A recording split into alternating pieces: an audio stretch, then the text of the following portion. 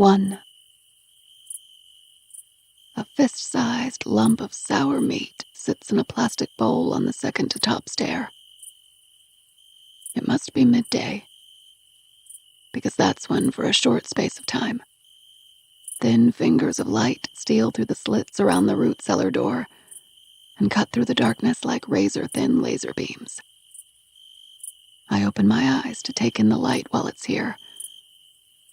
I can make out the shape of mops and a cleaning bucket in the corner, some old paint cans on a rotted wooden shelf, the bowl on the stairs. I know that after nightfall, a gloved hand will replace the meat with something else. Apples or cheese or stale pastries. Sometimes I eat. Most of the time, I can't force myself up to the top of the stairs to retrieve whatever it is. I make myself sit up, pushing my aching body from the dirt floor and onto an overturned milk crate. I blink, trying to adjust my eyes to the bit of light. I catch movement across the floor. Not human movement, but the twitch and vibration of tiny bodies moving together in one mass. There is a scratching, skittering of feet, and they disappear into the walls. A group of rats is called Mischief, I remember. It was a question at pub trivia one night. The memory of it, of life outside of this place, makes me retch. I hang my head between my knees, but nothing comes out. Only a dry heave and the sound of my breath in the silence.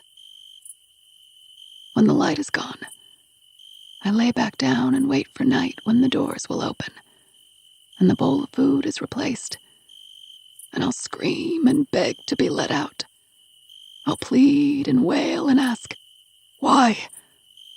Until my voice is hoarse and weak. But I won't see a face or hear a voice. Sometimes I see the shadow of the hooded figure who comes, a silhouette against a moonlit backdrop, crouching down to place the bottle of water and food on the stair. But never a face. My screaming does no good, and they are gone. 2. Kira. It feels wrong to be here. The house is so silent that my ears ring. It's getting cold, and all I think about, all I have thought about in days, is whether she is somewhere warm. A soft rain taps at the window, and at 10:09 a.m., it feels like dusk. The sky dark, the house lit only by the gas fireplace. I pull on an oversized cardigan and pour myself a cup of coffee before sitting in front of my laptop at the kitchen table. I click on her Facebook page and see her face bloom onto the screen. It's the profile photo she updated the very night she disappeared. The same one that looks back at me from the stacks of missing persons flyers that fill the back seat of my car. I want to say she looks happy, because I want to think of her happy on that last night. It's a selfie taken in her car. Her eyeliner is dark and dramatic, like she was mimicking a YouTube makeup tutorial but didn't get it quite right. She makes a peace sign with her fingers, her head tilted to the right. She's smiling in the photo, but it doesn't reach her eyes. The caption above the post reads, "About to do something wild." What does that mean? If I knew the wild thing she was going to do, would it lead me to her? I bite at my cuticle and look around the dim room. A wine glass sits on the coffee table, a red circle congealed at the bottom where the last untouched sip evaporated over the almost 5 weeks I've been gone. I was drinking it the night we got the call, and then with shaky hands and forced calmness, we went into the bedroom and stuffed toothbrushes and sweaters, underwear, and whatever we could remember was a necessity before rushing out the door and driving the 3 hours to Rock Harbor. The roads were wet, but we sped through red lights and sleepy residential streets until there were no more streetlights glistening off the rain-washed roads, and we were on the black 2-lane highway on our way to her. I reasoned all the way there. I wasn't hysterical yet. Not then. Even though my stomach felt hollow and my knees buzzed with something electric. The feeling of missing a stair. A weakness like I might collapse even though I was sitting down. I had calmed myself with reason. Her boyfriend reported her missing. But that can mean a lot of things. Ryan is a good kid, and maybe he was just being overly cautious by reporting it. Maybe they fought and she was with a friend. Maybe she lost her phone and was headed back to Boston but couldn't reach us. There were so many possibilities then. But all these weeks later, finding hope is like holding on to water. And then there, just sitting there, is the glass I held when the world was still the right way round and things made sense. And my baby girl was just staying with her boyfriend and working for the summer on the seaside. It seems impossible that the goddamn world has come to an end, and that glass still sits there like nothing happened. I resist the urge to smash it. I take a deep breath and blow it out my cheeks, then look back to the laptop and click on the many now familiar blog posts and missing persons sites I can update. Matt may have talked me into leaving Rock Harbor and coming back home, citing that we have done everything we can do there. But it doesn't feel right, and I don't know what else to do. Try to get some rest, is all I am told. By Matt, the police, my father. But the notion of rest is absurd. When I arrived home last night, I turned on the game show network to fill the silence, poured a glass of Pinot, then thought better of it and dumped it down the sink. Because what if she called from somewhere and needed me? I needed to stay alert and sober and near my phone at all times. I opted for ginger tea and flopped down sideways over the arm of the love seat, still with a coat and shoes on, my legs dangling over the side, and I stayed like that for a very long time. In an attempt to keep my thoughts from going to dark places, I squeezed my eyes tight and remembered anything about her that came to mind. When she was 7 and cut her Barbie's hair off so it would look like Ellen DeGeneres. The one-eyed cat named Noodle that roamed the neighborhood, and how she got up early every morning to set out food and milk for it. Her Beetlejuice Halloween costume when all her friends went as slutty cats. Her chipping pink nail polish and watermelon lip gloss and impossibly glossy hair. Anything I can capture when I reach out into the dark, grasping for bits of memory or images. Last fall when I came home and she had the kitchen covered in eggshells and white flour. I asked her why she was baking at 10 p.m., and she said it was because Chelsea Mulligan took her to a meditation course. Oh, I see, I said, eyeing the scattering of mixing bowls and rolling pins. Yeah, and I'm like super bad at it. My mind was just wandering, but not like normal stuff. There was a poster with a monkey on it, which made me think of chimps, which made me think of Jane Goodall, which made me think that although I like her, I hate the name Jane, and that made me think of the name Jane Doe, which sounds kind of stupid, and Doe reminded me of dough, which made me think of pizza, and then I couldn't get pizza out of my head for the rest of the day. She smiled like this was a perfectly normal thing to say. And here we are, I said, dropping my bag onto a kitchen stool and shrugging off my coat. I pulled cans of stewed tomatoes out of the pantry to show her how to make sauce from scratch. We talked about meditation and Jane Goodall, and nothing in particular, while we chopped garlic and rolled out dough side by side. And at some point, no matter how hard I tried to stay with her, suspended in another time, a dreamless sleep took hold. I woke up with an ache in my back from the odd position on the love seat. When I managed to get myself into a sitting position, it happened like it does every morning. Fresh, raw pain. I remember where I am and what's happened, and a guttural howl escaped my mouth. Then I realized I was here, and it was worse. The crying until my gut ached and my face swelled. Now, 2 hours later, I'm trying to pull myself together and be useful. As useful as I can be from so far away. Matt's trying to be helpful. I know that. All the cups of tea and one-armed hugs around the shoulder and recited cliches filled with hopeful sentiments. But he can't possibly understand. He was a 38-year-old bachelor when I met him, A construction foreman making good money but living like a college student, still playing beer pong at house parties and doing shots of Jaeger, still living in an apartment with a futon for a bed and a room dedicated to video games. The toilet paper in its original package next to the toilet instead of on a holder. No decor on the beige walls. No pots or pans in the kitchen. My father said, "Any man over 35 with no divorce or kids under his belt is a commitment phobe, or some sort of pervert who probably prefers little boys to middle-aged women." Of course, he was trying to be funny.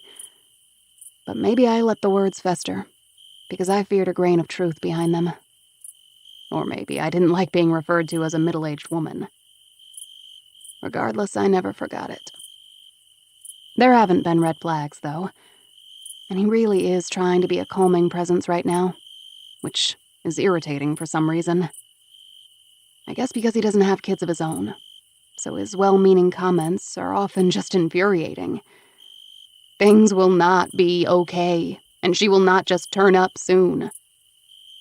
I had to tell him to just stay in Rock Harbor a few days. Pack up our stuff, clean my dad's cabin we've been staying in. Whatever you need to do. Just anything to give me some time alone. Now I'm regretting it. Not the time alone, but leaving the last place she was seen. Like I've abandoned her. I look at her face on her Facebook page again, and I see something new. The night she disappeared, I wrote a desperate post explaining what we knew at that point, which wasn't much. I hoped one of her 1,500-odd friends, a few of whom I imagined she actually knew in real life, might be able to help. Since then, I update the post with all the facts, hoping they might trigger a friend to come forward with new information. I explained that my father, Leo Everett, has a cabin on the lake in Rock Harbor, and maybe folks know him. The rest of us frequent the cabin, and Brooke had been up there many weekends growing up. So even though she's only lived there a couple of months this summer full-time, folks might recognize her. I don't add that she met Ryan Lambros on a family holiday a couple years ago, because he spends his summers working at the docks, and that's why she begged us to let her spend the summer, because I'm not supposed to talk about Ryan publicly anymore, because he's reported that I'm harassing him. I also didn't say that my response to her living with him her last summer before college, instead of at home with us, was over my dead body.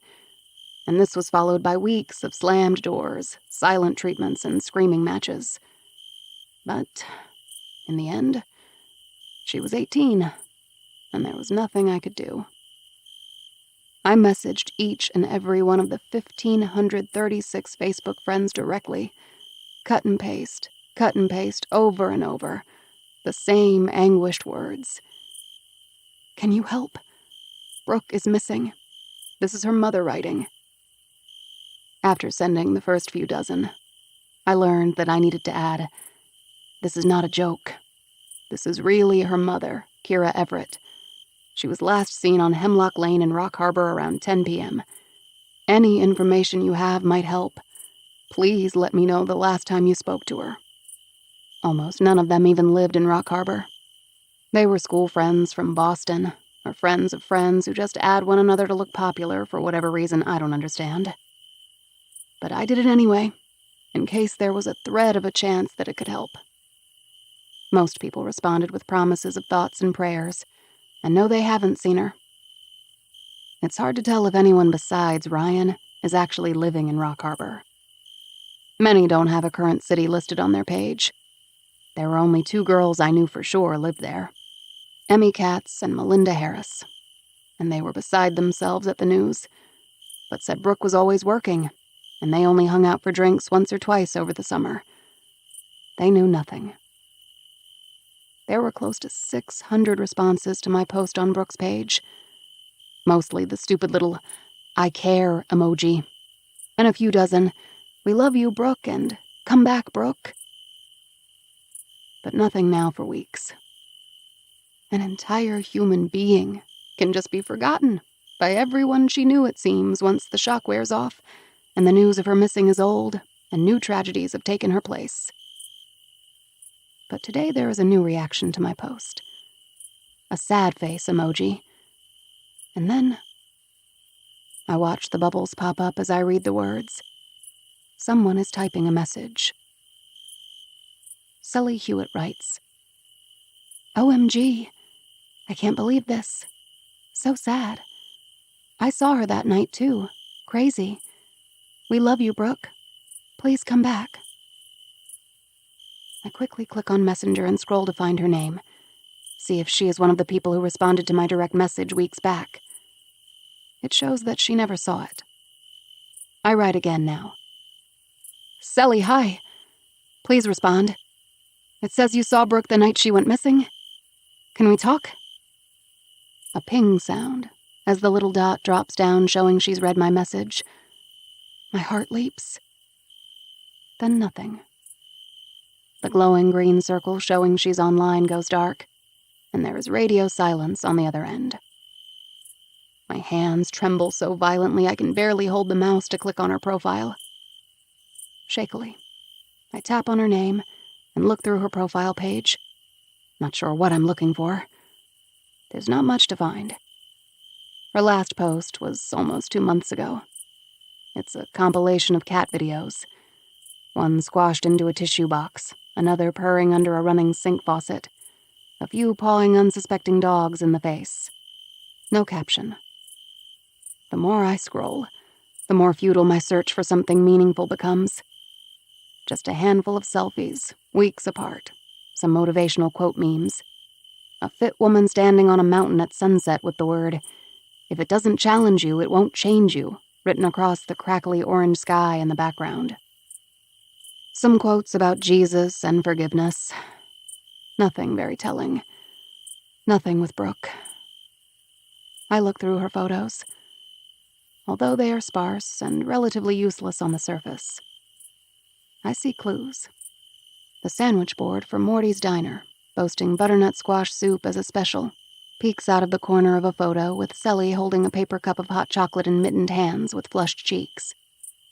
Avery Hill Lighthouse stands by itself in a photo taken at dusk, and the unmistakable fishing docks appears in many photos. A man, probably her father, poses alongside her, wearing waders and holding up a northern pike. She is in Rock Harbor. She knows something. I have to go. I choke back a sob as I run past Brooke's bedroom door and hurry down the hall. I kneel on my closet floor and shove the spilled contents of my suitcase back inside. I push my feet into red wellies and grab a parka on my way out the door. I should have never left. She's there somewhere. I know she is. At stoplights, I watch the windshield wipers push autumn leaves and drizzle across the glass. I ignore 2 calls from Matt, but I pick up on the third, working to keep the irritation at his intrusion of my thoughts out of my voice. Hey, you okay? He starts before I can say anything. Yeah, I start to say, but the word gets stuck, and I clear my throat and try again. Fine. What's up? What's wrong? Nothing. I just called to tell you I'm about to head back to Boston. I packed up the rest of the clothes and stuff you left in the bathroom and... He sounds almost cheerful about this. Why would you do that? I snap. Just... Sorry, did you leave yet? No, I was just about... Leave my stuff, I'm on my way back. But, Kier, I have to go back to work tomorrow. I can't take any more time. Wait, why are you coming back? You've been home 1 night. I thought we agreed... I'm not asking you to stay. I know you have work, but I need to be there. I don't need a big discussion about it right now, okay? I just need to be there. I shouldn't need to explain it. I feel my bottom lip quiver and my lower lids fill with tears. Okay, he says softly, but I can hear the annoyance just under the surface. Just go home and go to work, and I'll call when I can, I say, and hang up before the gulping sobs can start, and before the argument about what's best for me and my health and safety and all the rest of it starts again, too. Rock Harbor is not a big city like Boston, of course, but it's also not a small town where everyone knows one another either. It's somewhere in the middle, where the Celie Hewitts of the world might get lost in police questioning if nobody knew they were in contact. I mean, I've never heard of her. She never came forward and said she talked to Brooke that night. Maybe offer a clue into her mood or frame of mind, something. Did the police talk to her? Did they know she saw Brooke that night? Asking them will get me nowhere. I need to find her myself. They are careful with what they tell me. "You'll be the first to know when we know more," is their go-to phrase now for every question I ask. Detectives Hendricks and Monahan glance at one another quite often in my presence, with a look that's a mix of genuine empathy and something else. Exasperation, I think. They don't know what to do with my grief. They don't want to be burdened with it. But I suppose that's human nature, even in their line of work. I know Hendricks, Wesley, Wes, from back in high school. We shared a seat in the back of the school bus on a 3-day field trip to Niagara Falls our senior year, and shared a kiss under a Mexican blanket on the long ride home. And here he is, a local detective. Never moved away, never married from what I can tell.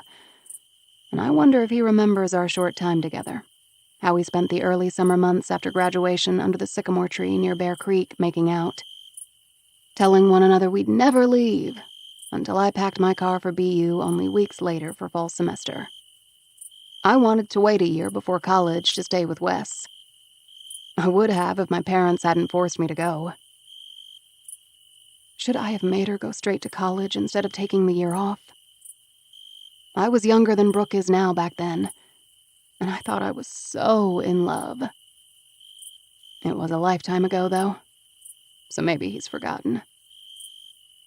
I wonder what he must think of me now, standing here in my position. All I know is that he is the only one who can help me.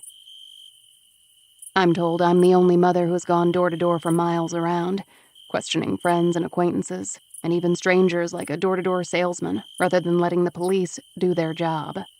I can't sit at home wringing my hands and waiting for phone calls that don't come. I have to put flyers under every windshield and jam a foot into doors closing in my face, explaining that I'm not selling anything.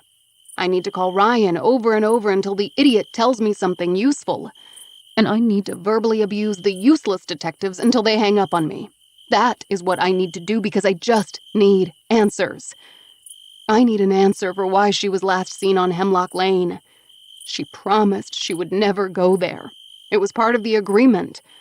I promised not to move into our family cabin 3 miles away from her and follow her everywhere she went and show up at the apartment she was renting with Ryan every night with scattergories and kettle corn.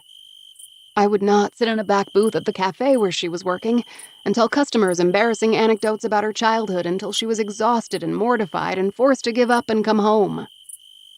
She, in turn, would follow a few simple rules. No booze, no drugs, no Hemlock Lane. Girls go missing from Hemlock Lane, especially after dark. Everyone knows that. Her phone records are the only reason I even know she was there. Her car was not there, so she got a ride. Ryan doesn't seem to know anything somehow, and now his parents have threatened a restraining order if I don't stop calling their son, citing that he has said everything he knows and that I am just upsetting him further in his already delicate state. I guess it's not extremely suspect that he happened to leave town and go home, back to Maryland at the close of the summer fishing season, just 2 weeks after Brooke went missing. Cops don't seem to be too concerned. He's been cleared. He was at Woody's pub with friends. Lots of eyewitnesses. Leaving in the fall was always his plan, apparently. But I think he's dodging my questions. There's something he's not saying, and I will keep calling him until they actually arrest me for it, which could happen. An hour outside of Rock Harbor, I pull off to pee at a greasy spoon called Margie's. Inside, red vinyl stools line the counter, where a crumpled man sits hunched over a slice of blueberry pie. A couple of truckers share a booth and stare out the window while they poke at what's left of their breakfast samplers. An oily-faced waitress eyes me as I return from the bathroom, with a look that tells me it's for customers only. I sit at the counter that appears to be made out of yellow linoleum and order a black coffee. A Journey song plays over the speakers, and the utter sadness of the place is overwhelming. All green carpet and wood paneling, and a mirrored wall like it's a Pilates studio. Who wants to watch themselves eat? The waitress's name tag reads Linda. She sets the coffee in front of me on a saucer full of overspill. I can smell how weak and stale it is without tasting it. She hefts her considerable girth onto a stool at the end of the bar and lights a cigarette. The sad chorus of a Journey ballad plays. The music is forcing my chest to tighten, and the stale coffee is making me nauseous. I push it away and take out my phone. I left the house in a hurry, with no plan on how to actually find Celie Hewitt, so I try and search for her further. Once Brooke went missing, I downloaded all the silly apps, Instagram, Twitter, and whatever the hell TikTok is. She was on a few of them, but no recent activity. I made the same appeal for help finding her across all these platforms, and tried to learn how to use the ones I wasn't familiar with. I Google Celie Hewitt, because there's nothing on Twitter or TikTok. When I search her name plus Rock Harbor, I find a few unhelpful things. She went on a mission trip to Guatemala with her church last month. Her team won second place in a lacrosse game. And then a link to her Instagram page. I scroll through the images. In her most recent photo, she's wearing a t-shirt that says, "Daughter of the King." "Okay, we get it already. You're all about Jesus," I muttered. "What else do you got?" A cappuccino with the foam made into the shape of a flower. Celie with a barista apron on, smiling for the camera and pointing at the espresso she's pouring. Celie in front of Coffee Corner, with the same apron on. My stomach flips. I leave a $5 bill on the counter and run to my car. Social media is astounding. I had no idea how I'd start my search for this girl. I was just going to start asking people and calling Ryan again until they arrested me, and I don't even know what, but there it is. She works at Coffee Corner with Brooke. And a clue. Brooke didn't work the day she vanished. So there was a reason for Celie to be with her besides a work shift. Maybe nothing of consequence on the surface. A party they went to, or no, maybe youth group for all I know, after seeing the girls' accounts. But since nobody knows where Brooke was, and Celie Hewitt's name was never brought to my attention, it's something. It's something. I drive the hour trip in just 45 minutes and go straight to Coffee Corner. An uninspired name for an equally uninspired place. Not one of the cozy spots that dot the coastal towns. The ones with their walls of books, beanbag chairs by the fireplace, and mismatched tables and chairs. This place is simply a square room with a sterile feel. A glass case of pastries and a depressing dining area with art on the wall that looks like it belongs in a Three's Company episode or an 80s motel room. I'd been here once to pick up Brooke after work one afternoon months ago, and then at least a half a dozen times since she went missing, asking questions and posting flyers. Of course, no one knows anything, but I'd never seen Celie. I guess she was on the mission trip last month. When I walk through the front door, a little Christmas bell hanging off the handle rings, and the droopy, acne-faced teen behind the counter turns and sees me. He looks around, probably searching for backup because he certainly knows who I am. I don't recall his name, but I recall asking all of her coworkers the same questions in those dizzying few days after. "Is Celie working?" I ask. Hi, Mrs. Everett. He looks around again, unsure what he's allowed to say to me, probably. "No, she only works a couple mornings before school." "School? How old is she?" "What do you... I don't know. She's a senior at Edison?" He says, like he's asking me the question. "So she lives here. With her parents, probably then." "I don't..." The boy has a monotone voice that makes me want to slap him. "Do you want to talk to Jeff? He trails off. Jeff is the manager.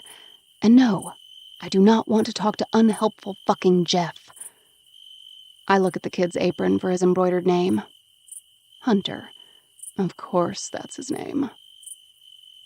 Hunter, I say with forced calmness. It's a very simple question. If she's not working, do you know where she is? You look like you're probably a senior. Do you go to Edison? Junior, he mumbles. Yeah. His eyes dart to the door when the Christmas bell rings again, and he's saved by a customer. I wait.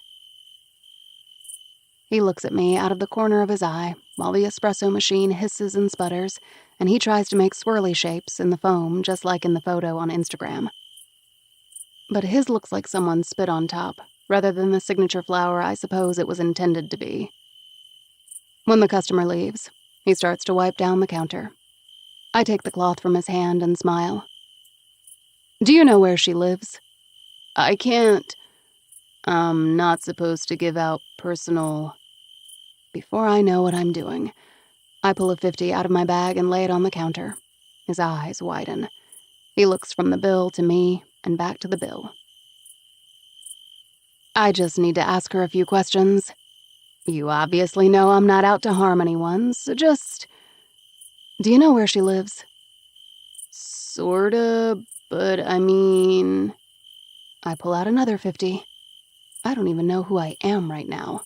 I feel like I'm in a mob movie all of a sudden, but I just don't have time for this. I don't want fucking Jeff coming out here and shutting the conversation down either. His mouth drops open. Then... She's going to the bonfire on the beach with everyone else tonight, like at dusk. I don't know exactly where her house is, but you should be able to find her at Castle Beach. If she's not there, her friends will know where she lives. That's all I can really tell you. I push the bills across the counter and give him a curt nod, then rush out to my car. I'm not sure why I'm rushing. I have a couple hours until dusk, but I head to Castle Beach anyway to wait. Just a little while later, around 5 p.m., a few of the kids are setting up camping chairs and firewood down on the beach. The sky is still threatening more rain, and it's gray and misty out.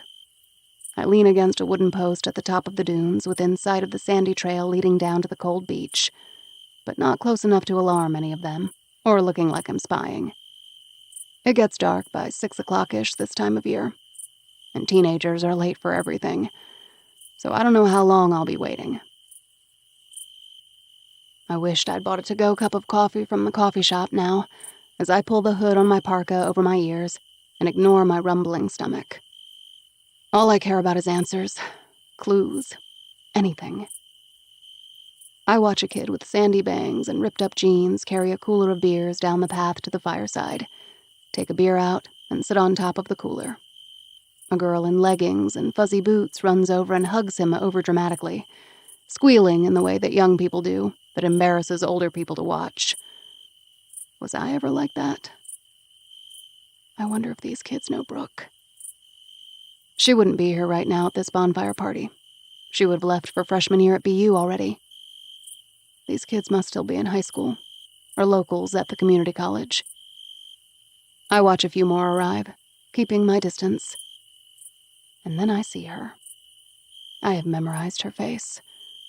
Heart-shaped, prone to flushing, blonde, bobbed hair, little to no makeup, always smiling. She's with a short, curvy girl, and they walk arm in arm, practically skipping toward the dunes. She touches her head. I hear something about forgetting her hat. She waves her friend to go ahead and starts back to her car. When the friend is running down the dunes to the beach, I call Celie's name. She turns, a smile, her hair blowing across her face. She pushes the strands back against her head with one hand and looks to see where her name is coming from. I start to go to her. Her face falls when she sees me. She looks panicked, and then she runs. She actually runs away from me. 3. Grace. The Windmill Inn rests atop a seaside cliff on the eastern side of Rock Harbor. The curved drive in front of the inn is only steps away from the drop-off that descends to the jagged water's edge below, and behind the inn is a dense forest of pine and witch elders that are often described as eerily beautiful by guests, but scare the shit out of Grace Holloway.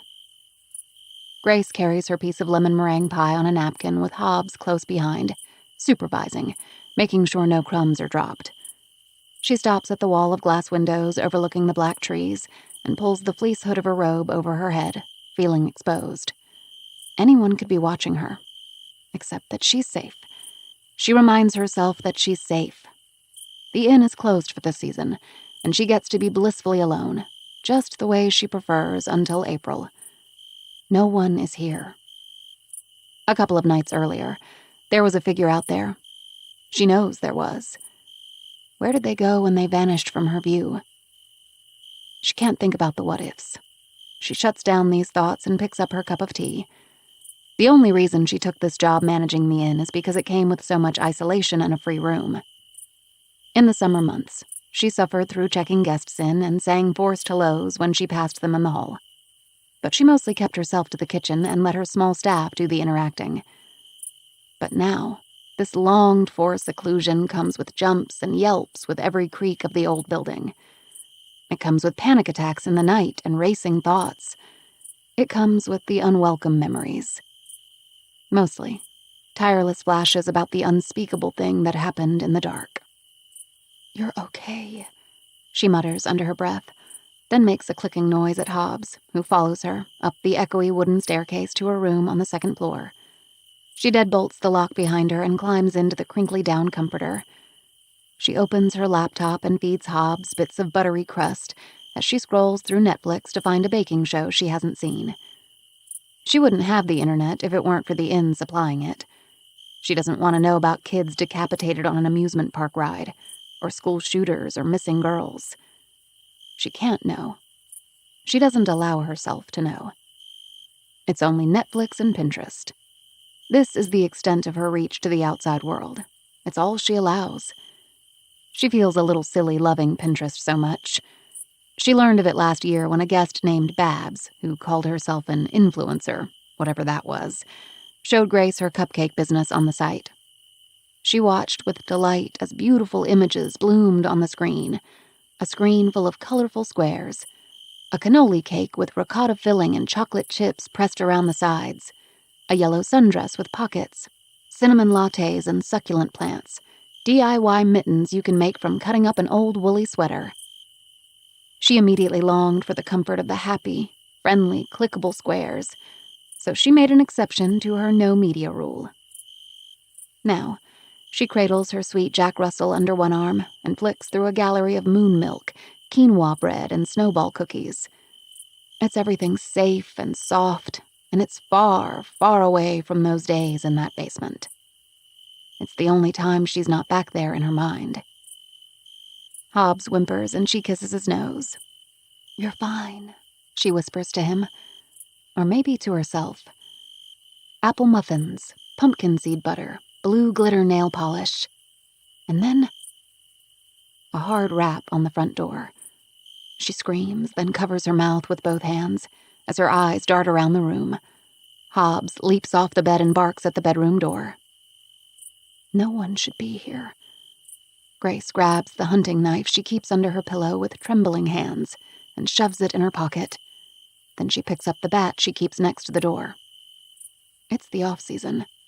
Nobody ever knocks after the weather turns except Vinny the delivery guy, but that's usually between 9 and 11 a.m., twice a week.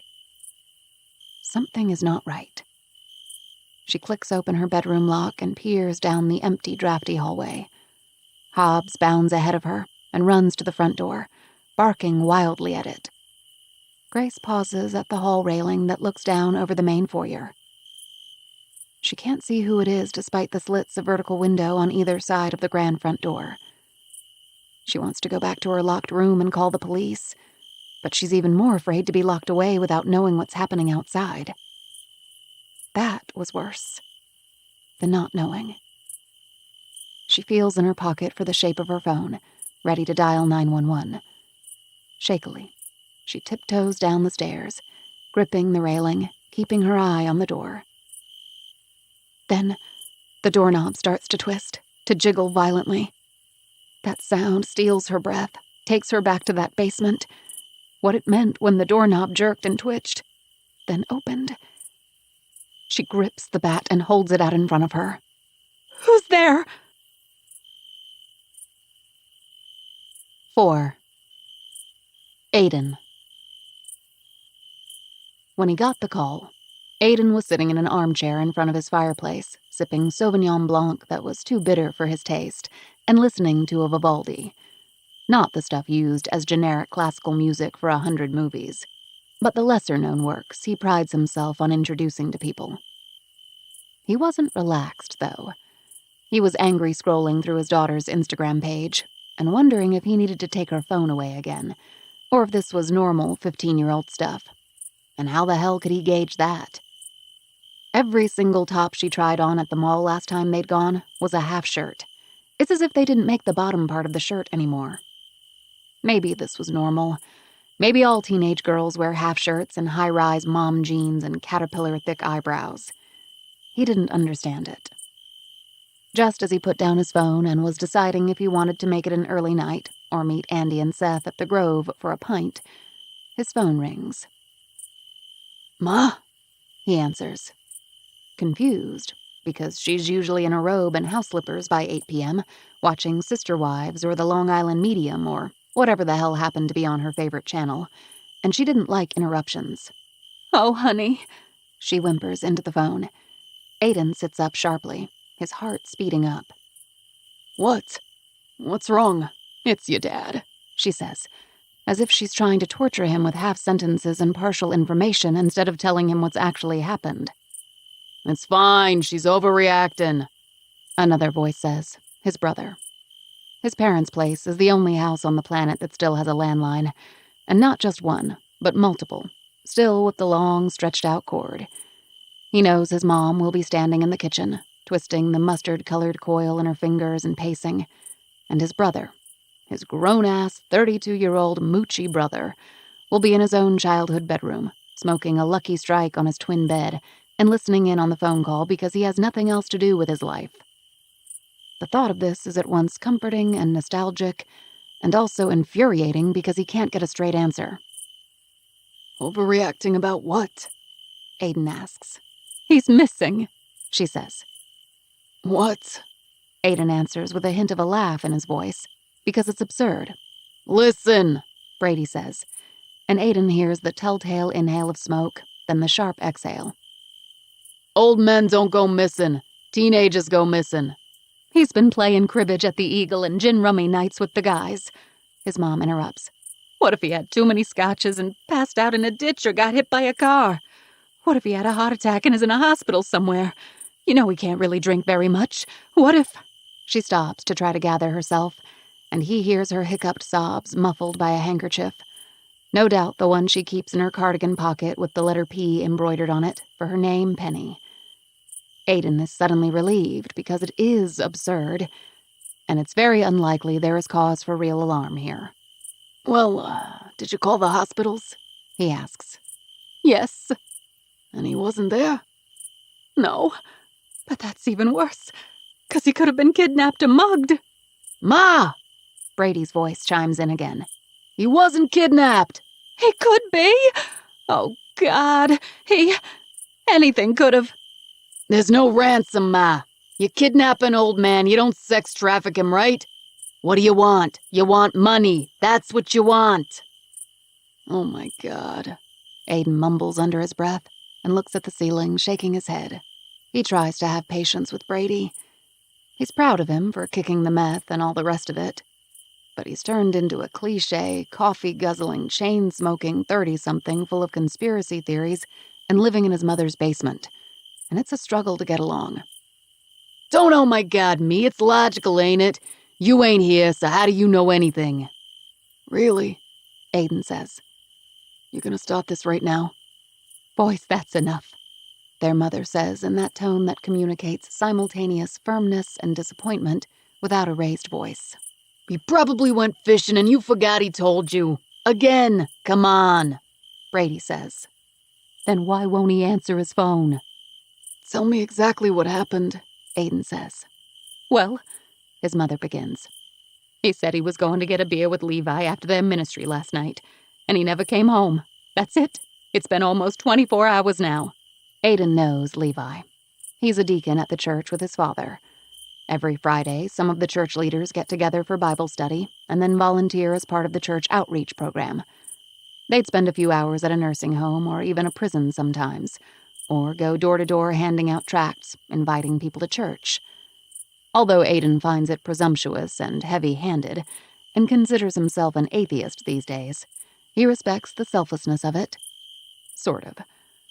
Martin Coleman was not a man who had too many drinks or passed out in a ditch or got himself into trouble. He was a man who invited people to church and called home if he was going to be late. Penny Coleman was, however, a woman who tended to worry. He's sure Brady's right, and she simply forgot that he told her he was off to go fishing or to Lenny's cabin for the weekend. Something. Get off the phone, sweetheart. I'm talking to your brother, Penny says. Ma, Aiden doesn't need to come home for this. That's all I'm saying. Come on. What did the police say? Did you call them? Aiden asks. Of course. But they said it wasn't 24 hours yet. And I said, but it's not like him. And they asked what happened. And I says, he went to hand out church flyers and then for a drink with Levi. The officer says a drink, all judgy. And I told him we were Lutherans, not Quakers. And yeah, they got a beer. And then he never came home, and that's all I know. They took down the information, but didn't sound like they took it seriously. Oh, honey. Penny starts to cry.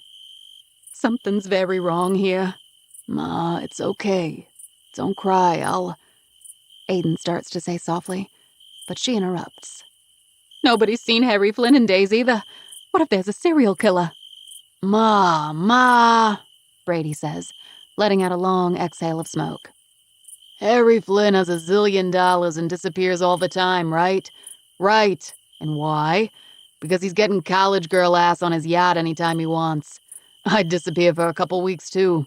Dougie Spencer was on it once. Says it has a fucking margarita machine. Excuse my French, Ma, sorry. Brady, that's inappropriate, she says. I know. Sorry, just saying, though.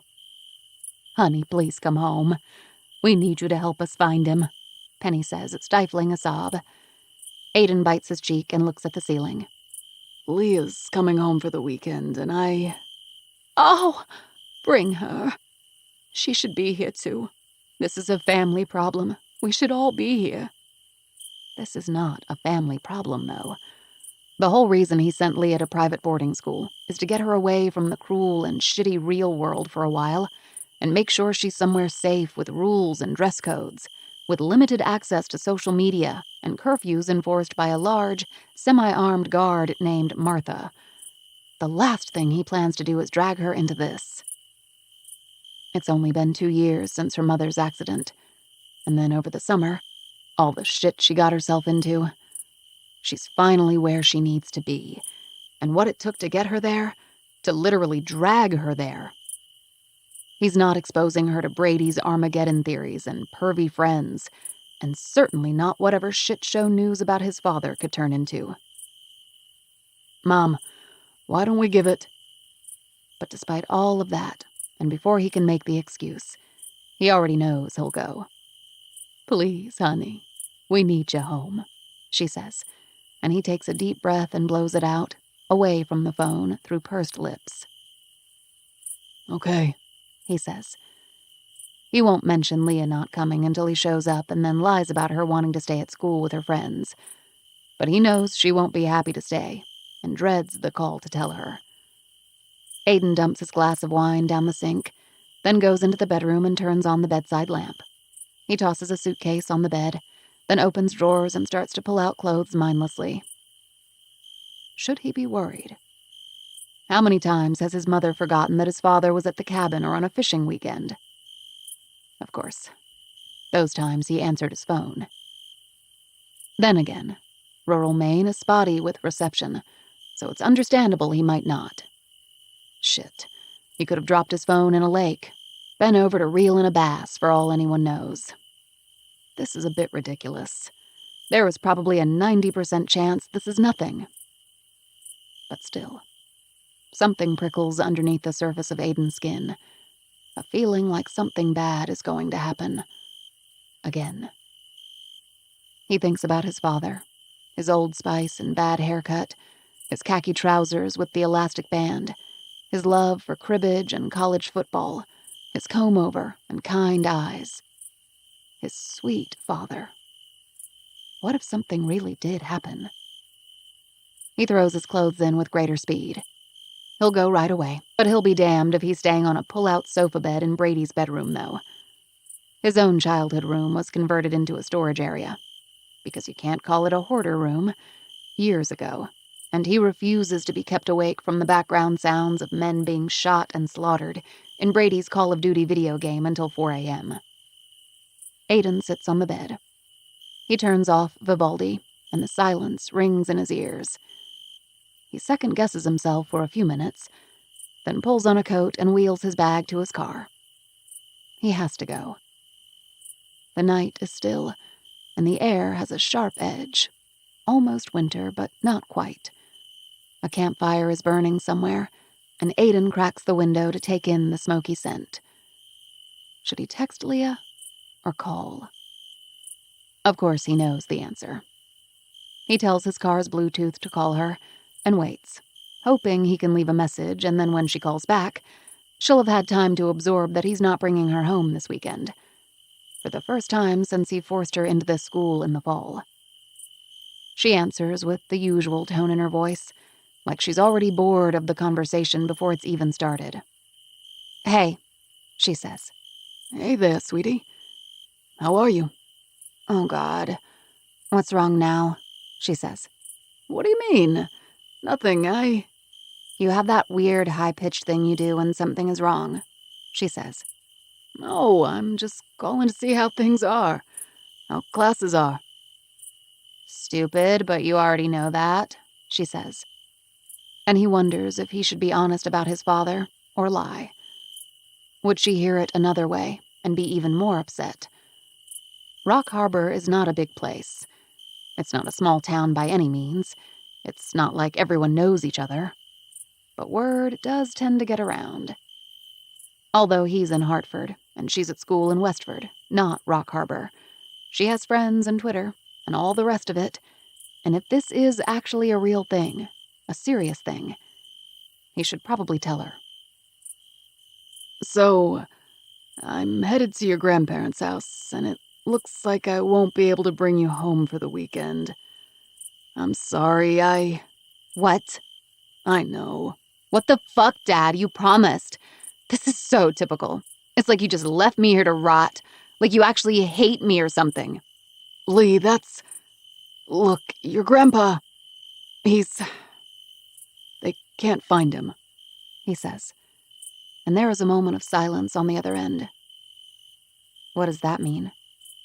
"They're reporting him, missing." "They who?" "Your grandma and Uncle Brady. But look, I'm sure it will be..." She interrupts him. "Oh, my God. Like that 48 Hours show Missing? Like Forensic Files real-life shit Missing? Like he's actually missing? Aiden can't tell if there is amusement or panic in her voice. "You know, he probably just lost his phone and went fishing for the weekend like he does a lot. It's nothing to worry about right now. But I need to go be with Grandma and just make sure." "So I should go too. He's my grandfather." I know that, but listen. It was an immediate thing. You have classes tomorrow still, and I'm already on my way." There is a long silence, and Aiden can hear something like a sharp intake of breath, like she's probably crying. He feels sick about this. For a moment, he wants to tell her he'll come and get her. But it will just be more trauma. A hysterical grandmother, and what if police come to the house and... No. "That's really shitty," she says. And now he knows she's crying, but trying to hide it. "I will make it up to you and sign you out the whole Thanksgiving week next month. A 10-day weekend." "Yeah, sure," she says. And then she's gone. He looks at the phone, confirming she's hung up, and then throws it hard on the floor of the passenger seat. Fuck! He drives the next 40 minutes in silence, going over every possible scenario that could explain his father's absence. He's not going to call it disappearance. He didn't even ask about his car. Was his car missing? Could the phone company look at his location, his phone records, or does that take a police order? Does it take a long time to do, like he's heard? Has his mother called all his friends, their wives? What if he's in a ditch or went off a cliff on his way home? He doesn't see well at night. Aiden feels panic begin to rise in his chest. He takes a deep breath and tells himself to be reasonable. There is very likely a reasonable explanation. As he arrives in Rock Harbor, he drives around, contemplating going to his mother's house, trying to tell himself it won't be that bad. But between the cat litter smell lingering in the air, the mess and the haze of cigarette smoke, he just cannot. He's going over the motel options in his mind when he sees his phone light up from the floor. He pulls over and stares down at the bright screen flashing a silver alert. Martin Coleman's face fills the frame. His mother was wrong. The police did take it seriously. And now this is really happening. 5. Kira. Celie! I call after her and start to run to catch up with her before she can get to her car. Why the fuck is she running from me? Stop! I just want to... What the hell? I'm just trying to ask you a question! I scream into the wind, but she doesn't turn around. When we reach the sand parking lot, she beeps her door locks open and rushes inside, slamming the door behind her. I leap onto her hood and she screams. She cracks the window. This is a Land Rover. You can't sit on the hood. What the hell is wrong with you? She starts the engine. Okay, I say, hopping off, pulling my phone from my pocket and snapping photos of her and her license plate. What are you doing, you psycho? She screams. You answer a couple of simple questions and I don't call the police and tell them about the underage drinking going on. I'm sure your unsuspecting friends down there would be very unhappy with you if the cops showed up. And your parents, if they knew you were drinking and driving? I nod to the red Solo cup in the console, taking the chance it was some fruity vodka drink. She folds her arms across her chest and looks away from me. What? First of all, why are you running from me? You obviously know who I am then. Because I don't want to get involved. Nobody does. Nobody? What the fuck does that mean? Her eyes widen. I forgot she was all Jesus-y, probably not used to adults swearing. I appeal to this. You don't want to get involved in helping find your missing friend? Really? She wasn't my friend, she says with a snotty edge to her voice. On Facebook she is. And you made a comment, we love you, Brooke. That's what you say when someone is dead or missing, right? You don't want to look like the only asshole who doesn't care. That post about her missing has been up for weeks. Why now? Why comment all of a sudden? No offense, she says, picking up the Solo cup and taking a drink. But Facebook is for old people. I never check it. I don't even know why I have it. I was bored at Coffee Corner and was on my phone. I just saw it. She looks at me defiantly. Is that all? No. You said a couple questions. I answered a couple. I need to get back to my friends. She doesn't make an attempt to start the car to leave, or open the door to go back to her group. I know I have her. Why don't you want to be involved? Even if she wasn't your friend, why wouldn't you want to help if you could? I say, trying to keep my voice steady, resisting the compulsion to grab a handful of her hair and smack her head into the steering wheel, to wipe the self-righteous smirk off her face and fix the flippant way she is talking about my daughter. Because they're not the sort of people I want to be associated with, okay? I don't want anyone to think I was like them.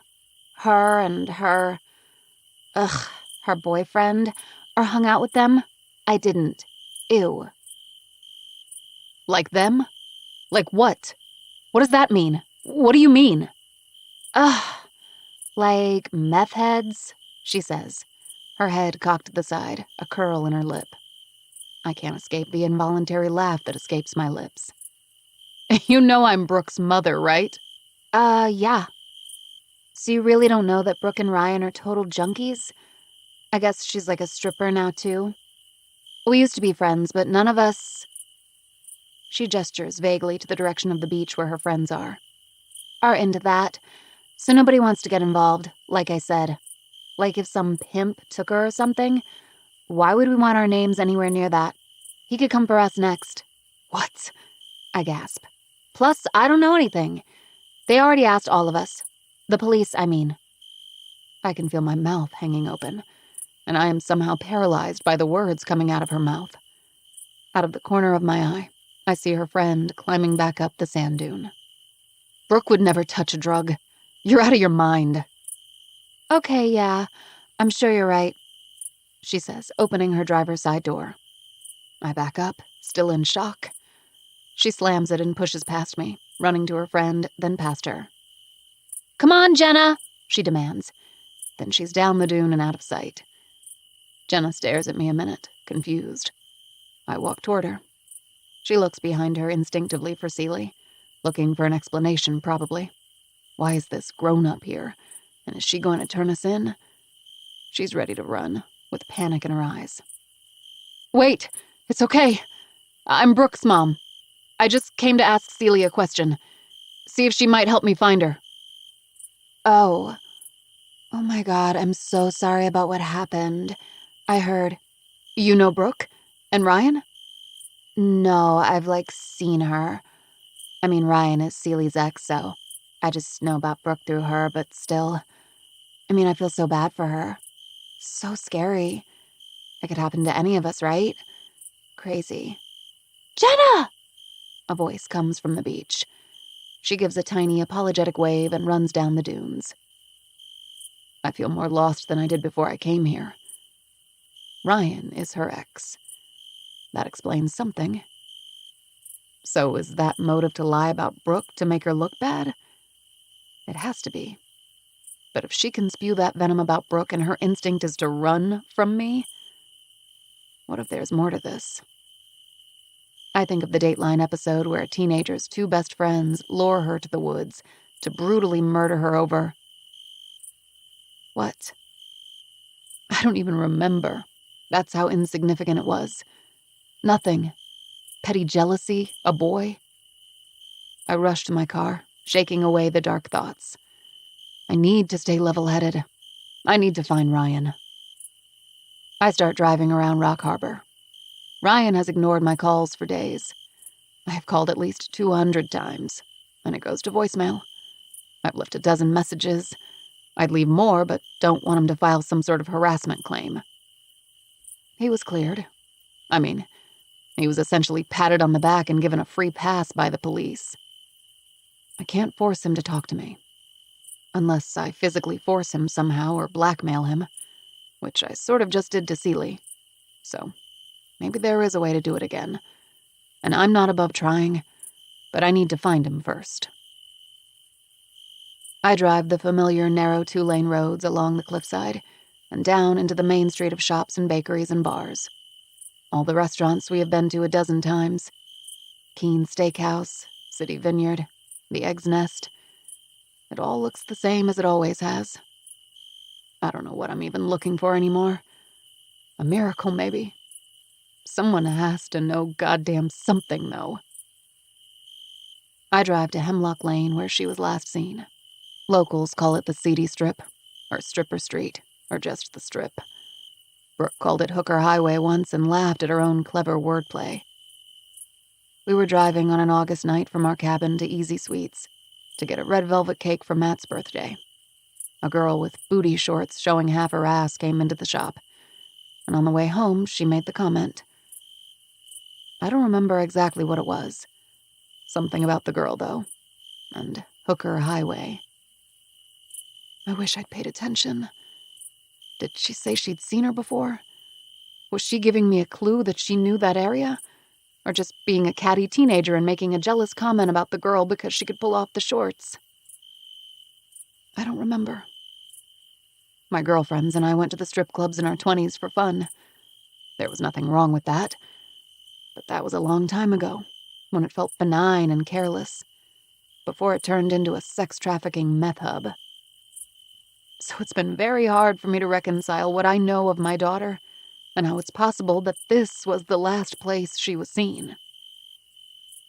I pull into a convenience store called Lucky's. I've been here a dozen times in the last month. Because what was she doing here? What earthly reason would she have for being on this shit side of town with nothing but hookers and strip clubs and liquor stores? The clerk that night sold her a Diet Dr. Pepper and a bag of Chex Mix. Her entrance and exit were caught in a grainy video from the camera outside the front door. And that was the last time anyone reported seeing her. It was just before 10 p.m. Of course, the clerk was seen on the surveillance camera until his shift ended at 5 a.m., so he wasn't a suspect. Ryan said he was out with friends until 2 o'clock, passed out when he got home, and reported her when he woke up the next morning. His alibi was supposedly tight because the friends vouched for him. That's not an alibi unless you live in Rock Harbor and your dad's a retired police sergeant. What if they were all involved? It's dark now, and a cold drizzle taps at my windshield. I stare down the street, which I am now, against my will, familiar with. 2 women stand outside the strip club a few doors down, lighting cigarettes and hopping up and down from the cold. A pink neon sign blinks. The Landing. One woman has a puffer coat draped over her shoulders, and the other wears cat ears and white knee socks that match her kitty-themed G-string and pasties. She yells something impatiently to the bouncer inside the door, who hands her a man's suit coat that she covers up with. I don't recognize these 2. I feel like I've talked to everyone on this strip by now, but on the other hand, it's an endless stream of strangers with no information all at the same time.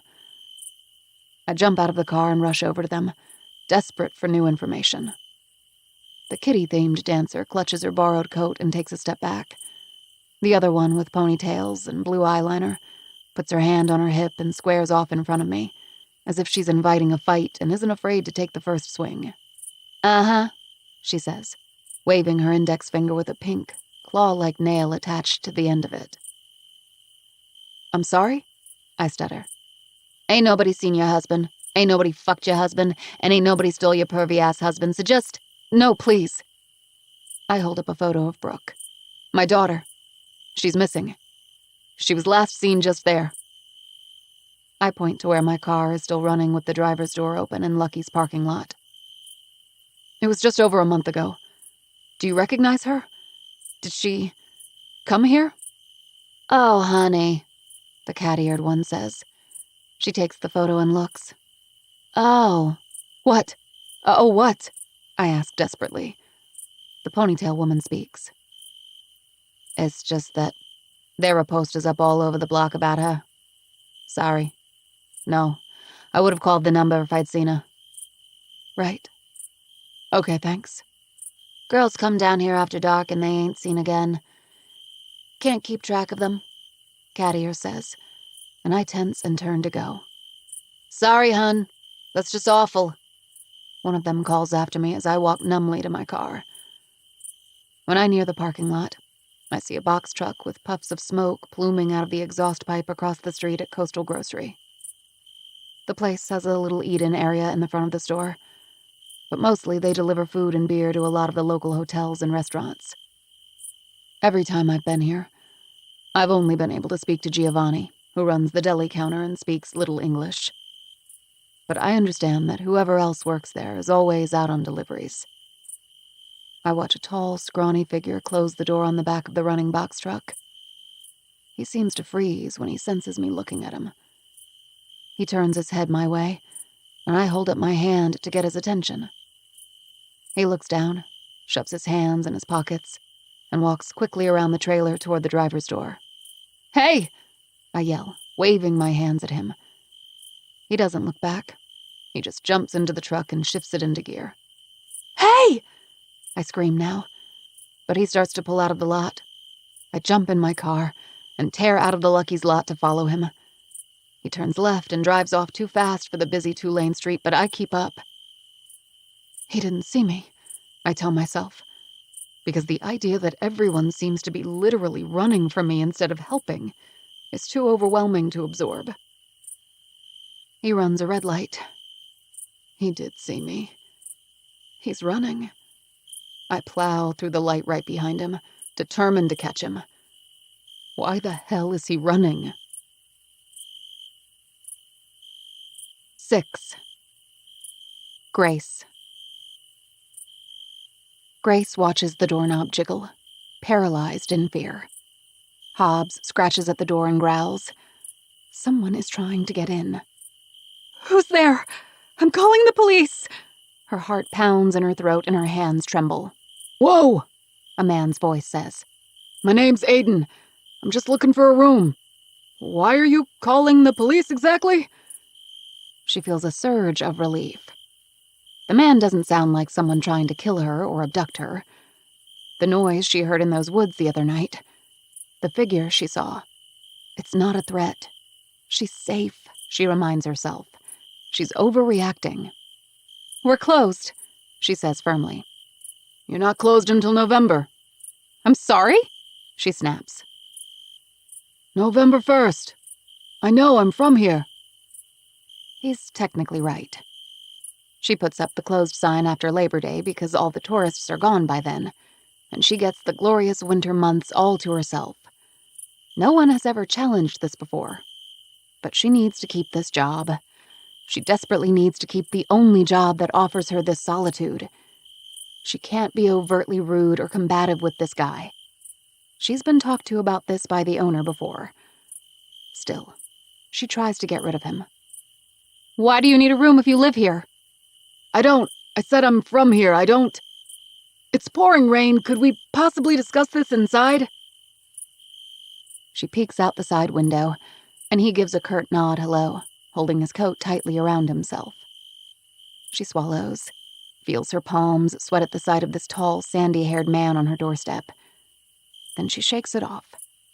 He forces a tight smile as she reluctantly clicks open 2 deadbolts and a chain lock and opens the door to him. He steps inside and Hobbs nips at his legs. Stop. It's okay. Sorry. She picks him up and strokes his head. Sorry, why exactly were you trying to break in like a psychopath? She asks him, taking a few steps back, still uncertain and ready to use the knife shoved in her waistband if she needs to. But he only smiles at this. Break in? You're a public establishment. I was trying to enter your lobby, to book a room. She feels a little bit stupid, caught up in the shock of it all. It was a ridiculous thing to ask, of course. He wasn't breaking in. Still, she tries to hold her ground. You don't have a reservation, so, she says, intent on being rid of him.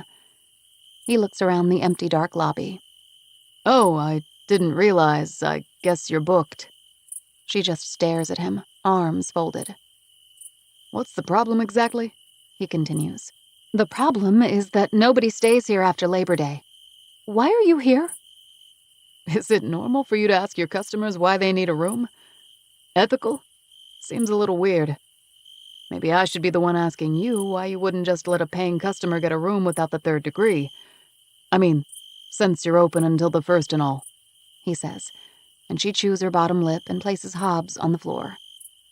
She walks behind the front desk in the corner of the lobby, and she can feel him watching her, her pronounced limp with every step. She turns to look at him, and he looks down at the floor.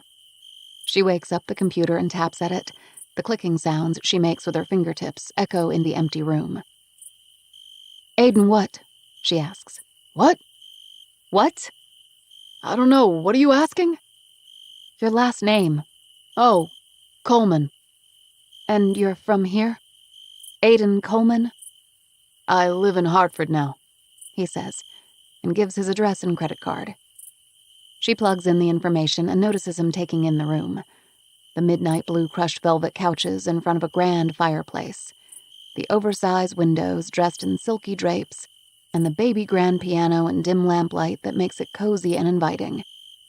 Most guests think it's romantic, but Grace has never given romance any thought, so she just smiles and nods when the guests gush over it all. My dad used to bring us here when we were kids.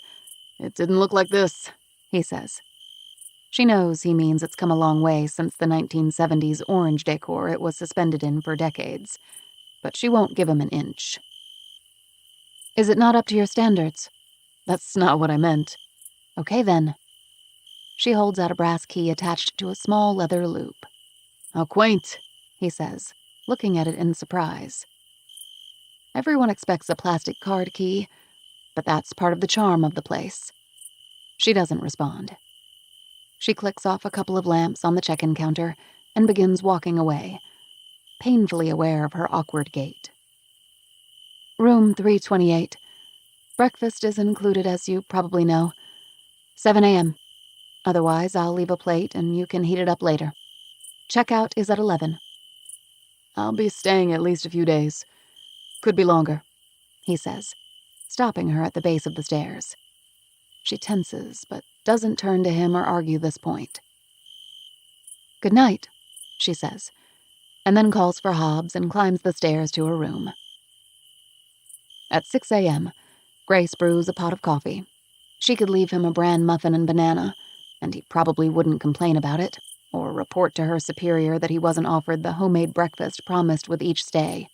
But cooking is one of her only joys in life. She taught herself everything she knows through cookbooks and Pinterest recipes, and so she decides to treat him like any other guest, still hoping he'll leave as soon as humanly possible, and hoping he doesn't show up at 7 o'clock so she can leave the plate and be left alone. She poaches a few eggs and pan-fries thick slices of sourdough bread in a cast-iron pan. Then she stirs yolks and lemon into her hollandaise sauce and roasts the asparagus. She feeds Hobbs a slice of bacon and pours herself a cup of coffee, ready to wait 2 more minutes before she can take her coffee and breakfast back to her room, when she hears footsteps echoing down the hall at exactly 6:59 a.m. Shit, she says, louder than intended. When Aiden appears in the doorway, clean-shaven and smelling of woodsy cologne, her eyes linger on him a moment before she brings herself to speak. Morning. Morning, he says with a wide smile. Smells amazing. She pushes a plate toward him. Wow, thank you. Have a good day, she says, picking up her mug and moving toward the arched doorframe leading back to the lobby. Wait, he says, and she pauses and turns. Do you have a few minutes? She looks around, involuntarily turning her head slightly to each side, as if there is anyone else there he could be talking to, but still not convinced he's addressing her. It brings back a flash of middle school, and she feels more uneasy than she already had.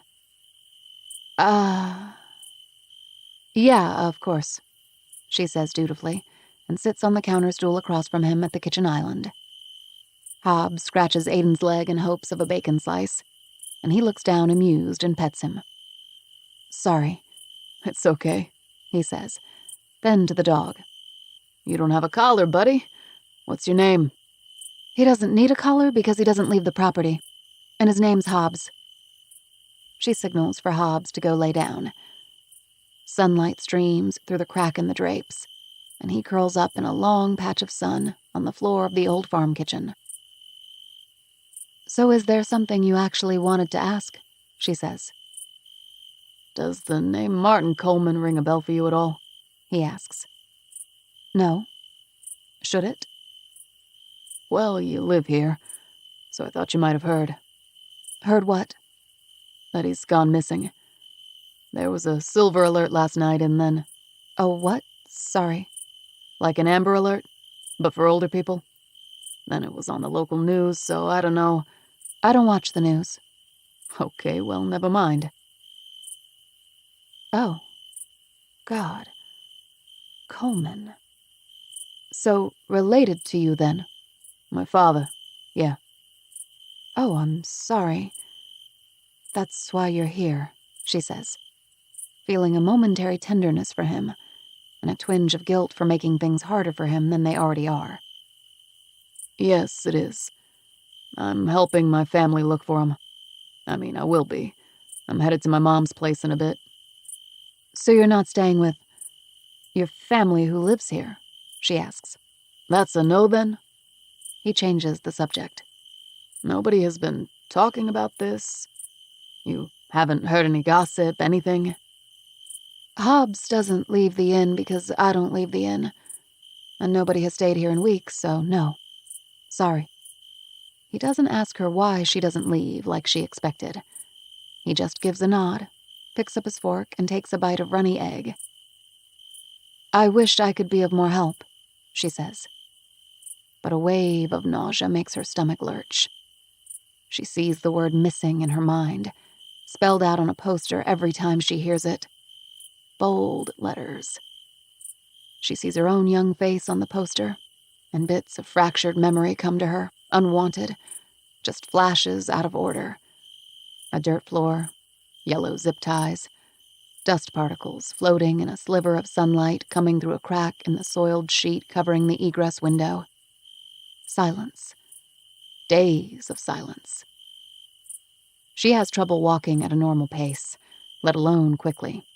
So she turns her back to him, her hands clutching the sides of the kitchen sink for just a moment, as she swallows down the bile rising in her throat. She takes a deep breath and looks up at the ceiling as she blows the air out, slowly, through pursed lips. You're okay, she tells herself. Are you from here, then? He asks. He hasn't noticed anything is wrong. He just eats a triangle of toast and scrolls through his phone. I hope you find him. Have a good day, she says. He looks up with raised eyebrows, surprised, she supposes, at her abrupt end to the conversation. Then she taps her leg quietly to arouse Hobbs's attention, and he follows her out of the kitchen and upstairs. She limps slowly down the creaky hall floor to her room and sits on the edge of the bed with her head between her knees, trying her best not to throw up. Missing. Abducted. People taken. People kept. She can't do this. She can't have him here. She spent the last several years alone, avoiding people as much as she can, never leaving the inn, never inviting in news or the outside world, and staying safely off the grid for the most part, surrounded by Pinterest images of pot roast and nice tourist couples looking to see the lighthouses and go canoeing and talk about lobster and maple syrup. This has been her full-time job, to remain in the very small world she's created for herself. And he's ruining that. He's bringing it all back. She runs to the bathroom and throws up in the sink. 7. Aiden. Aiden takes his time driving to his mother's house. He stops at Coffee Corner and sits at a two-top bistro table near the front window and watches people pass by. A woman from the salon next door steps outside with rollers in her hair and taps at her phone while she smokes a cigarette. A man with a small, mushy-faced dog watches it pee on a bag of trash set out on the curb. He hates this town, and he's not sure exactly why. Maybe it's just the childhood memories that have been long forgotten until he steps foot back in town and is reminded of... What is it exactly? The loneliness, he supposes. The girl who broke his heart and how he made a fool of himself, crying, begging for her back senior year. The long winters spent in his room with his G.I. Joes and picture books as a kid. Nowhere to go, few friends because he was shy, and too sensitive, his parents said. The square brick high school makes him shudder every time he drives by, and not for any life-altering reason. He wasn't bullied. He didn't eat his lunch alone in the bathroom like Randy Stevens. Just to avoid the mean kids and being seen sitting all alone at the lunch table in the corner. He was just deeply unhappy for intangible reasons. Nothing ever seemed right here. He orders a blueberry bagel with cream cheese from the teenager asking him if he'd like anything else. He can't believe how young she looks. Too young to have a job. Way too young for the tiny shirt she's wearing. Was he ever that young? It seems impossible. It's almost 10 o'clock, and his mother will start calling if he doesn't show up soon. But he needs a little more time to put aside his annoyance before he sees his mother. He's on sabbatical for the semester, and he's supposed to be writing a book. He should be spending time with his daughter.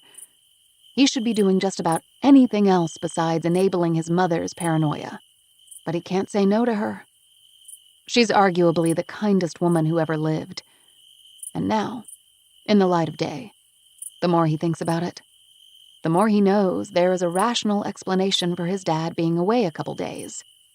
If he leaves her with Brady and his batshit theories, this will escalate, and she could end up with another breakdown, and God damn it, he just has to go in and quash it. A day or two and then home, he tells himself. He orders an Americano, cream, no sugar, to go, and drives down Main until it turns into a no-name road that leads to his mother's house at the edge of town. When he walks into the modest two-story colonial, the smell of casserole and cigarette smoke greets him before anyone else can. He wasn't informed his Aunt Jenny and Uncle Herb were going to be here, but their presence in the living room tells him how seriously they're taking the whole situation. Herb perches at the edge of an ancient brown leather recliner, balancing a plate of spaghetti on his knee, at 10 a.m., and hollering at The Price is Right on the television.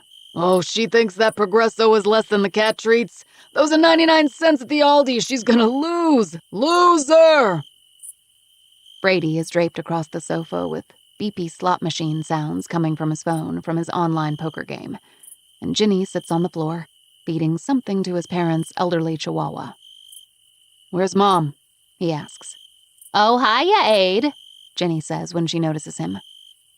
Brady doesn't look up, and Herb gives a sort of wave, but it's probably meant to tell him to keep it down rather than a wave hello. His mother is nowhere in sight.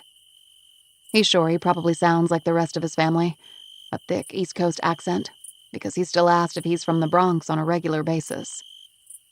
But when he sees them again, he can't imagine he sounds quite that extreme. Is that a Hershey's Kiss? Aiden asks, watching Anderson Pooper eat out of Ginny's hand. You can't feed a dog chocolate. Why not? Because it kills them? Aiden says, dropping his coat over the back of an armchair and turning on the ceiling fan to alleviate the suffocating smoke in the room. Nonsense. I always bring him kisses when I visit. It doesn't kill him. Look at him. He's fit as a fiddle, aren't you, Anderson? It's good for you. I saw it on the Dr. Phil. It has antioxidants. What does? Herb asks without turning away from the TV. Chocolate, Jenny says. Oh, that guy's full of shit. Jesus, Aiden mutters under his breath. He goes through to the kitchen where his mother stands at the counter, speaking to someone on the house phone, fidgeting with the mustard yellow cord and coiling it around her fingers anxiously. She gives him a weak smile when she notices him. Okay. Yes. Okay, Thanks, then, she says in a hushed voice, and then hangs up. She goes to Aiden and buries her head in his chest. He strokes her hair. It's gonna be okay, he soothes. Oh, honey, she whimpers. Hey, it's okay. He sits down at the table and watches her nervously pour tea into her favorite rooster mug. Who was that? Levi Morris. She pulls a soiled handkerchief from her pocket and dots her eyes. Oh. Yeah, so he met Dad for a beer the other night, right? What did he say? She doesn't respond, just looks down into her Earl Grey. Ma? He said he didn't meet your father, she says, bursting into tears. He lied to me. He said he'd be with Levi that night. Why would he do that? Now, Ma, come on. Maybe he just changed plans. That doesn't mean he lied. Levi said they never had plans to meet. Okay, all right, Aiden says, trying to calm her, but running out of things to say. Maybe he got his dates mixed up and forgot he told you that. Had different plans instead. Had his wires crossed. He does that sometimes. He's doing a lot of things at once all the time, you know? He's forgetful, he says, but knows she's the one who's forgetful, and wishes she would remember which hunting or fishing destination he said he'd be going to for a few days. After going back and forth about the situation a handful of times since he left the coffee shop, he decided on the drive over that this is the only explanation. You been here 5 minutes and you're making Ma cry? Brady says, a cigarette hanging from his lips, the jeans hanging off his impossibly skinny hips, showing his boxers. He opens the fridge and pulls out a plastic container of chocolate yoo-hoo. Aiden doesn't respond to this. Let's make a plan here, okay? Aiden says, trying to keep control of the situation. The police are aware. They're looking for him. So what can we do in the meantime? We're all here. Herb and Jin are gonna drive around, try all the places Dad and Herb went, camping spots and stuff, Brady says, putting his foot up on a kitchen chair and gulping yoo-hoo in a bizarre gesture of dominance or something. Why don't I go talk to Levi? See what else he has to say? Maybe it'll be helpful. Aiden says. Why are you talking to him? Brady asks. A sob escapes Penny's mouth, and she sits down at the table and pulls some more napkins from the festive jack-o'-lantern-shaped napkin holder on the table and blows her nose. Levi said he wasn't with him. Now nobody knows where he could be. Shit, really? Well, that's not good.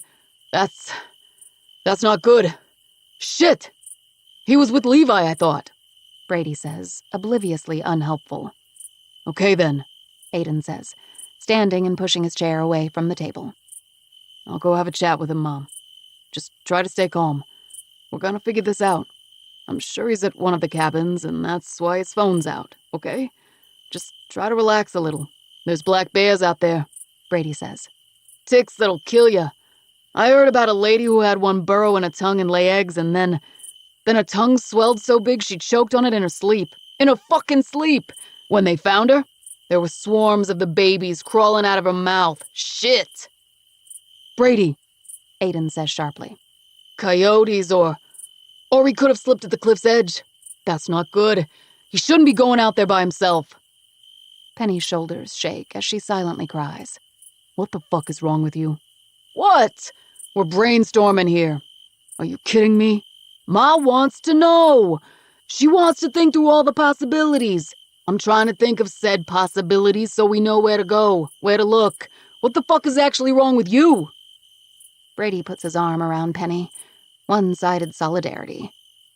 Anything Aiden says will escalate this, and he can't do that to his mother right now. Well, we have a lot of places to start looking then, Ma. Call me if you need me. I'm gonna go see what I can find out. He kisses her on the head. Okay? He asks, and she nods and squeezes his hand on his way out. The truth is, Aiden thinks as he picks up his coat and walks out to his car, that it's true his dad shouldn't go out by himself like that, but he always has. It's one of the luxuries of living out here. The main reason most people live out here is space, air, wilderness, the quiet. Safety isn't really a discussion. The guys from the Eagles Club are usually sitting around Wally's Waffles on late Sunday morning, drinking coffee and playing checkers and gin rummy. Aiden drives down to Wally's, not having any idea what he really has to ask Levi if he sees him. Seems like an open and closed deal. They never had plans. What's there for him to even ask, really? Still, he feels compelled to do something. He drives past the storefronts on Willow Lane. The drizzle has cleared, and the day is crisp and sunny. He spots a few older men sitting outside at the picnic table in front of Wally's, hunched over what looks like a game of backgammon, and wearing jackets too thin for the weather. He doesn't see Levi among them. So rather than going in and being roped into questions he doesn't have answers to, because they must have heard by now, he drives on and heads the few miles to Levi's house. As he rounds the corner onto Blue Ridge Street, he sees the expanse of the Morrises' weathered picket fence. A chestnut tree with a rope swing hanging from an outstretched branch rests in the distance near an east-leaning, whitewashed old horse barn. Aiden can see the outline of a figure sitting in an Adirondack chair, facing the small backyard pond. He pulls up the dirt drive and gets out of the car, shielding his eyes against the sun's glare to make out the person in the distance. He puts on a ball cap from the glove compartment and walks out toward the pond. Jesus and Mary, Levi says, clutching his heart when Aiden calls his name from only a few yards away. Sorry, I thought you heard me pull up. Oh, Aiden. Sorry, no. It's okay, I did, but I thought it was Millie coming home from the grocery shopping. She never comes out here. You gave me a startle. Please, sit, he says, nodding to the second chair perfectly placed to take in the breathtaking view. Aiden notices a scotch or whiskey drink in his hand and thinks, this seems a bit off for a Sunday before noon. I wondered if you had a few minutes to talk, Aiden says, sitting down. Levi sighs and hangs his head. Not the reaction Aiden was expecting. Is everything okay? I'm so sorry about your father. Look, I'm sure he's fine, Aiden says. I just want to try and help Mom get to the bottom of it. He's out fishing for the weekend, I'm sure. It's not the first time he's done this. He keeps saying this like a knee-jerk reaction, trying to be comforting, and part of him believes it. But although his father had done this before, it was never for this long. The usual scenario was that Penny would assume he was out for beer and cards with the Eagles Club or church guys until late, fall asleep, wake to realize he wasn't there, panic, blow up his phone, and there he would be. He'd tell her he was fishing with Earl or Kenny or whatever, but this is 2 days now. He reminds himself not all the good spots have reception, and so he keeps repeating his soothing line, more for himself probably than others. He'll turn up? Yeah, of course, Levi says, then swirls his drink and takes a sip. He says he was out with you, I hear. And you say you guys didn't have plans, so... Mom's freaking out, but maybe he just said the wrong friend, you know? All of you guys get together all the time, so... Look, I need to be honest with you here, Aid. Okay. Yeah, what is it? It's just... You know, the police talked to me, asking if Martin was with me. He stops and runs his hand through his hair. I don't know if I did the right thing or not. Jesus, what is it? Aiden asks, and Levi shakes his head and looks out at the glossy stretch of pond. I didn't know he said he was with me. I feel like I betrayed him, I guess. But I just told the truth 'cause, it's the police. Of course, you did the right thing.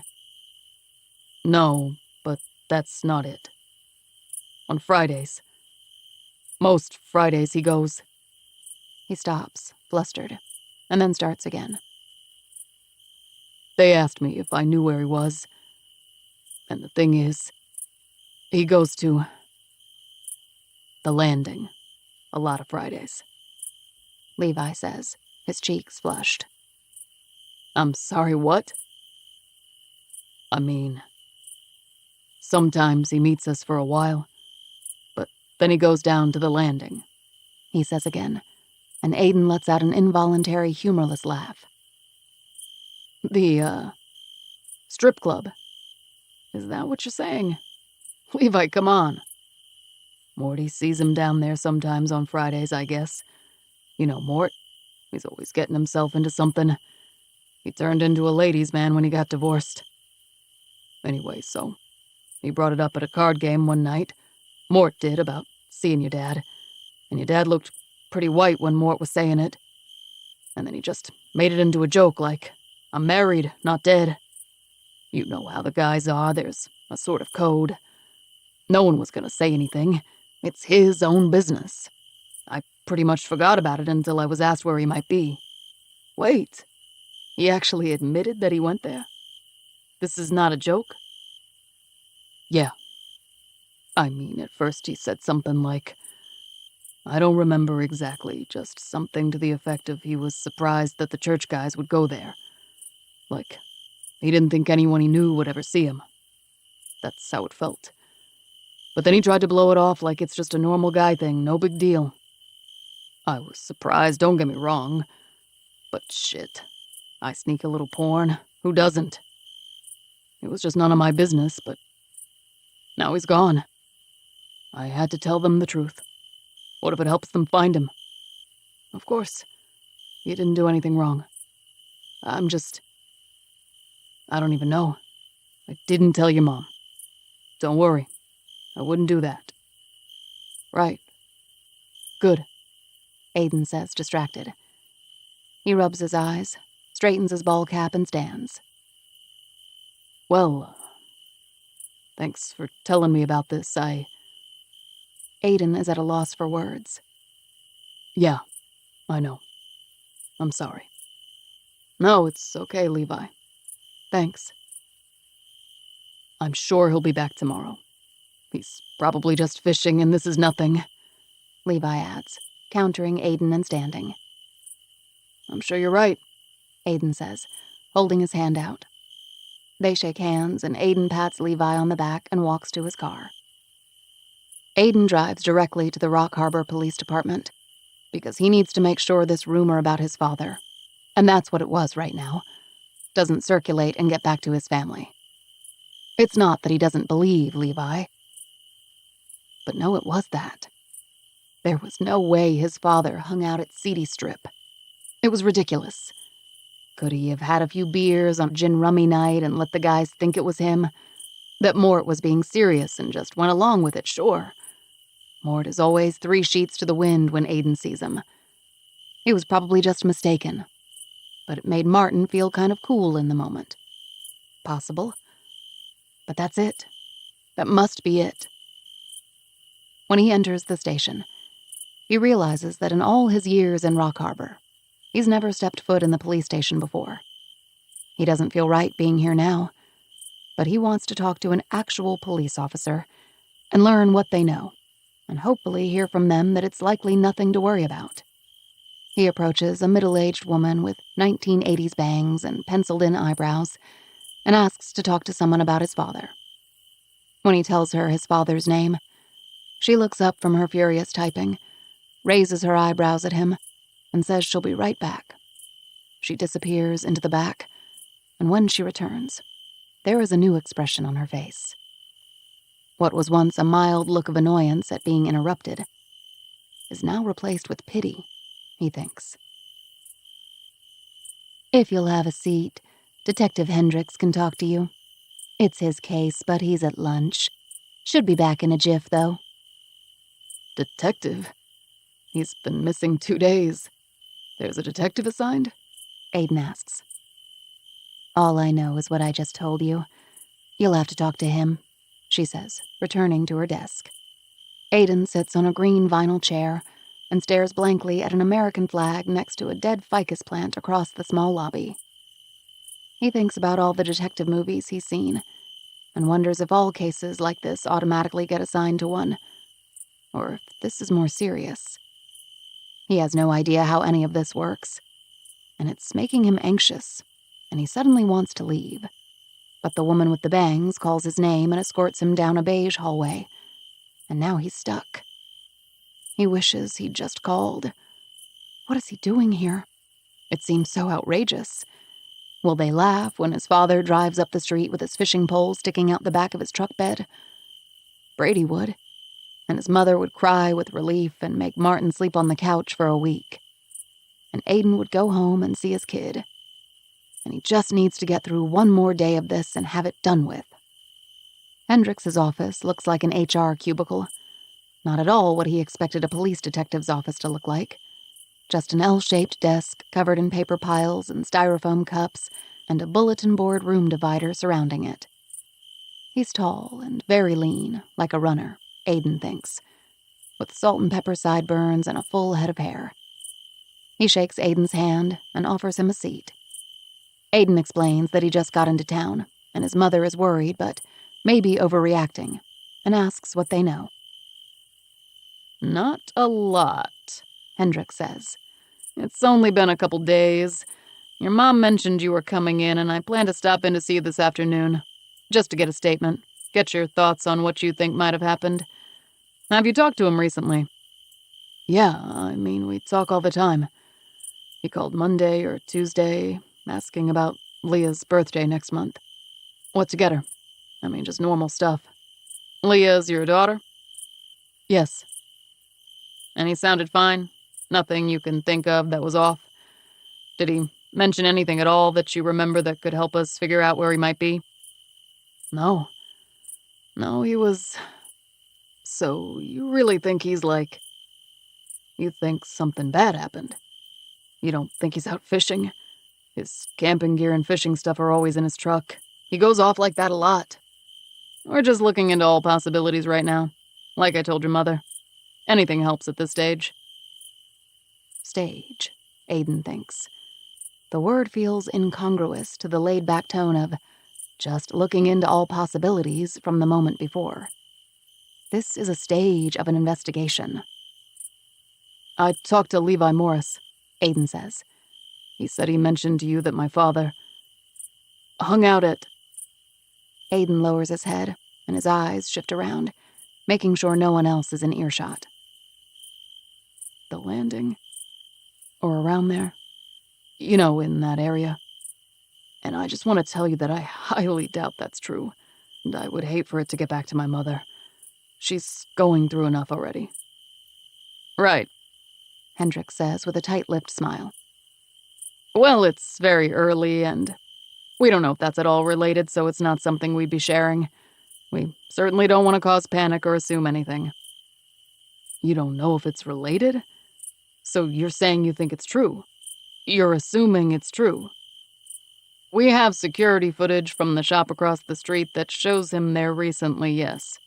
Wait, you already have that? Is there something you're not telling me? Shouldn't you be considering him a forgetful old man who forgot to tell his wife he was going away a couple days like all the other old men around here? Security footage, why? We're doing our job, Mr. Coleman. You know he spends a lot of time witnessing. Witnessing what? The detective asks, and Aiden scoffs involuntarily and gives the detective a sideways look. Not like... telling people about the Lord. He mumbles the last part, a bit embarrassed at the presumptuousness a man must have to go around trying to tell people their beliefs are wrong and his are right, unprompted, and trying to change them. He hands out water bottles and sandwiches to homeless people with the youth group, for God's sake. He was probably down there trying to do some good. His version of it. Which is why, Hendricks says, calm and unmoved by Aiden's outburst. We are not jumping to any conclusions at the moment. We don't know what he was doing there. Right, Aiden says, awkwardly triumphant. But he lied about where he was, and if you want to find him, which I assume you do, we have to follow up on our only real lead, Hendricks says. Aiden sighs and leans back in his chair. He bites at his cuticle, unsure what else to say. Are you familiar with a Mr. Harry Flynn? The detective asks, and Aiden feels a twinge of something like dread run through him. His mother called Harry missing yesterday, and Brady said he was just having sex with co-eds on a Mexican beach or yacht or something like that. But why does this detective know about him? Yes, sort of. Why? Is all Aiden manages. You've heard he's also unaccounted for, Hendricks says. And he has a kind way about him, but he makes the man sound like a lost shoe. He travels. He has a yacht. I heard he was away, Aiden says, confused. Well, we've not released any details yet, and he has no living family that we know of. Now, I am not saying that the cases are related. It's too early to know anything. But he's a man your father's age, missing under mysterious circumstances. They were friends, so we are just trying to dot all our I's here and make sure to really take in all information. Mysterious. He's not sailing through Mexico or whatever the hell everyone says he's always doing. Perhaps, but most people would take their cell phone and ID with them. Most people would need access to a bank account, and his hasn't been accessed. So, we don't believe he's on vacation, no. Holy shit, Aiden says, the gravity of this news pulsing a dull ache across his shoulders. Now, we're not getting ahead of ourselves here, but you see we need to gather any leads we can at this point. Your father's phone hasn't had activity since Friday night, but as your mother and Brady have said, maybe that's reception or because it died. So I wish I had more to relay to you, but I'll be in touch if we get anything definitive. Aiden had more questions swirling in his mind, but the news of his father on seedy strip and Harry being gone under mysterious circumstances was rendering him mute. As Hendricks thanked him for coming in, Aiden nodded and stood. He shook his hand again silently, feeling somewhat lightheaded as he walked out of the police station. Aiden spends the evening in his mother's living room eating spaghetti and meatballs off the good china, because somehow this was a special occasion. Brady is draped over the recliner slurping noodles like a Neanderthal, and his aunt and uncle sit side by side on the love seat with plates on their knees while they watch Wheel of Fortune. He can hear Penny crying softly in her room, but she's asked not to be disturbed, so everyone is staying close in solidarity, or whatever else you can call Ginny and Herb's awkward presence. Aiden assumes the second his mother told her sister what was happening, she insisted on helping, but it seems to have the opposite effect. Someone buys a vowel, and Vanna turns over 2 O's. Aiden thinks about telling his family what he learned today, because he hates being alone with the information. But he knows his mother would lose her mind, and Brady would probably start threatening people on CD Strip for information with a shotgun or something, and get himself arrested. He's pretty sure Hendrix also has a hunch about his mother's and brother's unique but equal fragility as well, and chooses carefully what and who he tells things to. Aiden types with one hand on his laptop balanced on the end table next to an overflowing ashtray, and looks up Harry Flynn and Martin Coleman. But, as expected, it's just the generic missing alerts he already knows about. A little more elaboration in a couple local newspapers, but still very little. Anderson Pooper throws up on an Afghan next to him, and Aiden gags and puts his plate down, and goes to sit at the table in the dim kitchen. The air is heavy with the smell of marinara sauce and cigarette smoke, and he hears Herb loud whisper, in respect for his mother, at the television that the idiot shouldn't have spun the wheel, and now he deserves to be bankrupt. Aiden looks around at the yellow floral wallpaper and ugly wicker baskets hanging above the sink, and he thinks of all the Easter egg hunts and Christmas morning cinnamon rolls in this kitchen, and misses his father. He takes a deep breath, and before he closes the laptop and goes back to the Windmill Inn for a little bit of sanity, he thinks about Grace Holloway. He feels guilty, silly even for thinking of her right now. Her long, pale hair pulled back carelessly, her thin frame, her boyish clothes, and standoffish manner. There is no glossy-lipped, selfie-taking Instagrammer girl in Grace Holloway, like all the women he seems to meet in Hartford. She'd actually probably punch you in the balls if you called her sweetheart. And he'll be damned if he didn't find that intriguing. She was decidedly not looking to meet anyone. In fact, she's gone out of her way to isolate herself. Why? He looks over both shoulders first, as if he might be caught, and then quickly searches for her name. Just curious about this mysterious woman who so eagerly wanted him the hell out of her space. He expected 1,000 options, and that he'd have to scroll endlessly through thumbprint photos on social media to try to match the face to figure out which one was her, and eventually give up, unsuccessful. But she isn't on social media. Of course she's not. Instead, it takes only seconds to find an endless stream of articles about her. His hand flies to his mouth, and he gasps when he finds out who she is. 8. Kira. I don't catch him. The box truck makes a sharp right, and I get stuck behind an Uber, letting a touchy-feely couple out of his back seat onto the corner. Maybe I was imagining him running. I don't know, because I feel like I've lost all perspective at this point. I know there is nothing else I can do tonight, so I drive, exhausted, to our family's cabin 10 minutes outside of town. My dad spends most weekends there since retiring, and now he's there all the time to stay in town and help search for Brooke. As grateful as I am for this, I just wish I could be alone right now. My head throbs and my body aches. At the beginning, it was sobbing and screaming, but eventually that gives way to something else. A kind of emotional numbness, a dull heaviness. The edges of everything are soft and hazy. Everything feels slower and slightly surreal. Like knowing you're dreaming but not being able to wake up. I walk through each day somehow.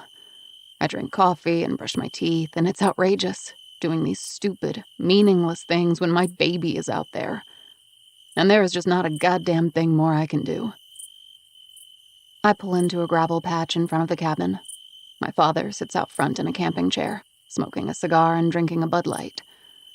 Pulling up to the cabin and seeing camping chairs by the fire outside used to mean boxed wine and hot dogs and fighting over who got to play DJ with their Spotify, while we talked about nothing in particular and got tipsy and poked sticks into the fire until late into the night.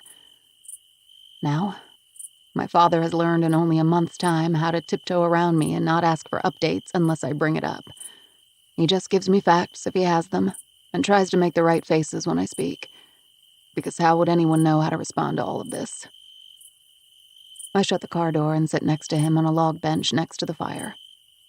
He hands me a blanket to put around my shoulders, and there is a bottle of Pinot and a mug on the ground next to me. It's his way of taking care of me. I pour myself a glass and we sit in silence for a long time.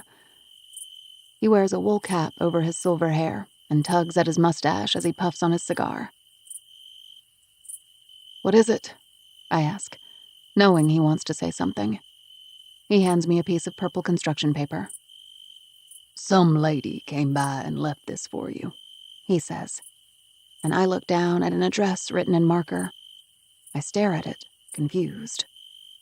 "She had a ton of kids in the car, so," he says, thinking I'm contemplating the silly paper rather than the address. This is Connie Reed's address. I've been there a dozen times. She won't talk to me. "Said she will for a fee. I guess she finally realized she could capitalize on it." What a psychopath, I say, tossing the paper into the fire because I know the address by heart and don't need it. "Yep," he says, staring into the fire as the specks of charred paper pop like glitter in the flame. "I'll go in the morning," I say softly, because of course I have to. Connie's the foster mother of one of the 2 girls who were missing and then found dead a few years back. Amelia Beck was her name. I've called, left notes, knocked on her door. I need to know if it could be connected, and for that I just need all the information I can get. More than what the police gave, more than the articles online. Anything. She probably can't help me, but how can I not grasp at every straw even if the possibility is remote? And Dana? I ask, knowing that he's gone to knock on Dana Rossi's door as many times as I have, in hopes to learn something about her daughter Heather, found dead a year before Amelia. She's never there, and I don't have a working number for her. She's kept to herself for years, so nobody seems to know anything about her, other than she wants to be left alone. "Nobody home," he says with a sigh, extinguishing the butt of his cigar on the metal leg of his chair. Long after the police presence and human chains combing the woods, and the divers and the dogs are all gone, Leo Everett will still spend his days driving to every far-fetched possible place a person could go. Go to do what? Camp alone after an argument with her boyfriend? Walk home from wherever she went and fall down a cliffside? Get taken and dumped somewhere? We don't talk about the what-ifs. But every day he goes to search, and then he'll sit here with me at night, both of us a little less ourselves with every passing day. I pick up the wine bottle, tuck it in under my arm, and go inside.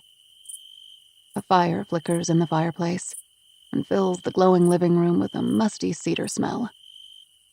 I walk into the small room Brooke used to call dibs on whenever we stayed here as a family. I see a text from Matt as I plug my phone into charge, and I ignore it. I lay down on top of my grandmother's applique quilt, placing the wine on the nightstand, and stare at the ceiling a moment, intending to open my laptop to continue my work. But I fall into a heavy, dreamless sleep within minutes. Connie Reed's cabin is 30 minutes northwest of ours on a strip of road the locals call Felony Lane. A row of small 2-bedrooms that used to be a camping hub for tourists, but was modified and made into permanent housing years ago.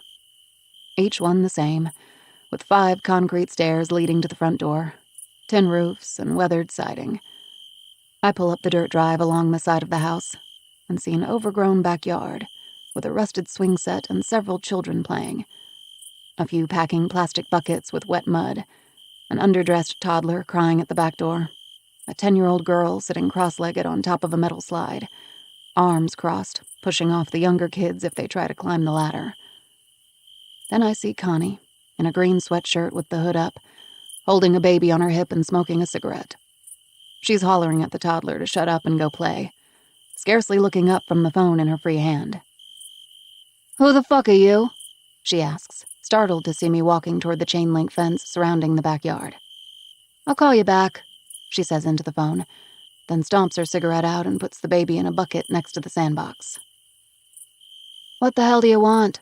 she asks, as I stare at a baby in a bucket. She stands in front of the bucket with a hand on her hip. "You the law or something?" "I'm sorry, the what?" "The law. A cop. 'Cause I got my license up to date now," she says. I realize she must mean daycare license, the way she waves her hand around indicating all of the kids. "4 of 'em's mine, so they don't count." "I'm not. I'm Kira Everett. You left a note saying you'd speak to me?" Her eyes almost light up as she assesses me for signs of someone with the ability to pay her or not. She looks me up and down, then to my car, and I can see her processing, deciding how much is too much to ask a desperate woman for. "You have a reward for information," she says matter-of-factly, not adding the rest that says, "information leading to the safe return of Brooke Everett." I don't add it either. I am desperate. She knows it, and I don't care. Whatever she wants is fine. I just got kids to feed, you know? So it's only fair. "Yeah," I say, not really knowing what approach to take. $500 and I'll tell you whatever I can," she says, glossy eyes flitting from my face, then self-consciously to the ground, probably thinking I'll barter down. But I don't fucking care. She can have everything I own if she can help me. "Fine," I say, and her eyes widen. "Watch the kids, Lottie!" she yells to the 10-year-old. "And change Alex, he smells like shit." The girl on the slide climbs down and picks the baby out of the bucket, like it's an everyday normal thing to do. Connie opens a squeaky screen door and leads me inside, where a small galley kitchen sits to the left of the back door. The yellow linoleum is peeling around the edges, and a garbage can is overflowing with cans and diapers and pizza boxes piled up next to it. Beer bottles and half-eaten peanut butter and jelly sandwiches on paper plates are scattered around the small counter space, and plastic sippy cups and Sesame Street bowls fill both sides of the kitchen sink. I sit at a card table with a Folgers can for an ashtray and hold my hands in my lap, trying to take a deep breath and keep my nausea at bay. The diaper and cigarette smoke mingling together in the heavy air make me want to retch. But I have to just focus and stay centered and not react. Connie pulls a Bud Light from the fridge and pops the top against the edge of the counter in one swift and practiced move. "Want one? We got Coors, too, if you're fancy." I shake my head. She shrugs, peeks out the screen door at the kids, and then sits across from me and picks at her beer label.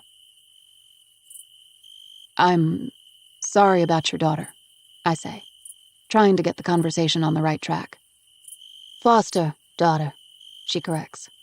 "The girl was barely here 6 months." "Right. Well, is there anything you can tell me about her? About the night she went missing?" "I mean, I don't really know what I can say. The girl was a mess. A dozen foster homes, a shitty attitude. She stole the goddamn TV in Kyle's room and pawned it. Cost me $200 and she sold it for goddamn 20. Snuck out damn near every night. I gave up trying to stop her. She was 16, old enough to take care of herself, so I let her go," she says with a wave of her hand. Let her go, I think. A sob, trying to climb out of my throat, but I swallow it down. She was a child who looked like a woman at 16, but she was a child, and the state paid Connie Reed to watch over her, and she took the money and let her go. I dig my fingernails into my palms and swallow hard. "Do you know where she hung out? Where she went when she'd sneak out?" I ask, keeping calm. "Oh, Lord, I don't know. All over? She had some boyfriend. Some delivery guy named Vinny she talked about sometimes. A skinny, pimply thing. She didn't have no real friends. She was pregnant, so..." "What?" My heart races. They never released this information. Maybe because it could be a motive. An ex-boyfriend, and they didn't want to make it public. Jesus. Yeah, Connie says. She was planning on getting emancipated, she says. And she must mean emancipated, but I don't correct her. She wanted to make her own money, so I think she was probably hooking. The boyfriend, what's his face? Vinny stores that coastal grocery down on the strip, so I know she hung out down there at least. God knows what else she did. This girl looked high whether she was or she wasn't. Crazy eyes. So damned if I know what the hell she was really doing, she says. And I think of the box truck at Coastal Grocery and how it sped off. I feel my heart in my throat and a burst of adrenaline that makes my hands shake. This is something. This is the only tangible connection I've discovered since the beginning. A dead girl who was also at the last place Brooke was seen. A guy in a fleeing truck who might know her. A boyfriend. Pregnant. The edges of my vision blur and my head is light. Hey! Connie screams, pulling me out of my near blackout and back into the room. My hand flutters to my heart, startled. Get Tommy J out of that goddamn pool! It's 50 degrees outside, you'll kill him! From the screen door, I see a boy of about 8 pull a diapered 1-year-old from a hot pink kiddie pool filled with an inch of dirty water and wet leaves. Vinny what? I ask. Do you know his last name? No idea.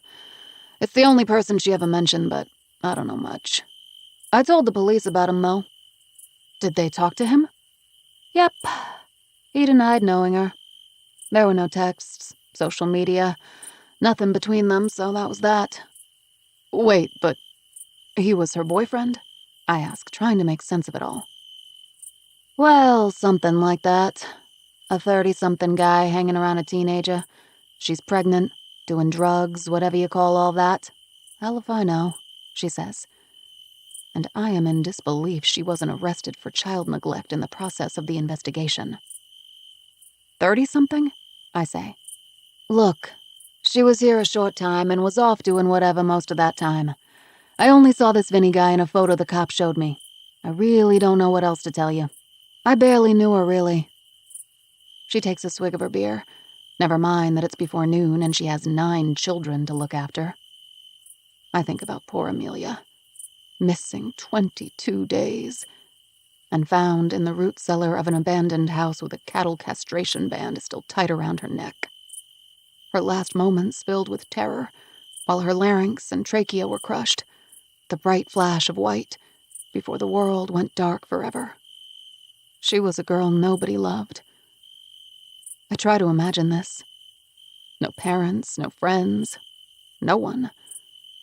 In her photo that circulated statewide, she's in a yellow sundress sitting on a picnic table. She's holding a can of Pepsi, her chipped pink nails bit down to the quick. She's not smiling, but her green eyes still sparkle in the sunshine. She was just a kid who got Connie Reed in some stroke of bad luck. Connie Reed who let her go. I have an overwhelming urge to hurt Connie. I imagine kicking the bottom of her beer bottle into her mouth and knocking her front teeth out. She didn't even report her missing. She just kept collecting the check from the state and forgot all about her. A teacher at the school finally asked about her, after days of not showing up for class. That I do know from the press. I dig my nails deeper into the palms of my hands and remind myself that Amelia Beck is not my daughter, and hospitalizing Connie Reed will not accomplish anything. So, she was last seen July 16th, 3 years ago at 10:14 p.m. on a security camera near the Hilltop Motel. I ask, reiterating the basic facts, hoping she might inadvertently add something. The Hilltop Motel is half a block from the landing, which is next to Lucky's, where Brooke was last seen around the same time of night. And it makes no sense. Brooke was not a poor lost girl who no one loved. She wasn't on drugs. She wasn't anything like Amelia. And she's not dead. I know that for a fact. I know it. That's what they tell me, is all she says. Is there anything else at all you think could help? What about her things? Did they look through her room? Did you find anything missing? Or did they think anything was out of the ordinary? Anything? She didn't have a room. She slept on the couch. She had a hefty bag of clothes she kept in the coat closet. They looked through them, but I threw those out ages ago. Except this. She pinches the drawstring of her hoodie tighter. That's her sweatshirt? I say, trying to mask my disgust. Only thing worth keeping. You can have this if you want, she says, walking over to a junk drawer next to the sink. She rifles through pencils and paper clips and takeout menus and pulls out a silver split heart locket. This was hers? I ask, taking it gently into my palm. The police didn't think anything here was evidence. They didn't take nothing. I brought it down to Big Bob's pawn, but it wasn't worth nothing. I open the locket and see a tiny photo of Amelia inside. She's just a kid. Maybe 7 or 8 in the photo. But the white blonde hair and green eyes make it unmistakably her. She has a photo of herself in her locket? I ask, trying to understand if it could mean anything. Her sister, what died in the car accident with her parents, had this side of the locket with Amelia's photo, I guess. And Amelia was wearing the other half of the locket with her sister's photo in it. Kelly, Katie, something like that. Do the police have Amelia's half of the necklace in evidence? I ask, making a mental note to look up a car accident and Amelia Beck for more information later. I put the locket carefully into a zip pocket in my purse. They never found it. I thought she pawned it for drug money, but since it ain't worth nothing, I guess not. So, I don't know. She never took it off, so it's fucking creepy, that's for sure. Some sicko out there probably has it, she says, pulling out a Camel Blue from a pack inside her hoodie pocket and lighting it between 2 bony fingers. You know how those sickos are. Well, she says, I gotta get back to them kids. I don't know anything else. I really don't. It's a sad thing, but that girl... something like that was bound to happen. She was trouble from the get-go. And as much as I want to punch her right in the throat, she actually was helpful. At least it's something. A place to go next. And I will make an anonymous call to Child Protective Services. But for now, I pull out the cash I took out of the ATM on my way over and place it on the table in 5 $100 bills. I took out a lot more than that, willing to give her anything. But she doesn't know that. She snatches it up, shoving it inside the plastic of her cigarette pack and into her hoodie pocket. She walks outside, quickly busying herself by hollering demands at the children. As if she doesn't get me out quickly, I might change my mind and not pay up. On my drive back, I think about what Amelia was doing on the strip. The Landing, Lucky's, Hilltop, Coastal Grocery. The whole street almost gray and invisible during the day. And at night a blur of street lights and booming bass music coming from the back doors of clubs. Girls with hair extensions and fur coats. Men drinking Old Milwaukee from bottles and paper bags. Patrons stumbling out of doors. Urine on the sidewalk. I know how a poor soul like Amelia could find herself here. But not Brooke. The police don't see any threads connecting 2 murdered girls to Brooke, so they certainly aren't giving me information about these cases I have no right to know about. So I'll have to find out for myself. This boyfriend should be easy to find. He says he never knew Amelia. Will his face give him away when I show him this half of her locket? Does he know Brooke? My pulse beats in my forehead and bile rises in my throat. I drive too fast through the windy cliffside roads and directly down to the strip to find Vinny from Coastal Grocery. And this time, there's no way he's getting away from me. 9. Grace. Jesus, Vinny, Grace says, leaping to her feet from her place at the kitchen counter, hand to heart. You scared the shit out of me. She half laughs because it's Vinny, and she was expecting him after all. But she's also genuinely annoyed that he always lets himself in the back door no matter how many times she asks him to knock first. Sorry, my bad, he says, unloading bags into the kitchen. All his other delivery venues are open to the public sorts of places. Bars, clubs, offices. And you just walk in, he tells her, so he forgets. The owner gave the Donato family a key years ago because they'd been delivering to the inn for decades. Grace hates the idea of anyone having a key. But of course, the staff does, the owners do, the cleaners do, and Vinny Donato does. He's the only one who comes by in the off-season, though, after the staff are long gone, so it's especially jarring when he's not on time and scares the living shit out of her. She is also required to leave the front unlocked so her guest can access his room, which makes her spend the day in a perpetual state of anxiety, more than usual. Vinny she trusts, though, relatively speaking, after all this time. He's always been very kind to her, and she's quite happy to see a case of Cabernet on the counter, if she's honest. Vinny places the rest of the week's groceries inside. "You're delivering late tonight, huh?" she asks.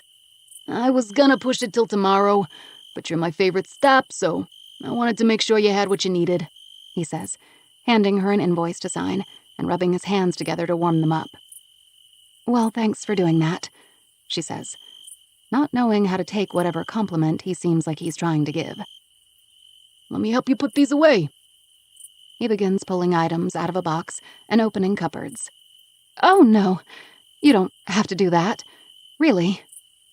But he's already placing cans of tomatoes and bags of rice on the pantry shelf, like he's done so many times before. "My pleasure." "Okay, then," Grace says, and pulls a bottle of wine from the case. She pours a glass and sits at the counter while she watches Vinny work.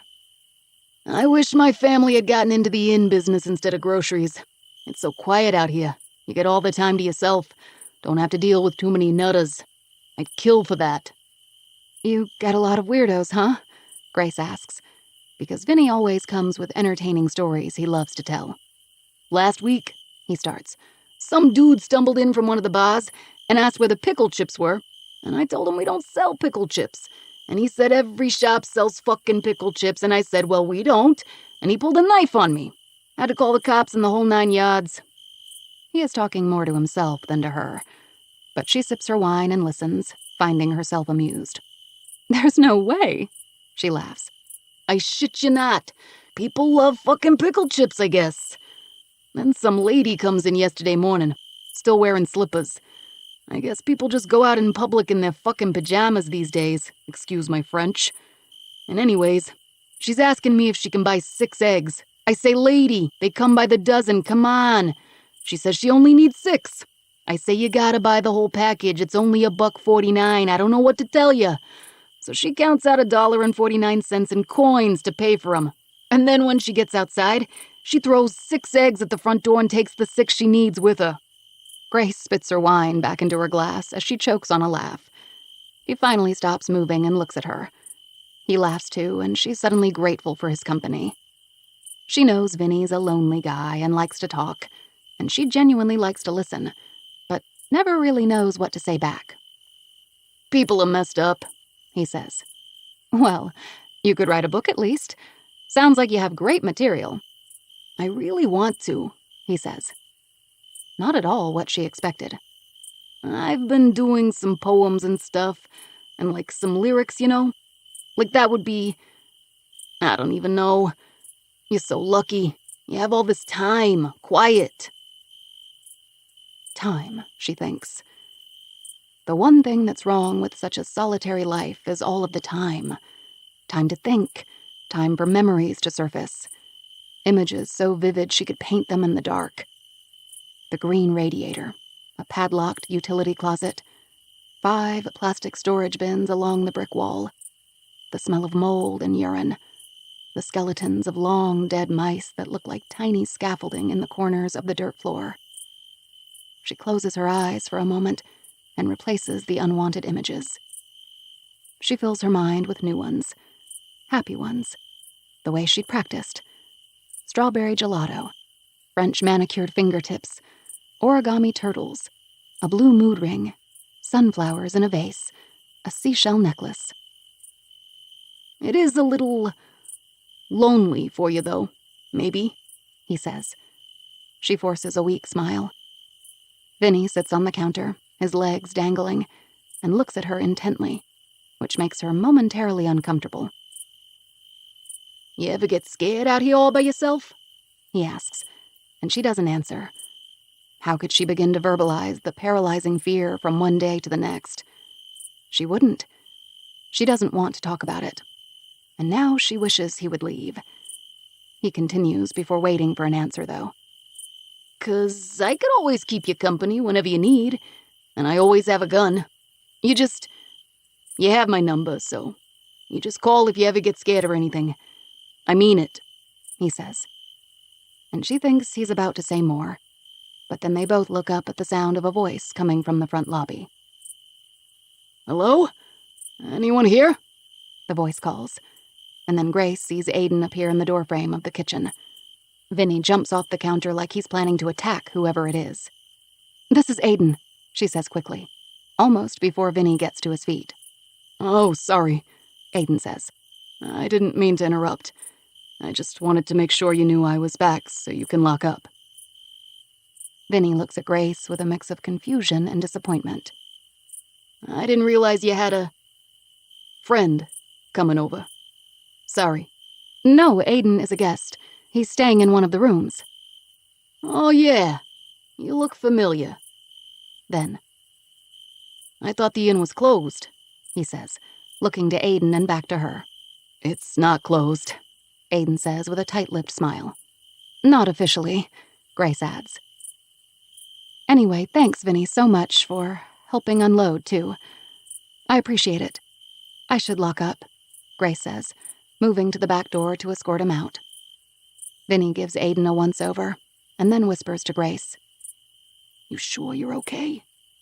"Yes, I'm perfectly fine. Promise. But thank you," she says, and he gives a hesitant nod. "Oh, I almost forgot," he says, and pulls out a tiny paper box from one of the grocery bags. He hands it to her, and she gives him an uncertain smile, and then opens it. "It's your favorite, right?" he says, and she looks in at the slice of coconut cake with a single pink rosette on top, neat as a pin, looking like it could be on an episode of the Great British Baking Show. "How did you know that?" she asks. He just shrugs and picks up his invoice clipboard and opens the door. "Thank you," she says, and he tips his ball cap at her and leaves. "Sorry if I interrupted," Aiden says again, lingering. "No, he's the delivery guy. Comes every week. You didn't interrupt." She can smell his woodsy cologne again from across the kitchen, and she feels her edges soften at the sight of him. The sandy hair that he pushes away from his eyes all the time. The wide smile and cleft chin. The size of him. He's tall and broad-shouldered. She chides herself silently for thinking any of this. Not just because it's a brand new feeling she has no earthly idea what to do with, but because of why he's here. What he's going through. She's ashamed for even looking at him this way. "Vinny brought wine if you'd like some," she says. God damn it, what is she doing? Okay, yeah. Sounds nice. Thanks, he says, and sits at the small eat-in table as she pours him a glass. The tick-tick sound of little claws on the hardwood echo through the lobby and in through the French doors leading to the kitchen as Hobbs hops up from his dog bed and comes in. He sniffs Aiden's shins. "You smell my pup, huh?" he says, scratching Hobbs's chin. "You have a dog?" she asks. "My parents do." "How did it go today?" she asks, not knowing if she should, feeling like she wouldn't want someone to ask her that question, but feeling simultaneously rude for not asking, because that's what a normal person would do. A good question. It's hard to say. He's still missing, so I don't know, he says, sipping his wine and looking at the floor. Grace sits across from him and doesn't speak. They sit in a moment of silence. "So, Vinny seems like a nice guy?" He changes the subject abruptly. "Yeah, he is." "He's the delivery guy?" "More of an owner, I guess. He inherited his parents' grocery store that he doesn't particularly want. You know, Coastal Grocery? There's a little deli counter inside, but mostly they deliver to most of the small businesses in town. That's about all I know about him. Well, he's definitely sweet on you, he says, and Grace finds herself once again laughing. Twice in one night. This rarity is not lost on her. Why would you say that? A guy can tell. It's the way he looks at you. All of it. I don't know. Trust me, though. I don't think so, she says, picking the corner off a biscuit on the table and dropping it on the floor for Hobbs. He's just nice to everyone, she says, meaning it. The thought of anything romantic had never crossed her mind. It's ridiculous. She feels the familiar pull to excuse herself and go to her room. She doesn't know this person who is initiating conversation. But somehow she doesn't go. She traces the rim of her wine glass with her finger and asks him if he's hungry. We had spaghetti, he says. A neighbor brought it over, actually, in a casserole dish covered in tinfoil. Everyone is tiptoeing around and sending thoughts and prayers like there's been a death. There hasn't. I'd still bet the house that he's out fishing for the weekend. Hobbs goes over to him and makes 2 circles, then rests his chin on the top of Aiden's boot. I'm sure you're right, she says quietly. He reaches for her hand, resting on the table next to her wine glass, and squeezes it. Thanks, he says. But all she can feel is an electric pulse, something that starts like a pinprick and then rushes through her. Their eyes meet, and then she pulls her hand away. I'm so sorry you're going through this, she says. I'm not worried about what I'm going through. I'm worried that I'm wrong and that he really is, I don't know, hurt, suffering. What if one of my brother's idiotic theories is right? What if he's in danger, you know? I mean, what if someone really has done something to him? He says, and she swallows so hard it's audible. Then she gives a nervous sigh and shifts, ready to get up and leave the conversation. The room, in which she has no business being. All of it. She hasn't spoken more than a dozen words in weeks. And all of a sudden she feels like she's been thrust into someone else's life tonight. I'm so sorry, he says, gently grabbing her wrist before she can stand. I didn't mean. I'm sure nothing's happened to him. God, that was... I shouldn't be saying that after all you've been through. Her eyes widen, and he lets go of her wrist. What? She says, and he immediately closes his eyes and drops his head to his chest. Oh, God, he says. What the hell do you know about what I've been through? She asks, because she knows that he, of course, knows everything. It's all over his face. He's searched her name. He looked her up, and now he's read every humiliating, graphic, horrific detail about her life. But she doesn't understand why he would even care to remember her name, let alone look her up. For what? He's seen the headlines she has etched into her memory. 20-year-old found alive after being missing for 36 days. Young woman kept in basement in remote cabin escaped. Her captor never found. He's seen photos of her being rescued from a bear trap her leg was caught in after running hysterically through the woods when she was finally free, after reportedly incapacitating her captor, who still somehow fled the scene before she was found. How is it legal for the press to make all the private details of her tragedy public? It was 8 years ago, and the permanency of the internet means that a simple search of her name will allow anyone in the world into the most intimate and devastating time in her life. Now he knows she was moved around from foster homes her whole childhood until she aged out of the system, and then moved from Bangor because one of the foster girls she used to be homed with had a shitty duplex at the edge of Rock Harbor they could share. She got a job cleaning motel rooms, until one night when she found herself locked out because her roommate forgot to leave the key under the mat for her, and she wandered around until she found an all-night laundromat down on Seedy Strip and fell asleep. She woke up in that basement with no knowledge of how she got there. They speculated chloroform, or that she blacked out the trauma. Each news source had its own spin on the horror of the conditions and sexual assaults. Which version did Aiden read? Her cheeks redden, and pinpricks of heat climb her spine. She feels tears forming behind her eyes, and she quickly stands so he doesn't see her vulnerable in this moment. He's seen enough. I'm so sorry, he says. Shit. It's okay, she says. Because how can he be faulted for simply looking up a name? He didn't know what he'd get. It's all the vultures who preyed on her tragedy that are at fault. It's the reason there is no TV in the lobby or in her room. Why she's never looked at a paper or turned on the news since she saw her own face reflected back at her every time she turned around those 8 years ago. She's worked hard to be left the hell alone, and he's not going to bring it all back up for her. Grace, he says, as she picks up her box of cake and pats her leg for Hobbs to come. It's okay, she repeats quietly, before walking out of the room, doing her best to control her gait and keep as much dignity as she is able to. In her room, she sits on the edge of the bed and thinks about that key her roommate forgot to leave under the mat. She's thought about this key every day of her life ever since it happened.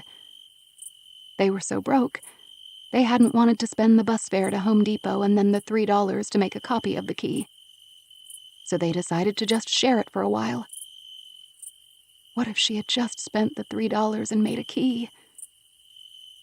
She opens the cake box and sees that Vinny has written her a poem on the back of a deli receipt. She drops the cake and the poem in the small wire trash can and lays down on top of her covers, refusing to let the tears come. 10. Kira. Coastal Grocery is a small shop with a giant warehouse off the back that they do most of their delivery business out of. Inside, there is a glass case filled with Bavarian salami, liverwurst, prosciutto, fat handmade sausage links, bistro ham, and pickled onions. They specialize in sandwiches, and there is a chalkboard on the wall with the daily special written out in blue chalk. Today, it's a Reuben. I think of the tubby wiener dog named Reuben that Brooke fell in love with at the dog park, and my chest tightens. I order a coffee and a pastrami to go, and ask the guy behind the counter if he knows a Vinny. Yeah, the 20-something with ripped jeans and a sweatshirt says as he assembles my sandwich. Like Vinny Donato? Yes, I say, because how many Vinnies can there be here? Donato. I make a mental note. He works here, right? He's the owner's son. Well, the owner now, I guess. He's out delivering all day, though. Is it about an order? I can call him. No, that's okay. I'll come back later, I say. I need to catch him off guard. He can't run again. You sure? He gets back pretty late most of the time. Yeah, thanks, I say, taking my sandwich and heading to my car. It's after 11 p.m., and I've been sitting across from the Coastal Grocery parking lot for 3 hours. I look up Vinny Donato, but there isn't anything alarming. Little social media, a few paper write-ups about the deli, a photo of him just as Connie described. Pale, wispy hair, impossibly thin with a pockmarked face. He's smiling in front of the deli storefront as a younger kid, next to his parents that the caption says are deceased. He's very unremarkable looking, and doesn't scream psychopath to me, but you never really know, do you? I hear my phone buzz. It's Matt calling, and I hover my thumb over the ignore button, but there are only so many times I can put him off before it will turn into a something we need to communicate about conversation that I have no time for. So I answer. Are you okay? He asks before I can say hello. Fine, I'm in the middle of something. I called your dad when you didn't answer all day. He said you're still out. Did you find anything?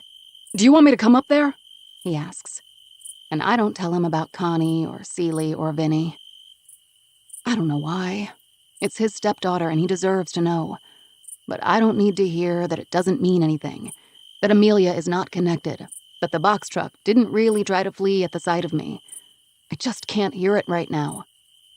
There is some connective tissue here. I know there is, and I'm trying to wrap my brain around it. I don't need another voice contaminating my thought process. It's better if you stay there. We need someone home just in case, I say. Well, we could get Jen and Bobby next door. Or your dad can come and stay at the house. You need someone with you, Kira. My dad is here. He's helping look in new places during the day. Plus, you need to work. They won't give you any more time off. It doesn't make sense. I mean, there's nothing else you can do being here. Look, he says. And the silence that follows lets me know that the next thing he says will piss me off. The most good you can do is online and through the media. I mean, you've physically done all you can there. Keep the word out, keep posting on the forums, but what are you doing by driving around all day? It's not... Before I can wind up all of the pent-up rage I've been carrying all day and hurl it at him, I hear something. A word coming from the low hum of the car radio on in the background. The word, missing. I gotta go, I say, and hang up, turning up the radio. Local man Martin Coleman was reported missing by his family on Friday, has still not returned home. There is concern that 73-year-old Coleman could have been in an accident because they've discovered his heart medication along with other necessary medications at home, and without them, Coleman could have become disoriented and perhaps driven his truck off the road or even suffered a heart attack. If you have any information about this case, please call. The announcer rattles off 1-800 numbers and a website. I turn down the volume and feel my stomach lurch. Harry Flynn is around the same age as this Martin Coleman. They are both missing. I know it sounds like they think he left his medication behind, but who would do that? Unless they didn't know they weren't coming back. I mean, it's not a major city.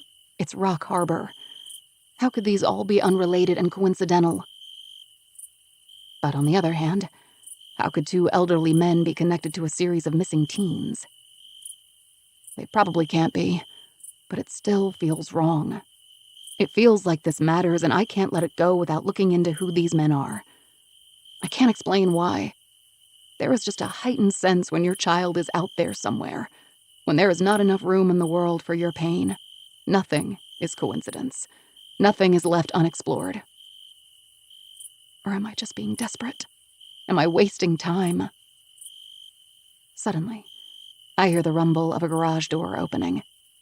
The loading dock across the street is dark, until a square of yellow light appears from inside the warehouse, and a coastal box truck rounds the corner and pulls up to it. I wait until he turns the ignition off, and I see a figure open the door and step down out of the driver's seat. Then I leap out of my car and run quickly across the narrow street until I'm right behind him and he can't take off. "Hey!" I yell, and he screams as he whips around and puts both his hands in the air.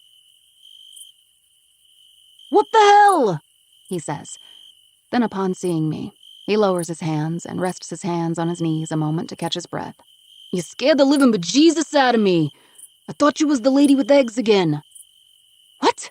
I ask sharply. "Christ! What are you sneaking up on me like that for? I almost took a shit in my pants." "Are you Vinny?" I ask, just confirming what I already know, wondering if he'll try to lie. "We're closed, lady. I can't handle no more crazies today," he says, and walks inside the loading dock and clicks the button on the wall so the giant steel door begins to slowly close. "Do you know Amelia Beck?" "You got the wrong guy, lady." "Do you recognize this?" I hold up the locket desperately. "Vinny!" "I don't know what you're talking about," he says as his face disappears. And then all I can see are his feet, and then nothing at all as the gap closes. He's a liar. I beat the steering wheel until the heels of my hands ache. I wait another hour in my car, but he doesn't come back out. I'll follow him next time, confront him in a place where he's not alone, where he can't hide. I'm not giving up. Before I go back to the cabin for the night, I drive past Ryan's apartment like I do most nights and look for any sign of movement. Has he been back? His things are still there. So I don't know if he's abandoned them and ran, or if he is just a master at avoiding me. He's cleared, so it wouldn't make sense for him to run and make himself look culpable in any way. But if he did something, maybe he's just getting as big of a head start as he can until they figure out he did have something to do with it. I have a notebook in my purse where I keep the dates and times I have stopped by Ryan and Brooke's apartment over the last month. 97 times, each with a date and time next to it. One of his buddies I cornered told me he was coming back from Maryland after a couple weeks with his parents because he wasn't a suspect, and this is where all his friends are. I went to the docks where he worked, and he hadn't gone back there, and I never saw his car in the parking lot of his apartment. But I knew he was around and making it his mission to avoid me. A crack in the blinds lets me see a narrow view of the messy living room where there is always an Xbox on the coffee table with the cords tangled, but in a certain configuration that I have memorized, and 4 beer bottles, one crammed full of cigarette butts. The 9th time I peeked in the window, the coffee corner cup on top of a full trash can, visible just past the living room dividing wall in the kitchen, was gone. The garbage had been taken out. 6 visits later, the yellow laundry basket full of video games, and a pair of socks with the faces of little sloths on them next to a brown recliner. Brooke's socks were no longer there. Someone is accessing the apartment. If it's not Ryan, then who is it? And why is Ryan hiding from me? The most reasonable explanation is that he is avoiding becoming a suspect again and wants to stay as far away as possible. But what kind of boyfriend wouldn't do all he can to help? Tonight, when I pull into the apartment parking lot for the 98th time, something is different. Off. There's a small parking lot in the middle of a U-shaped 2-story complex with a walkway wrapped around the 2nd floor and private entry doors for each unit. I stare up at number 201. There's a light on. Somewhere in the apartment, a dim light is illuminating the window just slightly. That's never been there before in my 97 attempts to catch Ryan and make him talk to me. My hands tremble, and I clumsily get out of the car, not taking my eyes off the door to 201. I can hear my heart thump and the blood rushing between my ears. I walk quietly up the stairs and peer in to see there is light coming from the back of the apartment. I grasp the door handle, and it turns. It's unlocked. The adrenaline pumps through me so violently I can't control my shaking, and I see stars behind my eyes for a moment. Then I push open the door. I hear sound from the back of the apartment. Water running, maybe. I tiptoe through the living room. The smell hits me. Something's rotting. And there is a sharp, chemical smell, like a cleaning solvent or gasoline. Then there's a voice. A low reverberation. I can't make out what it is. The bedroom door is cracked, and when I push it open, I can't comprehend what I'm looking at. 11. Today there is a tangerine and a slice of white bread on the top stair. I've been sleeping for hours and hours on a sheath of plastic I found on the shelf with the paint cans. I can wrap it around myself, so I don't feel the noses of the rodents touch my body in the night. I have the strength today to push myself up the stairs and take the food. At the top stair, I try to press my eye to the cracks around the sides of the metal cellar door above my head. I try to see daylight. I bang on it with my fists and scream until my voice is raw, and no more sound comes. I should have never gone to the strip that night. I knew it was getting dangerous. I should have stopped going. I'm going to die in here.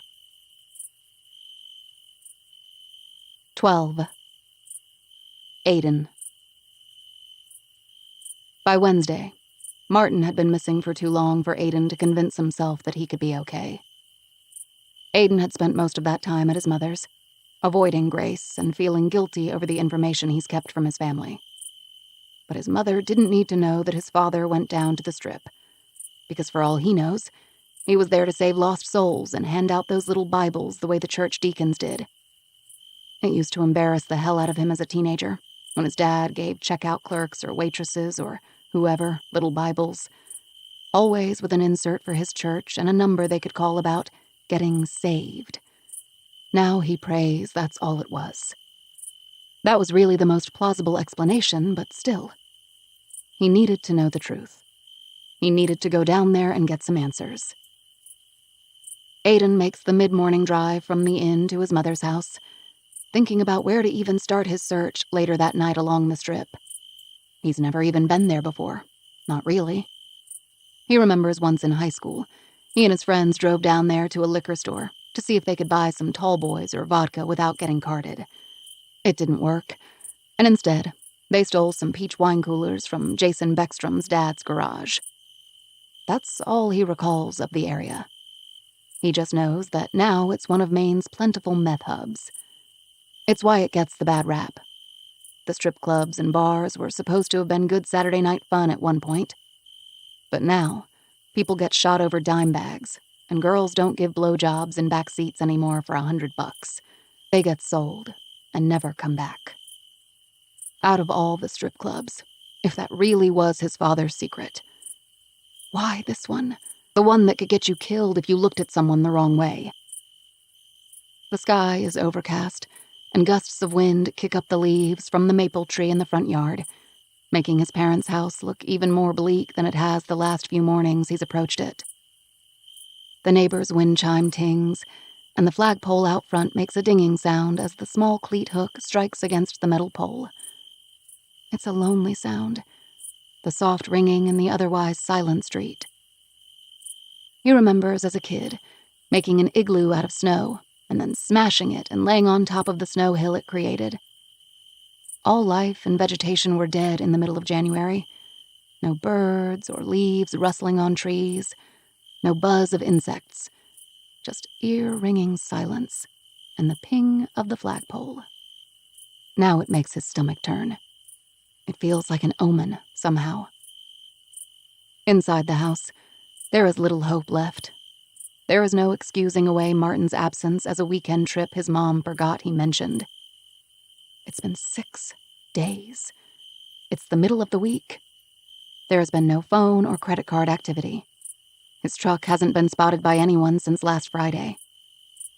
Reality has officially set in. When he goes inside, there is no game show playing on the television. No Herb smoking and yelling at Family Feud or Wheel. No Ginny making casserole.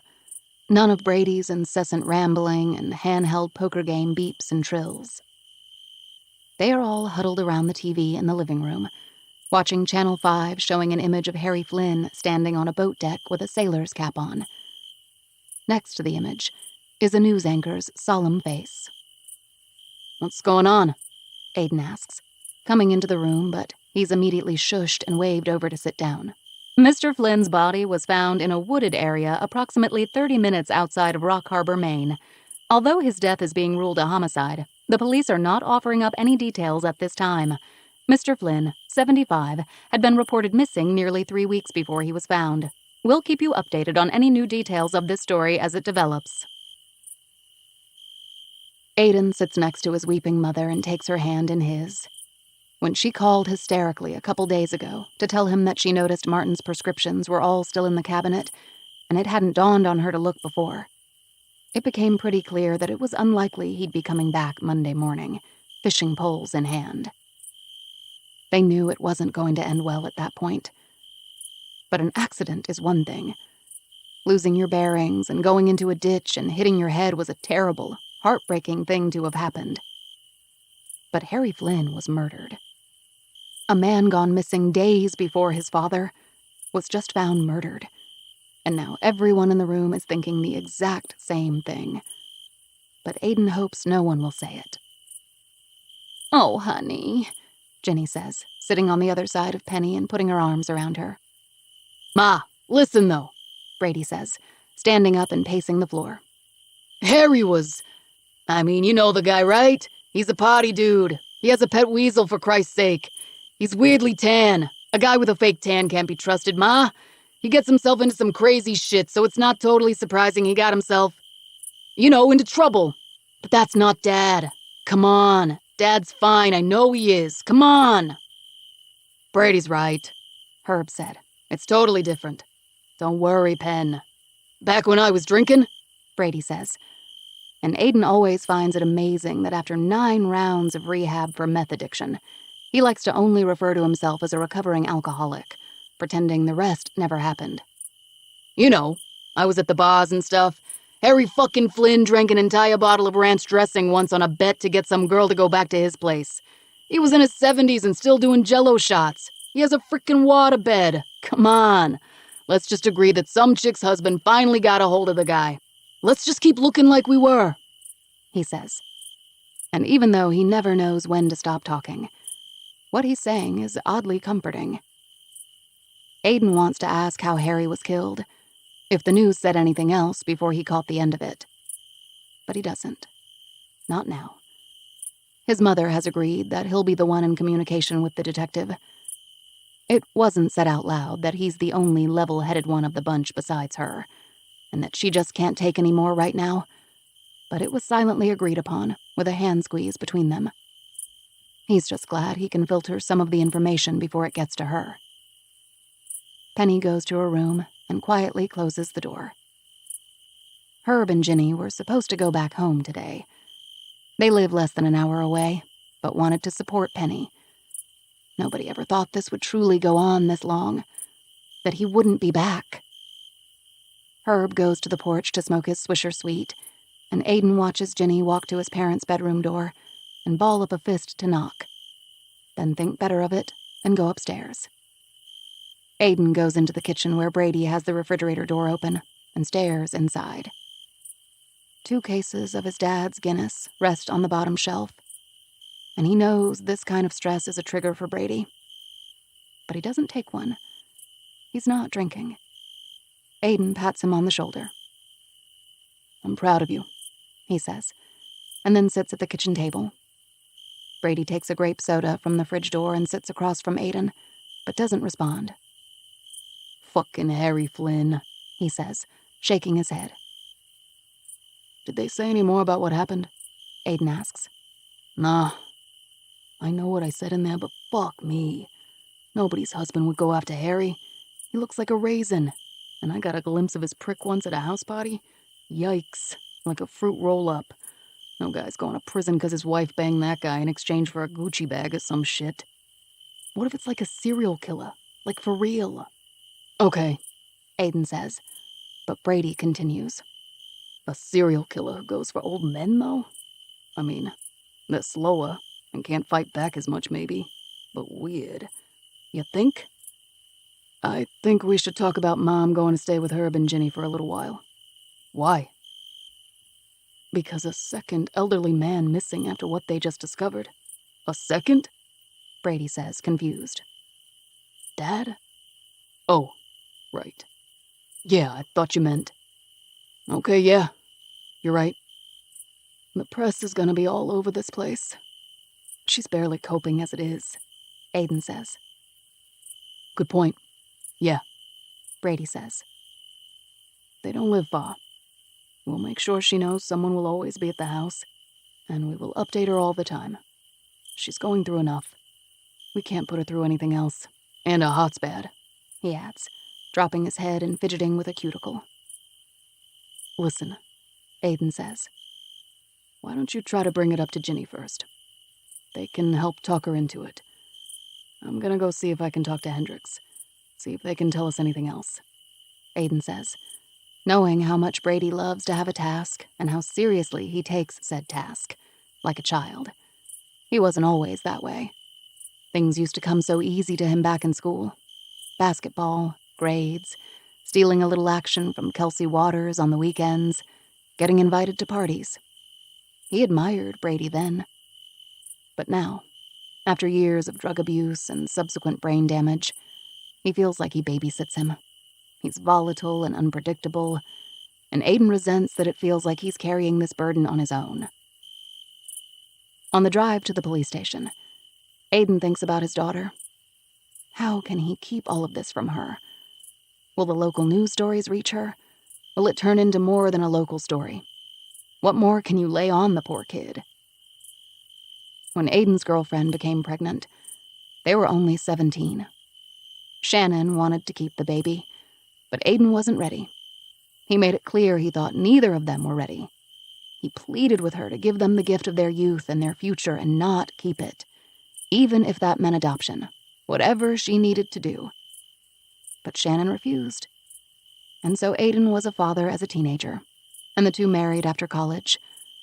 Not for love, but for Leah. He tried over the years to convince her that he was committed, happy, but she never let him forget that he hadn't wanted to be a father. She'd spewed it at him like venom in arguments. "You didn't even want her," she screamed at him one night, taking off her shoes unsteadily and throwing them at him. She had come home from a girls' happy hour and was drunk. He was in the backyard on a deck chair asleep when she came in. He was sunburned from a day at the beach with Leah. The cicadas buzzed in the trees. The night was windless and humid. And he was happy. Until she came home and ruined it. He doesn't recall how the fight started. Did he start it because she was so late? Was she angry at him for leaving takeout containers and empty Miller Lite bottles for her to clean up?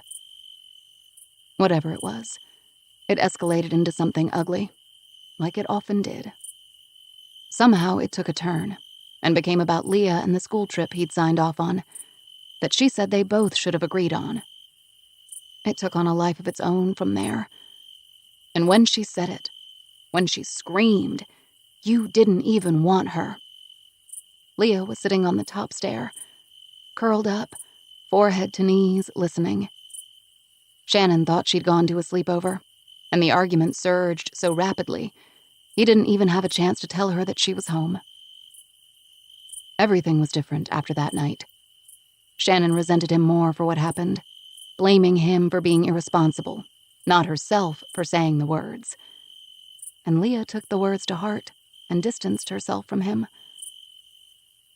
It was only 11 months later when Shannon died in the accident. Leah has been impossibly defiant ever since. And when he decided boarding school was the only solution that could help her get away from all the reminders of tragedy, she has refused to forgive him. Aiden picks up his phone from the center console and calls her. She'll be in class, but he'll leave a nice message. Tell her he's thinking about her, and suggest a shopping trip to the outlet mall she loves on her next school break over Thanksgiving. She surprises him when she picks up. "You should be in class," Aiden says instead of hello. "You know what your problem is," Shannon used to say. "You have no sense of timing. You don't think, you just say whatever." He finds this ironic in a way, since her words are what ultimately tore them all apart. But she's not wrong. He knows the relationship between him and Leah is fragile, and he should have asked if she was okay, or made a slight effort at small talk before jumping down her throat. "I'm sick," she says. "What do you mean, sick?" "God, Dad. Seriously, just sick, like not feeling well." "Well, where are you? The hospital?" "Oh my God, I'm in my dorm. You're such a drama queen." "Did you go to the nurse? Are you okay?" "Yes, it's just a sore throat. Is there anything you actually wanted to say?" "Well, is there anything you need?" he asks. "Sure. Please drive 3 hours to bring me some Theraflu and soup. Seems reasonable." He can almost hear her rolling her eyes at him. "If you need, I'm going back to bed if that's okay with you," she says, cutting him off. "Sure, okay," he says, and hangs up, then calls the grocery delivery service near her campus and orders Theraflu and tea and soup to be delivered. He questions his decision to send her away to school every day. Did he do the right thing? What if this is the start of the behavior she began displaying last year when she was still home, and she faked sick or skipped class altogether for weeks, and he had to find out from the neighbor kid that everyone in school saw the nude photo she sent to Randy Boswell, a senior at her school? Aiden had snapped. He didn't think. Shannon was right. After everything Leah had been through, and this fucking Boswell kid with his boy band hair and smug smile thought he could not only humiliate her but ruin her life, threatened that if she didn't do what he wanted, the photo would go up, forever to be searched and found somehow, because that shit never truly goes away, does it?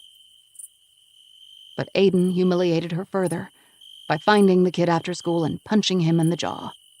There were no broken bones, but he was still charged with assault and battery on a minor, and if she didn't already hate him, he secured permanent damage that day. He just wanted to protect her, even though he reacted like a Neanderthal. She was happy to leave that school, to be fair.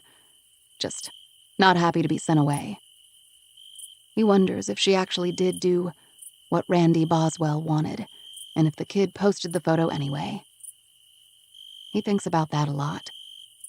She has a lot of reasons to be angry at the world, but that one would kill him. I hate you. I didn't want you either. Her words reverberate in his thoughts, and the knot in his stomach tightens. He couldn't control her, though. He tells himself it was the only thing to do. But now he worries she's not safe there either. Not safe anywhere in a world where people can ruin your life with a few keyboard clicks, and old men can disappear without a trace. When Aiden walks into the station, he doesn't really expect Hendricks to be there. If he's honest, he hopes the guy is out looking for his father, doing his job. But the police station is buzzing with a quiet energy, low voices and a lot of movement between cubicles. "Oh, good," Hendricks says, when Aiden's escorted back to him. "I was going to call you. There are a few things I want to talk to you about. Please, sit." "What? Has something happened? Did you find him?" he asks, the knot growing, hoping deep down there isn't news, because the look on the man's face tells him whatever it is not a good thing. "No, I'm sorry. No news on your father." "Then what?" "Well, there's some other news. You mentioned you heard about Mr. Flynn. Maybe you've also heard about the 2 young women reported missing and found dead? It was a few years ago, but Rock Harbor isn't a huge city, so... I mean, I don't know. No? I live in Hartford, so probably not. It's not uncommon for young women to go missing. There are plenty of unsolved cases. Runaways and, well, much worse situations, of course. Amelia Beck and Heather Rossi were unfortunate cases.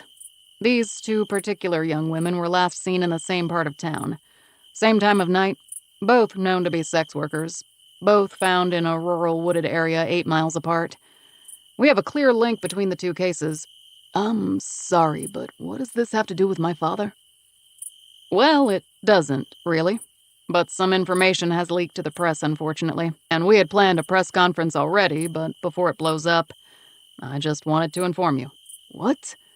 Am I supposed to understand what the fuck you're talking about? What leaked? What? The 2 women died by strangulation, and we linked them because the murder weapon was what most people would recognize as a zip tie, but it's actually a castration band for cattle. It's very unusual, and we haven't had much luck on the 2 cases. But now Harry Flynn has been found in the same manner with the same color and brand of band. Holy shit. We have a responsibility to at least offer some information for public safety. We want to mitigate the panic response about there being some opportunistic serial killer on the loose. But that's what you think it is?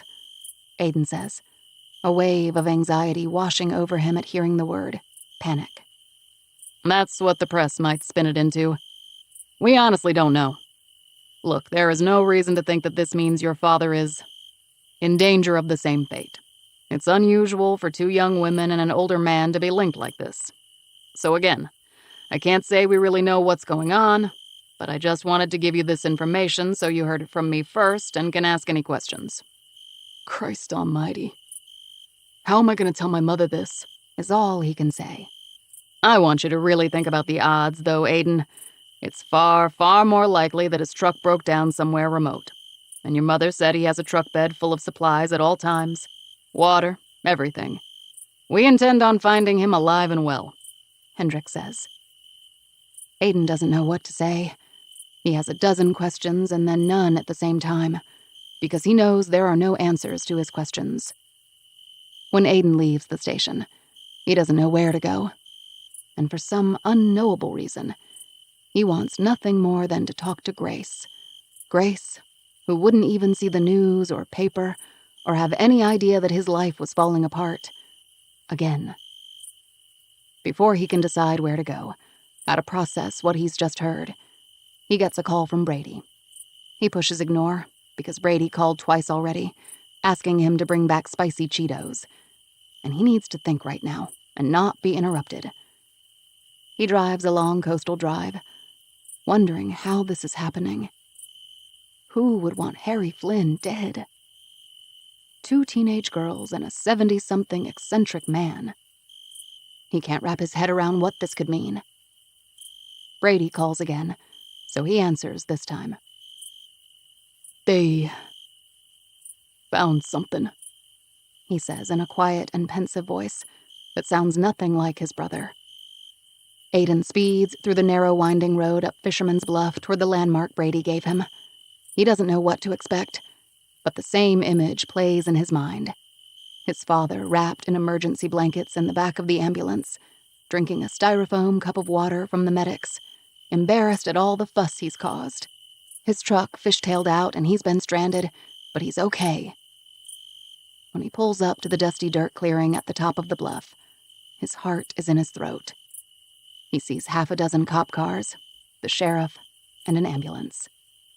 Brady is there already, standing with his arms crossed.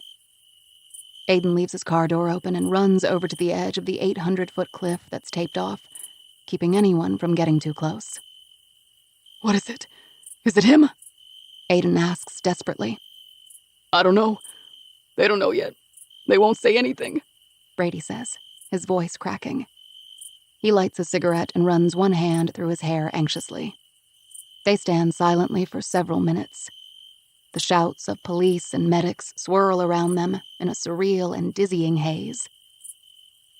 Then, Aiden realizes that there are divers in the canyon below, but the tape won't let them see down to what's happening. Then Brady mumbles, "Fuck this," and pushes past the tape. Nobody else is there besides the police who are not paying attention to them. Brady runs up to the cliff's edge and Aiden runs after him.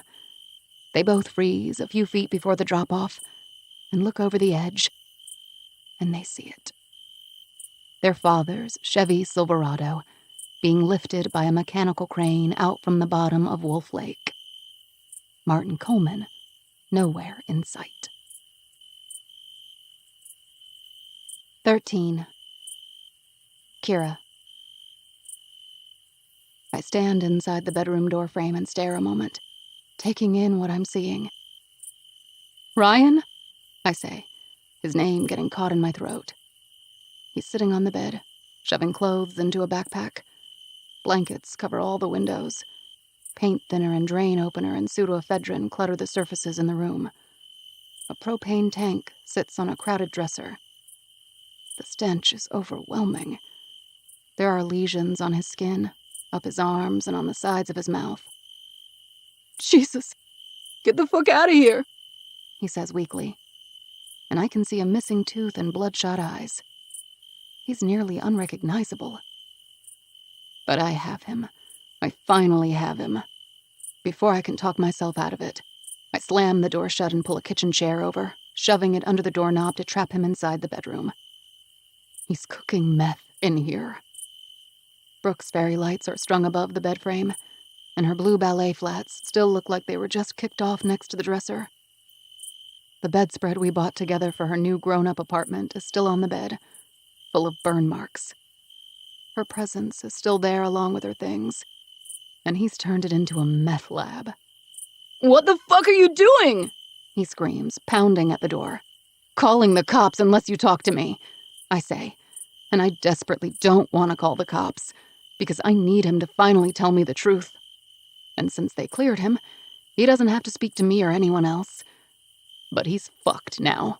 He's trapped. I want to believe that this is Ryan going off the deep end out of grief, but it's hard to believe that he could look the way he does in such a short time. Gaunt and decaying. "Fuck!" he screams, beating the door. "I don't give a shit if you want to kill yourself with this shit. I really don't. So I don't plan on turning you in as long as you cooperate with me," I say. There is a long silence. Then let me out first and I'll tell you whatever you want. No, I say. I can't risk him running. It does me no good if the cops find his drug den after he's long gone and I get nothing out of it. Jesus, fine, what? For starters, do you know where she is? Ryan, please. Do you know anything? I say, sliding down the door to the floor. I swear to God, I don't. You think I want all these shit cops asking me questions? You up my ass? If I knew, I'd tell you. Did she know you're doing drugs?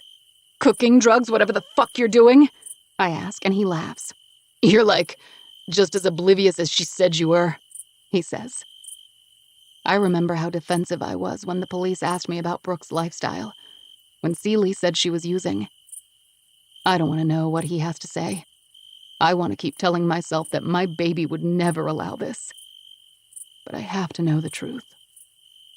She was last seen around 10 p.m. on the Strip. You told the police you didn't know where she went. I didn't. I know she went there for pickups sometimes. Pickups? I ask, and he sighs. Score some meth. And there it is. The undeniable truth. 2 girls dead. Both are girls from the Strip and drug users. And now I have to swallow this truth. The urge to wail and beat my fists into the door until it breaks down and I can claw Ryan's face off with my own fingers for getting my daughter into this is overwhelming. I try to control my shaking hands and breathe. So you did know where she was? I ask. I didn't. She said she was going to run an errand, and then she never came back. I was partying with my friends. I didn't notice. I assumed she went down there and scored something good and partied with whoever she got it from. I didn't lie. I don't know for sure, because she didn't say. How did she get drugs? The drugs. Did you get her into this? I ask, suddenly realizing this is probably who he was all along, and put on a good front that I never suspected. His complete silence is my answer. Is this why she started calling me less and talking about putting off college in the fall? She was on a music scholarship, my sweet cello-playing honor student. This cannot be happening. I feel my cheeks go numb. I can't have a panic attack. I need to stay strong. I need to take in every piece of information. I don't want to ask the next question. I feel tears forming behind my eyes. How do you get the money for it? I ask. And I hear a quiet, bitter scoff from behind the door. He doesn't answer. I don't need him to. That's all I know. I had witnesses with me all night. I offered DNA and a polygraph, whatever they needed. But you already know that, because you can't leave me alone, so what else do you want? I can't tell you what I don't know, and that's all I know, he says. And at this moment, I believe him. This is what he was hiding from me. Not information about Brooke's whereabouts. He wasted weeks of my time. If I knew this is what she'd gotten into, I would have been looking in a totally different direction. I hate him more than I've ever hated anyone. I think about calling the cops on him anyway. Then, I think that I might want to keep this tucked away, in case I need to blackmail him in the future for more information. I look in every room and closet and shelf in the apartment before I leave, collecting anything I can grab that belonged to Brooke. Her favorite travel mug, her sheet music, a stuffed unicorn, and her sloth socks. And I walk out of the apartment, leaving him locked in the bedroom. He can find a way out. Tears blur my vision as I drive to Hemlock Lane. The Strip. I hate everything about this horrible place. I found a glimmer of hope in it until now, because I thought there must be some crazy reason she'd be down here. And if we could find it, we could find her. I held on to that because it's all I had. A simple explanation for why she was last seen there needed to make sense. Now that it does, it's worse than I ever imagined. A storm is gathering as I pull into the parking lot of White Horse Tavern and stare at the blinking neon sign across the street that says, Live Nudes. Brooke loved the autumn storms in Maine. They've become more frequent and severe in recent years, And she always had a soapbox speech about how it was because of global warming. She cares so much about that stuff. Will argue toe-to-toe with anyone who disagrees. The ache in my gut feels like a pang of hunger, acute and distracting. I don't know where to start. I feel like nobody wants to be involved, and so even if they have seen her, they'd lie. They don't want to have a cop around asking questions. This feels futile, but what else can I do? This is where she was. It's where the other girls hung out. There has to be a clue here. I decide to drive behind the row of bars and tattoo shops and clubs, down the alleyways, and see if girls like Brooke make their transactions there, because nobody in the bars seems to know her. The alley is wet and narrow. I see a mattress on the ground next to a dumpster. The man sitting on it glares at me. He has a shopping cart next to him filled with empty soda bottles and plastic bags. He places a hand on it, as if to guard it from me. 2 young girls wearing miniskirts and too much makeup are sitting on the stoop of a shop, sharing something from a bottle. They open a steel back door and hurry inside upon seeing me. A middle-aged, gap-toothed man in a trench coat smacks the hood of my car as it crawls over the potholes and navigates the narrow clearing. "Hey, baby!" He grabs his cock and laughs, but moves out of the way with his hands up in some mock surrender, as if I was the one accosting him. I watch the splinters of lightning illuminate his face and the rows of metal trash cans behind him. I think of Brooke here, and the shame swells in my chest. I didn't protect her. Before I reach the end of the alley, I see a figure, all bony legs, resting elbows to knees and smoking a cigarette on the back stairs of a shop. I recognize him. It's Vinny Donato. I stop the car and turn off the ignition, and he looks up at me. As if instinctively, he stands, tosses his smoke, and starts to go inside. "Vinny," I say, exiting the car and closing the door behind me. My car blocks the alley, but I don't care. I can't imagine any other idiot would be driving back here for any reason. "You're Vinny," I repeat. "Yeah," he sighs as if caught red-handed doing something bad. "I need to talk to you." Yeah, all right," he says in his thick East Coast accent, taking a second cigarette out of his pocket and sitting back down on the stairs. "Come on." "Do you know who I am?"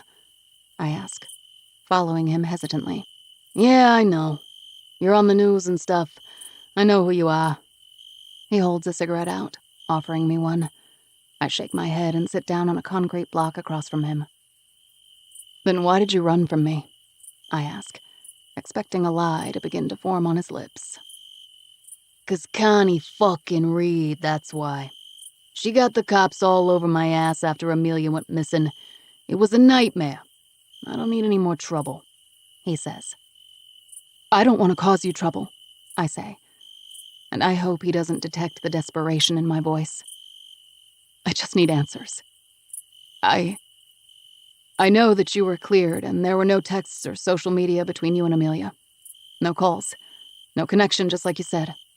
I believe you, I say, having no idea what I believe, but needing him to trust me too. "There's no calls or texts because she's a teenager and I was 30 fucking years old and not a complete pervert. Because there is no relationship, even though Looney Tunes Connie Reed wants to flap her jaw and tell everyone there was. She was a kid, for God's sake. She should have never been down here at all. But that bitch didn't care a thing about Amelia, or she'd still be alive. That's the truth, and I don't feel bad saying it," he says.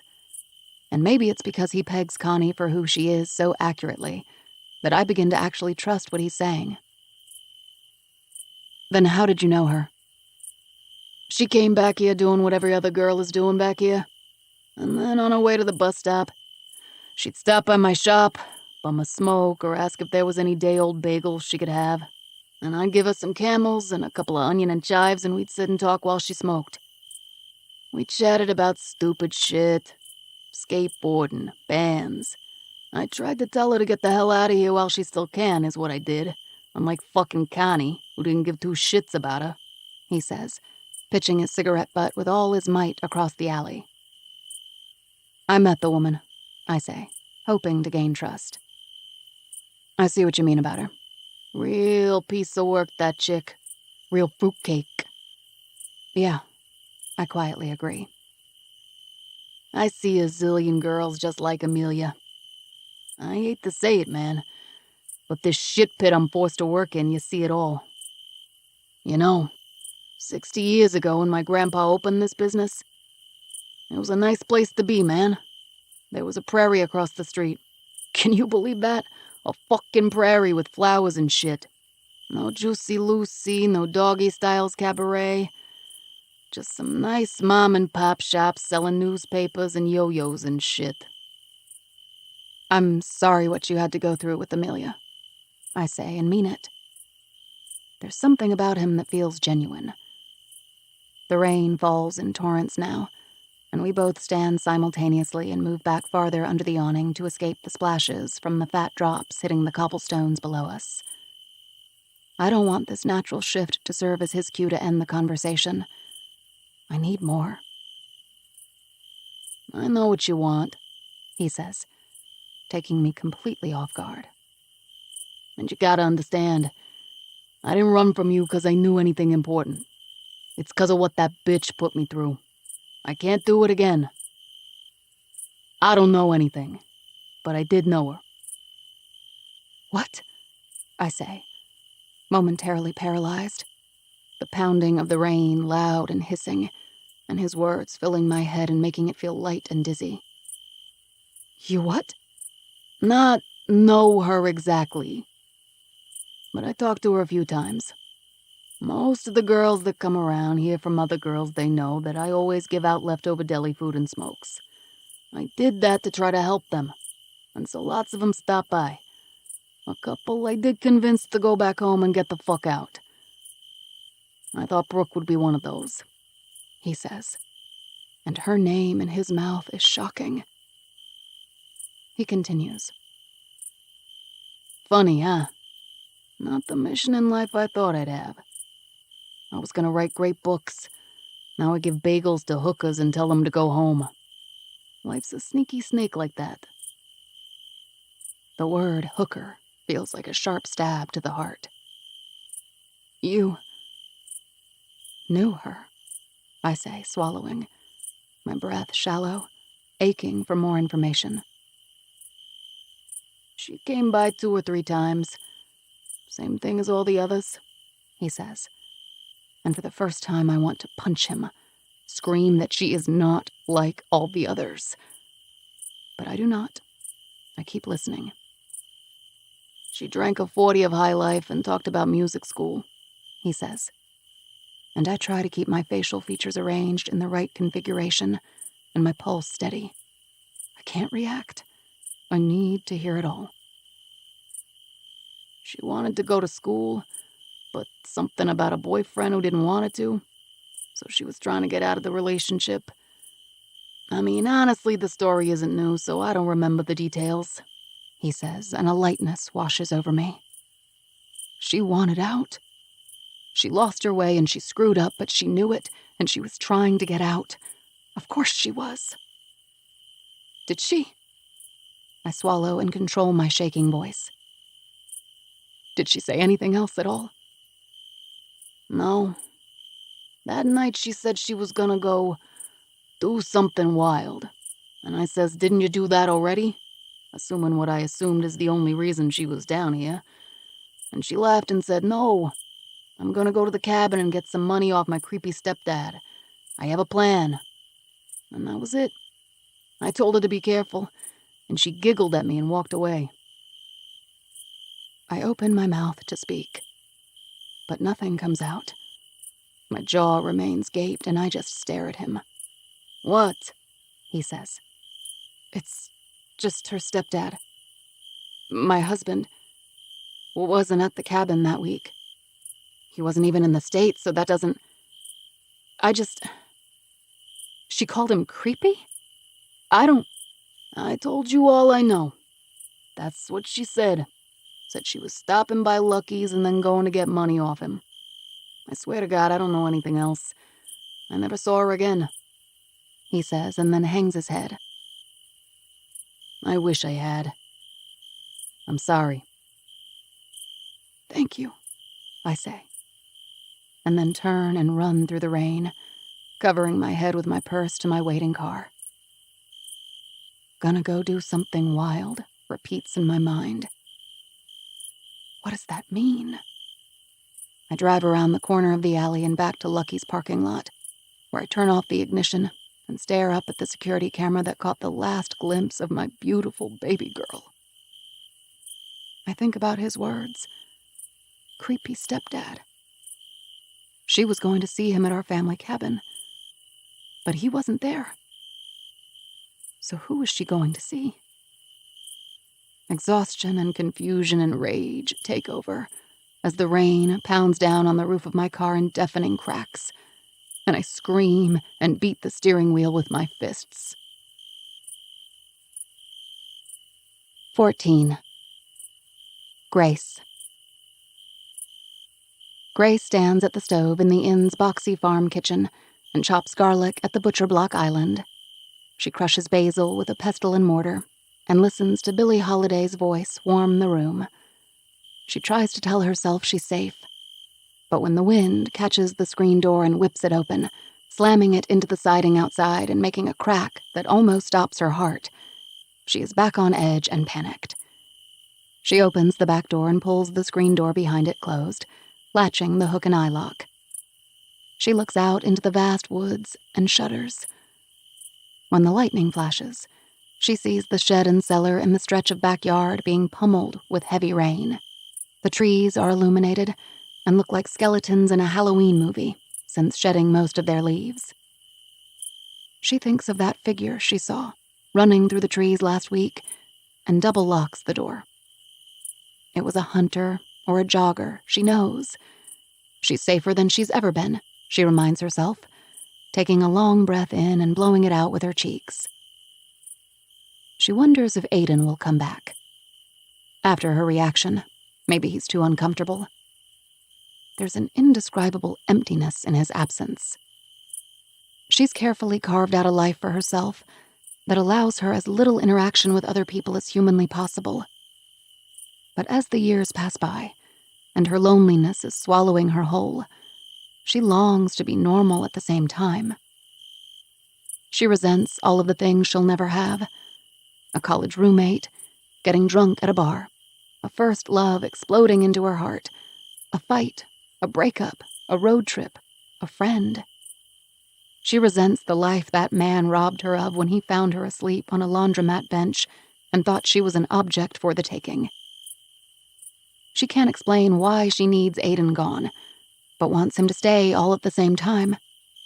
So she tries to push away the thought of him. She tosses the garlic into a sizzling saucepan, and the sharp smell permeates the room, mixing with the earthy smell of rain that gushed through the back door minutes earlier. And she sits at the table with a glass of wine and lets it all wash over her. I am safe, she repeats to herself, as Hobbs blinks at her from his bed in the corner. Everything is fine. Just then, she hears tires pull up onto wet gravel. She pulls the hot pan off the burner and hurries to the front door, which she also double-locked, unsure of Aiden's return, and peeks out the side window. When she can see it's him, she quickly unlocks the deadbolts and runs back to the kitchen so she doesn't look like she's been waiting for him. She turns down Billy and puts the pan back on the burner, adds the pasta and tosses it. "Hello?" she hears him call as he comes into the kitchen doorframe, drenched. He puts down a stack of papers he's carrying and pulls his messenger bag off his shoulder and sets it all down on a kitchen chair. "Oh my gosh," she says at the sight of him, doing her best acting to appear as if he startled her. "Here." She pulls a few towels out of a low cupboard and hands them to him. "Thanks," he says, taking them and sitting down. He runs one over his face and through his hair, then takes off his coat and places it across the back of the kitchen chair. He looks exhausted and pale. "You okay?" she asks, and he rubs his eyes with his palms and nods. Hungry? It's okay. Thanks. I'll get out of your hair. But before he can get up, she places a wine glass in front of him and begins filling it. You look like you could use this, she says, and he smiles and takes it. Thanks. Are you sure you're not hungry? Because you look starving, she says. And as she does, she is slightly horrified at her own words and the unrecognizable sound of her voice. Is she flirting? Gross. What the hell is she saying? Little late to be cooking, isn't it? He asks. Yeah, I'm a night owl, I guess. She lies, not wanting him to know she was worried about him, waiting for him. Well, I am actually starving, he says, and she scoops her famous aglio e olio with shrimp onto 2 plates and sets them on the table. They eat in silence until Hobbs comes over and puts a paw on Aiden's leg, hoping for a scrap. They both smile at this, and he hands the pup a piece of shrimp. Any progress? She asks, knowing she needs to, but hoping to avoid getting any details. She can see in his face something has happened. He looks older somehow, in the space of a day. Sadder. A totally different person than the man who arrived a handful of days earlier. She can't imagine he'd tell her what the thing that happened is, now that he knows her past, has seen the way she responded to it all. Still don't know anything concrete, is all he says. Let's talk about anything else right now, if that's okay with you. They eat quietly again, the distant hum of Billie Holiday's voice nearly drowned out by the rain, heavy on the roof. Look, I'm sorry for yesterday. It's not against the law to look someone up. I shouldn't have... No, I'm sorry, he interrupts. It was a stupid thing to say. He fiddles with the stem of his wine glass. This is delicious, by the way. Thanks. How'd you learn to cook so well? He asks. I have a lot of time on my hands. Her mouth twitches into something resembling a smile. My brother's a chain smoker, he says, seemingly out of nowhere. She pauses the bite of pasta she was about to take halfway to her mouth and looks up at him with raised eyebrows. Oh, I'm sorry, she says, and he gives a weak laugh. To answer your question about why I don't stay with my family. He's a recovering addict and lives with my mother, so the house smells half like an ashtray and half like tuna casserole, and 100% like childhood memories. I wasn't popular, if you couldn't tell. Not a lot of great recollections in my childhood bedroom. And it's constantly full of people, like all his AA friends playing poker in the garage, Mom's bridge pals, relatives that seem to never leave. It's the embodiment of an anxiety attack. Hard pass. So, since you asked, that's why. She smiles and stifles a laugh. Well, that's a lot of reasons, she says, but the only one that's sticking is that he wasn't popular. Actually, she couldn't tell, and would have guessed the exact opposite. But it makes them more the same, and she likes that. And I have a feeling it's about to turn into a media circus, he says, and then quickly adds, Sorry, we don't need to. Never mind. No, it's okay. I can't imagine what you're going through. And your poor mother. God, it's awful. Yeah. She's like that last person who should have to deal with this, you know? She's literally everything good in the world.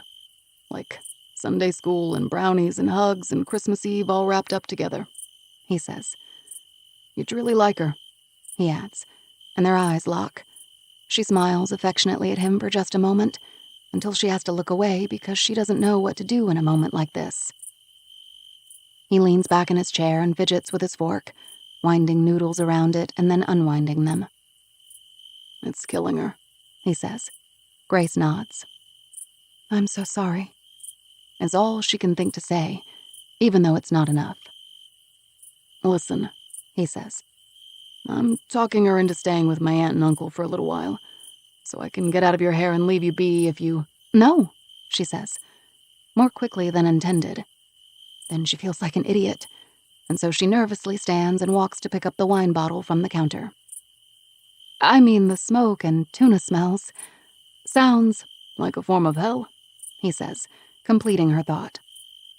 Yes, you should stay, she says, if you want. Then she picks up the bottle. But when she glances down at the stack of papers he's placed there, her heart almost stops completely. There is a girl's face looking back at her, with the words, "Missing," above her head. A girl who looks a lot like her. And it's so unexpected and triggering that she drops the bottle. It shatters, splashing deep red liquid all over the light wood floors. It immediately looks like a crime scene, and Aiden leaps to his feet to grab the towels he dried his hair with and help sop it up. But she doesn't move to clean it up. She just stands there, frozen. What's wrong? He says, urgently throwing towels on top of the wine, threatening to run all the way over to the white throw rugs. Hobbs whimpers, makes 2 circles before laying down on his bed and watching them. I'm sorry, Hey, it's okay. I can get this. Why don't you just sit?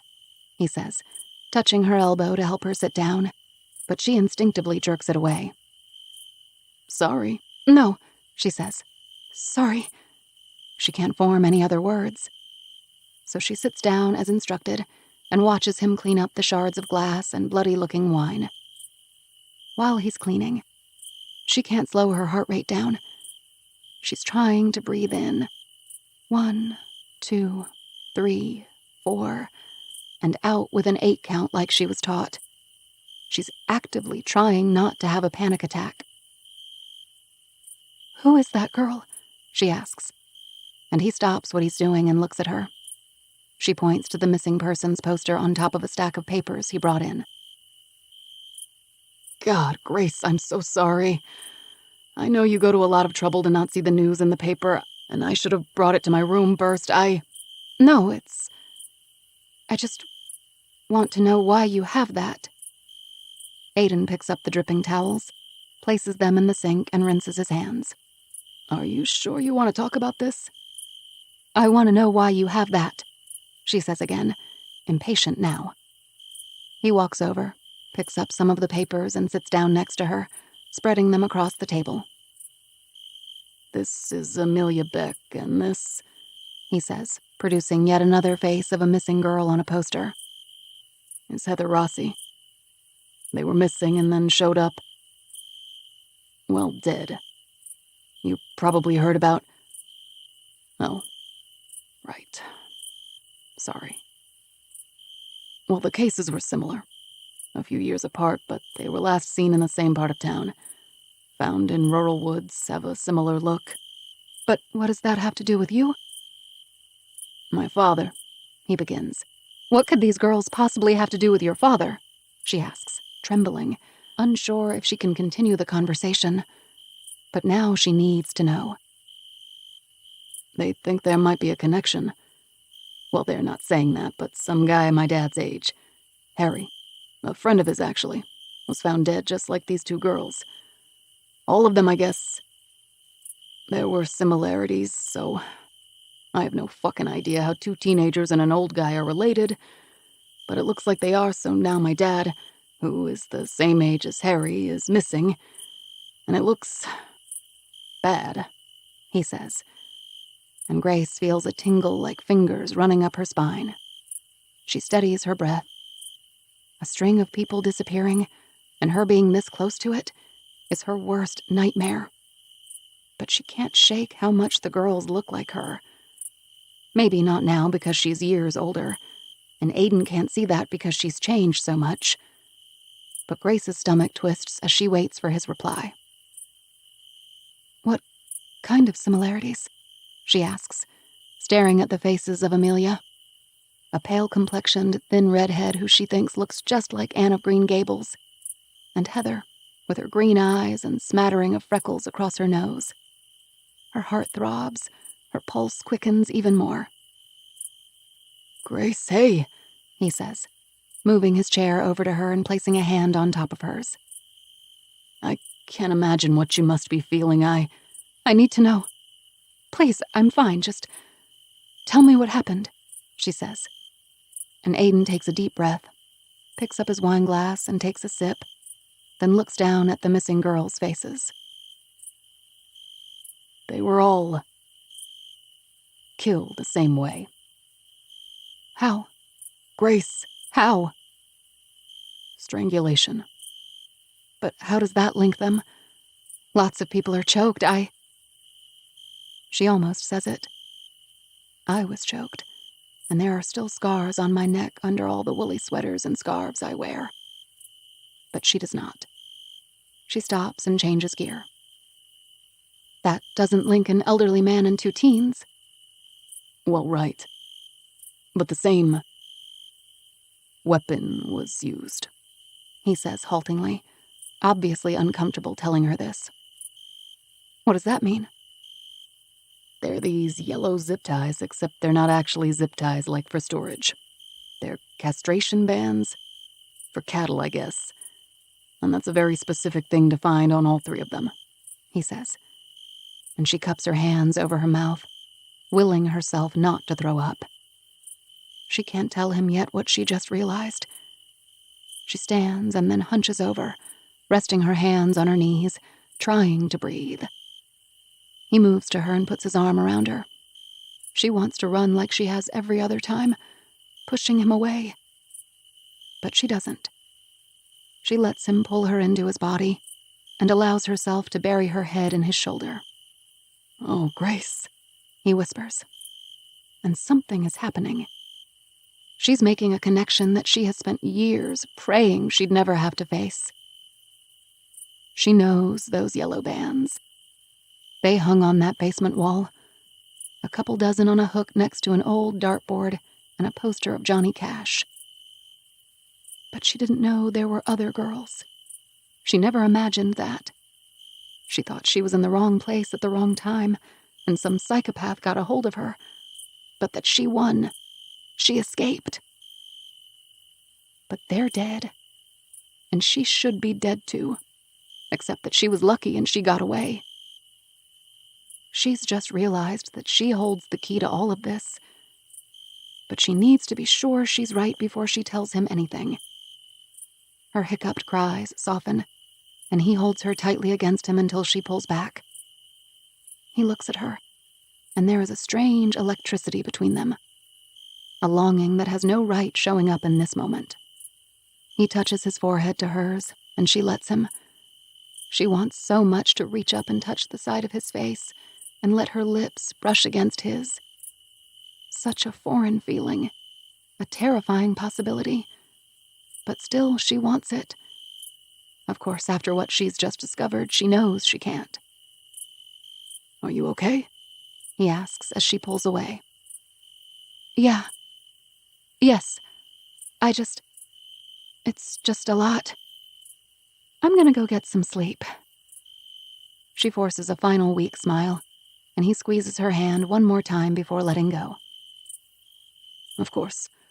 Again, Don't be sorry," she says, and taps her leg so Hobbs gets up and follows her. She walks slowly so her limp is less pronounced and exits the kitchen. When she reaches the stairs to her room, she sits, holding her chest, clenching her fists and suppressing a wail. There are other girls. Could she have saved them? All she knows for sure is she has to do something now. Something that will stop this from ever happening again. 15. Aiden. Early the next morning, Aiden drives again to his mother's house. As expected, there are a couple of TV station vans and eager reporters ready with microphones and cameramen standing by to see if they can get a statement from one of them. He's glad his mother agreed to go to Herb and Ginny's for a few days, but he's also worried about how Brady will handle it. He's fragile, Aiden thinks, more so since recovery, and he's quick to anger, always has been. He does not need the Channel 5 anchor popped in the nose, aiming the spotlight even closer on his family. After he parks, He mimics what he's seen on dozens of crime shows and looks straight ahead, shielding the side of his face with his hand, non-responsive to any of the vultures in his yard until he's safe inside the house. On 48 Hours or Dateline, he always wondered why the people didn't just say something to the press to get them off their back. But now the violation of privacy is infuriating. What kind of people harass a family in the middle of a crisis? It's animalistic. How do they go home like everyone else and live with themselves after spending the day tormenting a grieving family? When he closes the door behind him, he expects Brady to be smoking and eating a pile of toaster strudels, like he has been every other morning. But the house is dark, the drapes closed. He hasn't been inside the house without his parents here since he was a teenager. It's eerily quiet and joyless. He calls for Brady, but there's no answer. They were going to go over all of the facts of the case and make a plan of who will look where for the day, like every day since his father vanished. Brady? He walks down the stairs to Brady's basement room and taps on the door with his knuckles. No answer. He pushes the door open with his index finger and pokes his head in. This is his brother's life. Almost 40 years old, and the room looks like a college apartment. He has a DVD tower, for God's sake. A television set up on an overturned box that it came in, instead of an entertainment center. A round, braided area rug to cover the cement basement floor under the bed, and an overflowing ashtray, for some reason, sitting inside a pizza box on his neatly made bed. He keeps his clothes in plastic storage bins and has an X-Files poster next to his bed. No frame, just tacked to the wall, teenage boy room style. It's really quite a depressing sight. No career, no apartment, no girlfriend, just a collection of He-Man memorabilia and an Xbox. When he's asked Brady why he's not working as a car mechanic anymore, he says something about disability. Aiden doesn't think one can get disability for frying their brains with 8 balls. But what does he know? He's pretty sure their parents give him an allowance and that he's full of shit. But he's decided that it's none of his business. He knows Brady works very part-time at a retirement home, and with all his free time, Mom has someone to go to church with her, and Dad has someone to do jigsaw puzzles with. So if everyone says they're happy, then he'll leave it be. When he walks back upstairs, he opens the front drapes a crack and sees Brady's car that must have just pulled up. And there's Brady, just chatting away with the reporters. Oh, fuck me, Aiden mutters. Brady could say absolutely any wild thing. He could incriminate himself without knowing it, or simply make shit up because he lives in a world of his own. And this is exactly why Aiden cannot tell him about Martin being seen on the strip. He can't even imagine. Aiden rushes out to the ABC News van with a giant satellite on the roof and a very young woman standing in front of it, wearing a pantsuit that's a size too big and makes her look like she's playing dress-up. Brady, come on, he says, taking his elbow. Mr. Coleman, we just have a couple of questions for the concerned public. What's wrong? Brady asks him. They're nice. They're asking about Dad, he says, and turns back to the pantsuit woman and finishes his statement. Just 'cause they pulled his truck out doesn't mean he's dead. He's a good swimmer, and they're looking into his phone records so they know where he was just before.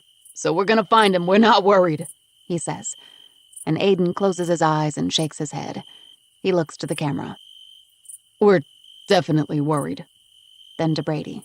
Let's go, he says, pulling his brother away from the reporters. Brady follows behind, childlike. What's wrong with you? I'm trying to help the concerned public. Aiden closes the front door when they get inside and closes the gap in the drapes. You told them we weren't worried. Yeah, 'cause you gotta stay positive. You gotta show that you know he'll be found. What if Ma saw it? You can't. Do you think it looks good for his family to not be worried? Aiden asks, walking into the kitchen and pulling out coffee grounds and a mug. Brady follows him. They know what I mean. Sheesh. It looks bad if you don't talk to them. Says who? Aiden asks. It looks like we have something to hide if we don't. Aiden ignores this and shifts gears. Speaking of looking bad, where have you been all night? He asks, praying Brady isn't using again. But judging by the dark circles under his eyes and his sallow skin, he's not sure. All night? Your bed doesn't look slept in, so... First, what are you doing in my room, Nancy Drew? Second, I made my bed before I went to AA this morning. What's it to ya? Aiden thinks about the ashtray and pizza box on the bed and can't imagine a scenario where he places that there after making it, but he's not going to press the matter. Okay. Glad you went to AA, is all he says, hoping it's true, afraid all this could easily trigger a relapse. You want a toast, strudel? Brady says, rifling around in the freezer. No thanks, Aiden says, taking his coffee to the table and sitting. He feels as though talking to Brady about this is as good as talking to a brick wall. But there's nobody else here, and he needs the questions in his mind to be out in the world and sorted through. I don't know what to make of Harry and the two girls. The connection, I can't get my head around it. Brady lights a cigarette and sits across from him, the smell making Aiden's stomach churn. I know. I mean, what do two teenage girls have in common with Harry that got 'em all killed? So the girls are like stripper types on dope, and then Harry, well, you know what he's like. Yes, okay, Aiden says before he goes on a tangent about him. That guy should be at the retirement home playing chutes and ladders all day and eating Nutter Butters, but he's at Mexican swim-up bars banging smoking hot Spanish chicks. I get it. Thank you, Aiden says. And then someone strangles him, of all things.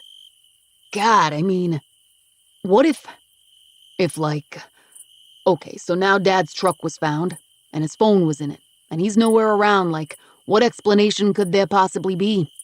I've gone over it 1,000,000 times in my head, Brady says. Aliens, mafia. Are there mafia in Rock Harbor, you think? What if someone has him? Is he a spy? You think he's selling meth like Breaking Bad and the Mexican cartel has him? Oh shit, 'cause Harry was always in Mexico. Oh my God, I could be onto something, he says, getting excited. What if he was smuggling drugs and got Dad into it? Aiden considers this a moment, and it's not actually the dumbest thing he's ever said, because something absolutely insane is going on here. But he can't fuel this fire with Brady right now. Why don't we try to focus on what we can do today? Because we're not going to Mexico on a hunch at the moment, Aiden says. But I should tell Detective Hendricks this, don't you think so? Sure, Aiden replies, because what could it hurt? And it will give Brady a task for the morning. And then here's the map for today. The red is places we've already looked, but should circle back to, and the blue is downstream of where his truck was found. These are the lookouts or camping spots along the canyon. I'll go to them today, and you stay in town and talk to Hendricks. Yeah, okay, he agrees. Tell Hendricks, not the press, your drug cartel theory, though. Promise? Okay, but I'm on to something. Aiden squeezes Brady's shoulder, then pours his coffee into a travel mug and sets out to spend another day searching for his father. By the time darkness falls in the late evening, and Aiden has driven to every clearing and RV park and lookout downstream, along the bluffs where the truck was found, he knows that it's time to drive down to Hemlock Lane, the Strip, and try to see if he can get any answers there. Reluctantly, he parks his car on the south end. The main area with shops and bars and clubs is only a few blocks long, so he'll just start on one end and go into as many places as he can, show Martin's photo, and see if anyone recognizes him. He starts at a sex shop called Good Vibrations, and the heavily mustached, plump 40-something working behind the counter tells him he needs to make a purchase before he'll talk. Aiden bumps into a rack of various-sized anal beads and double-sided dildos, and his face reddens. He doesn't really know what to even ask this guy, so he just leaves, figuring he is going to get absolutely nowhere with this. After wandering down the sidewalk for some time, he musters up the courage to begin showing his father's photo to passers-by. A guy sitting on a stack of tires outside a closed-down mechanic's garage, and a clerk at a liquor store. He can't believe that this is his life at this moment, showing photos of his dad, to strangers in sex shops. It's surreal and disturbing, and Aiden desperately does not want to be here. He walks a little farther and shows the image to a few more people, and nobody seems to know him. Then he stops outside of a strip club called Babeland. He hesitates a moment, deciding whether he should go in or if this is completely futile, when a woman with pink hair and the longest eyelashes he's ever seen walks up to the side door of the strip club with a duffel bag almost the size of her body and pauses to light a cigarette. "Excuse me," he says, thinking if she's never seen Martin, and she obviously works here, maybe he won't even bother going in. She looks up, startled, but then arranges a pleasant look on her face and says, "Sorry, hun. I can't help you until we're inside."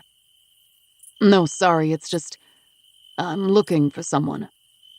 "Well, in that case, I don't know her and she doesn't work here," she says, blowing smoke in his face. "No, please, that's not..." He waves the smoke away and pulls out the 8x10 photo of Martin, because he doesn't know if the missing persons poster will scare people away from talking to him. "This man," he says, and she squints and looks at it more closely. "Oh, well, yeah. I see him a lot when I'm walking in for my shift on Fridays. Never saw him inside the club, but down there at the Cliffmere intersection. He's so cute, isn't he? He gave me a Bible once." She giggles. "He did?" Aiden laughs suddenly with an overwhelming sense of relief. "Yeah, super nice guy. I mean, if you don't mind religion being forced down your throat or whatever." "Yeah." He laughs awkwardly again in agreement. "So he was handing out Bibles." "Yeah, well, I mean, he was, technically." "What is technically? What do you mean?" "I mean, he was standing there. Over there." She points to the corner. "You know, inviting people to church and handing out tiny little New Testaments. But I always wondered if he was down there for the guys, you know?" "No, I don't know. What?" "Well, it's like kinda notorious, I guess you could say. Abbott and 5th Street. The corner where the married guys come to find, you know, a guy for the night. It's easy for a girl to make a buck down here, but the male junkies, gay or not, mostly not, gotta suck a dick or two themselves if they want to score some cash or a little meth or whatever. I wondered if that's what he was always doing. In the same spot and all. Never coming inside where most guys would end up if they wanted a girl." The look of horror on Aiden's face must have registered with the pink-haired woman, because she rearranged her features again and gave a wave of her hand. "But I'm sure he was saving souls and shit. No, for real, that's what it looked like. I never saw him do nothing weird. It's just he'd be like, literally the only guy down here not looking for a little something." "Right," Aiden says in a whisper, at a loss for words. "Is he okay? Why are you looking for him?" "No, he's missing." "Oh my God," the woman says, stamping out her cigarette and taking the photo out of Aiden's hand and staring at it. "Is it your dad? He looks like you." Aiden nods, still processing what she's told him. "Oh, honey, I'm sorry. I wish I could say I'm shocked, but this place isn't the safest place to hang out. You think he went and got himself into some trouble, huh?" I don't even know what that means. I don't know." "Not everyone takes well to being told they're sinners and invited to church."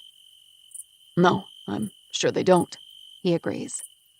"I don't know what's worse for him, if he was looking for guys or telling people they were going to hell, but either one can get you in trouble down here. I'm sorry. I really hope you find him," she says, and then hands the photo back and pulls her giant duffel bag over her shoulder.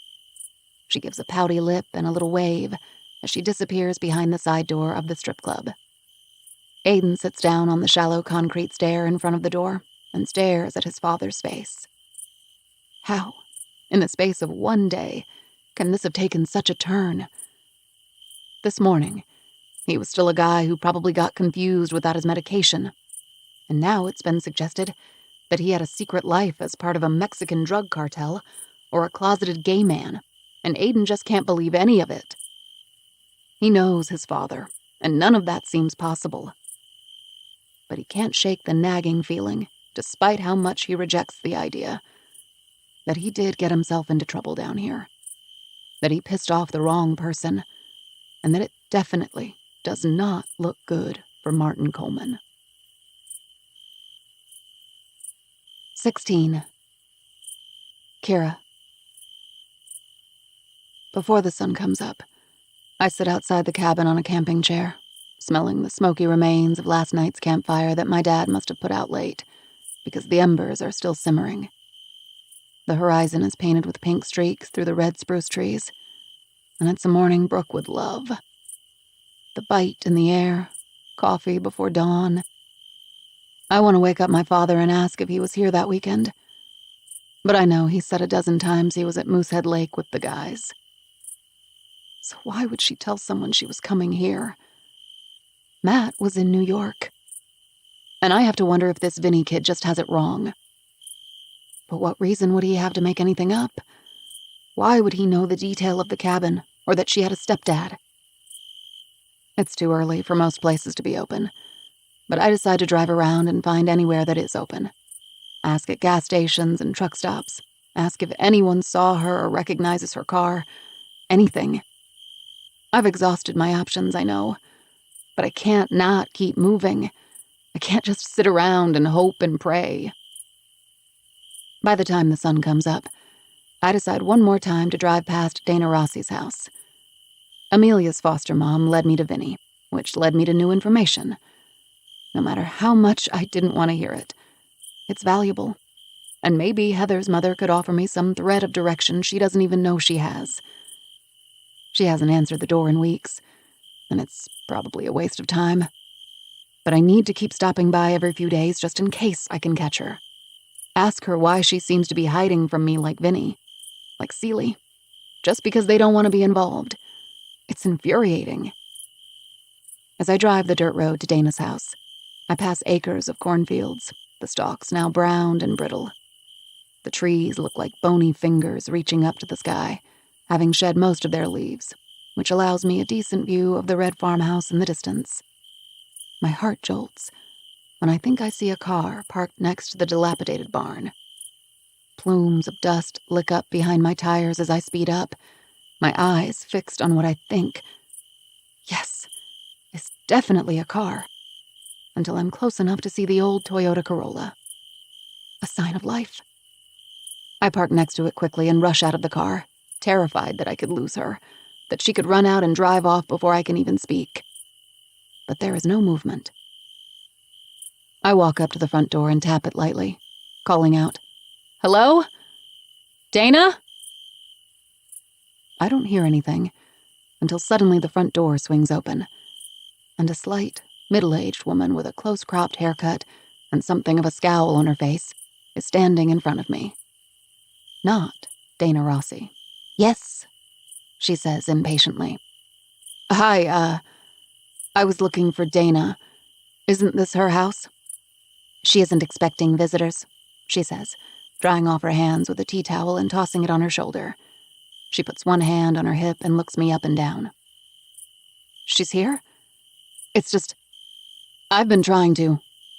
"Who is it?" a small voice from somewhere in the back of the house calls. "I don't know," the woman calls back. Then to me, "Who is ya?" "I'm Kira Everett. I've been trying to get in touch with Miss Rossi for a few weeks," I say. And then I realize what this is. The woman's shirt has an embroidered logo on the pocket that says, "Full Hearts Hospice." The stale air and medicinal smell are pungent, and I suddenly understand that Dana must be very ill. "You're a nurse," I say, and she just sighs. I'll ask her if she's up for visitors, but we just got back from the hospital yesterday, so I can't promise. "What's it about, anyway?" "Heather," I say, wondering if I can really burden her in this way, bringing up her dead child right now. But I have to. The woman raises her eyebrows at me, then turns and disappears down the long hall next to a neglected wooden staircase. After a moment, she comes halfway back down the hall and waves me in. Inside the living room, Mustard yellow drapes cover the oversized front windows.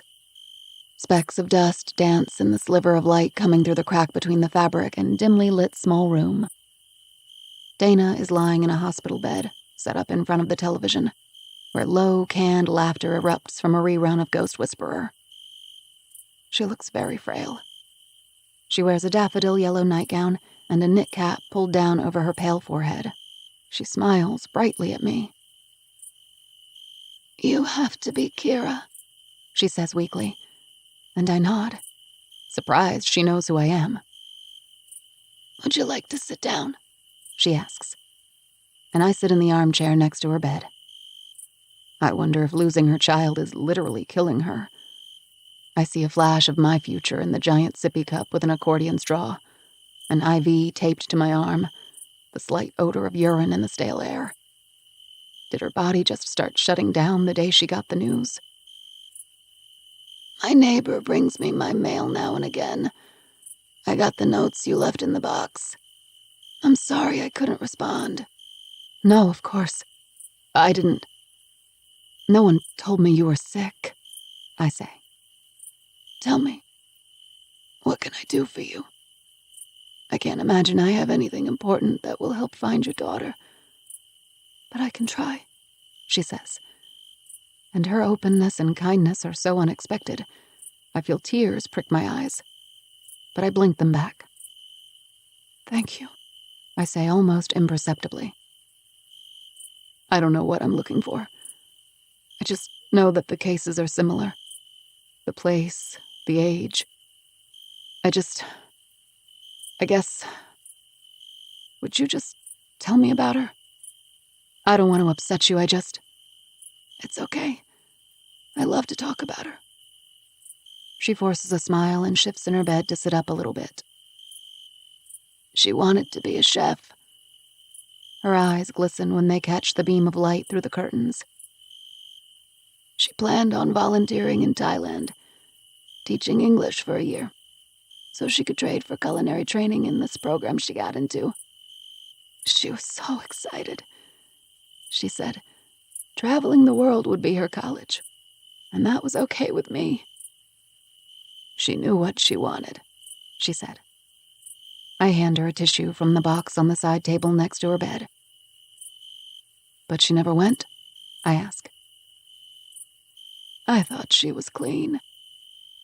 She struggled. I know many young people out here do. It's a big problem now. An epidemic, the police told me. I got her into rehab twice, and she was set and determined to stay clean. Get out of this town for a fresh start. And I thought she would. I thought she'd do it. My sweet girl." "I'm so sorry, Dana," I say, squeezing her hand. "That stuff takes over. It's a disease. It was stronger than her. She was just a girl. It wasn't her fault," she says, and the tears begin to stream down her cheeks. The skin so papery thin and pale I can see the blue of her veins. "The thing I'm most angry about now is that whoever did this to her took everything from her, you know. And it's a small thing, but I'm just so damn angry that on top of it all, they took the bracelet I gave the Christmas before. It was gold with little elephant charms hanging from it. It was supposed to remind her of Thailand and following her dreams. She never took it off. It was her favorite thing in the world, and they even took that from her. From me. Why? It might be a small thing, but I wish I had that of her. And now, they said on the news that old man was killed. They think it's related. The whole town's freaking out, right? Is it just some serial killer and no one's safe?" she says, wiping her tears as fast as they come. "I don't know," I say softly. "I don't mind not living in a world like this one," she says, placing her tissue on the side table and pulling her hat down farther around her face. I don't know what to say, but she breaks the silence by speaking again. Do you think that guy, Harry Flynn, on the news, you think that's related? You think he was down on the strip too? It's all so strange. I know. I don't really know what to think. Did you know Heather went to Hemlock Lane that night? I ask, hoping to not push her over the edge, but needing to know. She just looks at the ceiling and shakes her head slowly. I'm sure she's had to share every painful detail with police over and over, but they don't tell me this sort of thing. No. She said she was going for pizza with her friend Lexi, and then to her house after. But she didn't. Lexi says they never had plans, and her parents say she was home all night watching TV. She lied. And the only reason she would have gone there was to buy, and I gave her money because I thought she was better. I didn't know. But maybe it's good I gave her money, so she didn't have to do what a lot of other girls do down there for a fix. She starts to cry again, and I worry suddenly that I'm upsetting her too much in her condition. My concern is validated when the nurse comes in from the kitchen, her brow furrowed. No disrespect, ma'am, but I think that's probably enough for today. Ms. Rossi can't take this much excitement, she says. And Dana doesn't protest, only blows her nose and wipes her tears. I stand up and squeeze her hand one more time. Of course. I'm really sorry if I upset you. I appreciate you talking to me, I say. I hope you come by again, she says. It was nice having a visitor. It was just me and Heather. And you know how it is. Friends start to disappear when your life is a constant tragedy. Well, maybe you don't know that yet. Anyway, Kira, it was nice talking a while. I'll be praying for you. Thanks. I will visit again, I say. And the nurse walks to the front door and opens it for me, as if I need an escort out of the house. But I simply thank her and walk to my car. As I drive around the outskirts of town, the way I do every day, to search every clearing, every ditch, every forest I can find, I think about Dana's words. The elephant bracelet. Is Harry missing an item? The secrecy of the girls going down there without anyone knowing. The drugs. How does it all fit?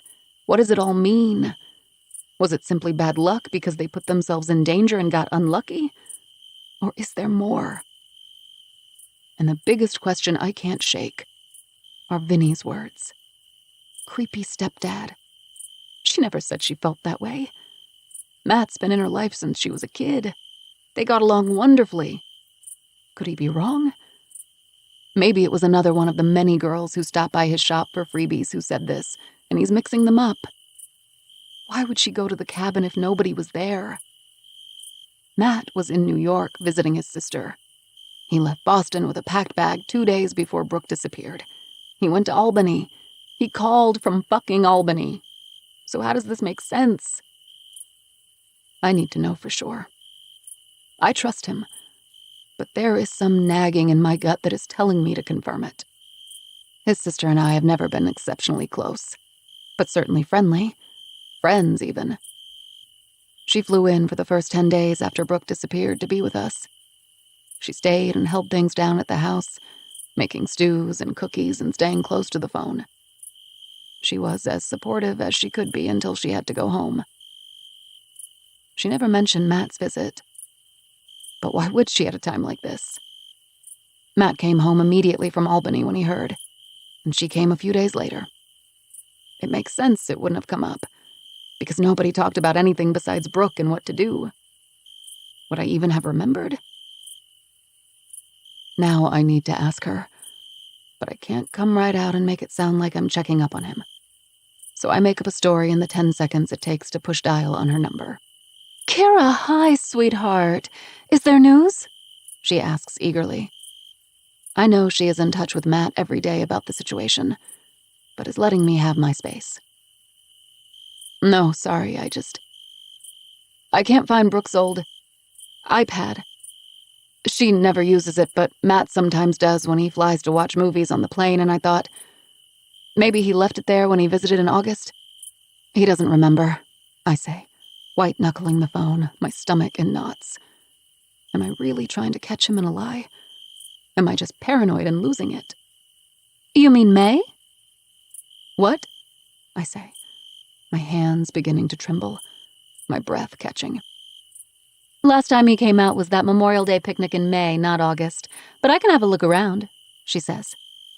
And I sit in stunned silence. You there? She asks. Yeah. Yes, I must have gotten my dates wrong, with everything going on.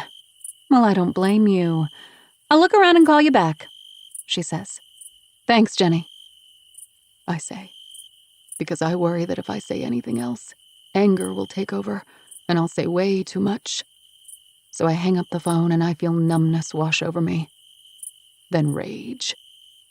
When I get back to the cabin, my dad isn't home, so I pull out my laptop and quickly log on to our AT&T account to look through our phone records from late August. I find the date she went missing and scroll through all of the calls from both of our phone numbers. Matt makes more calls than me for work, so there are pages and pages. They tell me it takes time to acquire phone records from a missing person's phone, so I don't know her activity yet. But I never thought to look at his. Why would I? Why the fuck would I? He was never a suspect. He said he was in Albany. I confirmed he was, and his friend Russ, who he often stays with there to avoid Jenny's little kids 24/7, also confirmed his alibi. That was it. I'm saddened for a minute at the memory of Brooke asking to get on her own phone plan when she turned 18. She wanted to not be monitored.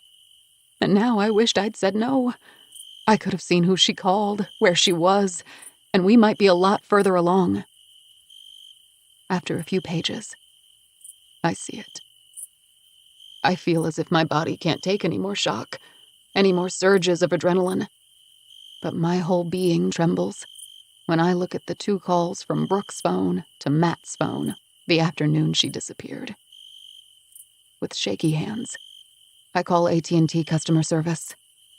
I need to know if there is a way to see where the phones were, the tower they pinged off of to show the area they were in. I know they won't tell me Brooks legally, but Matt and I are on a family plan, and I'm authorized to see anything I want. I can barely keep my voice steady as I ask the customer service woman where I can access that information. And in a few easy clicks, I can find it. I always thought accessing these kinds of records was a weeks-long ordeal. But it turns out if it's your own phone, it's quite easy. And all the truth I need is right in front of me.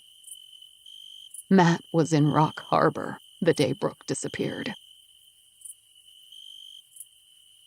17.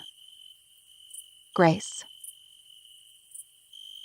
In the early morning, Grace walks the perimeter of the property with Hobbs by her side. She doesn't know what she's looking for. Maybe footprints in the mud or the side gate unlatched, but she just wants to feel safe. Make sure nobody has been lurking around. When she's satisfied that there is nothing out of place, she gets a mug of coffee and a blanket from a storage chest inside the back door, wraps it around herself, and sits on the back porch swing. The trees go on forever, and the closest neighbor to the inn is at least a mile away. She wonders where she'd run if she had to. She can't run, though, can she? Walking is difficult enough, and she'd never make it through the rugged terrain all the way to the next property if someone were after her. If someone were lurking around, and if they were really after her, overpowered her. Right now, she's in control. She's safe, she reminds herself. She stares out at the treetops that look like they are burning as the blazing orange sun begins to peek through behind them. She looks at the cellar door in the ground and remembers being kept in a basement like that. She's never brought herself to go inside it, and she's never stepped foot in the inn's basement either. But now, she thinks this debilitating fear has caused harm. She thinks about those other 2 girls, and how maybe he wouldn't have gotten them if she'd paid attention. The monster who took her, because it has to be the same person. She never thought about other people being taken, trapped like she was. She was just a kid back then. She was focused on surviving. And then when she did survive, she was still focused on surviving. Surviving the day-to-day of a life that was no longer hers. It was taken away from her, and she could only retreat into herself to make it through a day. No one could fault her for that. But now, she blames herself. She never mentioned to the police the yellow zip ties she'd seen on the wall. It was just something in the room. A room that was full of things, of junk and trinkets, and shelves of tarnished, useless knickknacks, canning jars, and rotting paint cans. She wouldn't have even recalled the zip ties if it weren't forced in front of her face. The detail that they were larger than normal, and then the detail about them actually being cattle castration bands. She remembers the label on an unopened bag on a rusty low shelf next to the utility sink. There was an image of a cow head on the bag. It's all making sense now. She spent most of last night on the front desk computer after Aiden went to bed, looking up what she could about these cases. It's something she would have never imagined herself doing even 24 hours ago. But what she'd learned changed things. What kind of person would she be if she didn't try to get to the truth, to help these families? She thinks she knows something that would crack these cases wide open. But she can't tell anybody until 1, she's certain she's right, and 2, she leads someone else to discover her epiphany and go to authorities, because she is not the most credible source. She knows how she comes off. A traumatized foster kid, a recluse, a weirdo who never smiles. That all equals unstable. She can't make a wild accusation and have nobody believe her. She never saw the face of the man who held her captive. But there are things she knows. There are things she could tell that would help. But that would also shatter lives. So to be sure is her first priority. She second-guesses herself when she thinks of the man Harry Flynn. It doesn't track. It throws off her whole theory. Maybe if he weren't connected, she would be more certain she's right. She knows what these other girls went through. She knows the brutal and unthinkable things that were done to her, the way she was violated. If he likes teen girls, why would he do the same to a 70-something man? Do the castration bans prove it's the same killer, though? There are a lot of farms and cattle around the area, and she wasn't strangled to death. She wasn't murdered. Was she just lucky? Or is this a different man? She just can't wrap her head around it all. It's dizzying and nauseating. It could be an excuse, an out for her. She could tell herself that she's right, that it makes no sense about Harry, so she's probably making giant assumptions. And then she could run as far away from this whole thing as possible. Let Aiden stay at his parents' like he offered. Shut down the computer, close the doors until the spring reopening, and be left in peace. But there is one thing that isn't letting her do that. There is another girl, Brooke Everett, who might be connected. A girl who is still out there. Same age, same area of town. What are the odds in a town this size? It's also not lost on Grace that the 2 dead girls in Brooke all look similar. And they all look just a bit like her, too. Same build, same age when they were taken, same fair skin and slight frames. If there is any remote chance that Brooke might still be alive, she has a duty to act on this hunch and do something. "Grace!" A male voice calls from somewhere behind her, and she leaps to her feet with her heart in her throat. "Jesus Christ!" she screams involuntarily. She knew Aiden left early this morning. Nobody else should be here. "Vinny, you scared the shit out of me. What are you doing here?" she asks, holding her hand over heart and shaking the spilled coffee off her forearm. Vinny has come around the side of the building, box in hand. He sets it down on the edge of the deck. "Sorry, I just came to drop this off," he says. And she can see in the open box that it's full of crab apples. He always brings her the extra in the fall, so they don't go bad, because she'll bake with them. But he usually does this at a regularly scheduled delivery time. "Sorry," he says again. Can you use these? He asks. Of course. Thanks. Let me pay for them, he says, going to pick up the box. Nah, just have 'em, he says. But he doesn't move to leave. He lingers like he has something to say. She puts the box on top of a picnic table on the deck and sees he's fidgeting with his ball cap and looking at the ground. It all feels a bit odd. Can I get you a cup of coffee? She asks. Oh, yeah, if you're making some, sure, he says, a nervous smile playing across his lips. She nods and goes through the back screen door to the kitchen and pours another cup for herself and one for him from the already made pot. She watches him from the window over the sink as he perches on the edge of the picnic table bench and looks around as if expecting someone. She returns to the deck and places 2 mugs on the table and sits across from him. You okay? She asks, looking in the direction he's looking in. Oh, yeah. I just wasn't sure if you still had company. That guy? He's not exactly company. He's a guest, and he's not here right now. She wishes she could take that last part back as soon as she says it. He's making her uneasy for some reason. You're out and about early, she adds.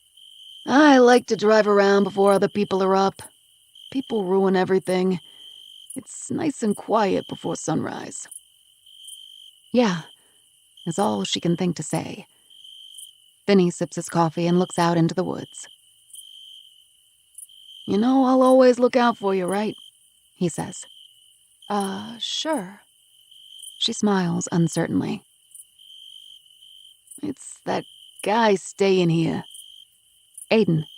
Yeah. I just wanted to make sure you're safe. It's different when it's on season, but it's just the rando guy here with you. Out here all alone, you know. Oh, she says, feeling a little relieved that that's why he's acting paranoid. Well, I appreciate that, but no, he's fine. Vinny does always look out for me. He always makes sure I'm stocked with supplies before a winter storm. He checks the chimney flue and the pipes. He adds wine to my orders and never charges. And I know he knows my story, but he's never mentioned it. He just tries to protect me. Today, though, he's going slightly overboard, worrying about Aiden. Okay, he says. Good, Yeah, it's just that I don't like the guy, he says. And Grace gives him a look, a smirk, a you don't even know him. Oh, she says instead, her silence leaving him room to continue. It's just someone you don't need to be messed up with right now. He's got a lot going on is all. And that's the closest he's ever come to admitting that he knows who she is. I know about his dad, she says. Well, oh, you do? Well, I can ask him to find another place to stay if you're not comfortable. If you don't want to deal with all that. Vinny, it's really okay, she says. My parents used to go to church with his parents, he says, putting his mug down and looking her in the eye for the first time since he's arrived. They're good people. I only met them a couple times after church. Super nice people and all, don't get me wrong, but him, Aiden, I don't know. I really do appreciate you looking out for me, she begins to say, but he interrupts. I know how it sounds, like I'm just, I don't know. But did you know about his wife? He asks, and Grace is suddenly filled with an overwhelming feeling of dread at the mention of the word wife. I didn't realize he was married, she says, her eyes downcast and her heart speeding up. He's not. He was, but she died, he says, and Grace opens her mouth to speak, but nothing comes out.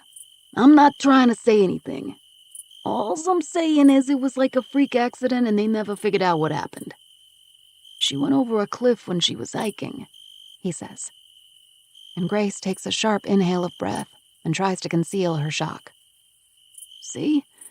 You didn't know that," he continues, gesturing to the look on her face. "His kid got into some trouble, too, and was shipped off to boarding school. He's bad news bears, I tell ya. That's all I'm trying to say. You don't know the guy. Bad luck follows this guy around, maybe. Okay, fair enough. Or maybe it's something else," he says, pushing his mug away and folding his arms as if he's proven a point.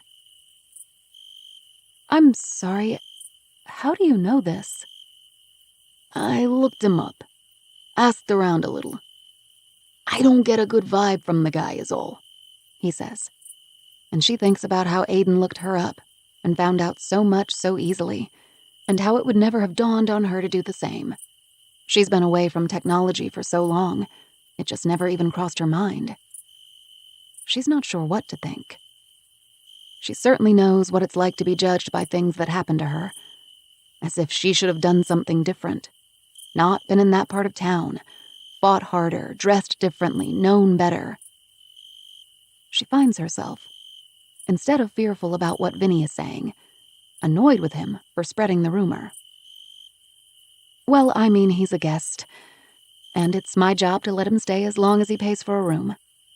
But thanks. I mean, I don't really know what to say. "I don't like it. You want me to stay here a few nights? Make sure nothing fishy's going on?" "Vinny, thank you, really. I know you're just looking out for me." "I am. I'm always gonna look out for you, Grace. I told you that." "Thank you. But I'm fine, I promise," she says, and sees the disappointment behind his eyes, but doesn't really understand why he's so emotionally involved. "Okay, then," he says, standing. "But I'm gonna stop by and check on you till this clown leaves, though, all right? Deal?" She mirrors him and stands. "Deal." She nods, and he steps in as if he's about to hug her. He knows she doesn't like to be touched, and she sees him quickly think better of it, and then awkwardly pat her on the shoulder instead. He reluctantly turns to leave, pulling a pack of cigarettes from his back pocket and jostling one loose as he walks to the side gate. Aiden has a troubled daughter and a dead wife. He's right. She doesn't know him at all. 18. Kira. On the interstate from Rock Harbor to Boston, I white-knuckle the steering wheel, radio off, thoughts reeling. I don't tell Matt that I'm coming. I just tucked the phone records in my purse and got on the road within minutes of discovering his lies. No thinking, just action. My body seems to have acclimated to a constant state of stress over the last weeks. The panicked breath and elevated heart rate, the trembling hands and perpetual edge-of-tears feeling is morphing into a kind of numbness. As I pass the familiar cliffs and truck stops and rows of white pines on my way back home, I try to play out any possible scenario where Matt's being in Rock Harbor the day she disappeared has any explanation. And I can't find one, no matter how I curve my thoughts and create scenarios that could be plausible. The lie is too big. What could he possibly say to explain himself? I think of calling Wes, Detective Hendricks, right now and having them haul him in for further questioning. It dawns on me that he lied to the goddamn police, too. But I would rather catch him off guard first, see what excuse he comes up with, and then see how it unravels when he tries to continue lying to the police, who have much better resources for fact-checking than I do. The miles are mostly a blur, until I pull into my driveway. A wave of resentment swells as I think about the compromise I made moving into this suburb of Boston. My wanting to stay in the city, him arguing the benefits of how far a dollar can go out here. It's so irrelevant, I'm embarrassed the thought even passed through my mind right now. But it begins a domino effect. Would Brooke even have met Ryan if she stayed at her high school in Boston? Or would she have been busy with all of her friends and track and college prep like the rest of them to care about coming to the cabin with us and running into that bastard in the first place? I'm grasping at straws, I know. But just, what if? What if she hadn't been unhappy here?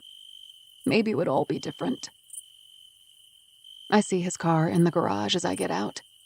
I pass the side window, and my knees feel like they might buckle beneath me for a moment. The house seems foreign, like it belongs to someone else, and that it's so far from home. There is no home without Brooke, and my husband is a liar, and maybe worse than that. The loneliness in this moment feeling like a stone in my chest, heavy and suffocating. When I fling open the front door and walk in, Matt is on the sofa, a ham sandwich and Pepsi on the coffee table in front of him, and he's playing Skyrim on the Xbox. He's playing a fucking video game. He's sword fighting a goddamn warlock while my world is collapsing and Brooke is out there somewhere. "I thought you were working," I say, and he startles and jumps to his feet, wiping sandwich crumbs off his jeans. Hi, oh my God, what are you doing here? Did something happen? Is everything okay? "No," I say, and he moves to me, taking my elbow and guiding me to sit down in the rocker recliner. No, what? What's going on? But I just stare at him a moment, this stranger to me now. Then I look at the scattered Bud Light bottles and sandwich, and back to him. "I gave the guys the day off because of the rain," he says matter-of-factly, as if I care about any of that, as if it's not outrageous that he's not spending the day helping me look for her if he had the time. "Can you sit down, please?" I say, and I see the color drain from his face as he reluctantly sits across from me, back on the couch. "What is it? Something happened. Tell me what." But I cut him off with one swift move, pulling the phone record from my bag to the coffee table in front of him. Then I just wait. I watch to see the myriad of emotions shift from confusion, then shock, then something like embarrassment, then defensive anger. "What's this?" "Just don't. There's no time for bullshit," I say softly, then jab my finger into my chest and raise my voice, choking on my words. "I don't have the time for bullshit." I pick up a green pen from the cluttered coffee table and circle the dates and calls from Brooke's phone to his, and the location. He knows exactly what I'm asking. He leans back in stunned silence, and his face and the tops of his ears redden.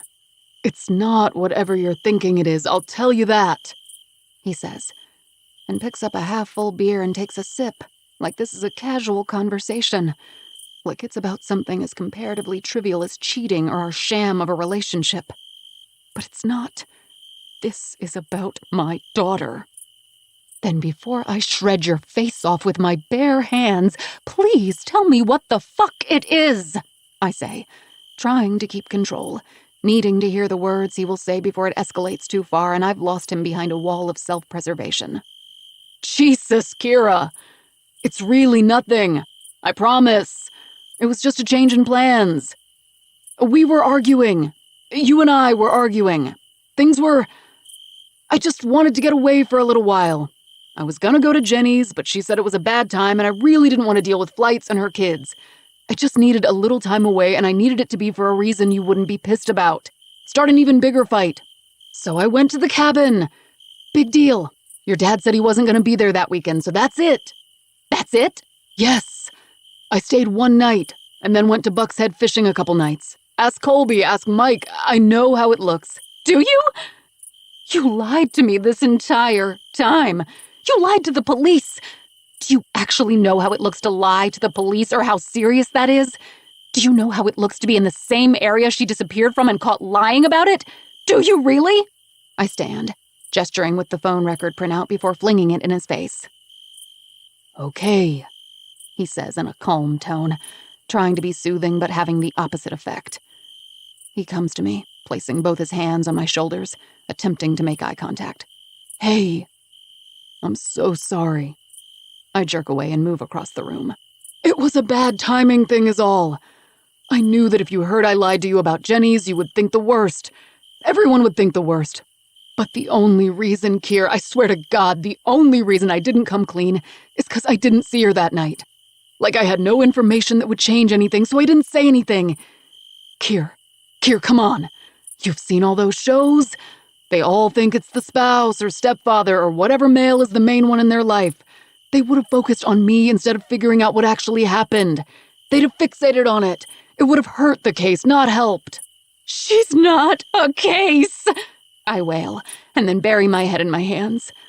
I sit on the edge of the couch, catching my breath. He's silent for a few moments, and I can see his eyes shift, like he's thinking about what to say next. But if it were the truth, he wouldn't have to think so hard. I'm sorry I didn't tell you. I was in an impossible position.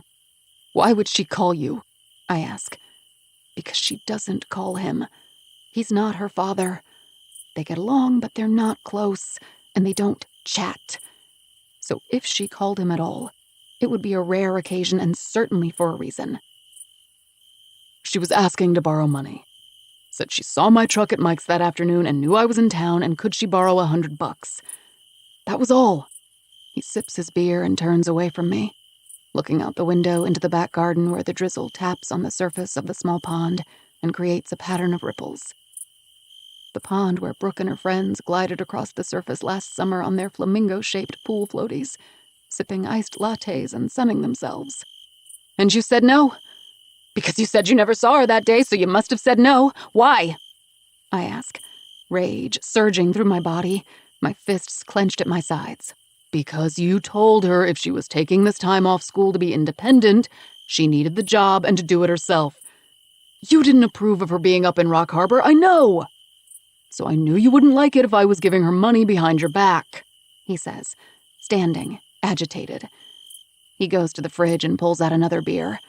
He pops the top and tosses the cap into the sink harder than he needs to. Why did she want the money? I ask. But I already know the answer. Does he? How the fuck do I know? She's 19. Makeup, clothes, I have no idea. She just wanted to see if she could play me behind her back, probably. I don't expect credit for trying to do what you'd want me to do, but... Oh, you don't? You don't want a fucking award for that? I yell, and I don't know why. I am so exhausted, and I don't even know what else to say to him. Kira. So you never saw her? I interrupt.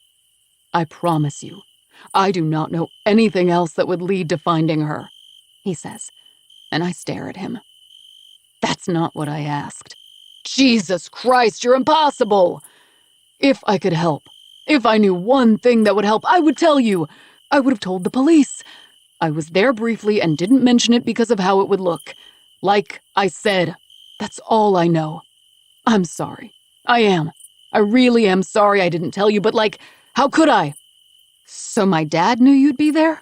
I ask, just realizing how many people have been lying, covering their asses. Well, I mean, yeah. I told him I'd use the cabin if he was out, so... he says. He comes to sit on the ottoman in front of my chair. He puts his hands on my knees and hangs his head. I want to punch him in his pathetic face, but instead I push him away and stand. What else have you lied about? I ask. He sighs and flings his arms in the air, an exasperated gesture of giving up. I walk past him and run up the stairs, taking 2 at a time. I go into our bedroom and begin stuffing the rest of my clothes into a bag, a tablet and charger, some shoes from the closet, a photo of Brooke at graduation. I open the cupboard under the sink and swipe my arm inside, pull out all its contents and drop them into a beach bag I find hanging on the hook. I hoist the bags over my shoulder and go down the stairs. Matt sits on the couch, his beer on the coffee table forming a white water stain in the dark wood surface. He doesn't look at me as I pass him, and I don't say goodbye. But we both know I have no intention of coming back. 19. Aiden. Aiden hasn't a clue where to begin searching for his father's secret male lovers, or evidence of a drug connection. It's all so ludicrous, but something very sinister is going on indeed, and he has to admit that to himself, even though the thought of his father out there somewhere, hurt, suffering, dead, is almost too much to bear. He has to really absorb the fact that seeing his father again may not happen. He wants to call his mom. In a pathetic, childlike moment, he feels like he desperately needs to hear her familiar, sing-song voice telling him it will all be okay, until he snaps out of it and remembers she's the one who needs him. There is nobody to comfort him.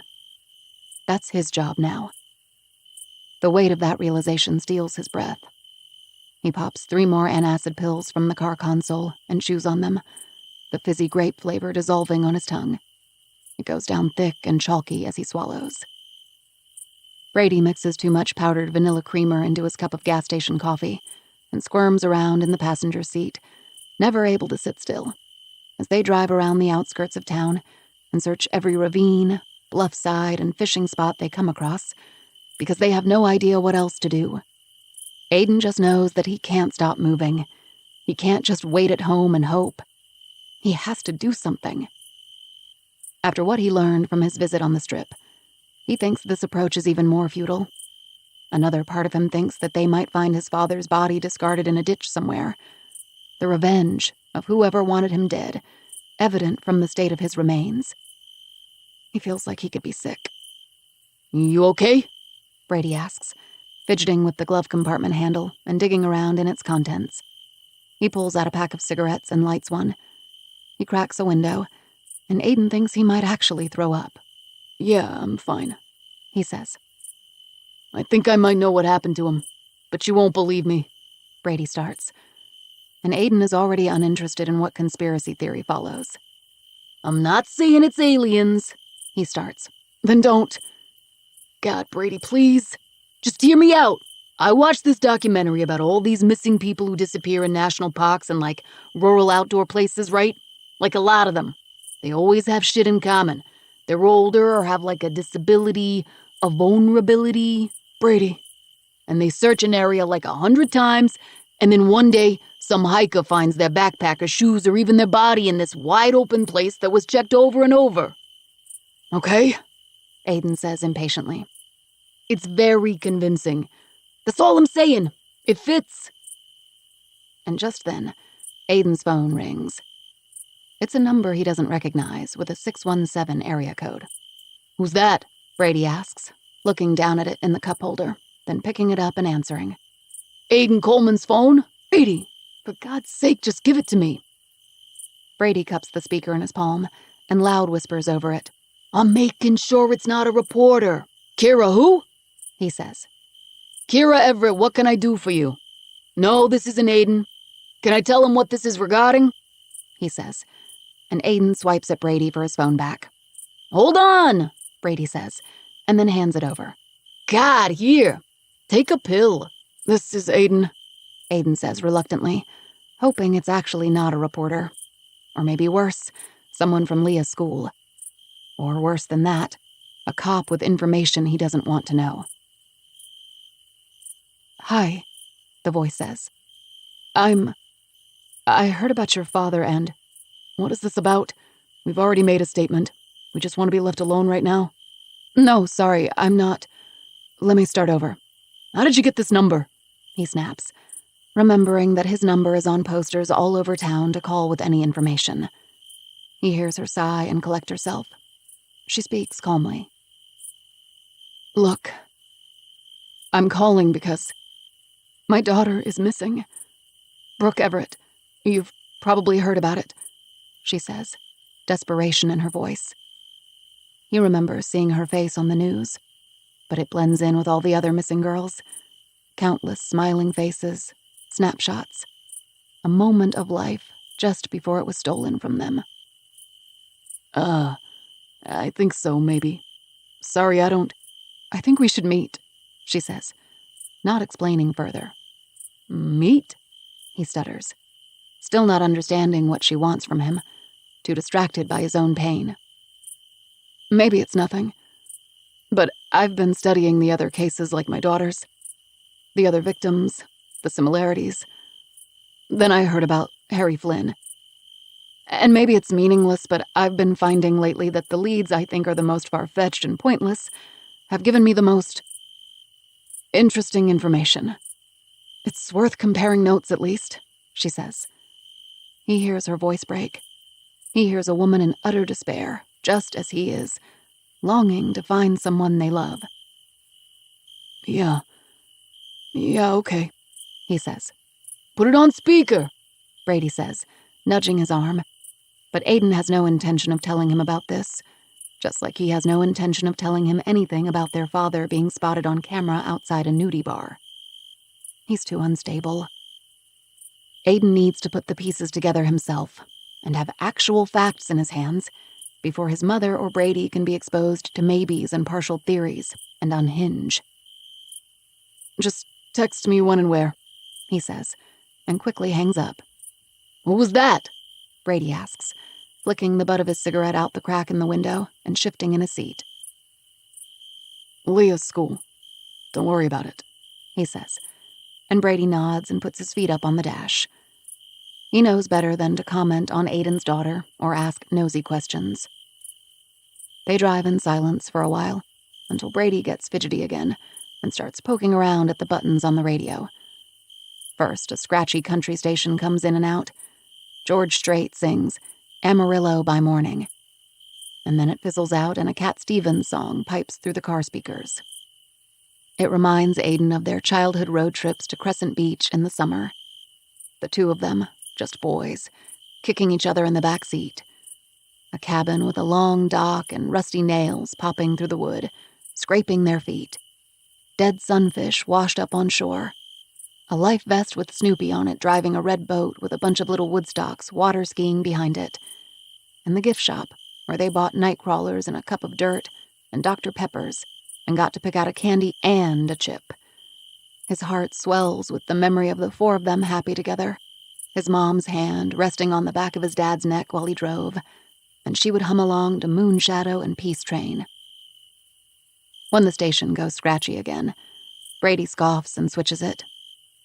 A woman's voice breaks through, talking in that strange, artificial way he thinks all news reporters have, forced, with unnatural inflections.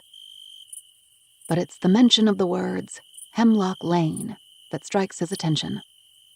"They're talking about Dad," Brady says, catching Martin's name somewhere in the static.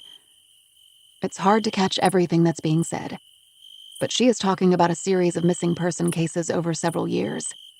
How Heather and Amelia were last seen in the same area on Hemlock Lane, and how they've connected those two murders to Harry. Even though he wasn't last seen there, he did frequent the area. "Makes no goddamn sense," Brady yells at the radio. The reporter continues. New information has local residents on high alert.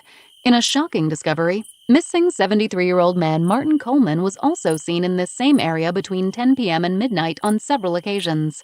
The teen everyone is still searching for, 19-year-old Brooke Everett, was caught on camera at 10:19 p.m. at Lucky's on Hemlock Lane the night she went missing. This has some locals avoiding the area after 10 p.m., calling this the vanishing hour. Several businesses are closing early, and some are even calling for a curfew to be put into place. More on this story as it unfolds. Brady turns the radio off. His face goes pale, but he doesn't speak. Aiden pulls the car over. He can hear himself swallow hard in the sudden stillness. He's furious with Hendricks for not warning him that this information was going to come out. Maybe he could have been with his mother, tried to soften the blow. "We'll go see Mom," Aiden says after a moment, and he turns the car around and starts down the winding cliff road leading west out of town. It strikes Aiden as off that Brady is not ranting, asking dozens of unanswerable questions at lightning speed, and punching the dash and yelling about how the press are a bunch of douche canoes. The silence is unsettling. Brady doesn't smoke or babble. He just looks quietly out the passenger window as they drive the 45 minutes to Herb and Jenny's Rambler, nestled under a canopy of chestnut trees near Augusta. He wonders about Leah. Wonders again if this will reach her. If he should tell her the details before she hears it from strangers. She might not even know any of it is happening, and it could stay local. He thinks about his mother, crying in bed last time he saw her, and if she's already heard about her husband lying to her and hanging around the outside of a strip club. What must she be feeling right now? Herb is tinkering with something in the back shed as they park in the dirt drive and walk up to the house. He's drinking a can of Old Milwaukee and holds one hand up to greet them as they pass by, then continues twisting some wires around inside an old useless radio. Inside the small house, The air is stale, and the smell of sausage and onions wafts from the small kitchen as Aiden and Brady reluctantly walk in, hoping their mother is okay. She stands in a pink housecoat and matching slippers at the stove, pushing around meat in a frying pan. She startles when she sees them appear in the arched doorway. "Oh," is all she says, neither surprised or happy to see them, as if they've been there the whole time. "Sit down and eat. There's potatoes in the pot. Brady, get the potatoes," she says. And Brady looks back at Aiden with the same dumbfounded expression Aiden is wearing. "Ma?" Aiden says softly. "What?" "Brady, they're in the pot," she says again, pointing at him with a spatula, and Brady goes to the crock pot and dishes some mashed potatoes out on plates with a frightened look. "Hey, why don't you sit down?" Aiden says, his hand on her shoulder, attempting to guide her to the kitchen chair. "Can't you see I'm cooking? Sit down, you boys need to eat," she says, turning her back to him and pushing chunks of meat around in the popping hot oil. Aiden and Brady look at each other once again, and then sit as they're told. Penny piles greasy sausage onto old china plates and serves them. Then she pours milk into tall glasses with yellow daisies around the rim, and picks up the basket of rolls from the middle of the table and passes them to Brady on her left, nudging him with it to take it, acting as if it's Sunday dinner and not the middle of a Thursday afternoon in her pajamas. "Where's Ginny?" Brady asks, obviously trying to find something to say to create any sense of normalcy. "Working. She's got 4 highlights and 2 hair extensions today," she says, buttering a roll and shoving it into her mouth. "Look, Ma, I just want you to know that it's not what it looks like, okay? I talked to Detective Hendricks, and that video of Dad, he was down there trying to witness, for the church. I talked to someone who works there, and they said so. They said he was handing out Bibles." "You knew about it?" Brady raises his voice. "You didn't say you talked to the police guy. You went down there? What the hell? Why didn't we both go?" "Boys, keep your voices down," Penny says calmly, not looking up at any of them. "I don't think this is the time," Aiden begins to say. "If you know some shit we don't, then you need to." "Boys!" She slams her hand on the table. Aiden leans back and rubs his hand over his face. "I talked to Hendricks, Ma. And yeah, so they have this footage, but it's not what you think," he says. And Penny looks at Aiden as if he said something to greatly offend her. "I don't want to hear anything more about it. Those cameras are grainy, blurry, and you can't see what's what. He was never there. End of story. He was a good man." Her use of the past tense makes Aiden stop chewing mid-bite and look at her. "End of story," she says. "He's just fishing, so there's nothing to worry about." Brady nods and drinks his milk. Aiden looks from his mother to Brady and back again, and he feels like he's in a horror movie, and that he's looking at 2 people he's never met before. 20. Kira. When I hang up the call with Aiden Coleman, I place the phone down next to me at the end of the dock and look out over the glossy surface of the water at the other cabins that dot the lakefront. It's a long shot, a 73-year-old man and my daughter having a link, but talking to Dana Rossi felt like a long shot and led me here, to Vinny, to Ryan, and to the truth about Matt. At least part of the truth. The more I think about Matt, the more I convince myself that there is no way he could be involved. He couldn't be a monster. There are so many reasons that's not possible. He'd have to be living another secret life. That's something from a movie, not real life. And I would know.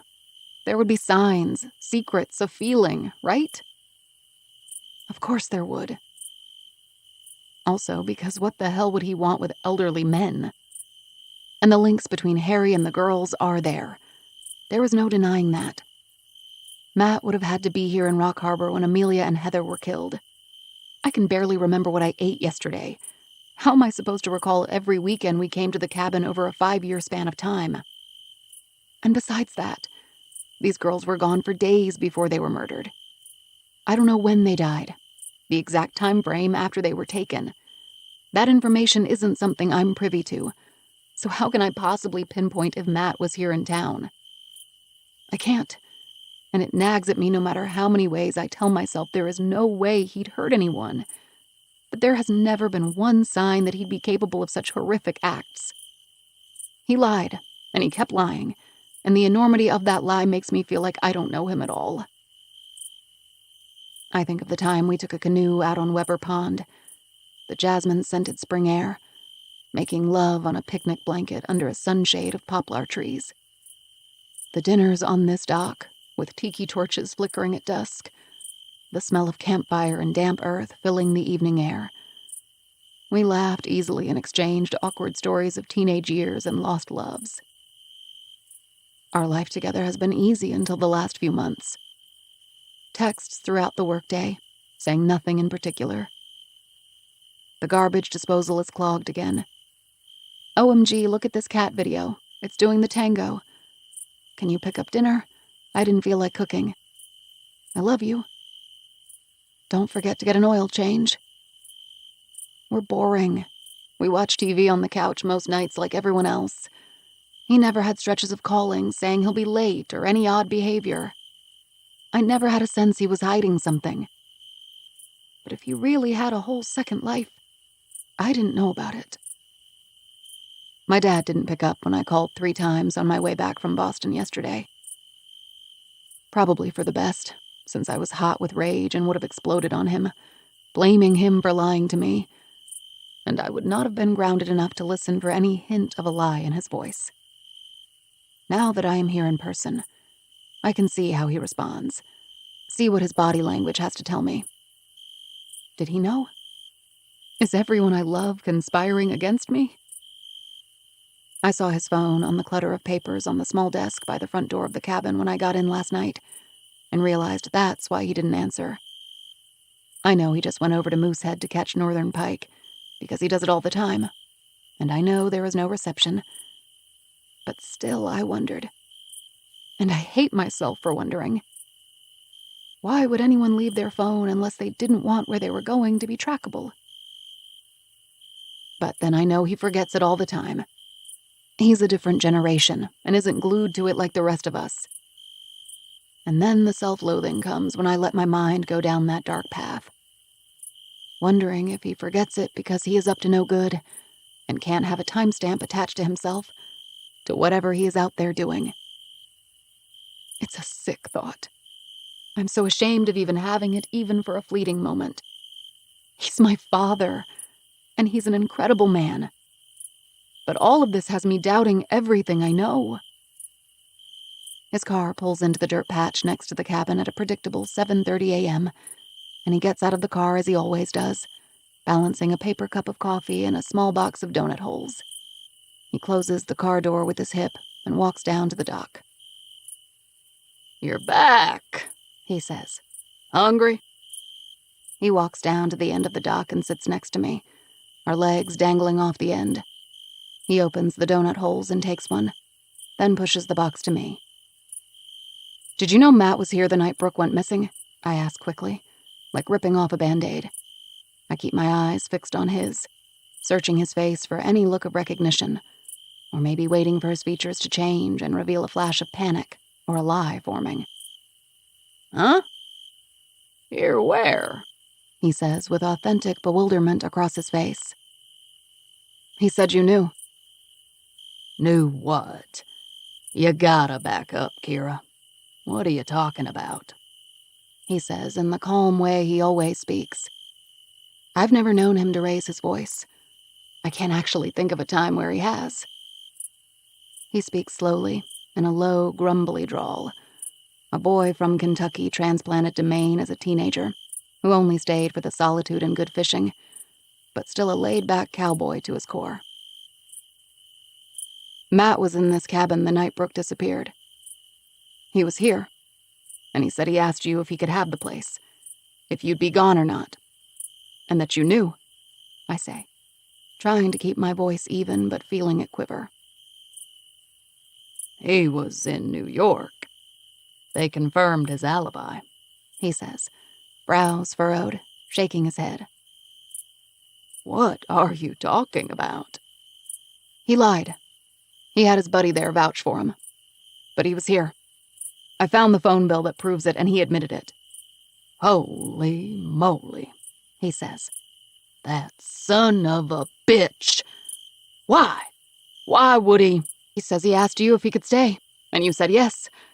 That you knew, I say again. And a humorless, sharp laugh escapes his lips. I always told you that boy ain't right. He asked me a few weeks earlier which weekends the cabin would be available, if I knew my fishing schedule in case you guys wanted to come up. You guys as in the family. So I told him the couple of dates I knew for sure I had plans. That's the only time I've talked to him, and that's all that was said. He never asked if he could come up by himself, and he sure as shit never told me he did, he says, taking off his hat and angrily running his hands through his hair before replacing it. He sips his coffee and shakes his head, mumbling something about Matt being a son of a bitch again. I feel an overwhelming relief wash over me because of course he didn't know. He would have told me. Why would he protect Matt? He doesn't even like the man. Then another feeling eclipses the relief. And I have to ask him. Did you have your phone with you that weekend? My phone? He asks, taking the lid off his coffee cup and blowing to cool it. Yes. Did you take it with you? I have no idea. Only person who calls me is you or the guys, and I was with them, so probably not. Why would you ask that? He says, his voice even, but a look of mild irritation flickering across his face. I think about how easy it was for Matt to lie about an alibi. If we weren't on the same phone plan, I'd have never seen the records. I wouldn't have access, and I wouldn't know about any of this. I don't know, I say, changing the subject, quickly dismissing the absurd idea that he knows anything more than he's saying. The old guy, Harry, and the two girls were all known to frequent the strip and are all connected, for some unknown godforsaken reason. We know they were killed with the same... I stop, unable to say the words, zip tie or castration band, because it makes me ill to think about it, to think about Brooke in danger. The same weapon. And now this Martin guy is gone. Did you know they found his car? It doesn't look good. He was last seen near where Brooke was. It's all there. It's all right fucking there, and we're missing it. There has to be some predator that stalks that area, and we can't see him in plain sight. I bet he's all over those security cameras, and everyone knows the guy, and we're all just missing it. 3 young women and 2 older men in a space of 5 or 6 years? What could that possibly mean? It makes less sense the more I learn, and I can't. I stop and force myself to take a deep breath. Hey, he says, putting his arm around my shoulder. I know. It's gonna be okay. We're gonna find her. I flick the tears from my eyes and stand. I gotta go, I say. I walk down the dock and look back at my father before I go into the cabin to get my things. He looks small, his back hunched as he sits with dangling legs, looking down at the still water and sipping his coffee. Is he telling me the truth? When I go inside, I look again at his phone. I pick it up hesitantly, then glance out the window to make sure he's still at the end of the dock. I see if it's unlocked, and I'm a little surprised when it's not. I've never really looked at his phone before, but he doesn't seem like a guy who'd bother with a PIN or password. He doesn't really understand or care about technology, and goes along with the minimum amount of work it takes to get by in the modern world. But there it is. A 4-digit PIN needed to open it. My hands shake as I quickly try a couple of guesses. My birth year, my birth month and day, then the same attempts for Brooke's birthday, and then his. The last 4 of his social. Nothing. I glance out again to see him coming up the length of the dock. Donut hole box tucked under an arm with the hazy gray sky a backdrop behind him. I look at him differently, even though I tell myself I'm being paranoid and ridiculous. I put his phone back where I found it and slip out the front door, getting in my car before he sees me go. I have hours before I meet Aiden, and I don't know if I can stomach driving around the same places we have looked 1,000 times. I don't know where else to try, who else to call. I just start on the narrow road around the lake and drive. And then something strikes me. Something I didn't think to ask before, because I only just learned about what Vinny claims Brooke said to him. I fumble in my pocket for my phone and scroll down until I find Ryan Lambros's number. And this is exactly why I didn't turn him in. If he were in jail, he'd have no reason to talk to me or answer any questions, and I didn't know if I'd have any, but now I do. I call and it rings 6 times and goes to voicemail. I try again. No answer. Then I text. You can answer my call, or you can answer a call from the police. I wait a few minutes and try him again. I hear him pick up, but he doesn't say anything. I just have a question I want you to answer, I say, not knowing what to expect. What? He says, and with only one word I can already hear the slurring. He's high. I pull over so I can focus. I stare out at a lighthouse that stands where the road curves ahead, the waves crashing violently against the jagged rock below, and I take a deep breath. Did Brooke ever say anything about Matt? Who? He asks. My husband. Her stepdad. Anything bad, I mean. Anything that stands out, like, negatively, I say, and he laughs. Is that funny? Is there something funny about any of this to you? I snap. No, it's just so typical that you would be clueless about it. About everything. About what? Of course she said stuff about him. He was, what did she call it? Handsy. Always touching her too long, like lingering, staring at her tits. Said he grabbed her ass once, but she laughed it off and so did he. Pretended it was an accident. She thought he was a total creep show, he says. And she tries not to audibly gasp. She tries not to show her shock. Did he ever cross the line? Did she say anything else? Anything that might have happened? That's all she said. Most guys are disgusting, though. You get a pretty girlfriend and you start to realize how much men are really awful. Fucking pigs, most of them. And then she hears some muffled voices in the background, and he must cover the phone with his hand when he responds. I gotta go, he says, and then hangs up. I sit in my car on the side of the road, breathless. He touched her. That absolute fucking bastard touched my baby girl. What else has he done? 21. Grace. Grace lights a fire in the brick lobby fireplace and pokes at it with a metal stoker until it roars to life. She pours 3 glasses of red wine and places the bottle on the low, oversized coffee table in front of the leather sofa. She arranges a plate of hors d'oeuvres and sits on the edge of the armchair near the fire, nervously. When Aiden called to tell Grace not to bother leaving the lobby door unlocked for him tonight, she asked if everything was okay. And when he said he was going to meet Kira Everett, she asked him to do it here at the inn. He hesitated and was silent for some time, but Grace said she wanted to help, that maybe she could offer some insight, and he agreed. Now she is sick and anxious about the meeting, and wonders if she can really do this.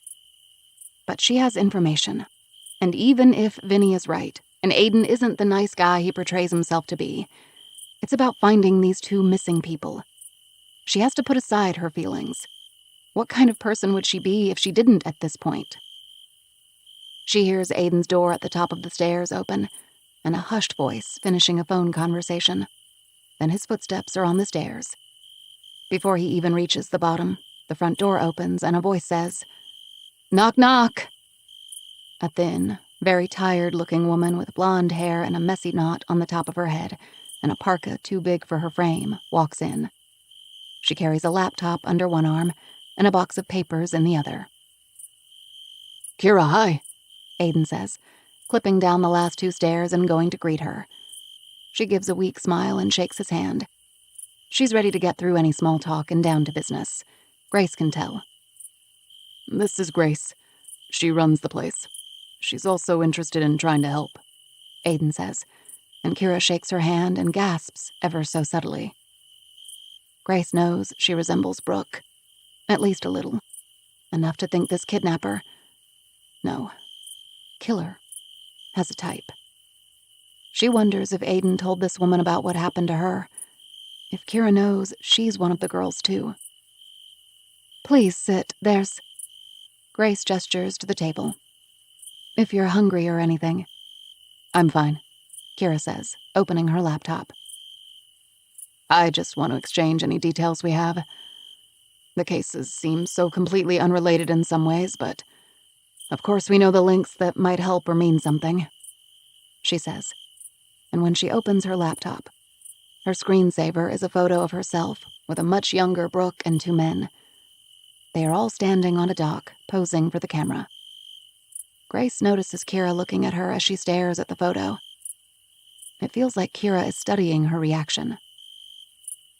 "That's Brooke, with my dad and husband," she says. "Taken a long time ago." Grace nods, and Kira keeps eye contact. "Maybe you know them? They're up here a lot. Leo is my father with the cowboy hat, and that's Matt," she says, pointing to each as she speaks. "No, I don't think I do," she says. Then the screensaver disappears and is replaced with photos of Amelia, Heather, and Harry side by side on her laptop, all their stats listed next to their faces. Then she pulls out current missing persons posters. An 8x10 with a color photo of Brooke smiling and making a peace sign with her fingers. She lays another down next to it. Martin Coleman, it says across the top. It's a 3/4 photo of a man wearing a suit, standing in a church. "This is your father?" Grace asks, picking it up and taking a closer look. She's never seen a photo. They've only ever talked about him. "Yeah," he says, taking the poster gently from her hands and looking at it himself. "Who's this?" Grace asks, pointing to the man in the background sitting in a pew looking at the ground. "My brother, Brady," he says, handing it back to Kira, who takes that as an invitation to begin. "So what we know for sure is..." And then there is a loud crash that comes from the kitchen and makes them all jump. Grace screams and begins trembling violently. "Is anyone else here?" Aiden asks. No. Aiden grabs the fireplace stoker and holds it above his head, ready to strike. Hobbs is barking from his mat in front of the fireplace. And nobody else should be here. Grace is suddenly terrified that the shadowy figure she saw is there somehow, inside the inn, and is there for her. Aiden moves in front of her protectively, and they all listen a moment, frozen. Then the kitchen door opens, and Vinny walks in eating a crab apple. He freezes wide-eyed when he sees them in a strange tableau staring back at him. "Oh, hey," he says, chewing, casual and smiling. "You got a dinner party or something?" he asks. Grace exhales hard through inflated cheeks and holds her hand to her heart. She sits down on the leather love seat and shakes her head. "What are you doing here?" she asks. "I said I'd be checking on you," he says, giving a sideways glance to Aiden. "Oh, hi," he says, looking at Kira. Grace catches Aiden's eye and they exchange a look. "You know each other?" Aiden asks. "We've spoken. I asked him questions because Brooke's last seen location was near his store." "Hi, Vinny," she says. "Hey, ya." Then Grace sees Vinny take a closer look at everything laid out on the coffee table. "Oh," he says, and folds his apple core up in a napkin, as if showing respect to the seriousness of the situation. Sorry. Thanks for checking, Grace says, punctuating the conversation so he'll leave. Did they tell you about those zip ties yet? Said they wasn't gonna make it public, but maybe they at least told yous guys, Vinny says, and they all look over to him, wide-eyed at the same time. What? Kira asks. I was delivering deli sandwiches to Malaki's pub the other night. Corned beef, I think. Anyways, I was waiting to get paid. Malaki's a cheapskate. Thinks he can keep piling up a tab, so I says, you gotta pay it out if you want the good pastrami next week. So he goes into the basement where his office and stuff is, and I'm waiting forever. And I hear a couple cops talking real low in a booth. They didn't know I was standing around the corner by the back door behind them. Ooh, is that cucumber sandwiches? He asks, pointing to the coffee table. Kira pushes the tray across the surface, her mouth agape, not taking her eyes off him, and he sits and eats one. What did they say? Aiden asks impatiently. They traced the zip ties back to a batch of 250 made back in 2009. They're for sure from the same bag, but couldn't trace who they were sold to. Grace is barely listening. She looks from Vinny to Aiden, from the faces of Amelia and Heather and then Martin and Brady. The image of Brooke with the two men, Kira's husband and father. Mingle with all these other faces. Her head swims. Something is happening. Something is coming together. Did they say anything else? We already know the link with the zip ties, Aiden says. We didn't know they were confirmed, though, Kira says. A gentler approach to get Vinny to keep talking, it seems. Anyone drinking this? Vinny asks, pointing to the wine. He picks it up and takes a sip. Did they say anything else? Kira asks, repeating Aiden's question and picking up a glass herself. You guys might already know what they were saying. It was hard to keep it all straight because they were back and forth, but alls I know is that the two girls were, assaulted, he says, his eyes downcast a moment. Sexually, Kira confirms, and Vinny nods. But the old guy wasn't. And the two girls, they was killed within 36 hours of being found dead, but they were missing for days. So they were held a long time first. The old guy, Harry, he was missing a couple weeks, and they know that he was killed right away. Whatever the stuff they use that shows that, the forensics, showed he died 2 weeks before. And he was only missing 2 weeks, so not assault. And he wasn't held captive. Plus the girls had drugs in their systems and he didn't. That's the stuff they was saying. Makes no damn sense if you ask me. They were clueless, the cops. No leads at all. Grace remembers the traps. Running wildly through the woods, her eyes burning from the sunlight she hadn't seen in days, barefoot and clawing her way through brush and vines to get away. These girls were held captive like she was, assaulted like she was. She remembers the snap of metal, the crack of bone. She tries to calm her breath. No offense, but why should we believe you? I mean, you just come in and give us details nobody else knows. Ever think that makes you look bad? Why do you really know this? Were you involved? Aiden says, getting heated.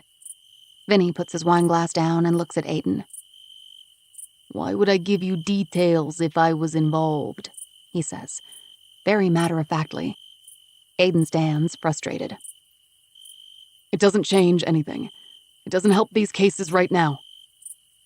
But Grace knows that it does change something. And Aiden and Kira must be thinking the same thing. That if this is actually a pattern, Brooke could be out there, still held captive in some basement, alive. And Martin would probably be dead. Of course they are thinking that. Okay, let's just... Kira says, standing and flashing her palms, a gesture that says settle down. Is there anything else, Vinny? Anything else you heard? Nah, that's it. But man, I hope you find her. One of those girls was missing for almost 8 weeks. You got a shot at finding her still, he says. And the corners of Kira's mouth twitch up like she might smile at this, or possibly cry. Well, thanks, Vinny, Aiden says, walking to the front door and opening it, even though Vinny came from the back. He takes his cue and stands. Oh, okay then, he says, popping one more mini sandwich into his mouth. Call me if you need anything, Grace, he says, and moves to the front door. Aiden pats him on the back in what looks like a condescending way, and then he's gone. Grace hears Aiden and Kira speak, but only bits of it come through. Can we really trust that guy? I mean, come on, Aiden says. And then Kira says something about being skeptical about him at first, but then he helped her. Something. She can't make out the details. And then the words dissolve, and the room shifts. All the faces jumble in her mind. The girls. Brooke, who has her own light hair and freckles. The older dead man. She can't recall his name. And then Martin and Brady. And Matt and Leo. Vinny's words. It all comes crashing down, the weight of it stealing her breath and squeezing her lungs. She knew part of the story, and she was hoping to confirm what she knew. But she didn't expect this. The blinding clarity. She holds her chest. She can't catch her breath. She knows what a panic attack feels like, but this seems like something worse, like her heart might burst. She hears worried voices around her, but she can't respond to what they're saying. Grace? Grace, what's wrong? It must be Aiden speaking, but all she sees is an explosion of stars behind her eyes. She hears the woman, Kira, say to call a medic, and feels a hand on her back. But she slips away from it and falls to her knees, still gasping to catch her breath. She knows who it is, who the killer is. She knows everything. The world goes dark. 22. Kira. I sit in the waiting room of the hospital, drinking translucent coffee out of a styrofoam cup, until I get the news that Grace will be okay. She had a panic attack and fainted, and hit her head pretty hard against the edge of the end table when she went down. Thank God she's not too badly injured. When Aiden explained her panicked reaction to the situation, who she really was, I found myself resentful that she was hurt because I wanted to talk to her. And then, of course, I felt guilty for feeling resentful. The poor girl. But I needed to know everything she remembered, all the details she could tell me. She was a prisoner for weeks. She might have information that could spark something, could bring up some minute detail of the basement she was kept in that might be a clue to Brooke. Anything. But I can't talk to her now, they tell me. And how could I really ask her to relive all that? How can I expect her to tell me about any of it? It's still a flicker of hope, though. Knowing the other girls were alive for so long, and Grace escaped. Brooke is still alive. I know she is. I feel a lightness just for a moment that I forgot existed. A solitary moment free from the crushing pain of loss and uncertainty. But it only lasts a moment, and then my phone rings. I fish it out of the bottom of my bag as I exit the revolving door and step out of the hospital and into the biting night air. The sidewalk is quiet, save the buzzing sound of beetle wings under the fluorescent lights above the hospital doors. I start toward my car as I answer the call. Kira? The voice says, and I know immediately who it is. I drop my hand that was holding up the remote to my car and hear the high-pitched beep-beep of the door unlocking echo in the distance. Wes, what's happened? What is it? Why are you calling me? Do you know something? Did something happen? I ask, my words repeating, the pitch in my voice uncontrollable. Kira, I wonder if you're available to come down to the station to talk. I'm here now, he says. Just tell me. Just fucking tell me, I whimper. What? I can tell you that we found some belongings we believe belong to Brooke. But I really need you to come down and identify them, he says. Why do you think they're hers? What belongings? Her phone? Her wallet? Why are you connecting them to her? I say, and I'm already to my car, opening the door and starting the ignition. I'm coming down, but what are the belongings, please? It's some clothing, but I'd like to discuss it in person, please. You're on your way? Yes, I say, my voice breaking. I hang up and throw my phone into the cup holder. I think about Brooke's clothes as I speed through the wet streets, going too fast over railroad tracks and blazing through stop signs and past shop windows. I could paint her in the dark, I know her so well. Her dimples, the pale freckles across her nose, her cheap bangles she wears up her wrists, and the collection of sundresses it's always too cold to wear. The old navy jeans because designer is stupid and a waste of money. The shell necklace we bought together on the Jersey Shore one holiday. What clothing, and how are they connecting it to her? Will I recognize the items? What was she wearing under the fuzzy hooded coat she was last seen in on the security footage? I hadn't seen her in a few weeks, and she lived a whole different life out here. At any other time, I'd call Matt or my dad to meet me there.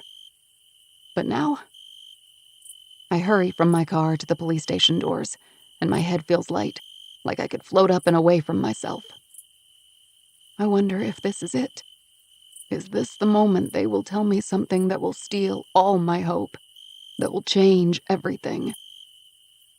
There is an earthy pungency and heavy sweetness of the dying sugar maples meeting a smoky grease smell escaping from Biff's diner next door. I have a sudden strong desire to just sit right down in the road and breathe it all in. Stay in this moment, not know anything more. Just hold my hands over my ears and close my eyes, and keep her exactly the way she is in my last memory of her. I'd bribed her with a shopping trip in the city if she'd come to me, because I hadn't wanted to drive to Rock Harbor that weekend. September in Boston was cool but sunny, and we ate at a table on the sidewalk outside a bistro I don't remember the name of. We had quiche, and she squealed over an obese pug at the next table.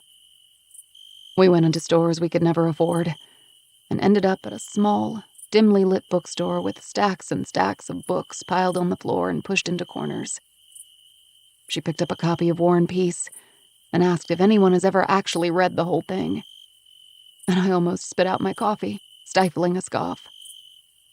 But before I could chide her school for not teaching basic literature, the man behind the ancient oak counter gave us a sideways look over his glasses, and so she bought a Ruth Bader Ginsburg bookmark, and we went to find the patisserie down the block for her favorite black and white cookie. She was happy, I thought. She seemed so normal. I think about how her fingerprints are probably still imprinted in the layer of dust on the book jacket of War and Peace in that little bookshop. I force myself through the double glass doors, and I'm ushered back to where Hendrix is, but not to his office. Instead, it's a sterile room with items laid out on a stainless steel table. The items are inside clear plastic and have tag and number on them. I can see a plain white strappy tank top in one plastic bag, and it looks like every other tank top in the world. How would I know if it's hers? The other, though, has a bandeau bra inside of it, lacy and hot pink. I recognize instantly that it's hers. She wears it often in the summer under loose-fitting yoga tanks and her baggy garden overalls. She loved it so much she bought it in 4 colors. I touched the bag and run my fingers down the length of it, a flame of anxiety igniting inside my chest. "Where did you find this?" I ask. "Please, Kira, have a seat," he says, gesturing to a couple of chairs across the small room. I sit numbly and stare up at him, waiting for answers, waiting for my mind to wrap itself around what this means. He sits opposite me and arranges his features in a way that reads sympathy and discomfort. "We found these a few weeks ago, about 15 miles north of town in a wooded area next to Fog Creek. There was no reason for us to suspect that it belonged to Brooke at the time. No connection there. A couple of campers saw it. And then one of them decided to call in a few days after they returned home because it was nagging at her that there was blood on it, and it was out in such a remote area." "Blood," I say, my voice breaking. "Not a large amount," he reassures and continues. "But we did send officers to go and find it. And when we ran the DNA, the spots of blood we sampled came back as a match. To Brooke. I bury my face in my hands and I feel my heart pounding through my shirt, my pulse in my throat. My hands are trembling, and yet at the same time, a numbness washes over me. A feeling of shock, maybe, that doesn't allow me to wail and pound the walls with my fists. I know I need to keep my head so I can think, so I can work to find her. I cannot get hysterical. What does this mean, then? I ask in a hoarse whisper. Well, it doesn't give us a lot of information, honestly. We did test another spot on the item, and it came back as semen from an unknown source. I gasp and clutch my chest. What? We know she has a boyfriend, Ryan Lambros. We've talked to him, as you know, a number of times. He willingly gave us a swab, and we ruled him out as a match. The sample we tested was weeks old. It could have been from...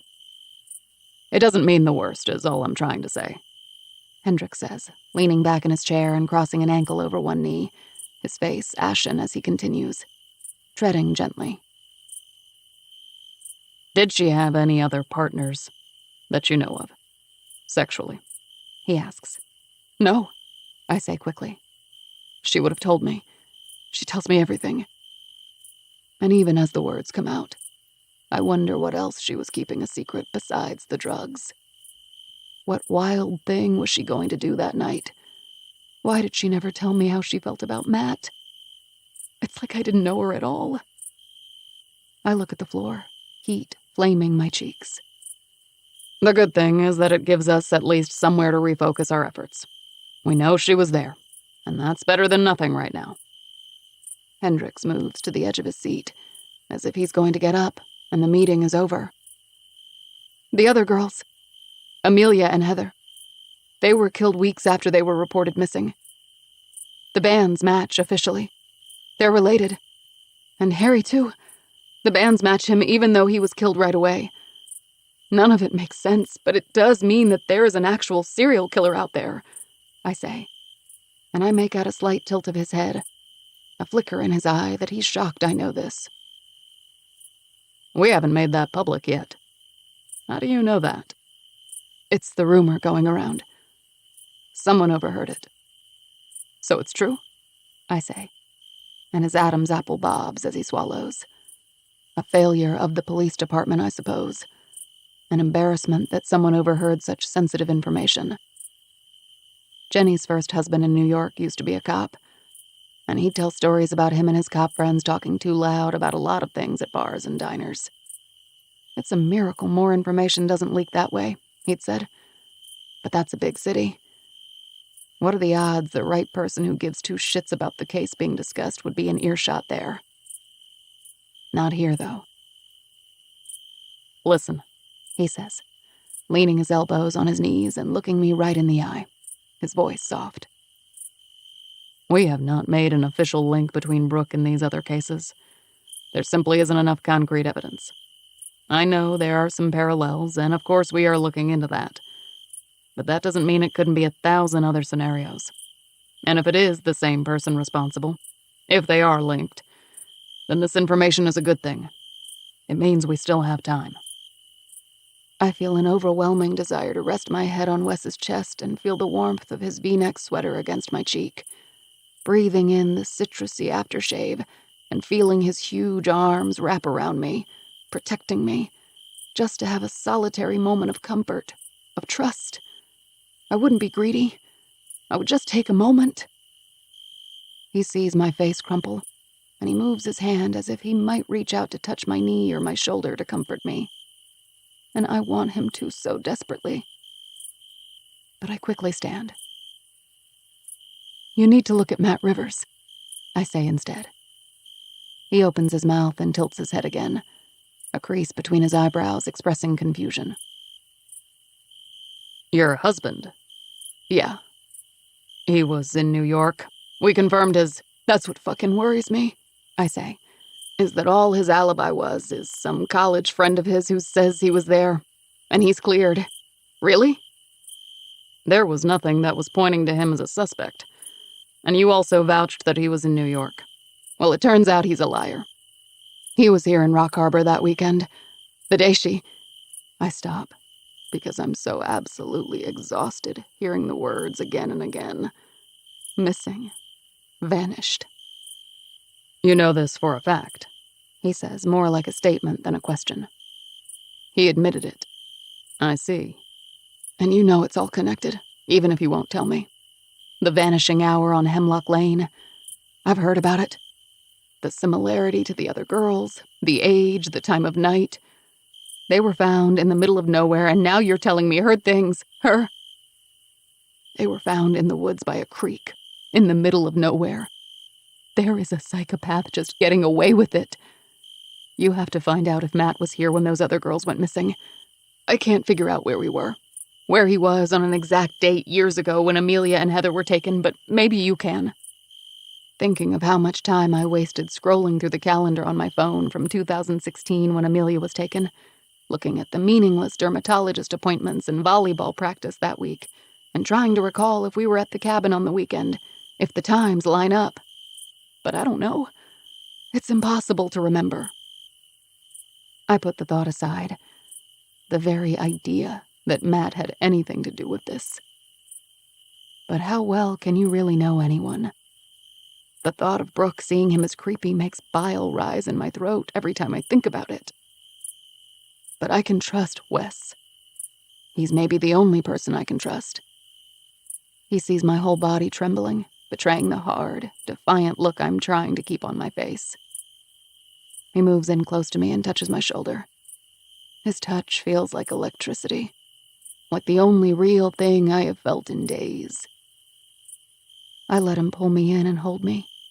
I stifle the sobs creeping up my throat and cling to him for a few silent minutes.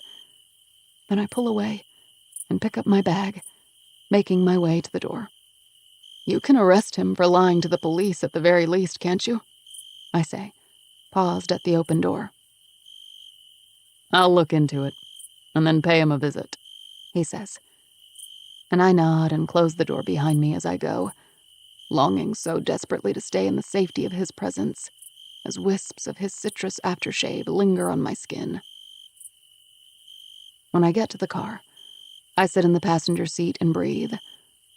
I look across the street and into the windows of Dogwood's Ale House and Giovanni's Italian Eatery next to one another. I can see the shapes of happy people through the front glass windows. A man, his spine hunched into the shape of a question mark, laughing at something on his phone. A couple gesticulating and pointing out things to one another on an oversized menu. A booby blonde woman, arms slumped over the people on both sides of her, forcing shots on everyone at the bar. All these people living normal lives, completely unaware that one small tug at the thread holding together their very existence, and their lives will unravel. Unaware that Brooke is gone. My baby. 23. I don't know how many days it's been. I tried counting them at first, and lost track somewhere around 10 or 11. So it's been a lot longer than that. Weeks, probably. The figure didn't come this morning. There's no food.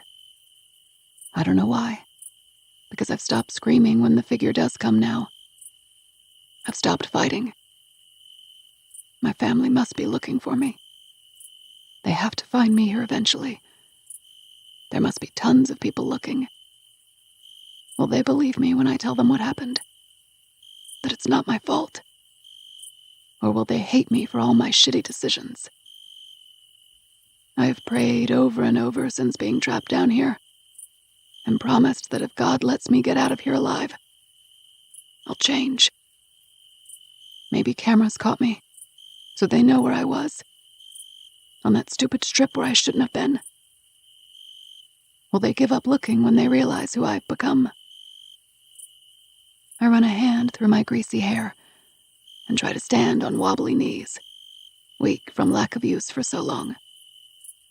I feel in the darkness for the metal base of the utility sink and pull myself painfully to standing. I fumble for the faucet handle and turn on the tap, dipping my head down into the sink to drink from the trickle of water it produces. I hold my arms in front of me and try to walk a few steps just to make sure I still can. I feel for the wall and use it as a guide. I crash into a tall metal shelf and wail in pain. Is it time to give up?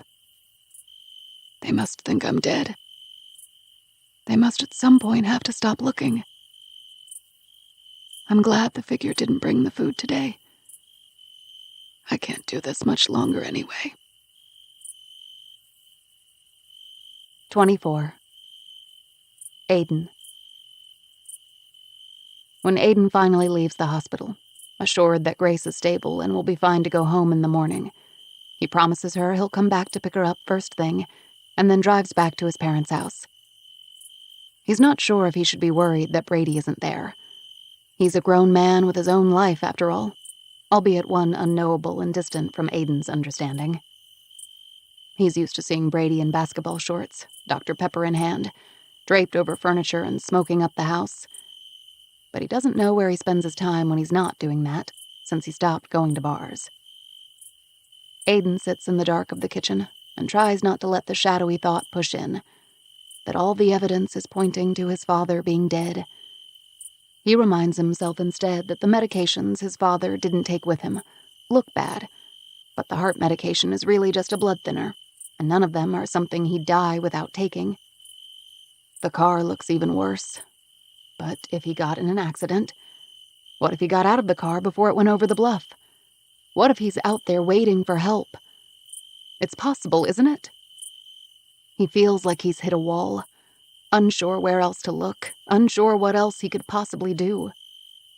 He sighs, then stands and goes out the side kitchen door to the fridge in the garage, where his mother keeps the beer out of sight from Brady, and plucks out a can of Coors Light.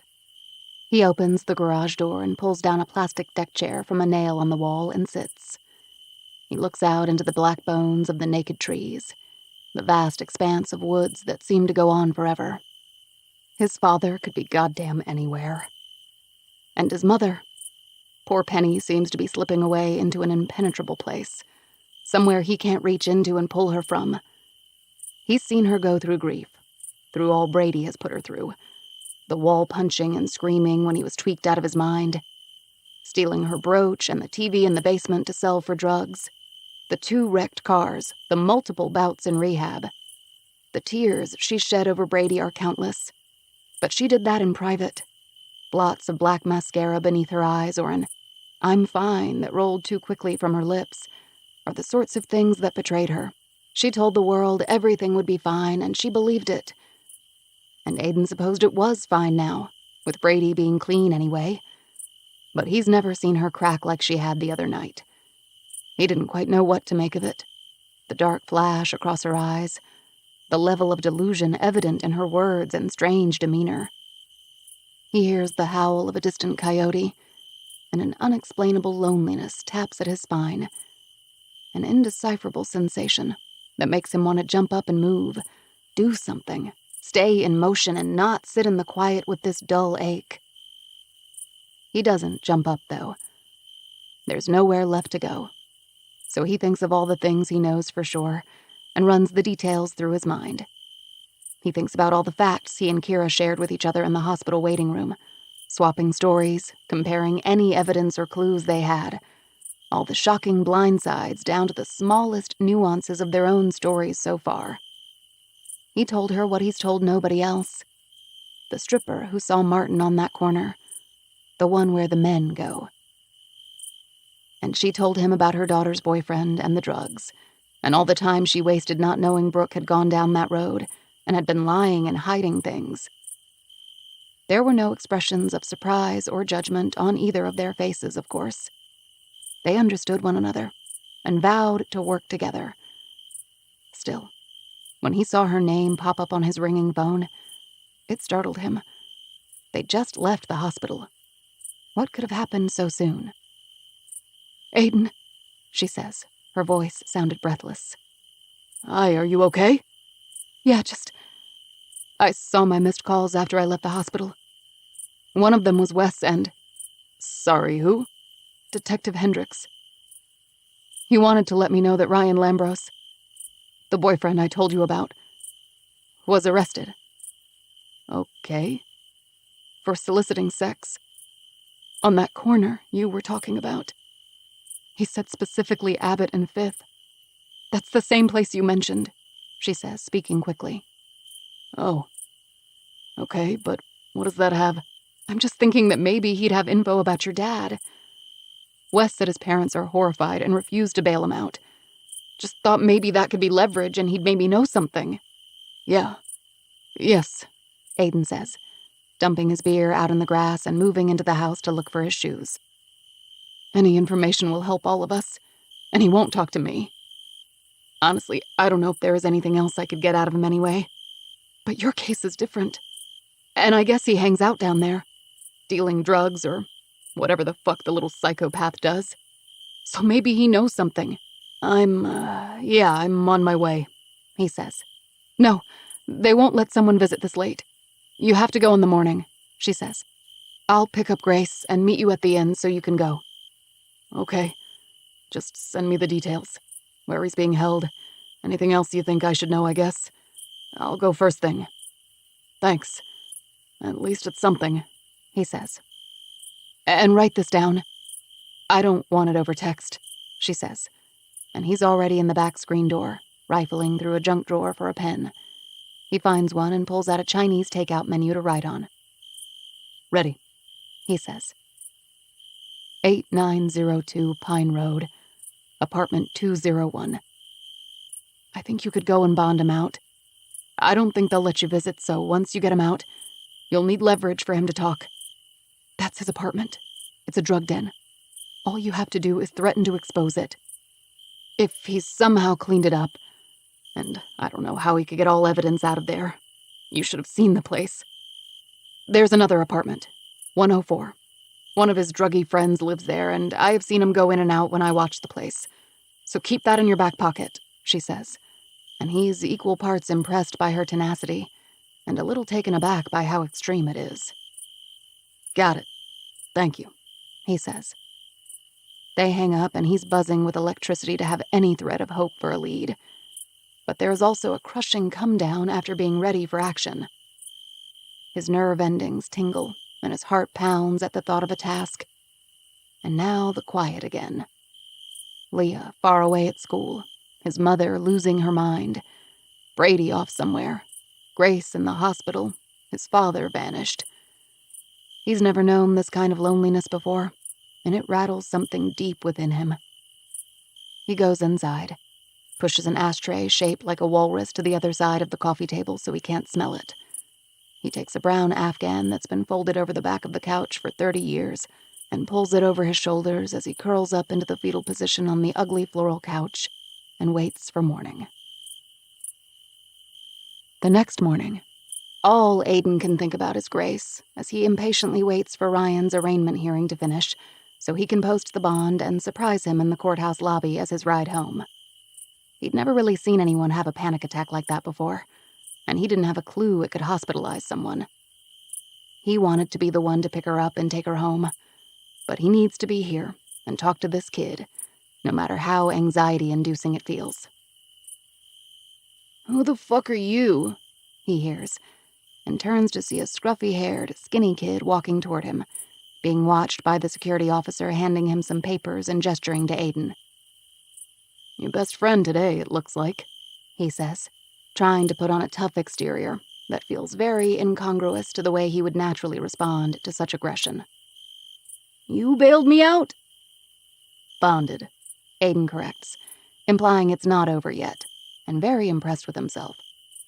"But who the fuck are you?" "A friend of a friend." "Got any money?"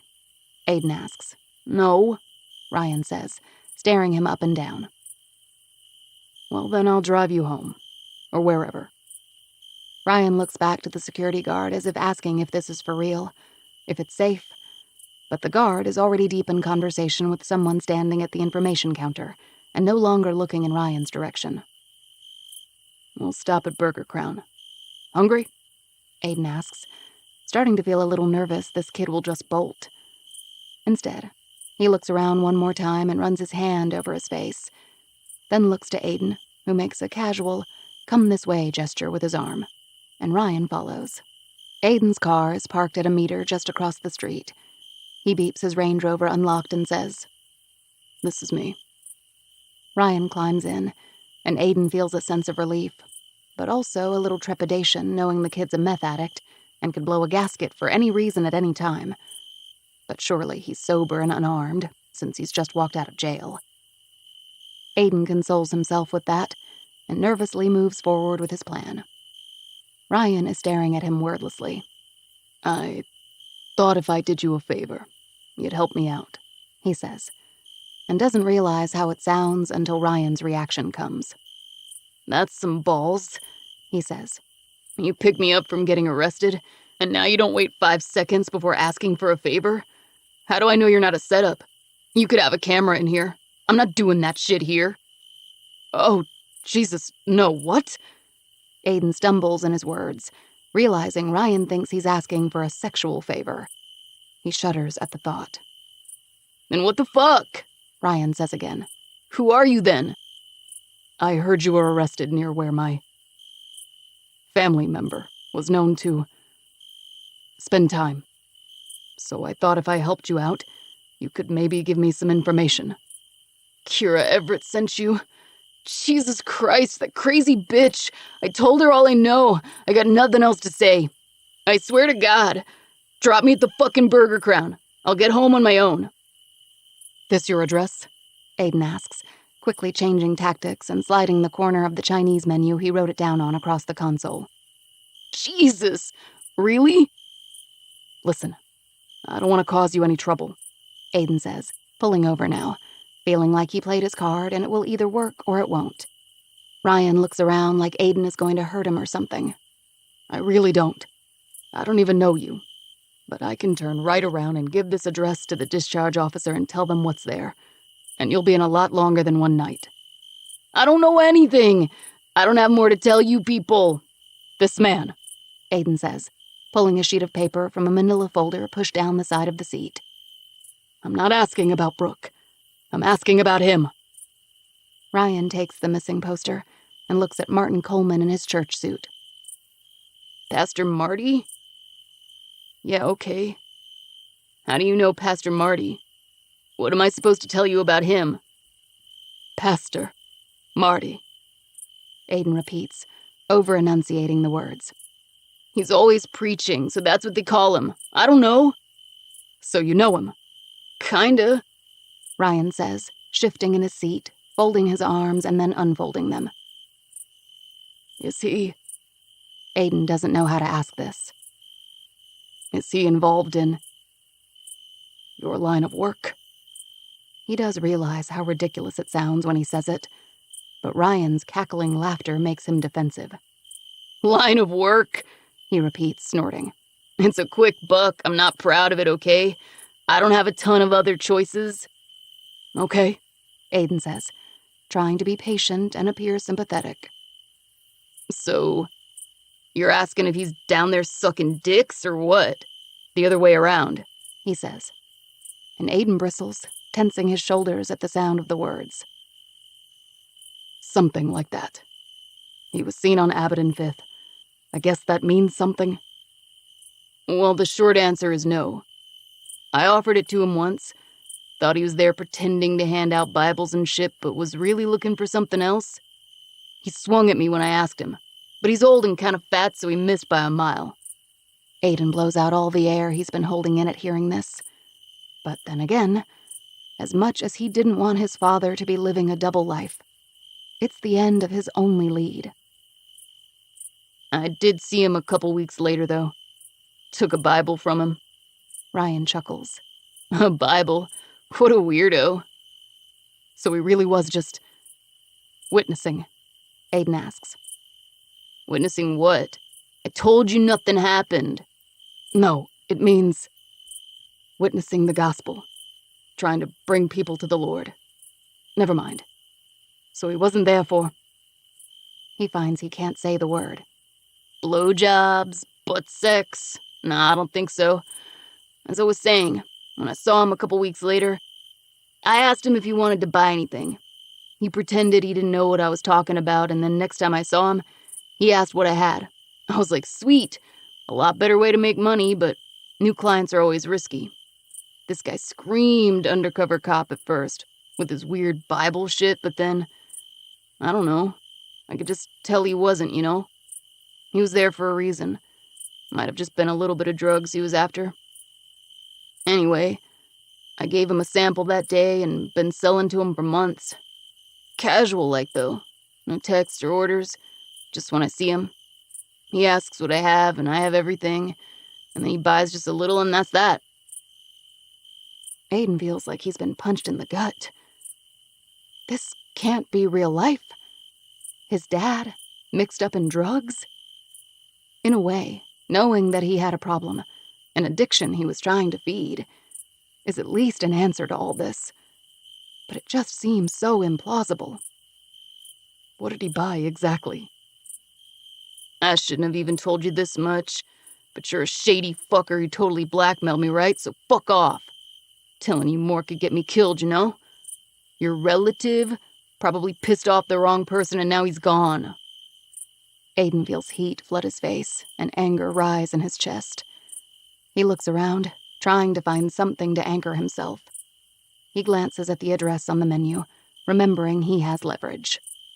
Yeah, don't even think about it, dude. You rat me out, bigger guys than me will be after you. Most of that shit in my apartment isn't even mine. There's people you don't want to get mixed up with, Abercrombie. Aiden is suddenly painfully aware of his khaki chinos and collared shirt, his specialty coffee sitting in the cup holder, in contrast to Ryan's hoodie and black torn jeans. But he always thought he projected a certain coolness.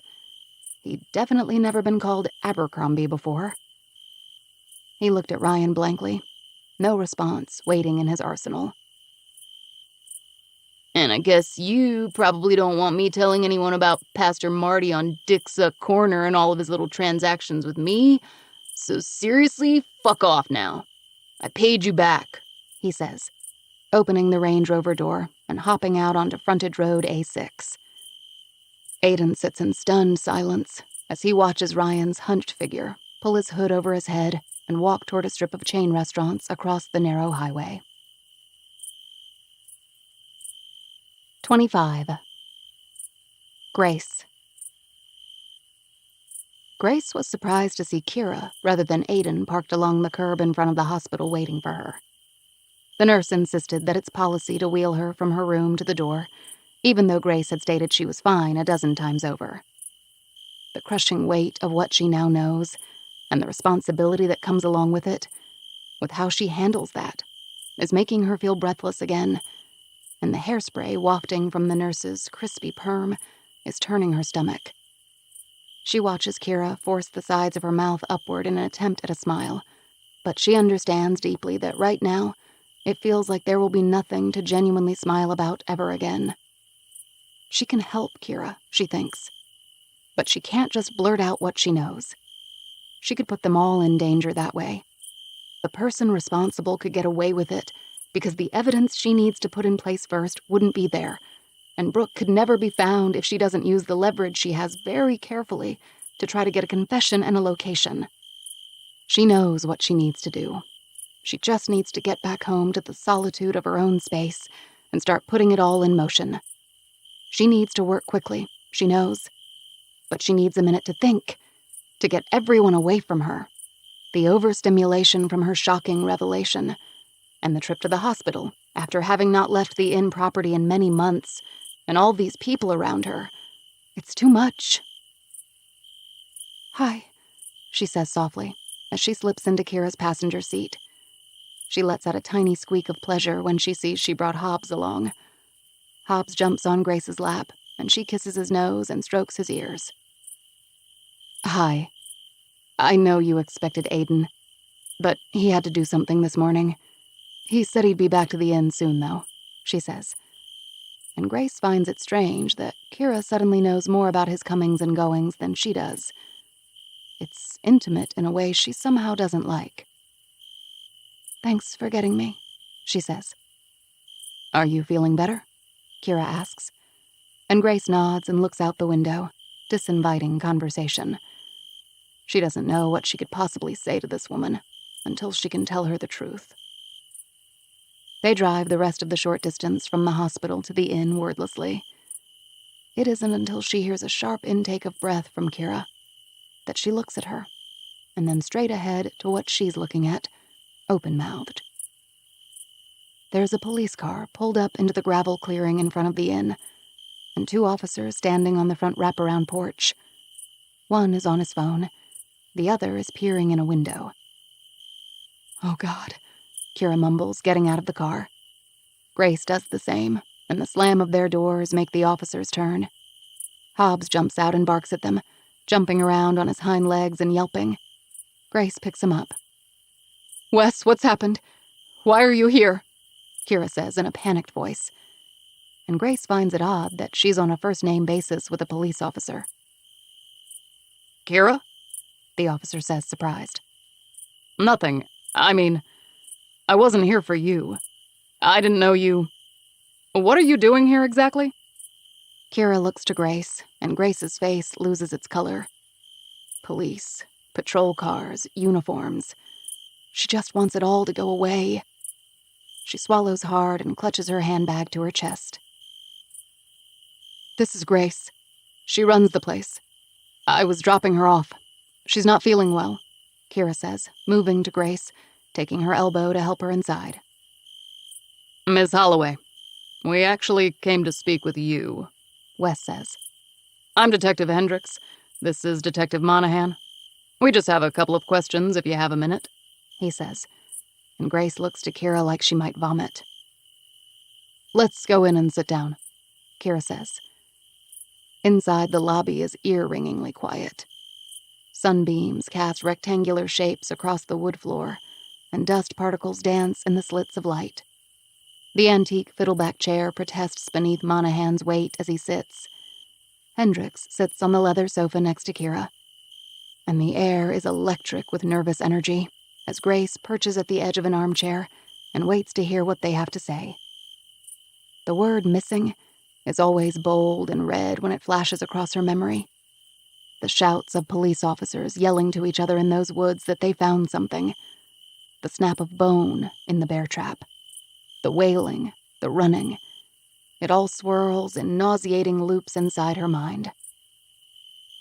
"We understand Aiden Coleman is staying here at the inn," he begins, looking round for him to materialize. "We called him, of course, but it went to voicemail, so we thought we'd stop by." "You're here for Aiden?" Grace asks.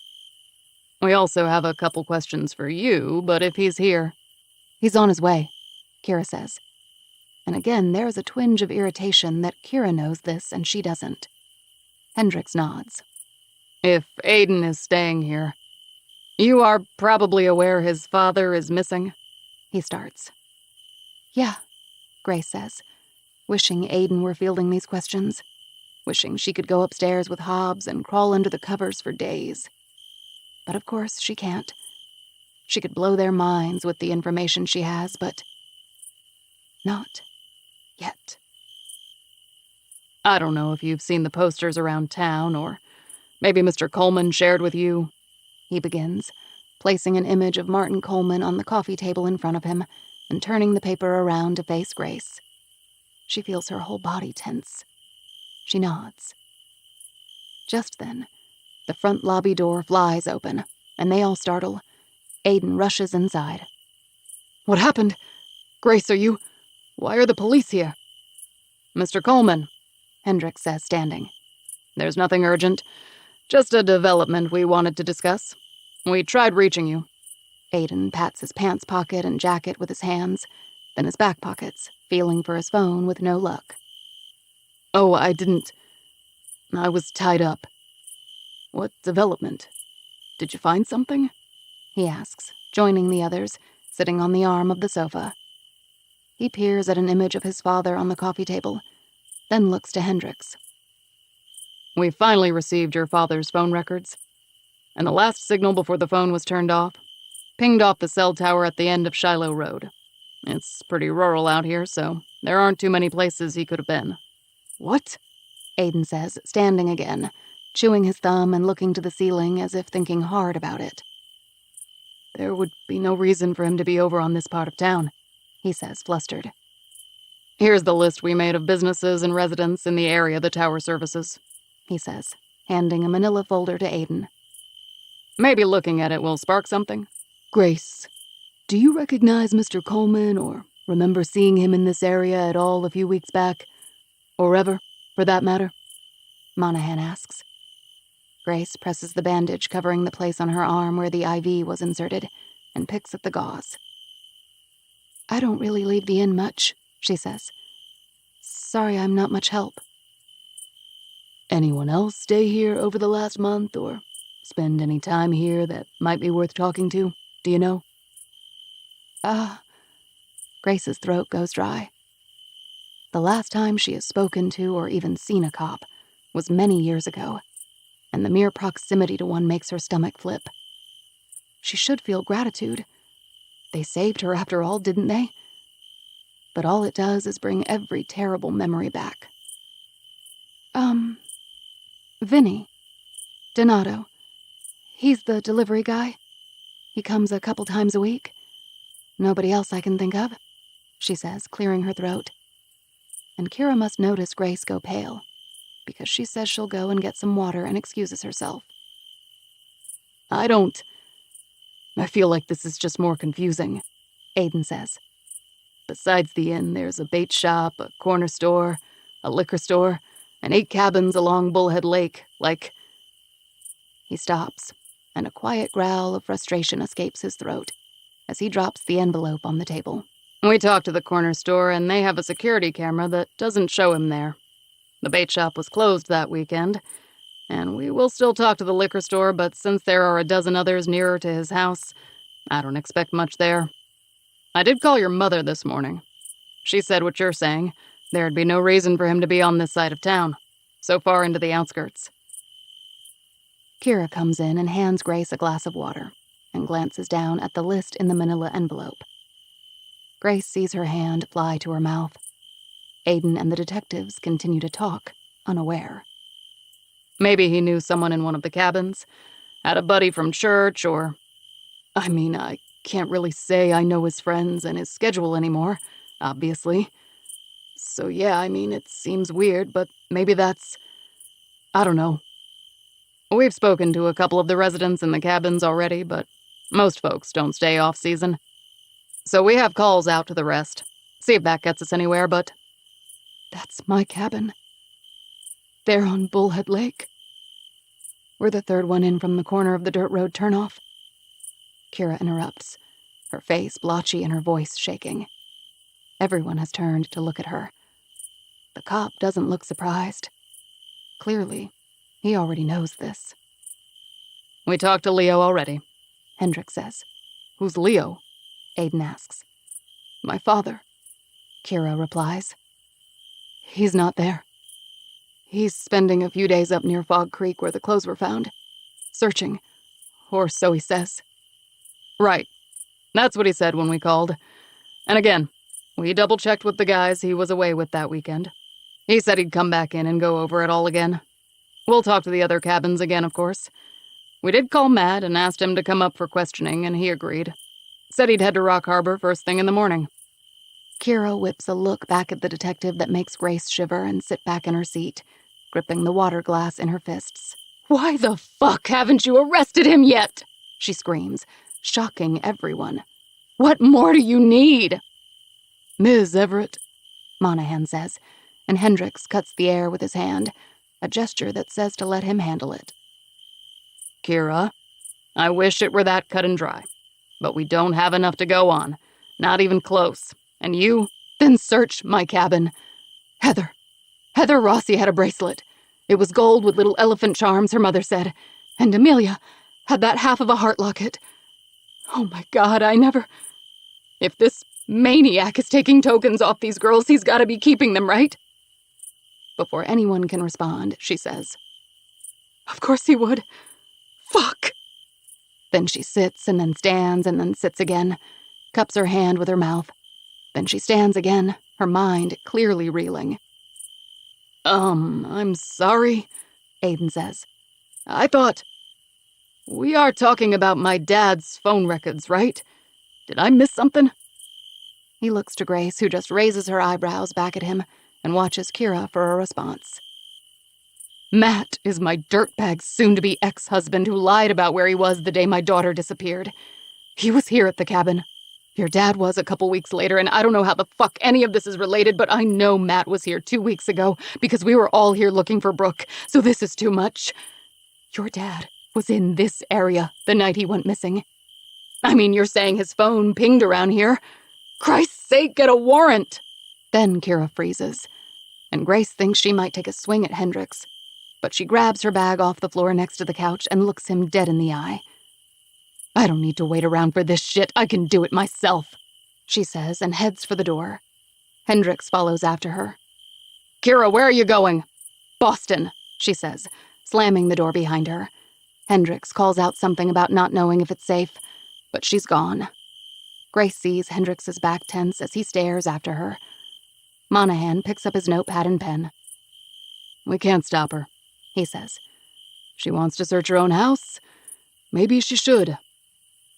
We'll be in touch after we talk to Matt Rivers and that delivery guy you mentioned, Hendrix says stiffly, and Monahan meets him at the door. Anything else you can think of, give us a call, he says to Grace, handing her a card. He nods to Aiden. We'll let you know what we find out.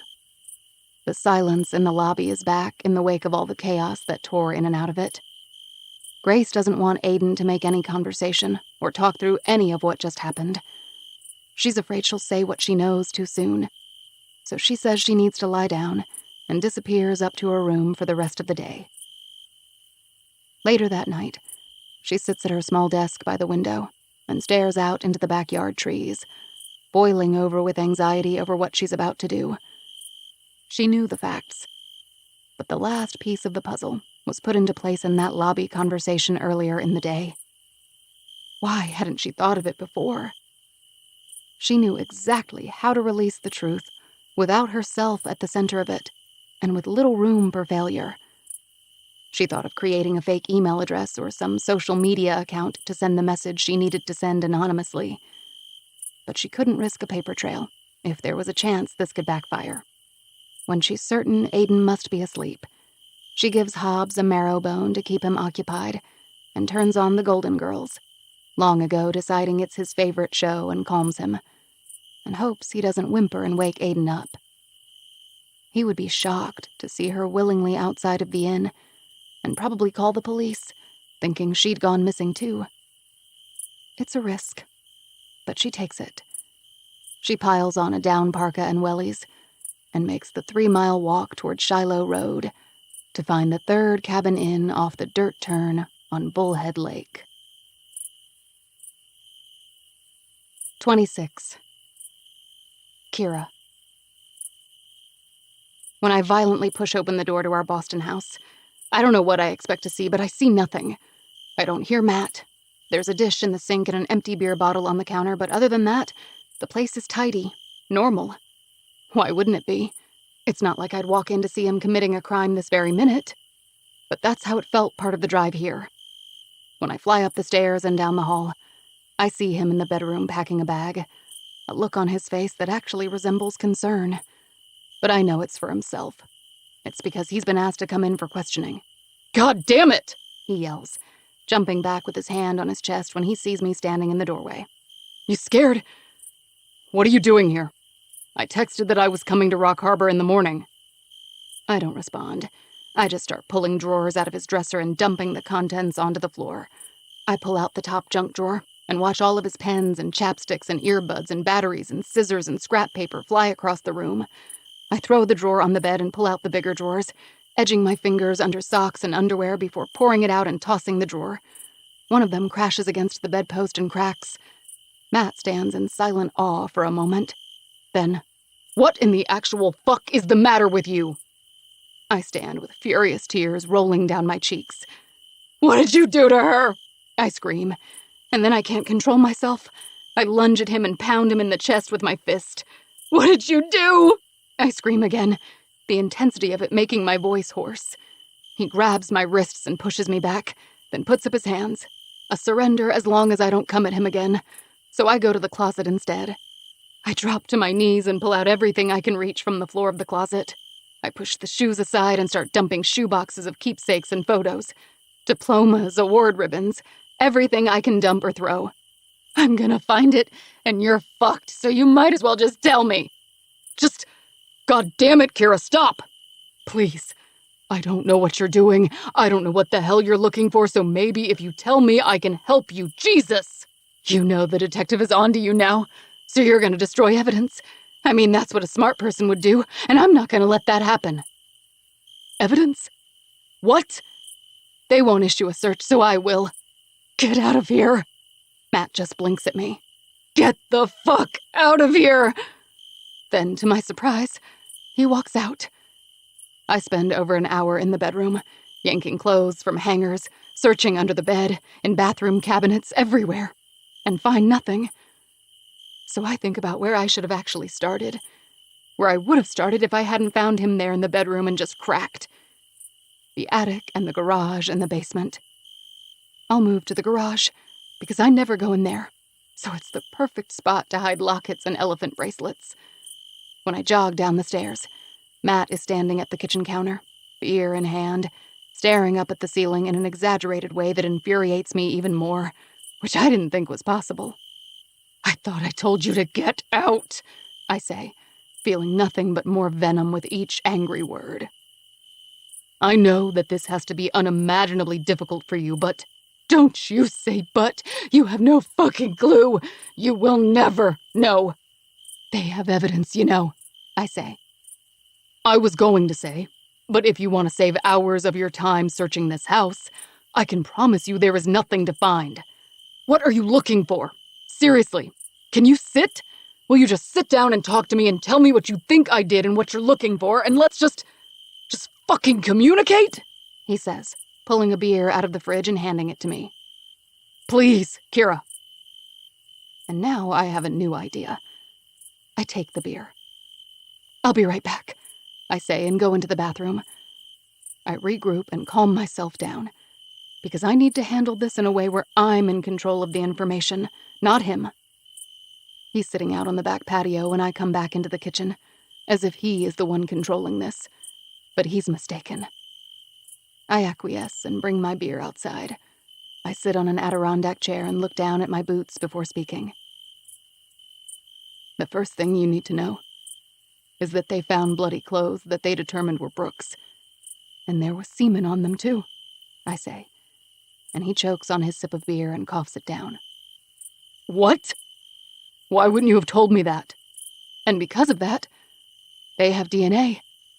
And they will surely ask you to give a sample to rule you out.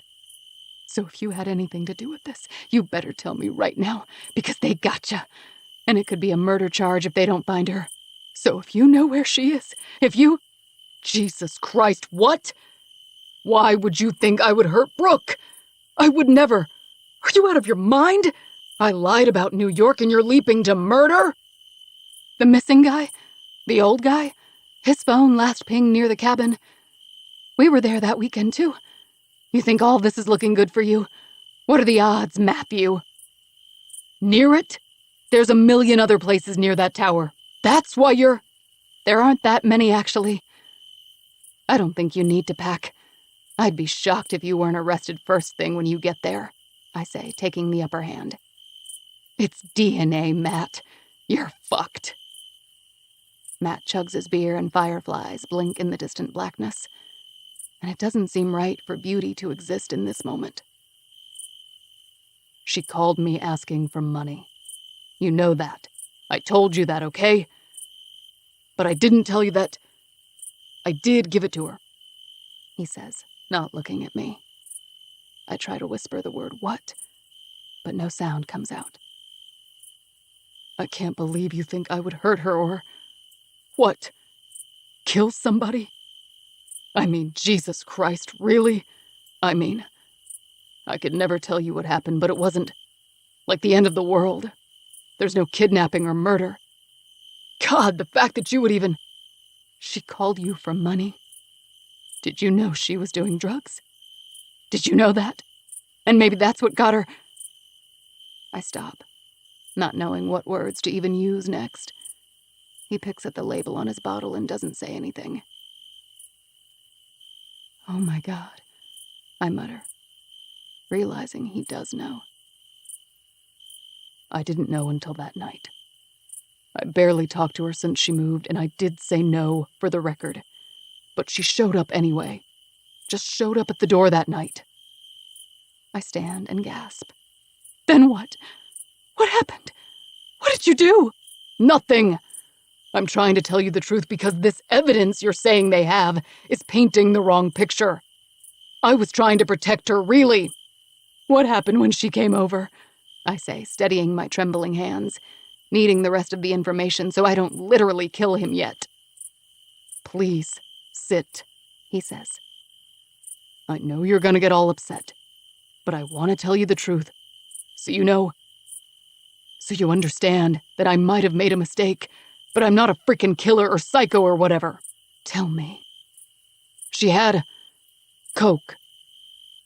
Okay? Already knowing this terrible reality. And she was wearing some weird shit, like a schoolgirl costume or something. I asked why, and she just giggled at me.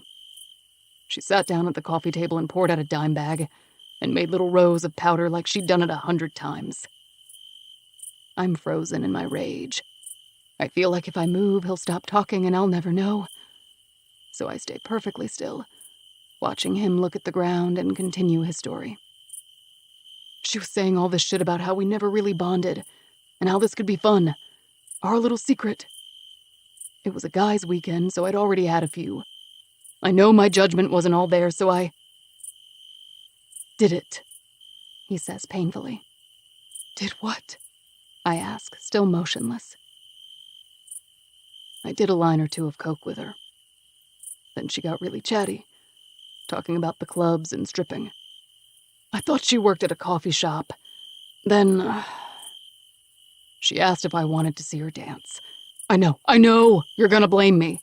But I was fucking off my rocks high. I'd never done coke before. I don't know what made me, but I was gone.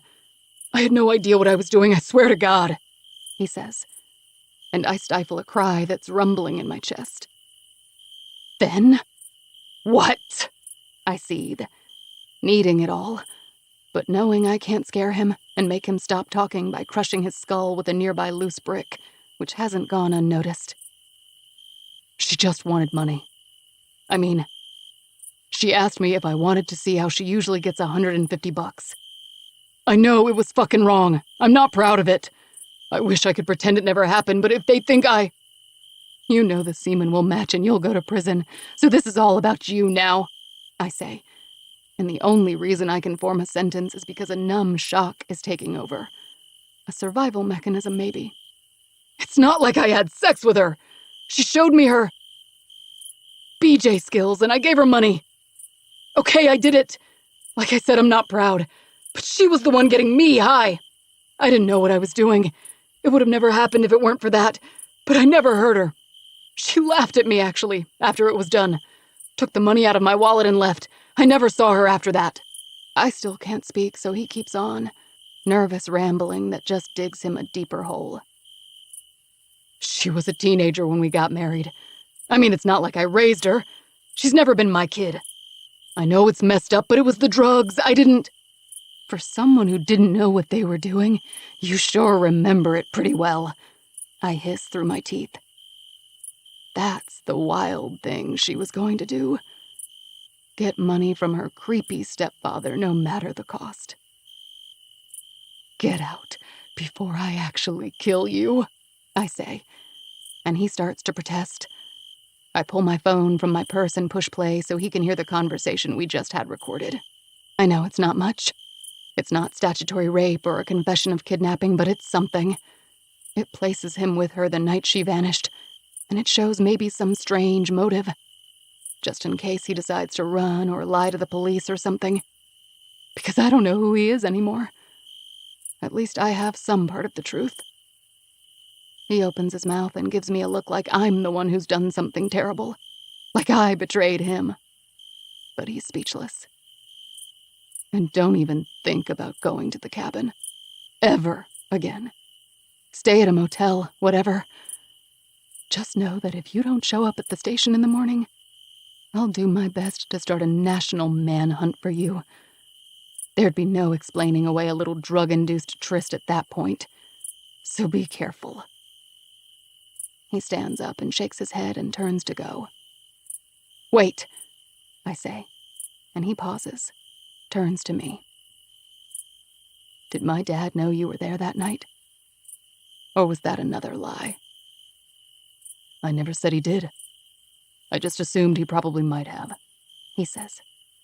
Jesus. You really just want to paint me as some kind of monster, don't you? Goodbye, Matt, I say. I'm on your side, believe it or not. I wouldn't do that, is all he says. Then I hear him pick up the bag he packed, and after a moment, the garage door opens and I hear his car start and then pull away. Probably might have, he says now. I basically accused my own father of being involved, and I doubted him even though his alibi was triple-checked, and I know him, and that he would never do anything even close to what my traumatized mind led me to believe. Before I can give way to the flood of emotion threatening to suffocate me, I need to work. I need to search while I can. I spend hours tearing apart the house. Every box in the attic is overturned, every corner in the basement searched twice. The contents of the plastic storage bins lining the garage shelves are on a pile on the floor, and I don't find anything. Not even some porn mags or anything that would point to him being a complete pervert. Yet he is.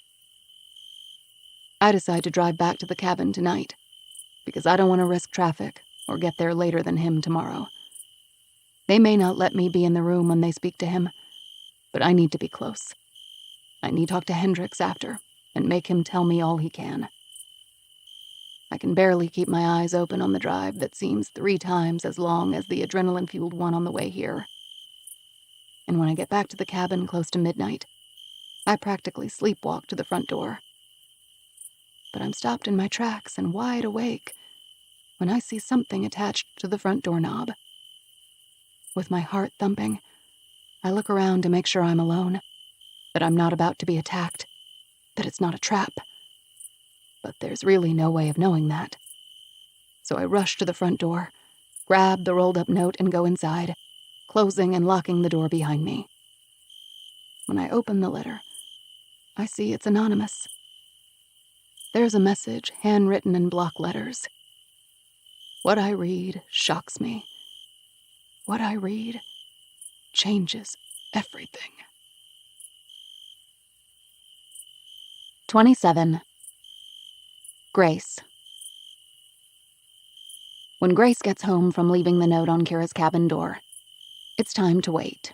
It's time to see how it all unfolds. She tiptoes up the creaky stairs and opens her bedroom door to see Hobbs asleep on his back in his little bed. He licks his lips and rolls over when he hears the door, but doesn't wake up. Sophia is telling Rose an anecdote about Sicily on the television, and Grace feels like she'll break down and cry. After so many years living in fear, she finally knows the truth. So much still has to go right for her to be free, to really feel like she can live her life without constant panic and anxiety. But she finally knows the truth. She looks around, and it's like she's seeing what she's becoming through someone else's eyes all of a sudden. Holed up with her dog in a tiny room, inside an empty inn in the middle of nowhere, so afraid of the world that she's permanently paralyzed and stopped living completely the day she was taken from the laundromat bench. Her thoughts are reeling, and adrenaline is still pulsing through her veins. She can't stay in this room anymore. The anticipation of what will happen next is buzzing between her ears, and she needs to try to calm down. She pads quietly down the hall to make sure Aiden didn't wake up and is where he's supposed to be. But when she reaches his room, the door is cracked, and when she pushes it slightly open with one finger and peers in, he's not there. Her heart speeds up, but she tells herself it could be anything. He has a missing father. He could have gotten a call. His mother might not be well. Still, She walks the shadowy halls of each floor and opens every guest room door, peering under beds and behind shower curtains, because now she's alone, and what she's set into motion is dangerous, and she suddenly feels like she needs to leave, to run. But where could she go? It's almost 2 a.m., and even if it were morning, she has no one really, does she? She puts her shoes back on instinctually, because what if she needs to run? She has always kept shoes next to her bed for that reason, just in case. She keeps a rope tied to the bed frame, too, long enough to toss out the window and climb down to safety if there was danger, and she was trapped on the second floor. A baseball bat is tucked behind her bedroom door.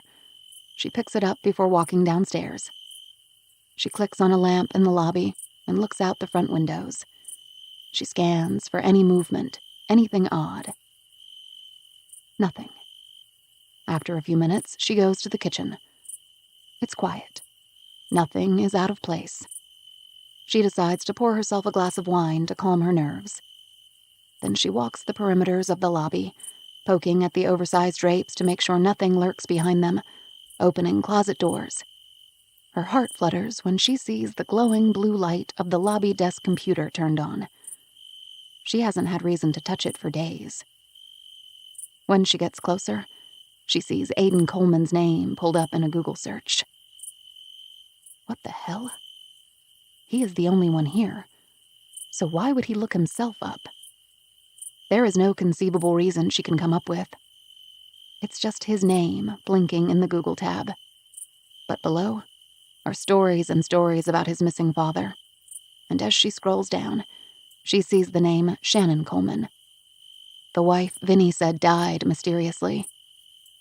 She clicks on one of the links about Shannon and sees the face of a lovely woman with high cheekbones and bright eyes bloom onto the screen. She reads, "Wife and mother of one, killed in tragic hiking accident. Miss Coleman was hiking alone with her dog on Ridgecrest Bluff when it's thought that she lost her footing on loose rock. She was rushed to Mercy Hospital, Portland, but didn't survive her injuries." She was alone. Why would Vinny say they never figured out what happened, and that Aiden was there? And why the hell is this up on the computer?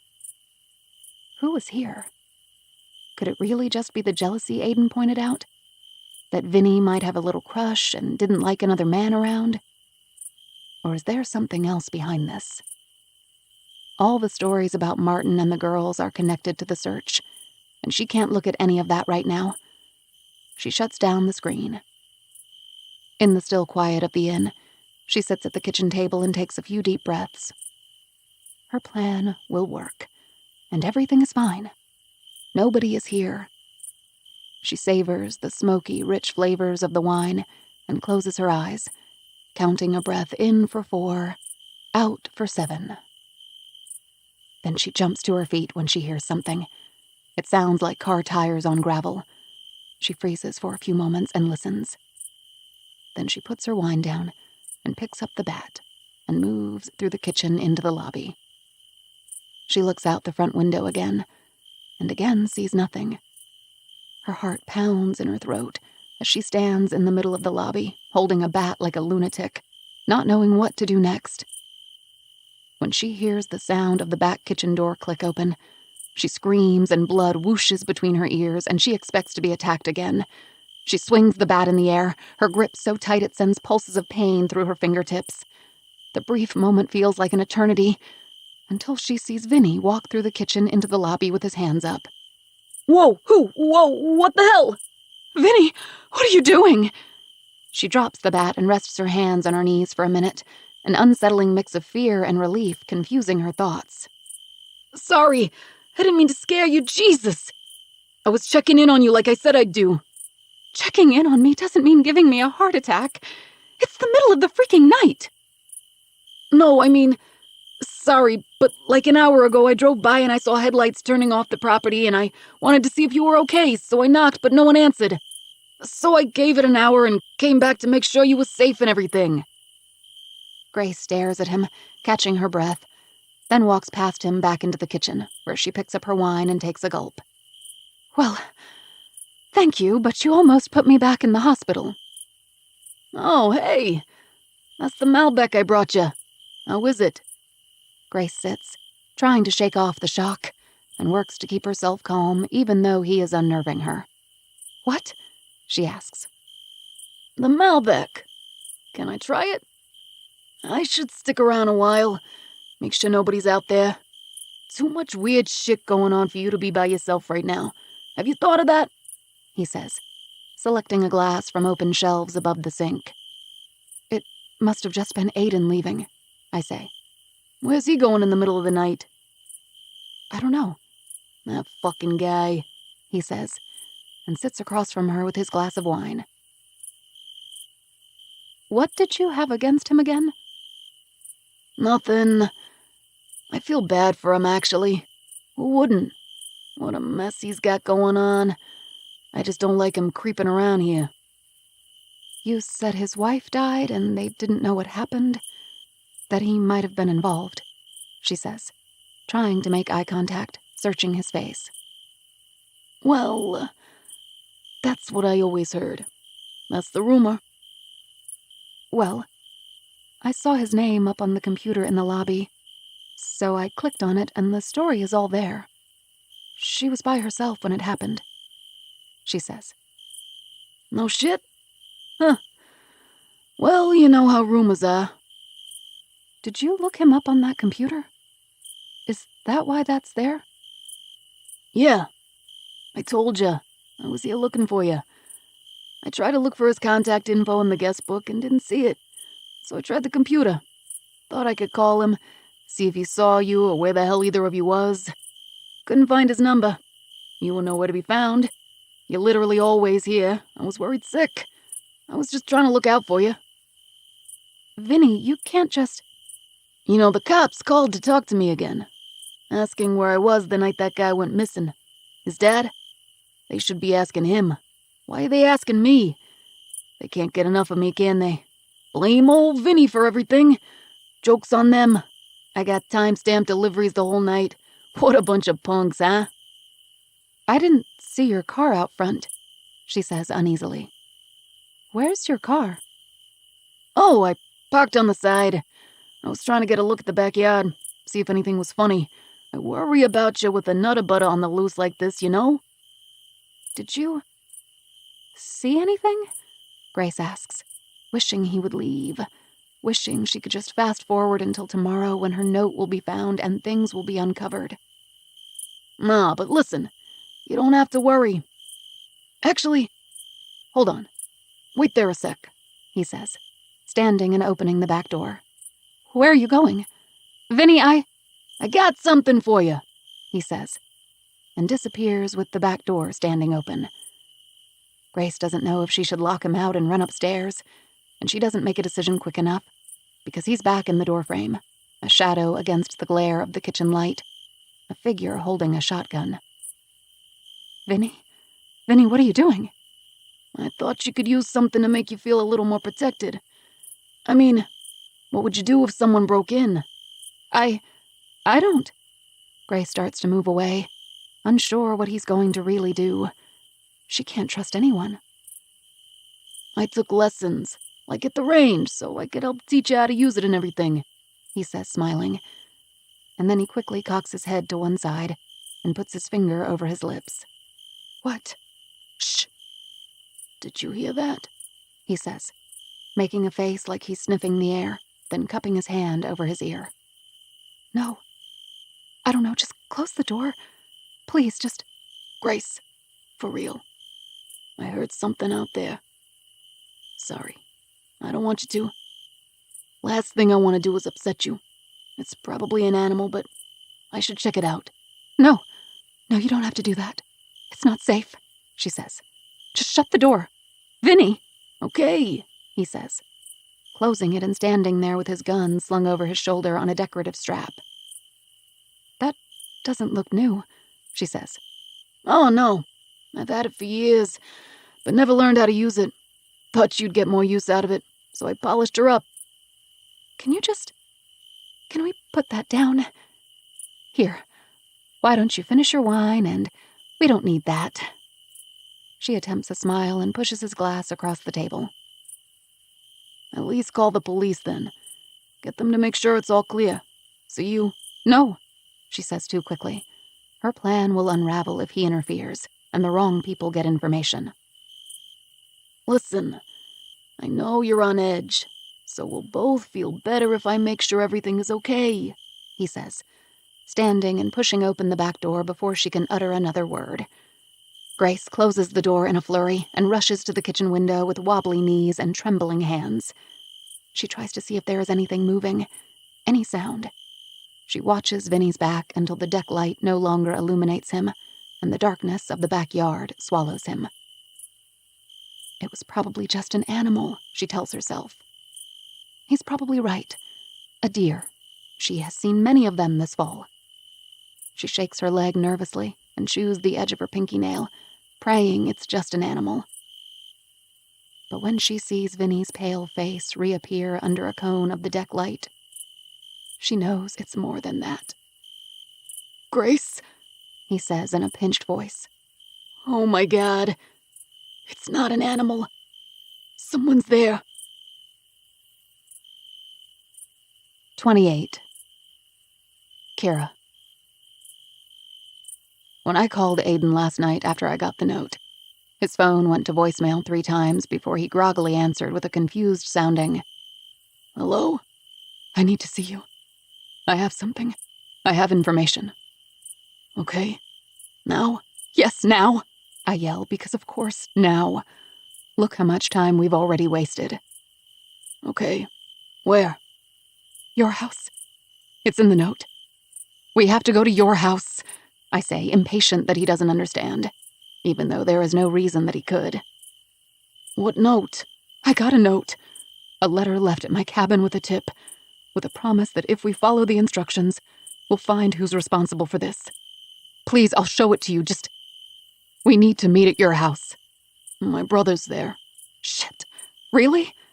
He can't be there. We need to search the place. Nobody can be there. There's something stashed in your house that we need to find, I say, breathless, walking out to the end of the dock in the inky black darkness. Kira, that sounds... Are you sure it's not a hoax? One of the crazies out there trying to take advantage of a terrible situation. People are sick, you know. I'm not sure of anything, but I need to look. I need to follow it up anyway, 'cause what if it's not? Why would someone who has information like that send it to you anonymously? You're asking me things I don't know. I don't know. Maybe they're scared. Maybe... Just tell me what it says, he says. And I sigh and look up to the sky. I don't have time to waste, but I need his cooperation. I don't need to flash a light on the paper. I have it memorized.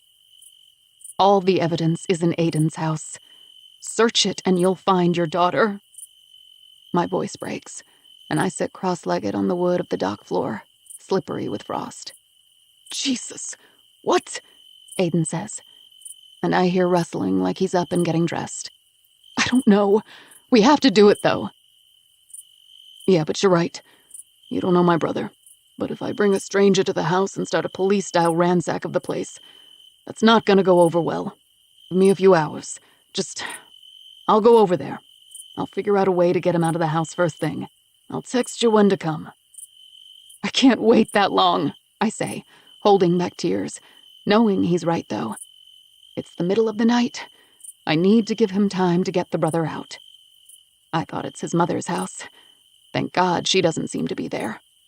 I don't want him to look for whatever it is without me, but I also don't want to lose my only lead, my only hope. A few hours, I say. Inside, I lie down on the small plaid couch, still in my coat and boots, and look at the clock on the wall.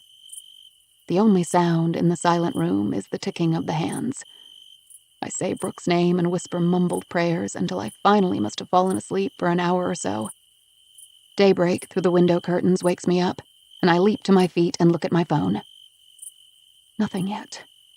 It's almost 6 a.m. I go to the stove and heat up water in a pot for the instant coffee my dad keeps in the cupboard. I pour myself a mug and go outside to sit by the fire pit. The gray ash against a dull sky and skeleton trees makes the place sadder than I even thought possible. But I still see Brooke's face. I see it lit by the glowing red of the fire on summer nights, twirling a sparkler or roasting her marshmallow until it's black and on fire, always chewing grape bubblegum and twirling it around a finger, mosquito-bitten legs and fireflies in a jar. I think of my father explaining to her when she was little that they're bioluminescent, and it's how they talk to each other, so it's important we set them free, and she agreed. She named him Roger and said goodbye, and opened the lid so he could fly away. I slipped my phone from my pocket and looked to see if I missed anything from Aiden. Nothing yet. I try to call my father, but there's no answer. I'm still sitting at the ghostly fire pit, 3 cups of coffee in at 9:54 a.m. I've called Aiden 3 times, and he's responded that he's working on it but needs more time. If he had ignored me, I'd have gone over there and broken in. He gave me his address. But if I did just show up, would I ruin the whole operation? Is his brother still there? Is he involved? I'll give him 30 more minutes, I decide, and then I'll go find him. I call my father again. "Hey," he answers after 2 rings. "We have a lead, maybe," I say, and I tell him about the note and that I'm waiting to go to the house. "You shouldn't go there alone, Kier. You don't know this guy. With this Martin missing too, you don't know what you're getting yourself caught up in." "I have to try. I don't care. I have to do it." "I should be there. Someone should go with you." "No," I say, cutting him off. "I appreciate it. I need to tread lightly. It's Aiden's house, his childhood house. Frankly, I'm surprised he's willing to help me, but I can't show up with a team. Listen, that's not even why I called," I say, my cheeks flush with shame and my words sound hollow. "I'm sorry for what I said." "Stop. Honey, this is the hardest thing you'll ever have to go through. You'd be an idiot not to suspect everyone and everything you know." "Thank you," I say. "I just feel crazy and I don't know what to believe, but..." I stop mid-sentence and stop dead as I hear a car pull up to the cabin, quiet as a whisper, but the middle of nowhere is quieter. "Shit, I gotta go," I say, hanging up. Then, "What the fuck?" He gets out of the vehicle and lunges toward me. 29. Aiden. When Aiden arrived back at his mother's house in the small hours of the morning, he had no earthly idea what he was really doing. Was this letter for real, or the most ridiculous spoke-in-the-wheel tactic he'd ever seen? It didn't really matter much, because neither he nor Kira was in a position to ignore it if it was a remote possibility. He needed to get Brady out for the day. That is, if he was even home, which he tended not to be late at night these days, but certainly did tend to be when it came to eating Hot Pockets and watching Dr. Phil on the sofa sleeper all day. He worked out a story in his mind on the sleepy drive over, and he couldn't alarm Brady in the middle of the night. But he would try to work his angle to get him out for the day, once he either woke up or rolled in with last night's clothes on in the morning. As he slowly turned the key in the lock, he listened for sounds of life. But the house was quiet, as you'd expect at this hour. He took off his boots by the front door and called softly for Brady to see if he was up. It wouldn't be abnormal for him to be on the sofa in the garage, spread-eagled in his boxers with a smoke hanging off his lips and losing at online poker, so you never know. He didn't see Brady in the garage. He wasn't in the kitchen or on the back deck. When Aiden starts to head upstairs and hears a strange noise, he stops in his tracks and sits on the brown carpeted steps a moment just to listen. He can't place what he's hearing. But Brady is definitely home. Is it crying? It's definitely moaning and yelling. He knows he hears a female voice now, in small staccato cries. Aiden stands and runs down the stairs 2 at a time and stops outside Brady's basement room.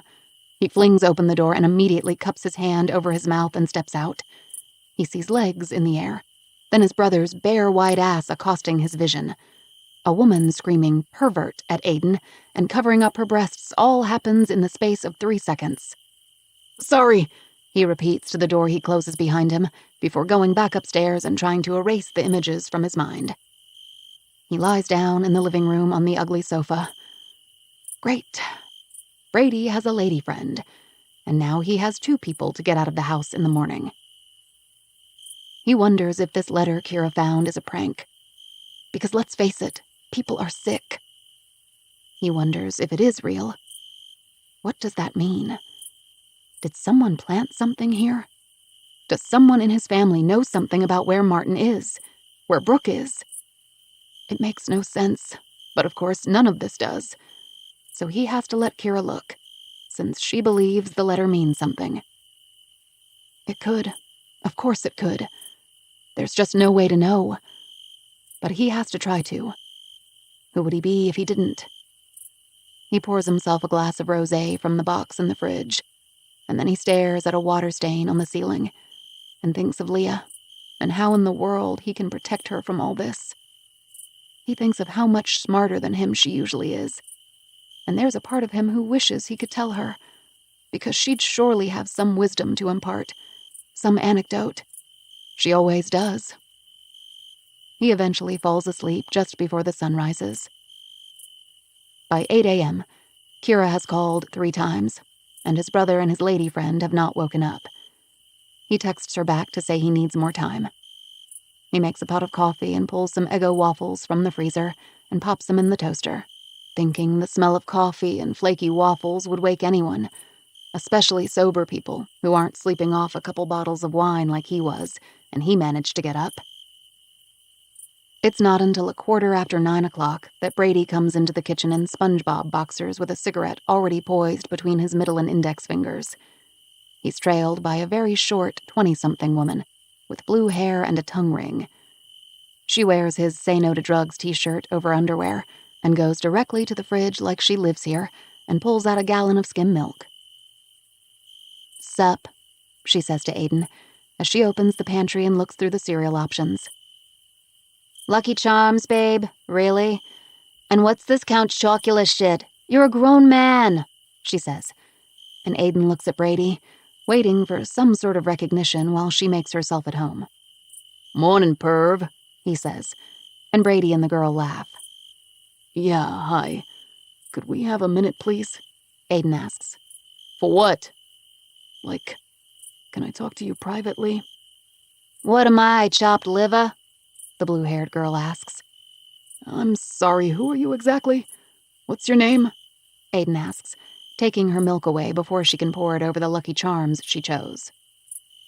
Brandy? She says, like it's a question. Of course it is, Aiden mumbles. Look, I need to talk to you for a minute, he says. Give us a minute, Brady tells her, and she shrugs and takes her bowl of cereal back downstairs. What's up, perv? Brady says again, chewing his waffle with his mouth open and laughing. I didn't know you were here, okay? And then I heard something. Never mind. Who's this chick? He asks. She told you. Brandy. My girlfriend, he says. And Aiden has to sit on a stool. Since when do you have a girlfriend? He asks, not remembering one since high school. Is this where you've been going all the time? What do you mean all the time? Late at night when you're not here, he says, standing, flailing his arms in the air. You don't think you showing up with a girlfriend for the first time in like 15 years is noteworthy? No, Brady says, biting off half an Eggo and shrugging. You've never had one before, Aiden says, trying to control the volume of his voice. I've never been sober before, he states matter-of-factly. Oh, Aiden says, his shoulders softening and his temper cooling. I guess that's true. Pretty hot, huh? Boom, chicka boom, boom, he says, an obnoxious bro laugh escaping his lips between waffle bites. Okay, Aiden says, not knowing how else to respond. Look, listen, I mean, I've been seeing her a while now. It's no disrespect to Dad bringing her here like this. She just kind of showed up at Rusty's last night and one thing led to another, you know? Rusty's? Aiden asks. The bowling alley? Yeah, I'm in a league. Suddenly, Aiden thinks about the many reasons Brady might have to be away from the house at night that he never considered. The rich life he assumed his brother was incapable of. No, cool. That's great. Sorry for barging in, I didn't know you were here and shit's creepy right now. If I didn't know you were here and I heard that shit, I'd probably have shot you. So no hard feelings, Brady says, dipping a spoon into the Skippy jar and slapping a heavy serving onto his waffle. Yeah, thanks. So listen, I wonder if you can help me today, Aiden says, and Brady halts the spoon a few inches from his mouth and looks at his brother. Did something happen? Do you know something? He asks, pushing his plate away. Actually, Ginny called, and they could really use your help, Aiden says, giving Brady the gift of a task. What? Why? She thinks the press found out where Ma was staying, and they're gonna start harassing the house like they did here. Oh, shit, Brady says. Ma okay? Yeah. So... Aiden leans in and lowers his voice, as if they are in on the same secret. Don't mention that, though, because Ginny was gossiping with the neighbors, and she thinks it's her fault the press found out, so it's sensitive. She just needs help. Someone to make sure those fuckers don't get near the house. The lawn, even. Just for a day or two. Can you do that? He asks. And he doesn't know when he became so well-versed at lying. But tragedy can make you do really unexpected things. Brady jumps up and stands in a very awkward, military-looking stance, and then spits Wheaties and waffle specks at Aiden from the corners of his mouth as he salutes and says, "Hell yes, I can!" And then he takes his can of morning Dr. Pepper and shuffles downstairs to tell Brandy. Aiden quickly pulls out his phone to call Kira and tell her he almost has Brady out and she can head over soon. But there's no answer. He tries a second and third time. Still, no answer. 30. Kira. Stop! I scream at him, stumbling backward and tripping over the log bench next to the fire pit. What the hell is the matter with you? I try to scramble to my feet, but he's over me, grabbing my wrist and twisting it. Matt, what are you doing? I kick at his shin with the bottom of my foot and push myself backward across the muddy grass, a searing pain in my shoulder where it hit the ground when I fell. You think you can just take me down with you? Ruin my life too? He says, still coming at me. He grabs my arm and yanks me up off the ground. What? I try to twist away from him, but his grip is strong and his face is red and contorted. I try to pull away from him, but he's reaching into my pockets, looking for something and squeezing hard. I cry out and bite the top of his hand so he releases his grip. Fuck! He yells, and he does let go. But at the same time, he pulls my phone from my coat pocket. He holds it up and takes a few steps away from me, a look that almost dares me to try to get it back. Then, to my surprise, he starts to run toward the dock. I don't know whether to get in my car and get away, if he's going to hurt me or kill me, but the instinct to fight takes over. If he switched from victim, poor Matt who has to go in for questioning and have his sins exposed, and turned into this angry, manic version of himself overnight, something has happened, and there must be information he knows that I don't. I run, breathless, down the muddy slope to the dock just in time to see him throw my phone into the glossy lake with the force of a pitcher on a baseball mound. It hits the surface with a tiny splash and then sinks to the bottom. Now I get what he's doing. Still, I keep a little distance, standing at the head of the dock but not moving closer. I could lunge at him maybe, push him in if I need to. He turns to face me, something like relief washing over him, and he doesn't say anything for a moment. Now that he's destroyed my recording of him, I don't know what he plans to do next. So I take a step back, poised to run when I see a demented smile spread across his face. I don't know if that detective buddy of yours doesn't tell you shit because he's protecting you from details you don't need to know, or he doesn't trust you, or maybe you actually did know. Know what? I ask. and he starts walking closer to me. They already had my DNA from weeks ago, and they were processing it. And I guess when you told them I lied about being at the cabin, they fast-tracked it. It's not a match, Kira. You probably knew that and just wanted to fuck with me anyway. Ruin my life with your recording, he hisses, spit flying from the sides of his mouth. I didn't know that, I say, but I've stopped listening to him because I can only hear the blood rushing between my ears and feel my head becoming weightless. If that DNA wasn't from him, if it can't be explained by his fucked up story of that night with Brooke, then someone else has hurt her. Tears prick my eyes, but I don't let them fall. I'd lose my job. I'd lose everything I have worked for if you decide to play games. Make it public, whatever you were playing at by recording me. I don't care, is all I manage. Because I care nothing about him anymore, and he's wasting my time now that I know this was just some self-centered tantrum. I know. That's the problem. I already lost you, and now you're after the rest of me just because you're miserable. You're wasting your time is the worst part. Now that they know I was here, they talked to Colby and Mike like I told you to, he says, like I hadn't tried calling them 17 times with no response. I'm sure they're on your list to go hunt down and harass. Jesus, you're all over the place. You know that security camera caught her after she was with me at the cabin?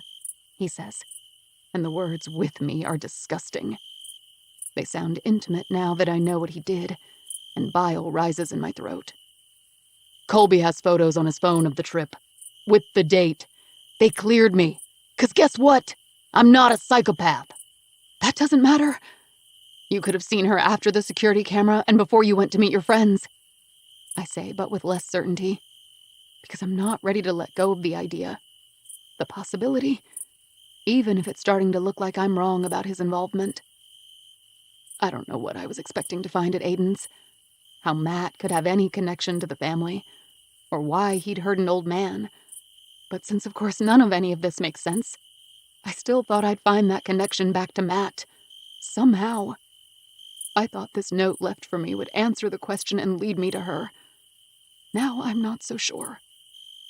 You could have hurt her so she wouldn't tell what you did to her, I say, still holding on to this theory.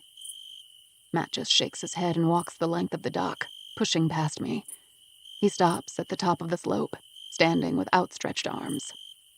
I'm not proud of this. I didn't want to do that, but you've lost it, Kier. You're not thinking straight anymore. You need help. You got the wrong frickin' guy, he says, turning and walking to his car, and he drives away. And maybe I do. 31. Aiden. By 10:30, Brady had packed an overnight bag to bring to Ginny's, told Brandy he'd drop her off for her shift at Super Saver, and gave Aiden a strong pat on the back and another salute, signaling he was ready and willing to take on his assigned mission. After he'd gone, Aiden tried to call Kira again. When he didn't get an answer, he stood in the quiet of his childhood home and felt an emptiness he couldn't name. The letter said they'd find an answer here, and so he had to try to find that answer. But he didn't know where he would even start. He had no idea what he was looking for. Every surface of this house was covered in photo frames and precious moments figurines, dog-eared paperbacks, misshapen ashtrays, and knickknacks. Every drawer crammed with paper clips and screwdrivers, batteries, pencils, takeout menus. There was no closet you could open that wouldn't drop a pile of folded sheets or shoeboxes onto your head. It was overwhelming, but he had to give it his best attempt. He figured if some outside person, a stranger, left this note, that there was a clue here, a huge, case-blown wide open piece of evidence to find. Then maybe it had been planted here. Why would anyone do that, though? But he has nothing else to go on. He decided the garage and the back shed are the places to start, because it would be easier for someone outside the family to access those. Inside the garage, he stands looking up at the rafters full of old bikes, Christmas decor, canoe paddles, and fishing rods, and he's already completely overwhelmed. Why did this phantom tipster not offer any sort of direction? It makes him think that maybe this is a sick prank.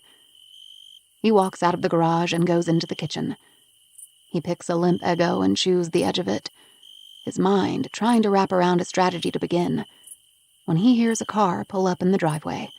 Before he can even get back outside, he sees a shock of blonde hair past the front door, and then Kira appears in front of the open garage door. She stands, taking it in, when he comes out and looks at it next to her. "Shit," she says.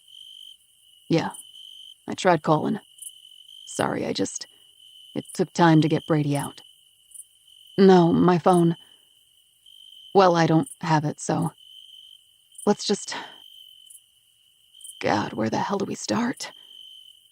From this angle, Aiden sees a dozen creepy ceramic dolls in Victorian dresses lining the shelves on one side of the garage, a couple box fans, a transistor radio, empty Pringles containers, piles and piles of old newspapers, and a couple broken television trays.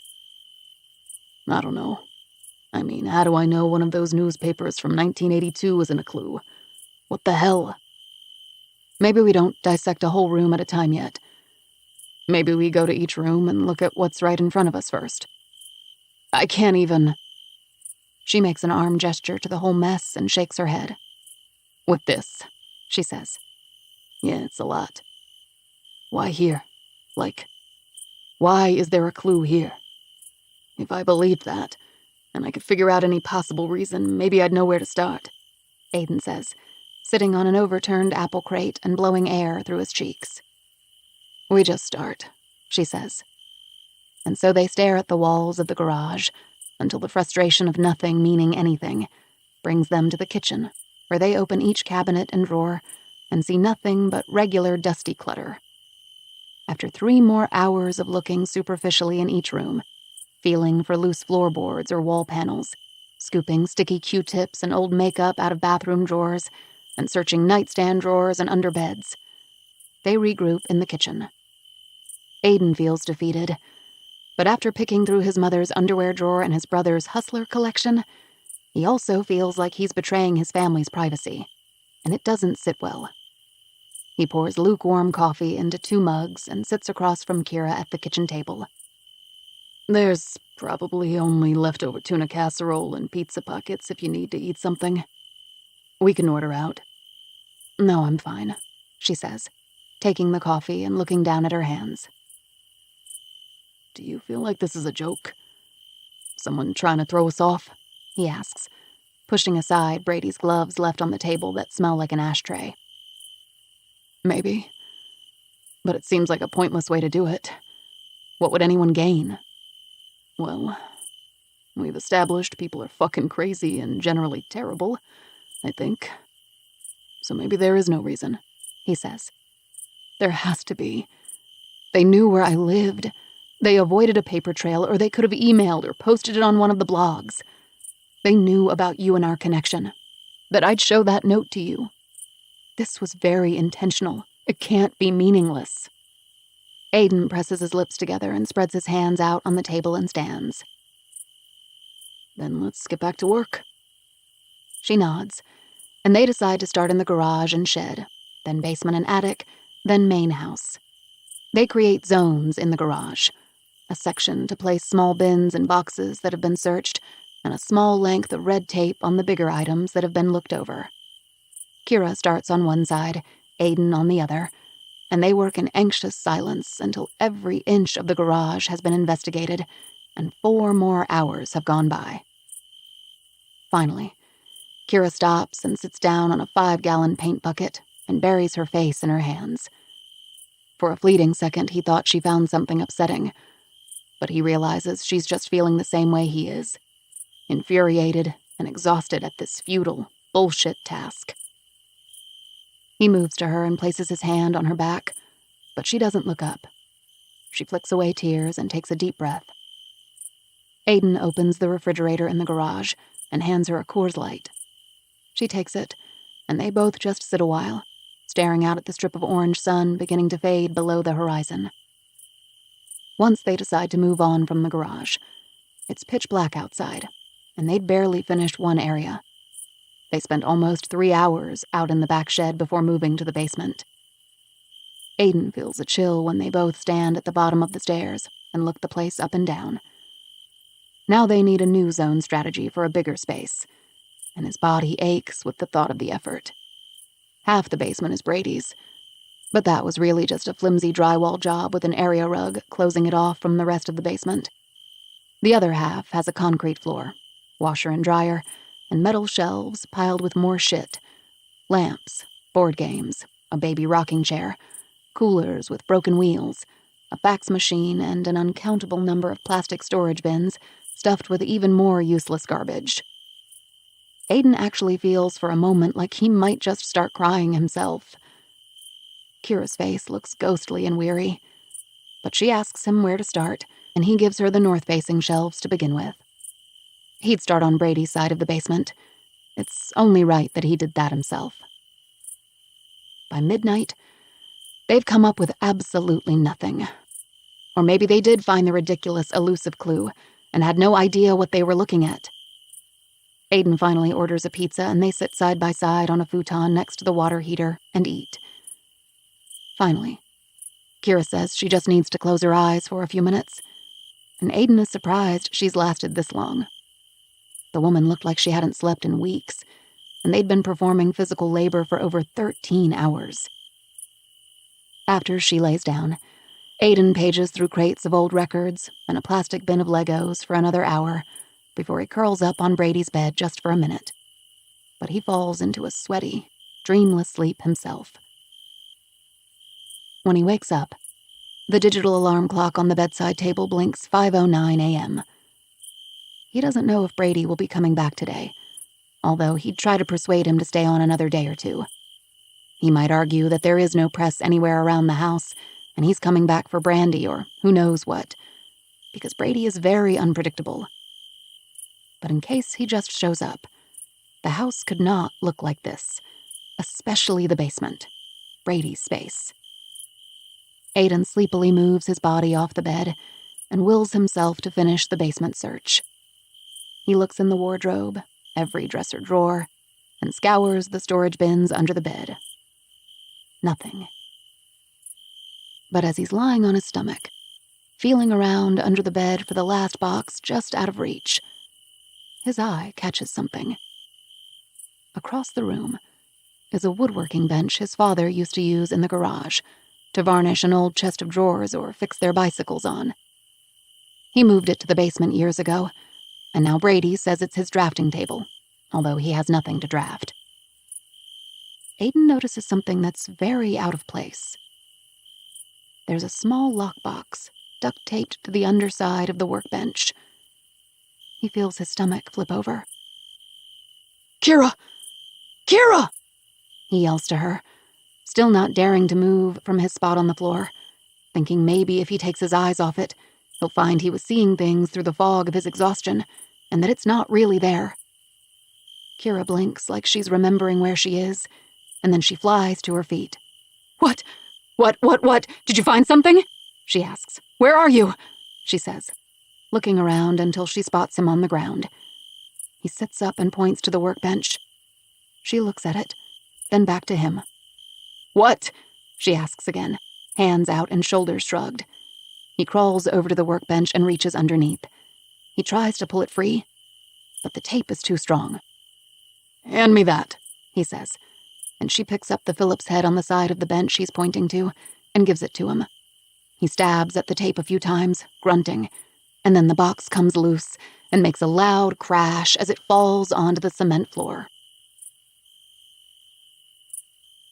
32. Kira. I look at the box slack-jawed, and then back to Aiden, who mirrors my expression. I kneel on the floor beside him and touch it, then shake it, and hear what sounds like maybe coins or jewelry. Bits and bobs inside. I jiggle the small padlock, but of course it's locked. Without a word between us, I jump up and start to feel through the drawers of the workbench to find something to open the lock. Aiden runs to a giant red toolbox sitting near the washing machine and opens it, clinking and clanging, dropping tools on the floor until he returns with a hammer and flathead chisel.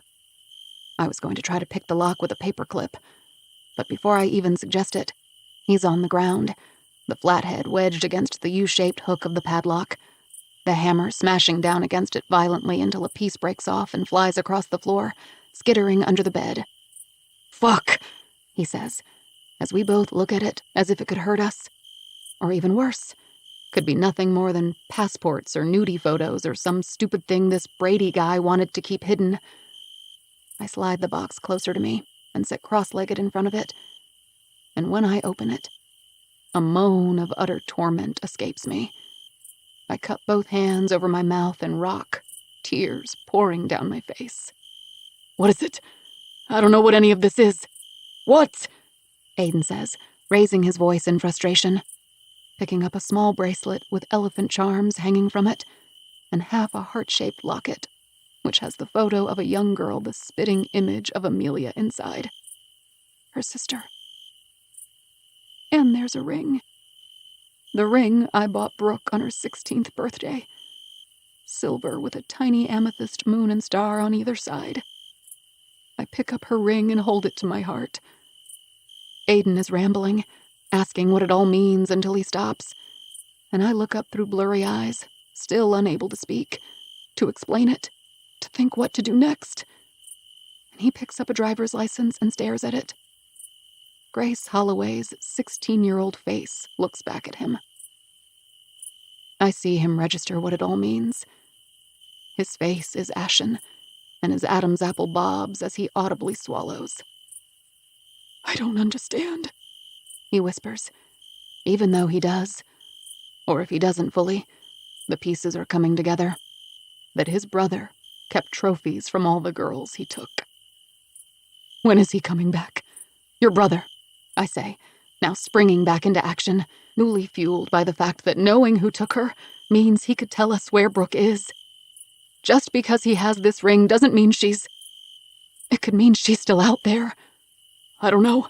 Anywhere between any minute and 2 days from now. He didn't specify.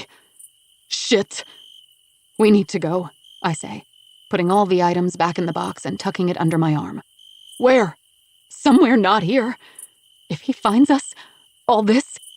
Jesus. Let's get out of here for one. We need to go somewhere safe and call the cops. Tell them where he is, but not from here," I say, already halfway up the stairs now, looking for my bag and boots. Aiden follows right behind. "We should go to the inn. We owe it to Grace to tell her what we found too," he says, and I nod, pulling on my Uggs and racing out the front door into the pouring rain. 33. Grace. Vinny watches protectively from the kitchen window the next morning, after he'd discovered what I'd been hiding.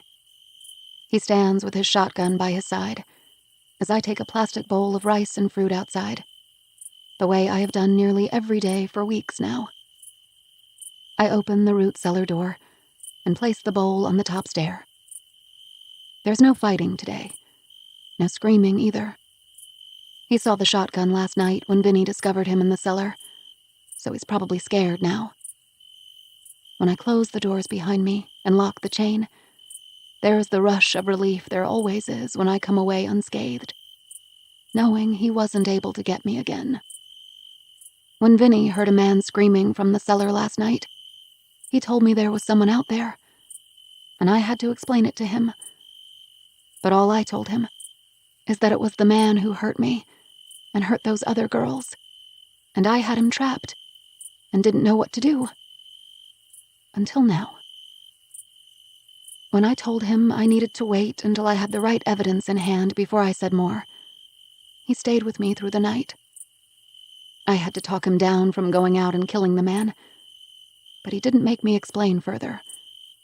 He just held me and let me cry, and stayed up by the back door with his gun all night, chewing sunflower seeds and spitting them angrily at the back screen door. Today, we move quietly and strangely around one another, waiting to get a call from Kira, so I know it's all going to be okay, that it might finally be over, that he'll be forced to tell us where Brooke is, when he knows we have the evidence to put him away forever if he doesn't. 34. There's a man now. The figure that wears a hood and leaves the food has always looked too small to be a man. But now there's a guy with a shotgun. The hooded figure opened the door last night, and he aimed a flashlight down the stairs, right in my eyes, and I screamed for help, hoping he was the police or someone who discovered me and was there to help. I yelled at the guy, "Help me! I'm Martin Coleman! People are looking for me, please! Tell my wife, call the police, please!" But the guy just looked at me wide-eyed, then to the figure, and then closed the doors again. 35. Grace. When Aiden and Kira come through the front lobby doors with gray faces and rain-soaked clothes, I know this is it. I rush from where Vinny and I have been sitting solemnly at the kitchen table into the lobby, and when Aiden sees me, his face falls. He's holding something in his hand. "Grace, we need to call the police and have them come here right now," Kira says, pushing past Aiden and setting a metal box on the coffee table in front of the leather sofa. No, wait. Did you find it? I ask. And they both jerk their heads to look at me. Then Vinny comes into the room, still with his shotgun slung over his chest on its strap. Kira stands and takes a step back. "What's going on?" Aiden asks. It's okay. Vinny knows everything. He's fine. I left you the note. Silence. You found it, didn't you? I say, sitting next to her, looking down at the dented metal lockbox. Kira exchanges a look with Aiden, who closes his eyes and shakes his head in confusion, then sits across from me. "Okay. Wait, what? Back up. You left a note for us to search my house? You knew we'd find what? How could you know what we'd find?" He says angrily, accusatorily. He places the object in his hand on the table, and it's my old ID. I look at him and pick it up. My breath catches, but I go on. Because when Kira said that he was taking tokens from the girls, I knew he'd keep them. He's the same man who took me. Kira's mouth opens and then closes, and Aiden just stares at me. "My brother. He did that to you?" Aiden asks, his face drained of all color. Your brother? No. Then what are we talking about here? We found this in his room. He flips the box open with a finger, exposing the sparkly jewelry. No. What? Martin Coleman. I'm talking about your father. Is this some sort of game? Like you planted that shit in my house and then tipped us off to it? My father is missing. What the hell are you talking about? He seethes. Please, just let me tell you what happened. Aiden stands and runs his hands over his face, looking like he's gonna punch something. I'm so goddamn confused right now, he says. Let her explain then. Kira raises her voice impatiently. I'm so sorry, Aiden. I left the note because I was positive he kept the things he took, but I could never prove that if you didn't find it. If I just told the police it was him, why would they believe me? He leaves no evidence or they would have caught him. He doesn't show his face. He wears gloves. He uses different places to keep women. It would be my word against his. If he doesn't show his face, then how do you know it's him? How have you just not said anything this whole time? And where is he then, huh? This is insane, he says, walking toward the windows, looking up at the ceiling, then back to all of us sitting on the couches. I didn't put it together until the other night when I saw his photo. I didn't know that was the same man in my cellar. I swear to you, I heard you say your dad's name. I knew he was missing, but I didn't see a face to match it to the man I attacked. My tears start, but everyone is now completely silent, and Aiden and Kira just stare blankly at me. What? Aiden says. He looks like he will say more, but he just stands there with white shock across his face. Kira pulls his arm to make him sit down, to make him listen, and he reluctantly does so. A few weeks ago, I heard a car pull up outside late at night, and nobody comes here off-season. Well, you know that, except you, of course, but... So I was scared. And I have this bat in my room, you know? And I carry it with me if I hear something, 'cause I'm here all alone and everything. I come down, and it was kind of misty out, and I see this car sitting right out front. I think it's a traveler maybe looking for a room. Who else could it be? But it's a man, and he's on the side of the property, trying to jiggle the lock on the old barn out there.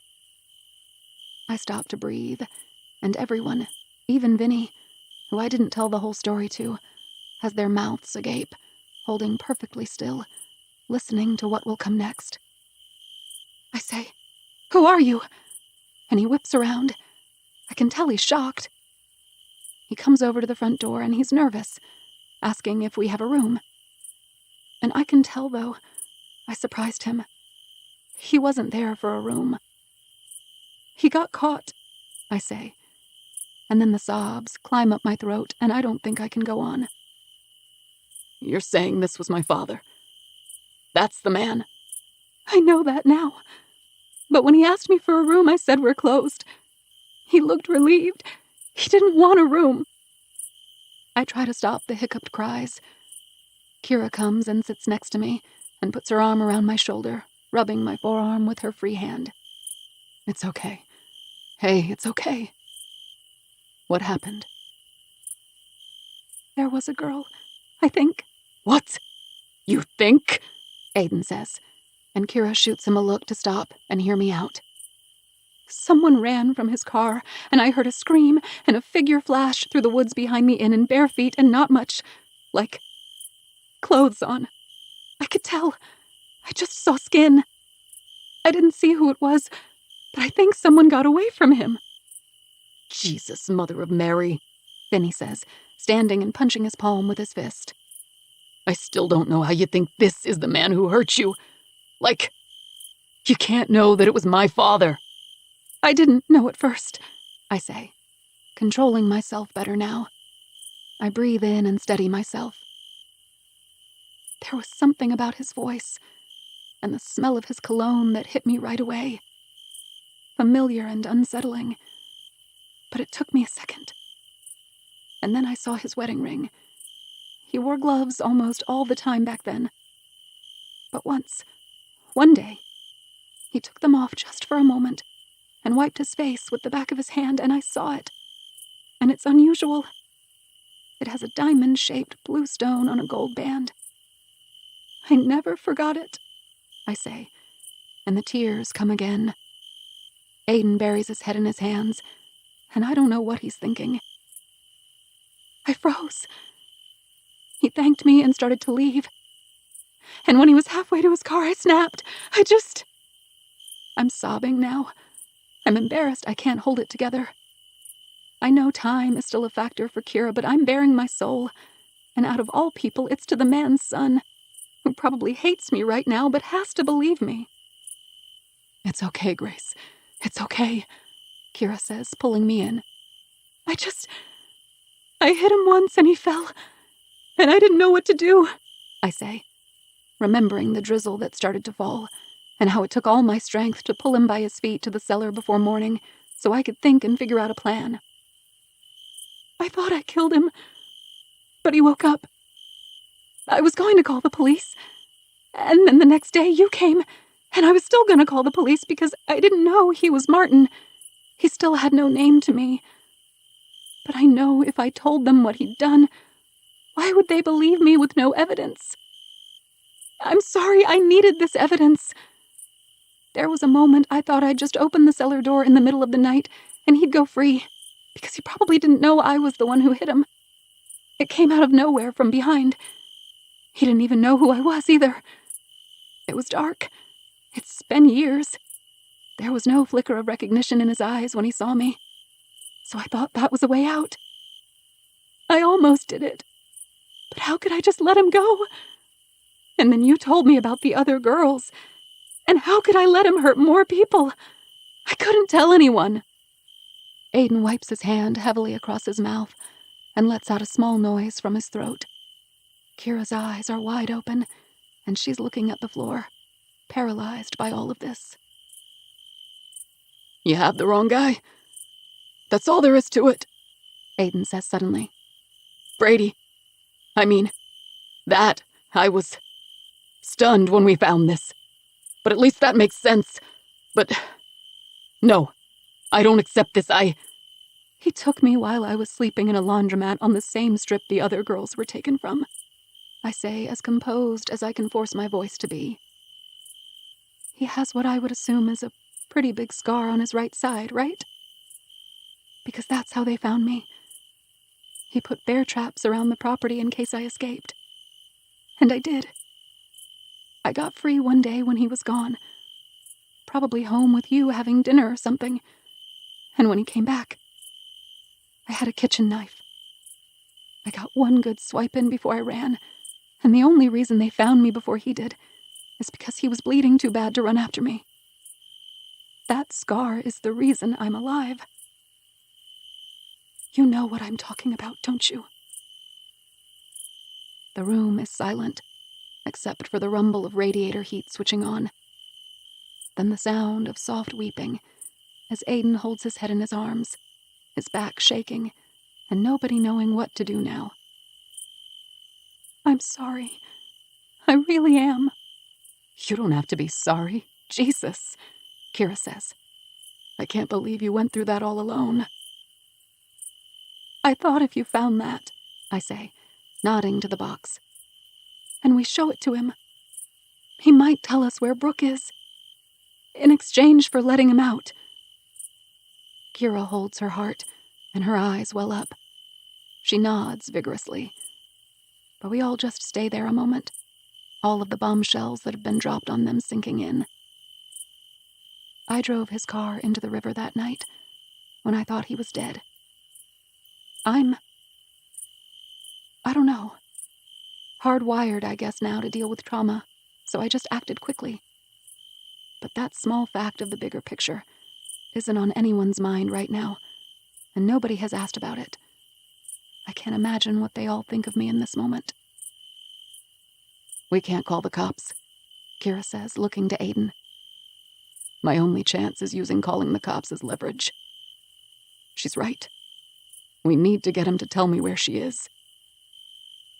Then she looks at me. What does he say to you? Has he told you anything? At all? Kira asks. I've never spoken to him, I say, and Aiden again looks at me with utter bewilderment. Where is he? Aiden says, an eerie shadow across his eyes. He stands and everyone else copies him.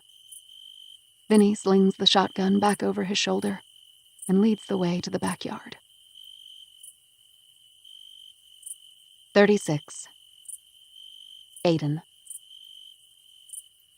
Aiden hovers over the hole in the ground when Grace unlocks the chains and opens the metal cellar doors. The wasted-away man he scarcely recognizes blocks his eyes from the light and moans. And then he looks up and sees him. Oh my God, Martin whispers. Son, you found me. I knew you'd find me, he says, crawling up the stairs. Aiden covers his mouth and gags at the smell of urine and unwashed body and rotten food that hits him like a punch in the gut.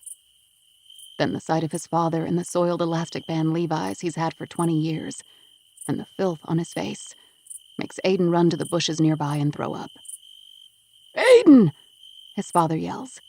Help me! He's crawled to the top of the stairs and is met by Vinny's shotgun aimed at his chest. Aiden! He cries. But Aiden has to look away. What's happening? Call the police! What are you doing? But Aiden won't look at him. Vinny leads Martin inside the back door, where Gray stands with a box of zip ties from the pantry. She secures his wrists together, then connects the zip ties, binding him to the slat in the back of a kitchen chair they put him in. Where's my daughter? Kira screams at him. This wasn't the plan, but she lunges at him, almost toppling his chair, and she claws at his face, screaming. "Where's my daughter?" Vinny has to restrain her and pull her across the kitchen. Her hair has come loose and falls across her face, and her eyes are wild. "What is she talking about?" Martin says, cowering. "What's happening? Why aren't you helping me?" "Dad," Aiden says, barely able to look at his father. "We know everything, so you could stop pretending you don't know what this is about.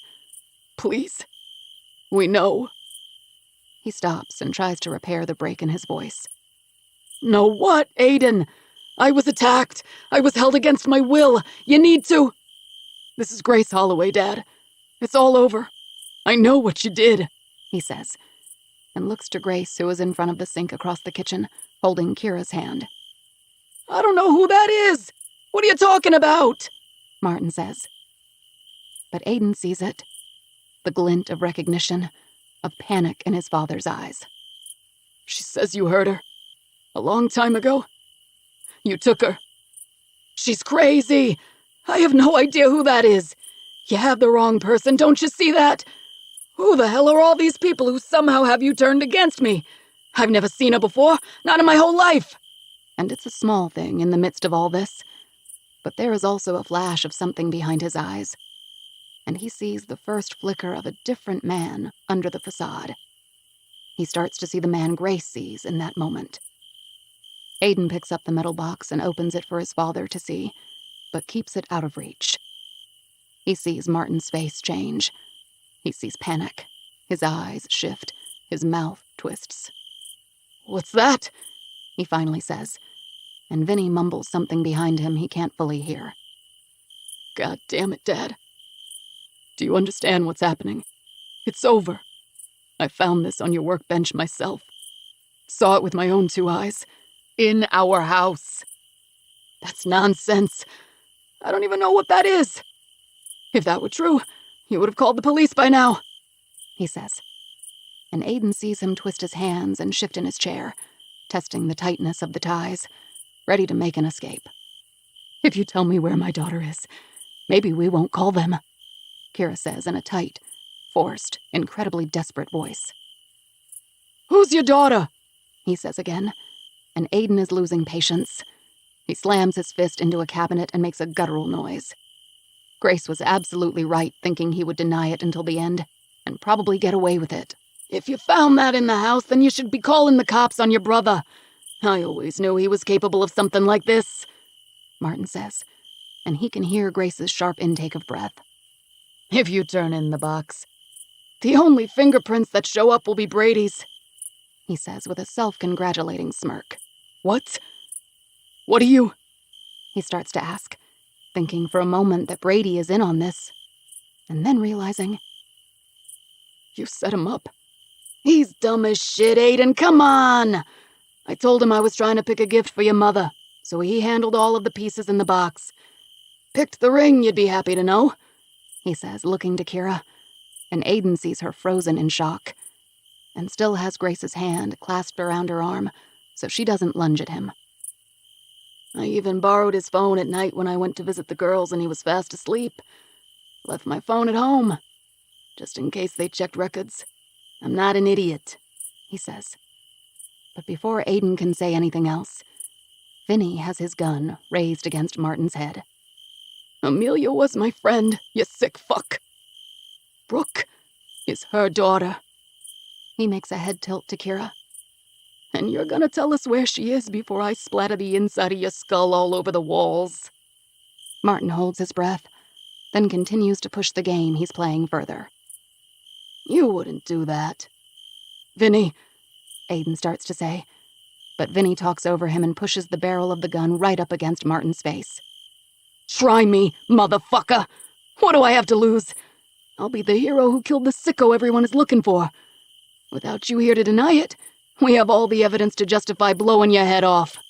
He spits, then he cocks the gun, and there are gasps all around, and then silence.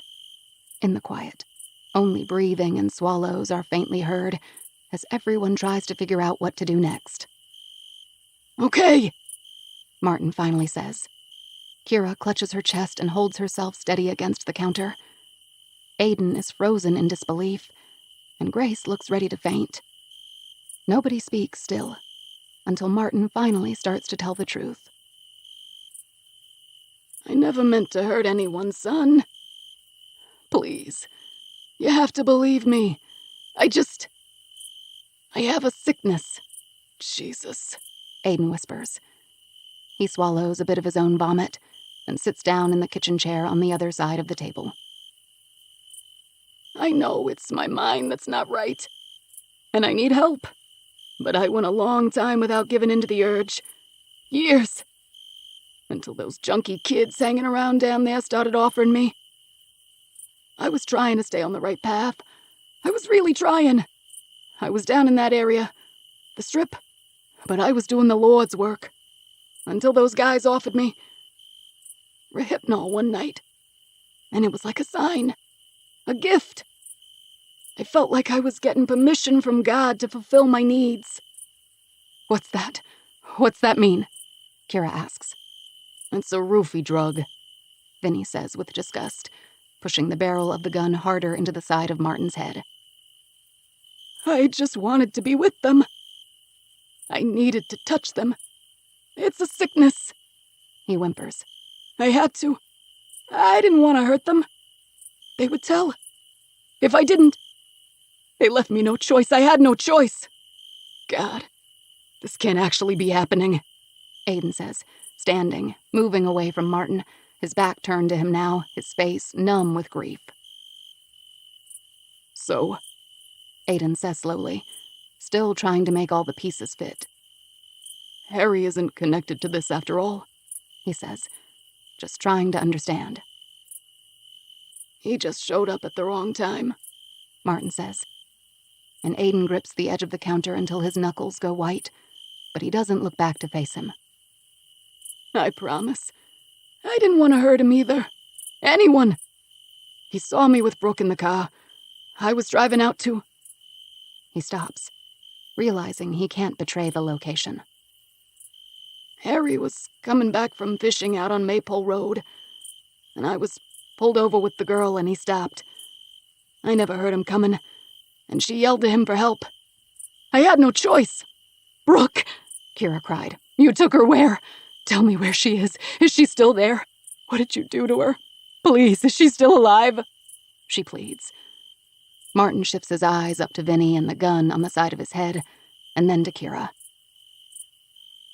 Maybe, he says.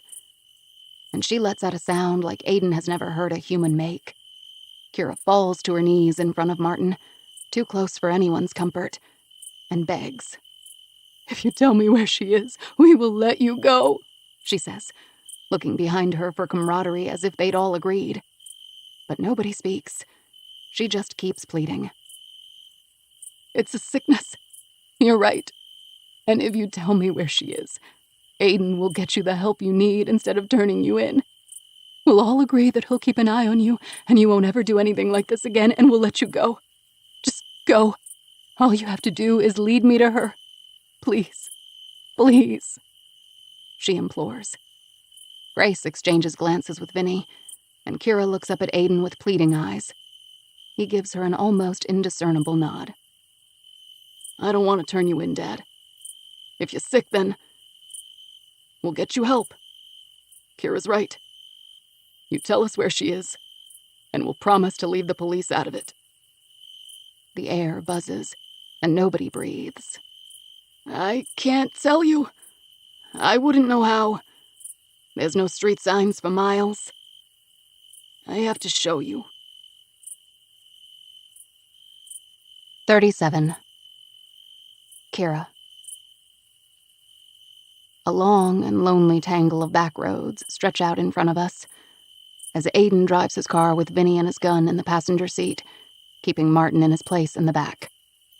Grace and I follow in my car behind. Time is elastic, and it feels like we've been driving for days, but the clock tells me it's just under an hour. Grace and I don't speak.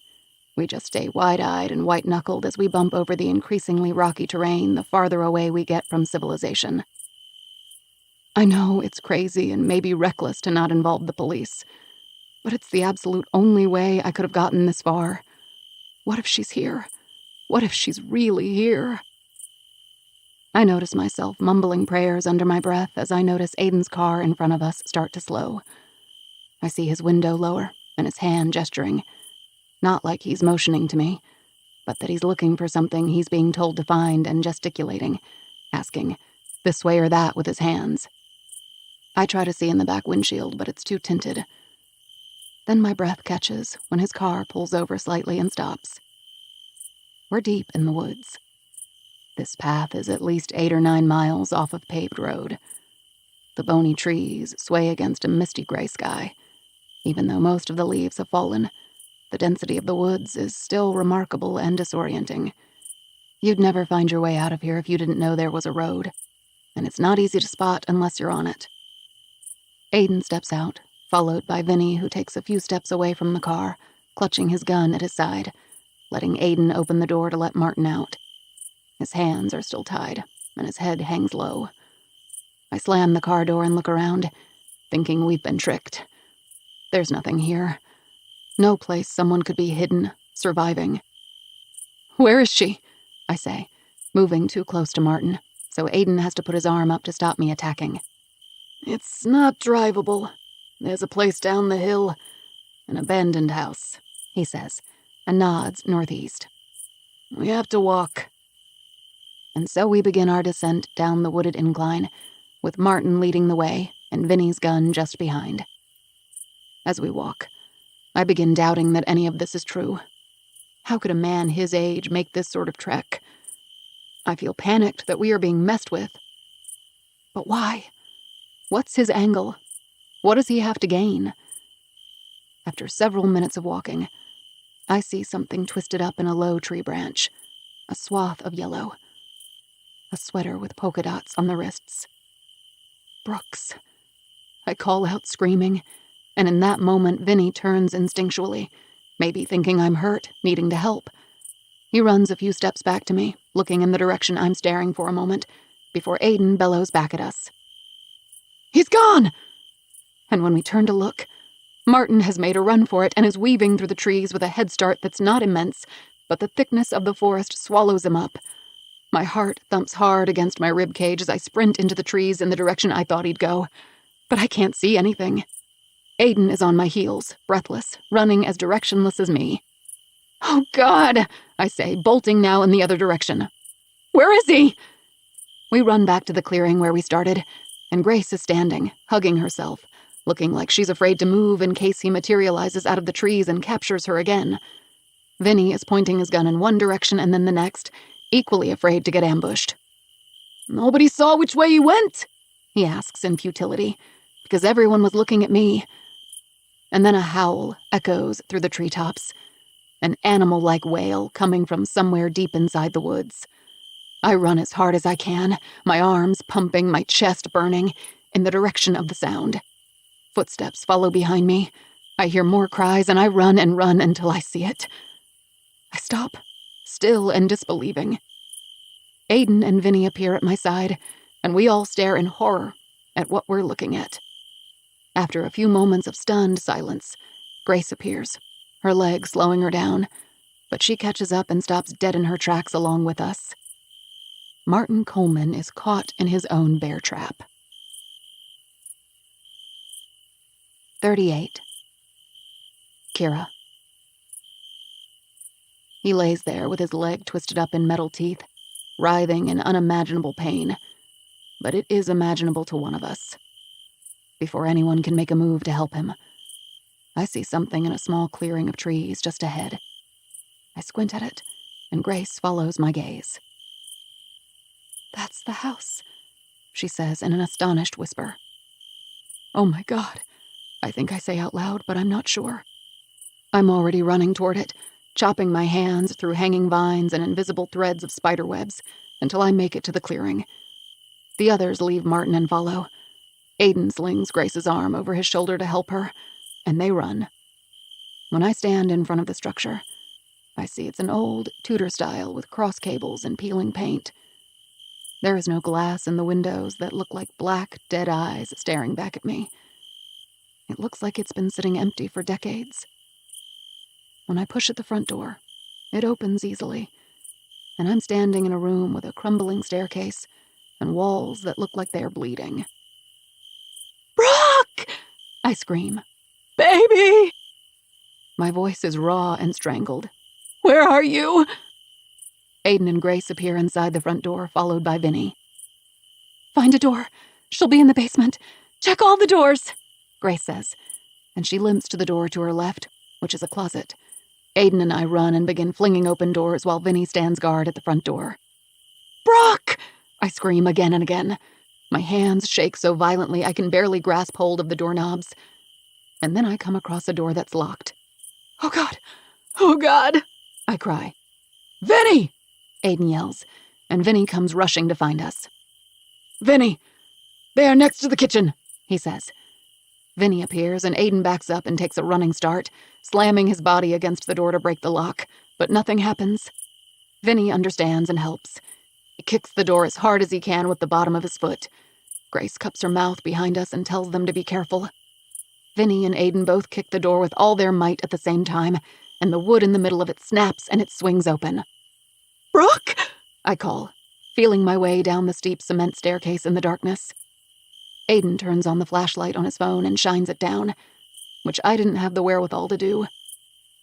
And my God, I see something. There's a small shape hunched on a pile of soiled sheets on the floor, tucked up into the corner of the room. "No!" I cry. The figure doesn't move. "Please, God, please, God!" I move closer and kneel down and reach my hand out. I feel breath. I feel an arm that's still warm. I shake it. I turn her over and see her face. "Mom," she says in a tiny rasp of a voice. And she can barely move, but I see a tear roll down her face. "Mom," she says. And then she sits up just a little and collapses into my lap in weak sobs. Aiden runs down the stairs 2 at a time and keeps repeating, "It's okay. It's okay. Let's get her outside." Vinny saw a road leading right up to the house on the other side. "He's gone to get the car," he says, carrying Brooke up the stairs with me behind, still gripping her hand. "You're gonna be okay now," I say again and again. "We have to call an ambulance," Grace says once we're upstairs and I'm sitting on the floor of the crumbling front room with Brooke in my arms, rocking her gently, whispering to her.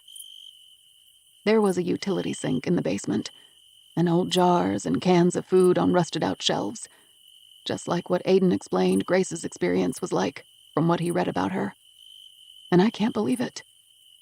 I can't believe Brooke survived. That she's here, barely conscious in my arms, but breathing. She said my name. She's here. "We're not calling an ambulance," Aiden says, hovering above us. "No one is calling anybody." 39. Aiden. Aiden kneels down and looks Grace and Kira in the eye. "No cops. No ambulance," he says. "It's faster if Kira drives. Medics will never find this place." "He's right," she says. "But we still need to call a medic for—" She stops and gestures vaguely outside. "No, we don't. And no cops," he says again. "What are you talking about?" Grace snaps. "He's gonna pin this on Brady. He's a church deacon. Brady's a recovering addict, and weird. Nobody will ever believe Martin Coleman did this. No one. The only evidence we have is that box, and we found it in Brady's room. I know we have our own testimony, but what proof, besides something he can blame Brady for, do we have? We were just mistaken, misled, had the wrong Coleman. That's what he'll say. Brady's phone and fingerprints will put him away. Martin will say we were confused, conspired against him, and we were wrong. Brady had a head injury. He can't defend himself. He'll be eaten alive by the system when my father throws him under the bus," he says, thinking about his own daughter when he looks at the frail, skin-and-bones girl in Kira's arms. "What if there is even a fraction of a chance he goes free?"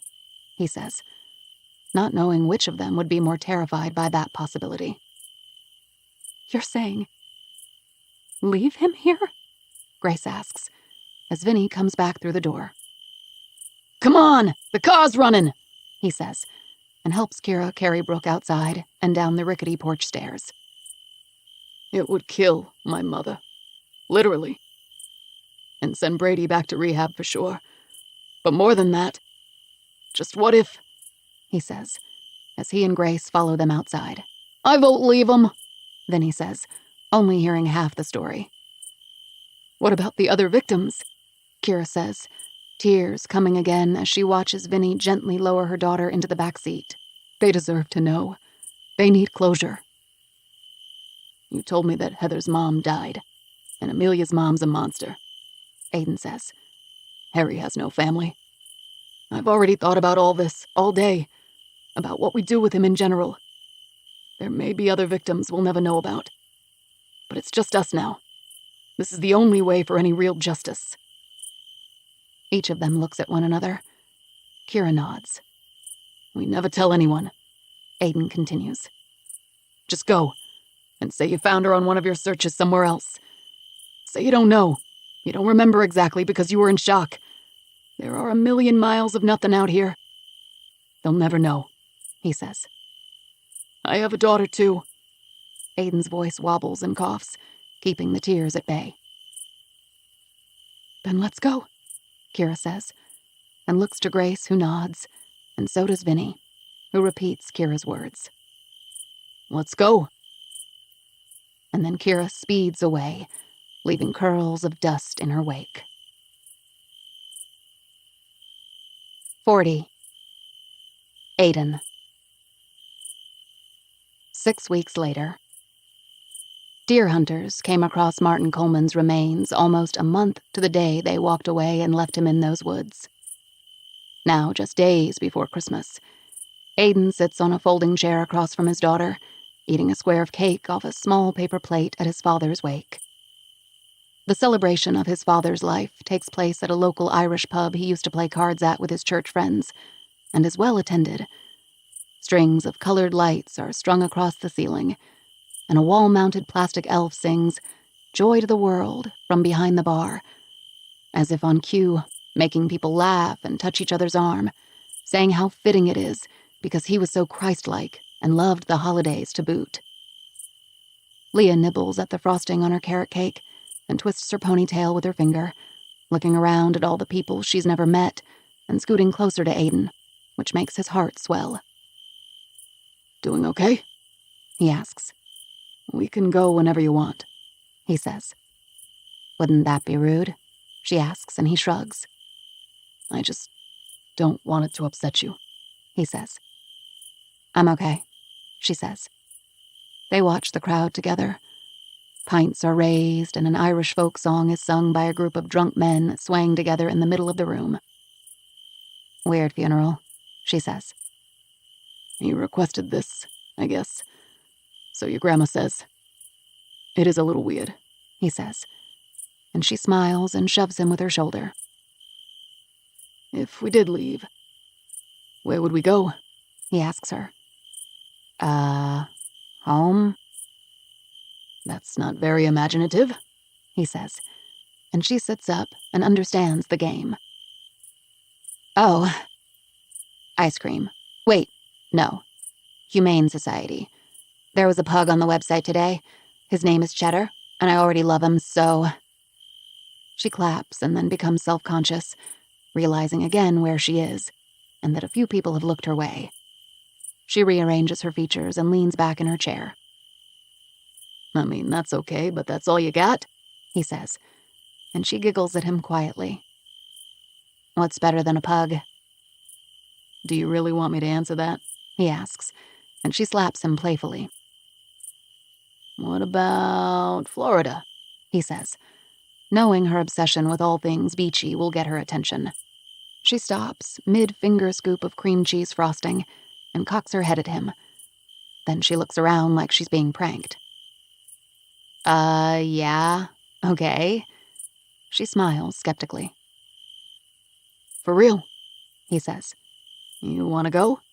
He asks, and her eyes look wet and shy all of a sudden, and he hates that she's deciding whether or not she's being tricked, or that she ever questioned if he wanted her, or how much he loves her.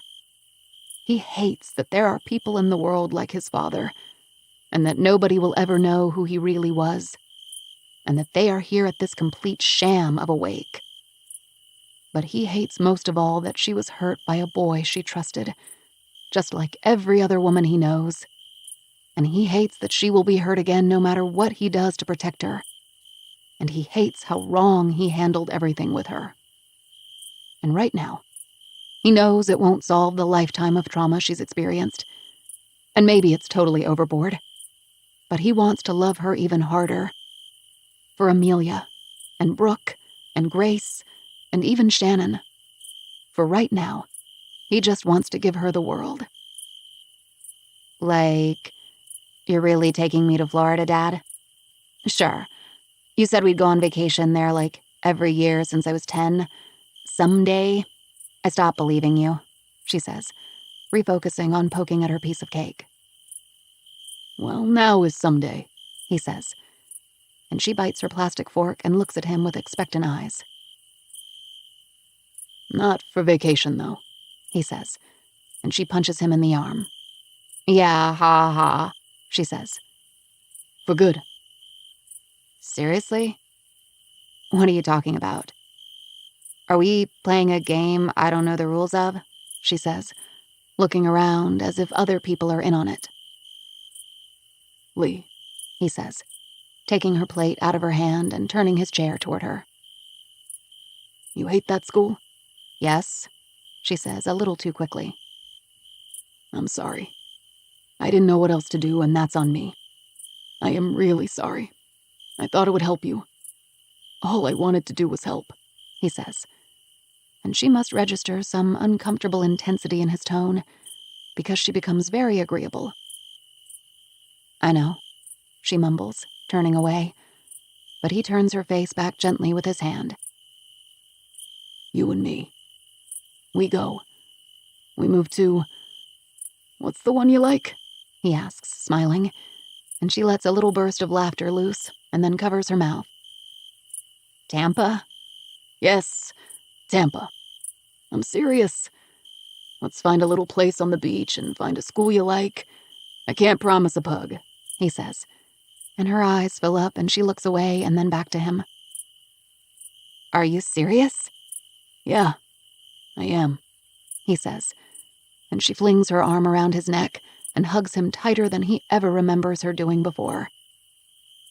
He's interrupted by Brady and his mother coming over and sitting in the empty folding chairs next to them. Go call your friends, he tells her with an insider smirk, giving her a nudge, and she squeaks and runs off. Tell them what? His mother asks. Nothing, Ma. Just teenage stuff, Aiden says. Brady sips on his O'Douls. His eyes are red and puffy. God, all these people love Dad, Brady says, sniffling. He was such a good guy. I'm so glad everyone came out like this. Brandy comes over and hands him a plate of miniature sausages that he refuses, but she sits down next to him and hugs him, wiping under his eyes with her thumb and kissing his head, which makes Aiden smile. Want a scotch, Ma? Aiden asks, taking her hand to lead her to the bar. She dots her eyes with a handkerchief and follows. He orders the drinks and hands her one. He nods and clinks her glass. She holds her glass to his a moment. Justice is like a train that's nearly always late, she says, and he coughs so he doesn't choke on his drink. I'm sorry, what was that? He asks. Your father's favorite quote. I'm sure you knew that, she says. I thought it an appropriate occasion for it. And then she drinks, and Aiden sees a darkness in her eye he's never seen before. And he's sure it's just grief. But he wonders, for just a moment, if she knew who he really was. 41. Grace. 6 weeks later. I stay with Kira and Brooke in their Boston home while Brooke recovers. The press covered her miraculous discovery in the woods from a basement she escaped from that she can't locate. It was just like my story. And then the media moved on to new missing girls all around the country, and every other wisp of celebrity gossip or political scandal that's happened since. And Brooke was forgotten, which suits all of them very well. And it makes me wonder about that figure I saw. I'm sure I saw it. The flash of pale skin in the moonlight between the stretches of shadowy trees. Did Martin have another victim? Was he at the inn to access the cellar with that girl? Did I save her life? There was never a report of the incident, but that doesn't surprise me. So many girls disappear after dark, during the vanishing hour, and some make it back. Most don't. If there was a girl, I hope she's safe now. I've been able to sit with Brooke and be someone who can truly understand what she's going through, and it's changed me. Now I sit on the sofa in Kira's living room with Brooke curled up in a fleece blanket and a Hallmark Christmas movie playing on the television. She scrolls through her phone and smiles at something she's looking at. She's been out of the hospital a month and has most of her strength back now, and she'll have help, the way I never did, to handle it all emotionally, mentally. She has me and the fiercest mother I've ever met. So I feel like she really might be okay and not end up like me. "Mom," she says, leaning back over the arm of the couch dramatically, just like a silly teenager should, as Kira makes popcorn in the kitchen behind us. "What?" Kira asks, a beaming smile across her face that I haven't seen leave her face in weeks. "Grace has literally never played a video game. Like, ever," she says, and Kira comes in, placing a bowl of popcorn in the space between us. "Well, that's impressive if you ask me," Kira says. "And she's never seen Bridesmaids. Bridesmaids!" She exaggerates and pushes my knee because we had conspired together when Kira was in the kitchen, since she'd suggested a documentary tonight, that we'd come up with a plan. "You haven't seen Bridesmaids?" Kira then asks very seriously. "Everyone's seen Bridesmaids." I shrug and push Brooke's knee back, and Kira picks up the remote and starts scrolling all of her subscription channels until she finds the movie. Then she winks at me 5 minutes in, knowing she's been had. The next morning, I have a train ticket back to Rock Harbor, and Kira makes me a travel mug of coffee and asks me to sit down a minute before I go. We sit at the fancy marble kitchen island, and she takes my hands in hers. She blinks back tears and squeezes my fingers. "I can never repay you." She hangs her head a moment and regroups, because we both promised no more tears. "You don't have to keep saying that," I say softly. Listen, she says, waving the air in front of her face, dismissing all her emotion. "Matt picks up the rest of his crap next week. Come and stay. Get the hell out of there. Stay as long as you need until you find, I don't know, college, a job you like, or stay forever. But just come back. You don't need to be there," she says. And I think my heart will burst. And there is a moment I hesitate to make sure she's really serious. Because I've never in my life had a choice before. An option. Money. A place to go. And I do want out so desperately. "Yes. Okay. If you think so," I say, circling my coffee mug with my finger because if I don't, I'll scream. "Yes, please. God, there's nothing I want more." But she probably already knows that. "Call me when you get things sorted out there, and I'll pick you up. You can't fit all your stuff on a train. And shut up, it's no bother," she says, and I hug her tight. And then I walk to the front door and see her bring Brooke a mug of coffee too. And they sit under the couch blankets together, knee to knee. And my heart is filled with a sort of joy I didn't know was possible. 42. Kira. I didn't want to lie to Wes. But what choice did I have? I see it all play out the way Aiden said it would. Martin blames Brady, says Grace was mistaken. She saw something familiar in him because he's Brady's father, but that his son is the real perpetrator here. Grace snapped and attacked him, and kept him against his will, a prisoner for days in a cellar. We all ganged up on him, and we threatened to kill him if he didn't confess, so he had no choice. And then he'll find a way to make sure Brady's fingerprints and phone records seal the deal, and it's just our word against his with no evidence. I think we'd win. I think all of us with the same story would certainly be enough. But Aiden's right. What if? The deacon versus the drug addict. Our hysterical account against his calculated victim act he's been setting up for years. I can't take that chance.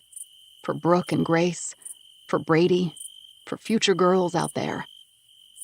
And so I have to come to peace with the fact that the police will continue to use resources to search for the still unknown monster. Is it more or less than they'd use for a long, drawn-out trial we could potentially lose?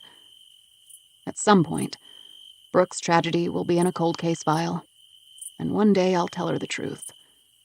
But right now, Wes Hendricks searching for weeks or months more, vowing to find the guy who did this, can't be my concern.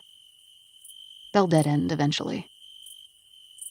I slip into a booth in the front window of a crowded cafe in Beacon Hill and blow on a cappuccino while I wait for Wes to arrive.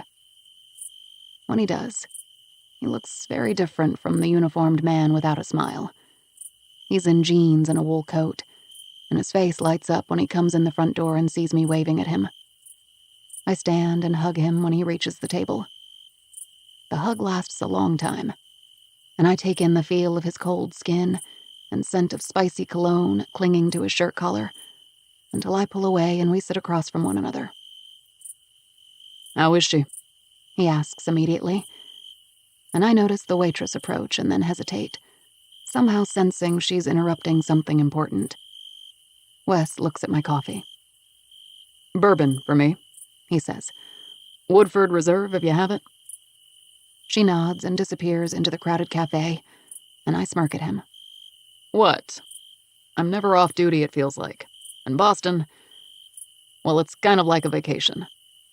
I was just reacting to how fancy that sounded. I didn't know that about you. Lot you don't know about me, he says, and the shyness in his voice and his flushed cheeks makes it seem like an attempt at flirting. She's doing okay, I say, changing the subject. She has great doctors, and she's getting the best therapy.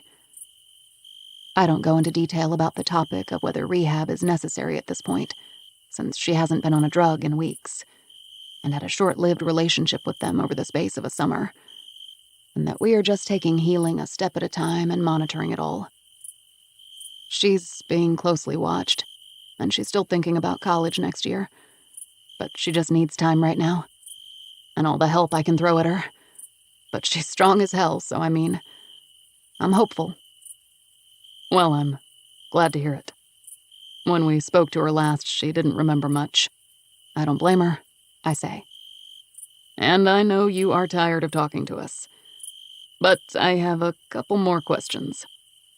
I thought this was pleasure, not business, I say, beginning to feel cold sweat forming under my sweater. It is. It's just one thing. You said you found her in the woods, east of Fog Creek, and you drove to the hospital, Mercy, which is west of the creek. Okay. But the nurses who were waiting out front after you called in, saw you rush in from the west, eastbound to the front of the hospital. Wes, we've covered this. I searched every inch of the frickin' state for weeks. It's dense woods. I might have been mistaken. I don't even remember what I said. No, I get that. You didn't call 911, though, and I know that it was faster for me to go. They never would have found us.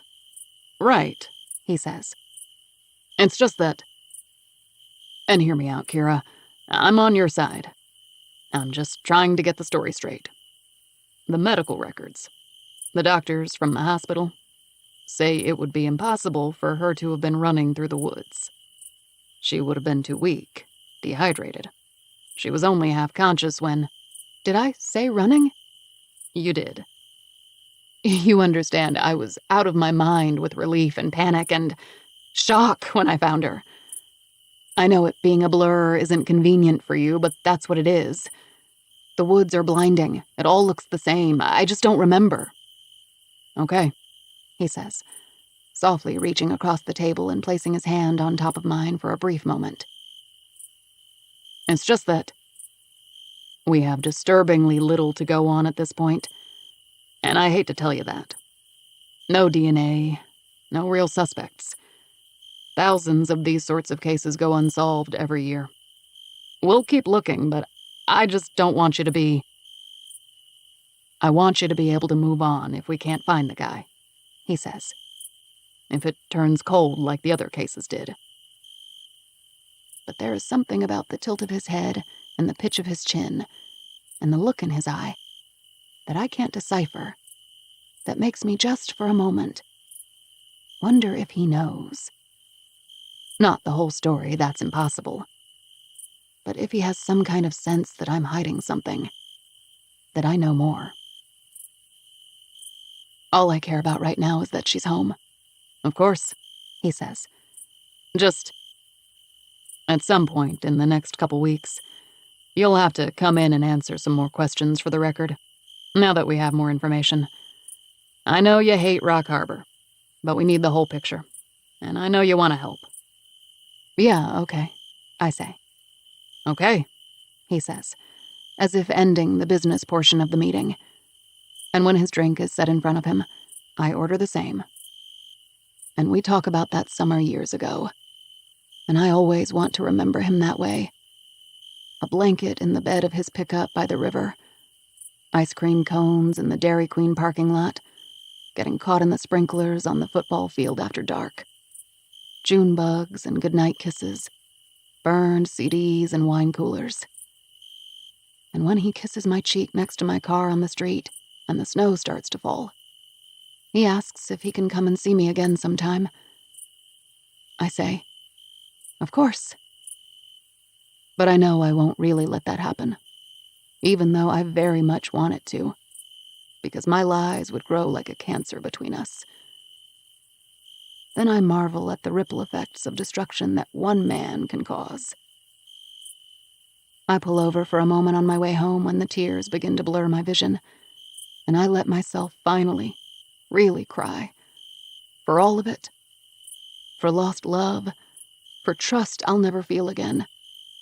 For the life that was robbed from us. For my damaged child.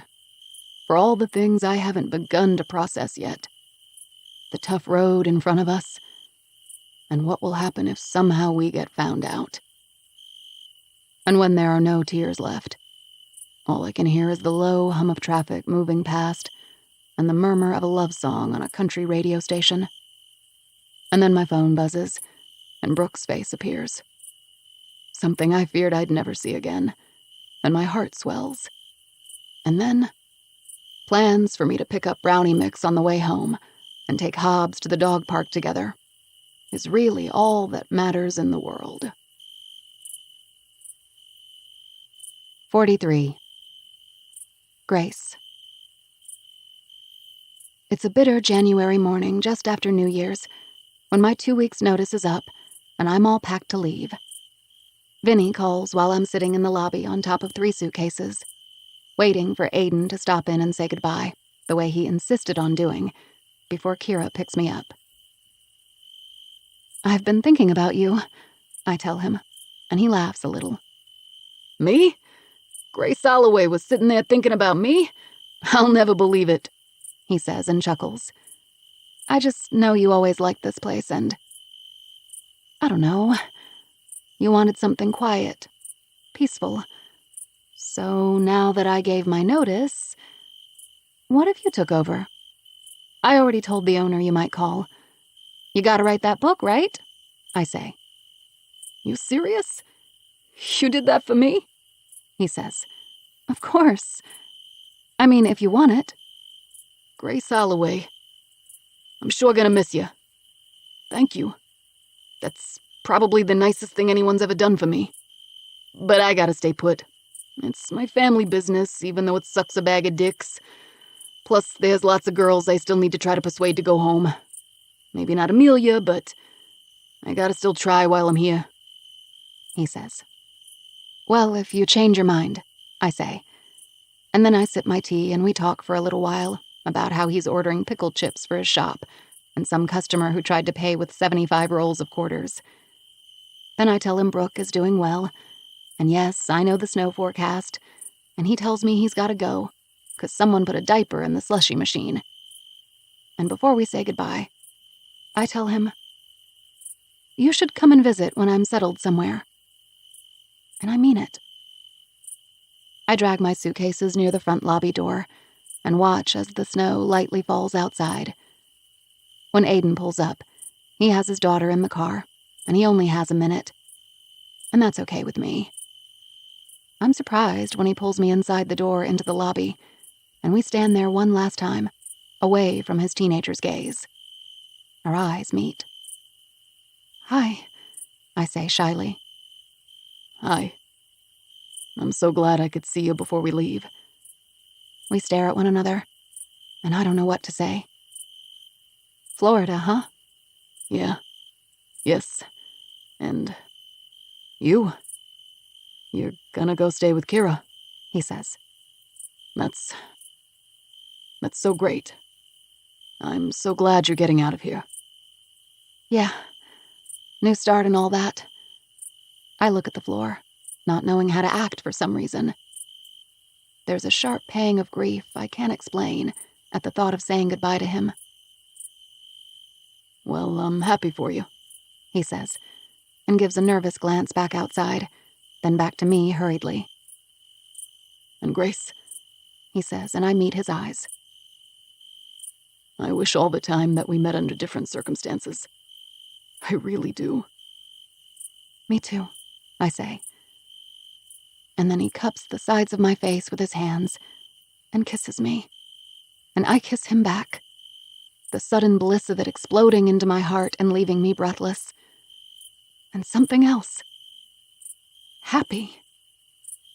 This is what happiness feels like. I don't want him to go, but of course he has to. He walks away. He pauses at the door and holds up one hand. A goodbye. I do the same.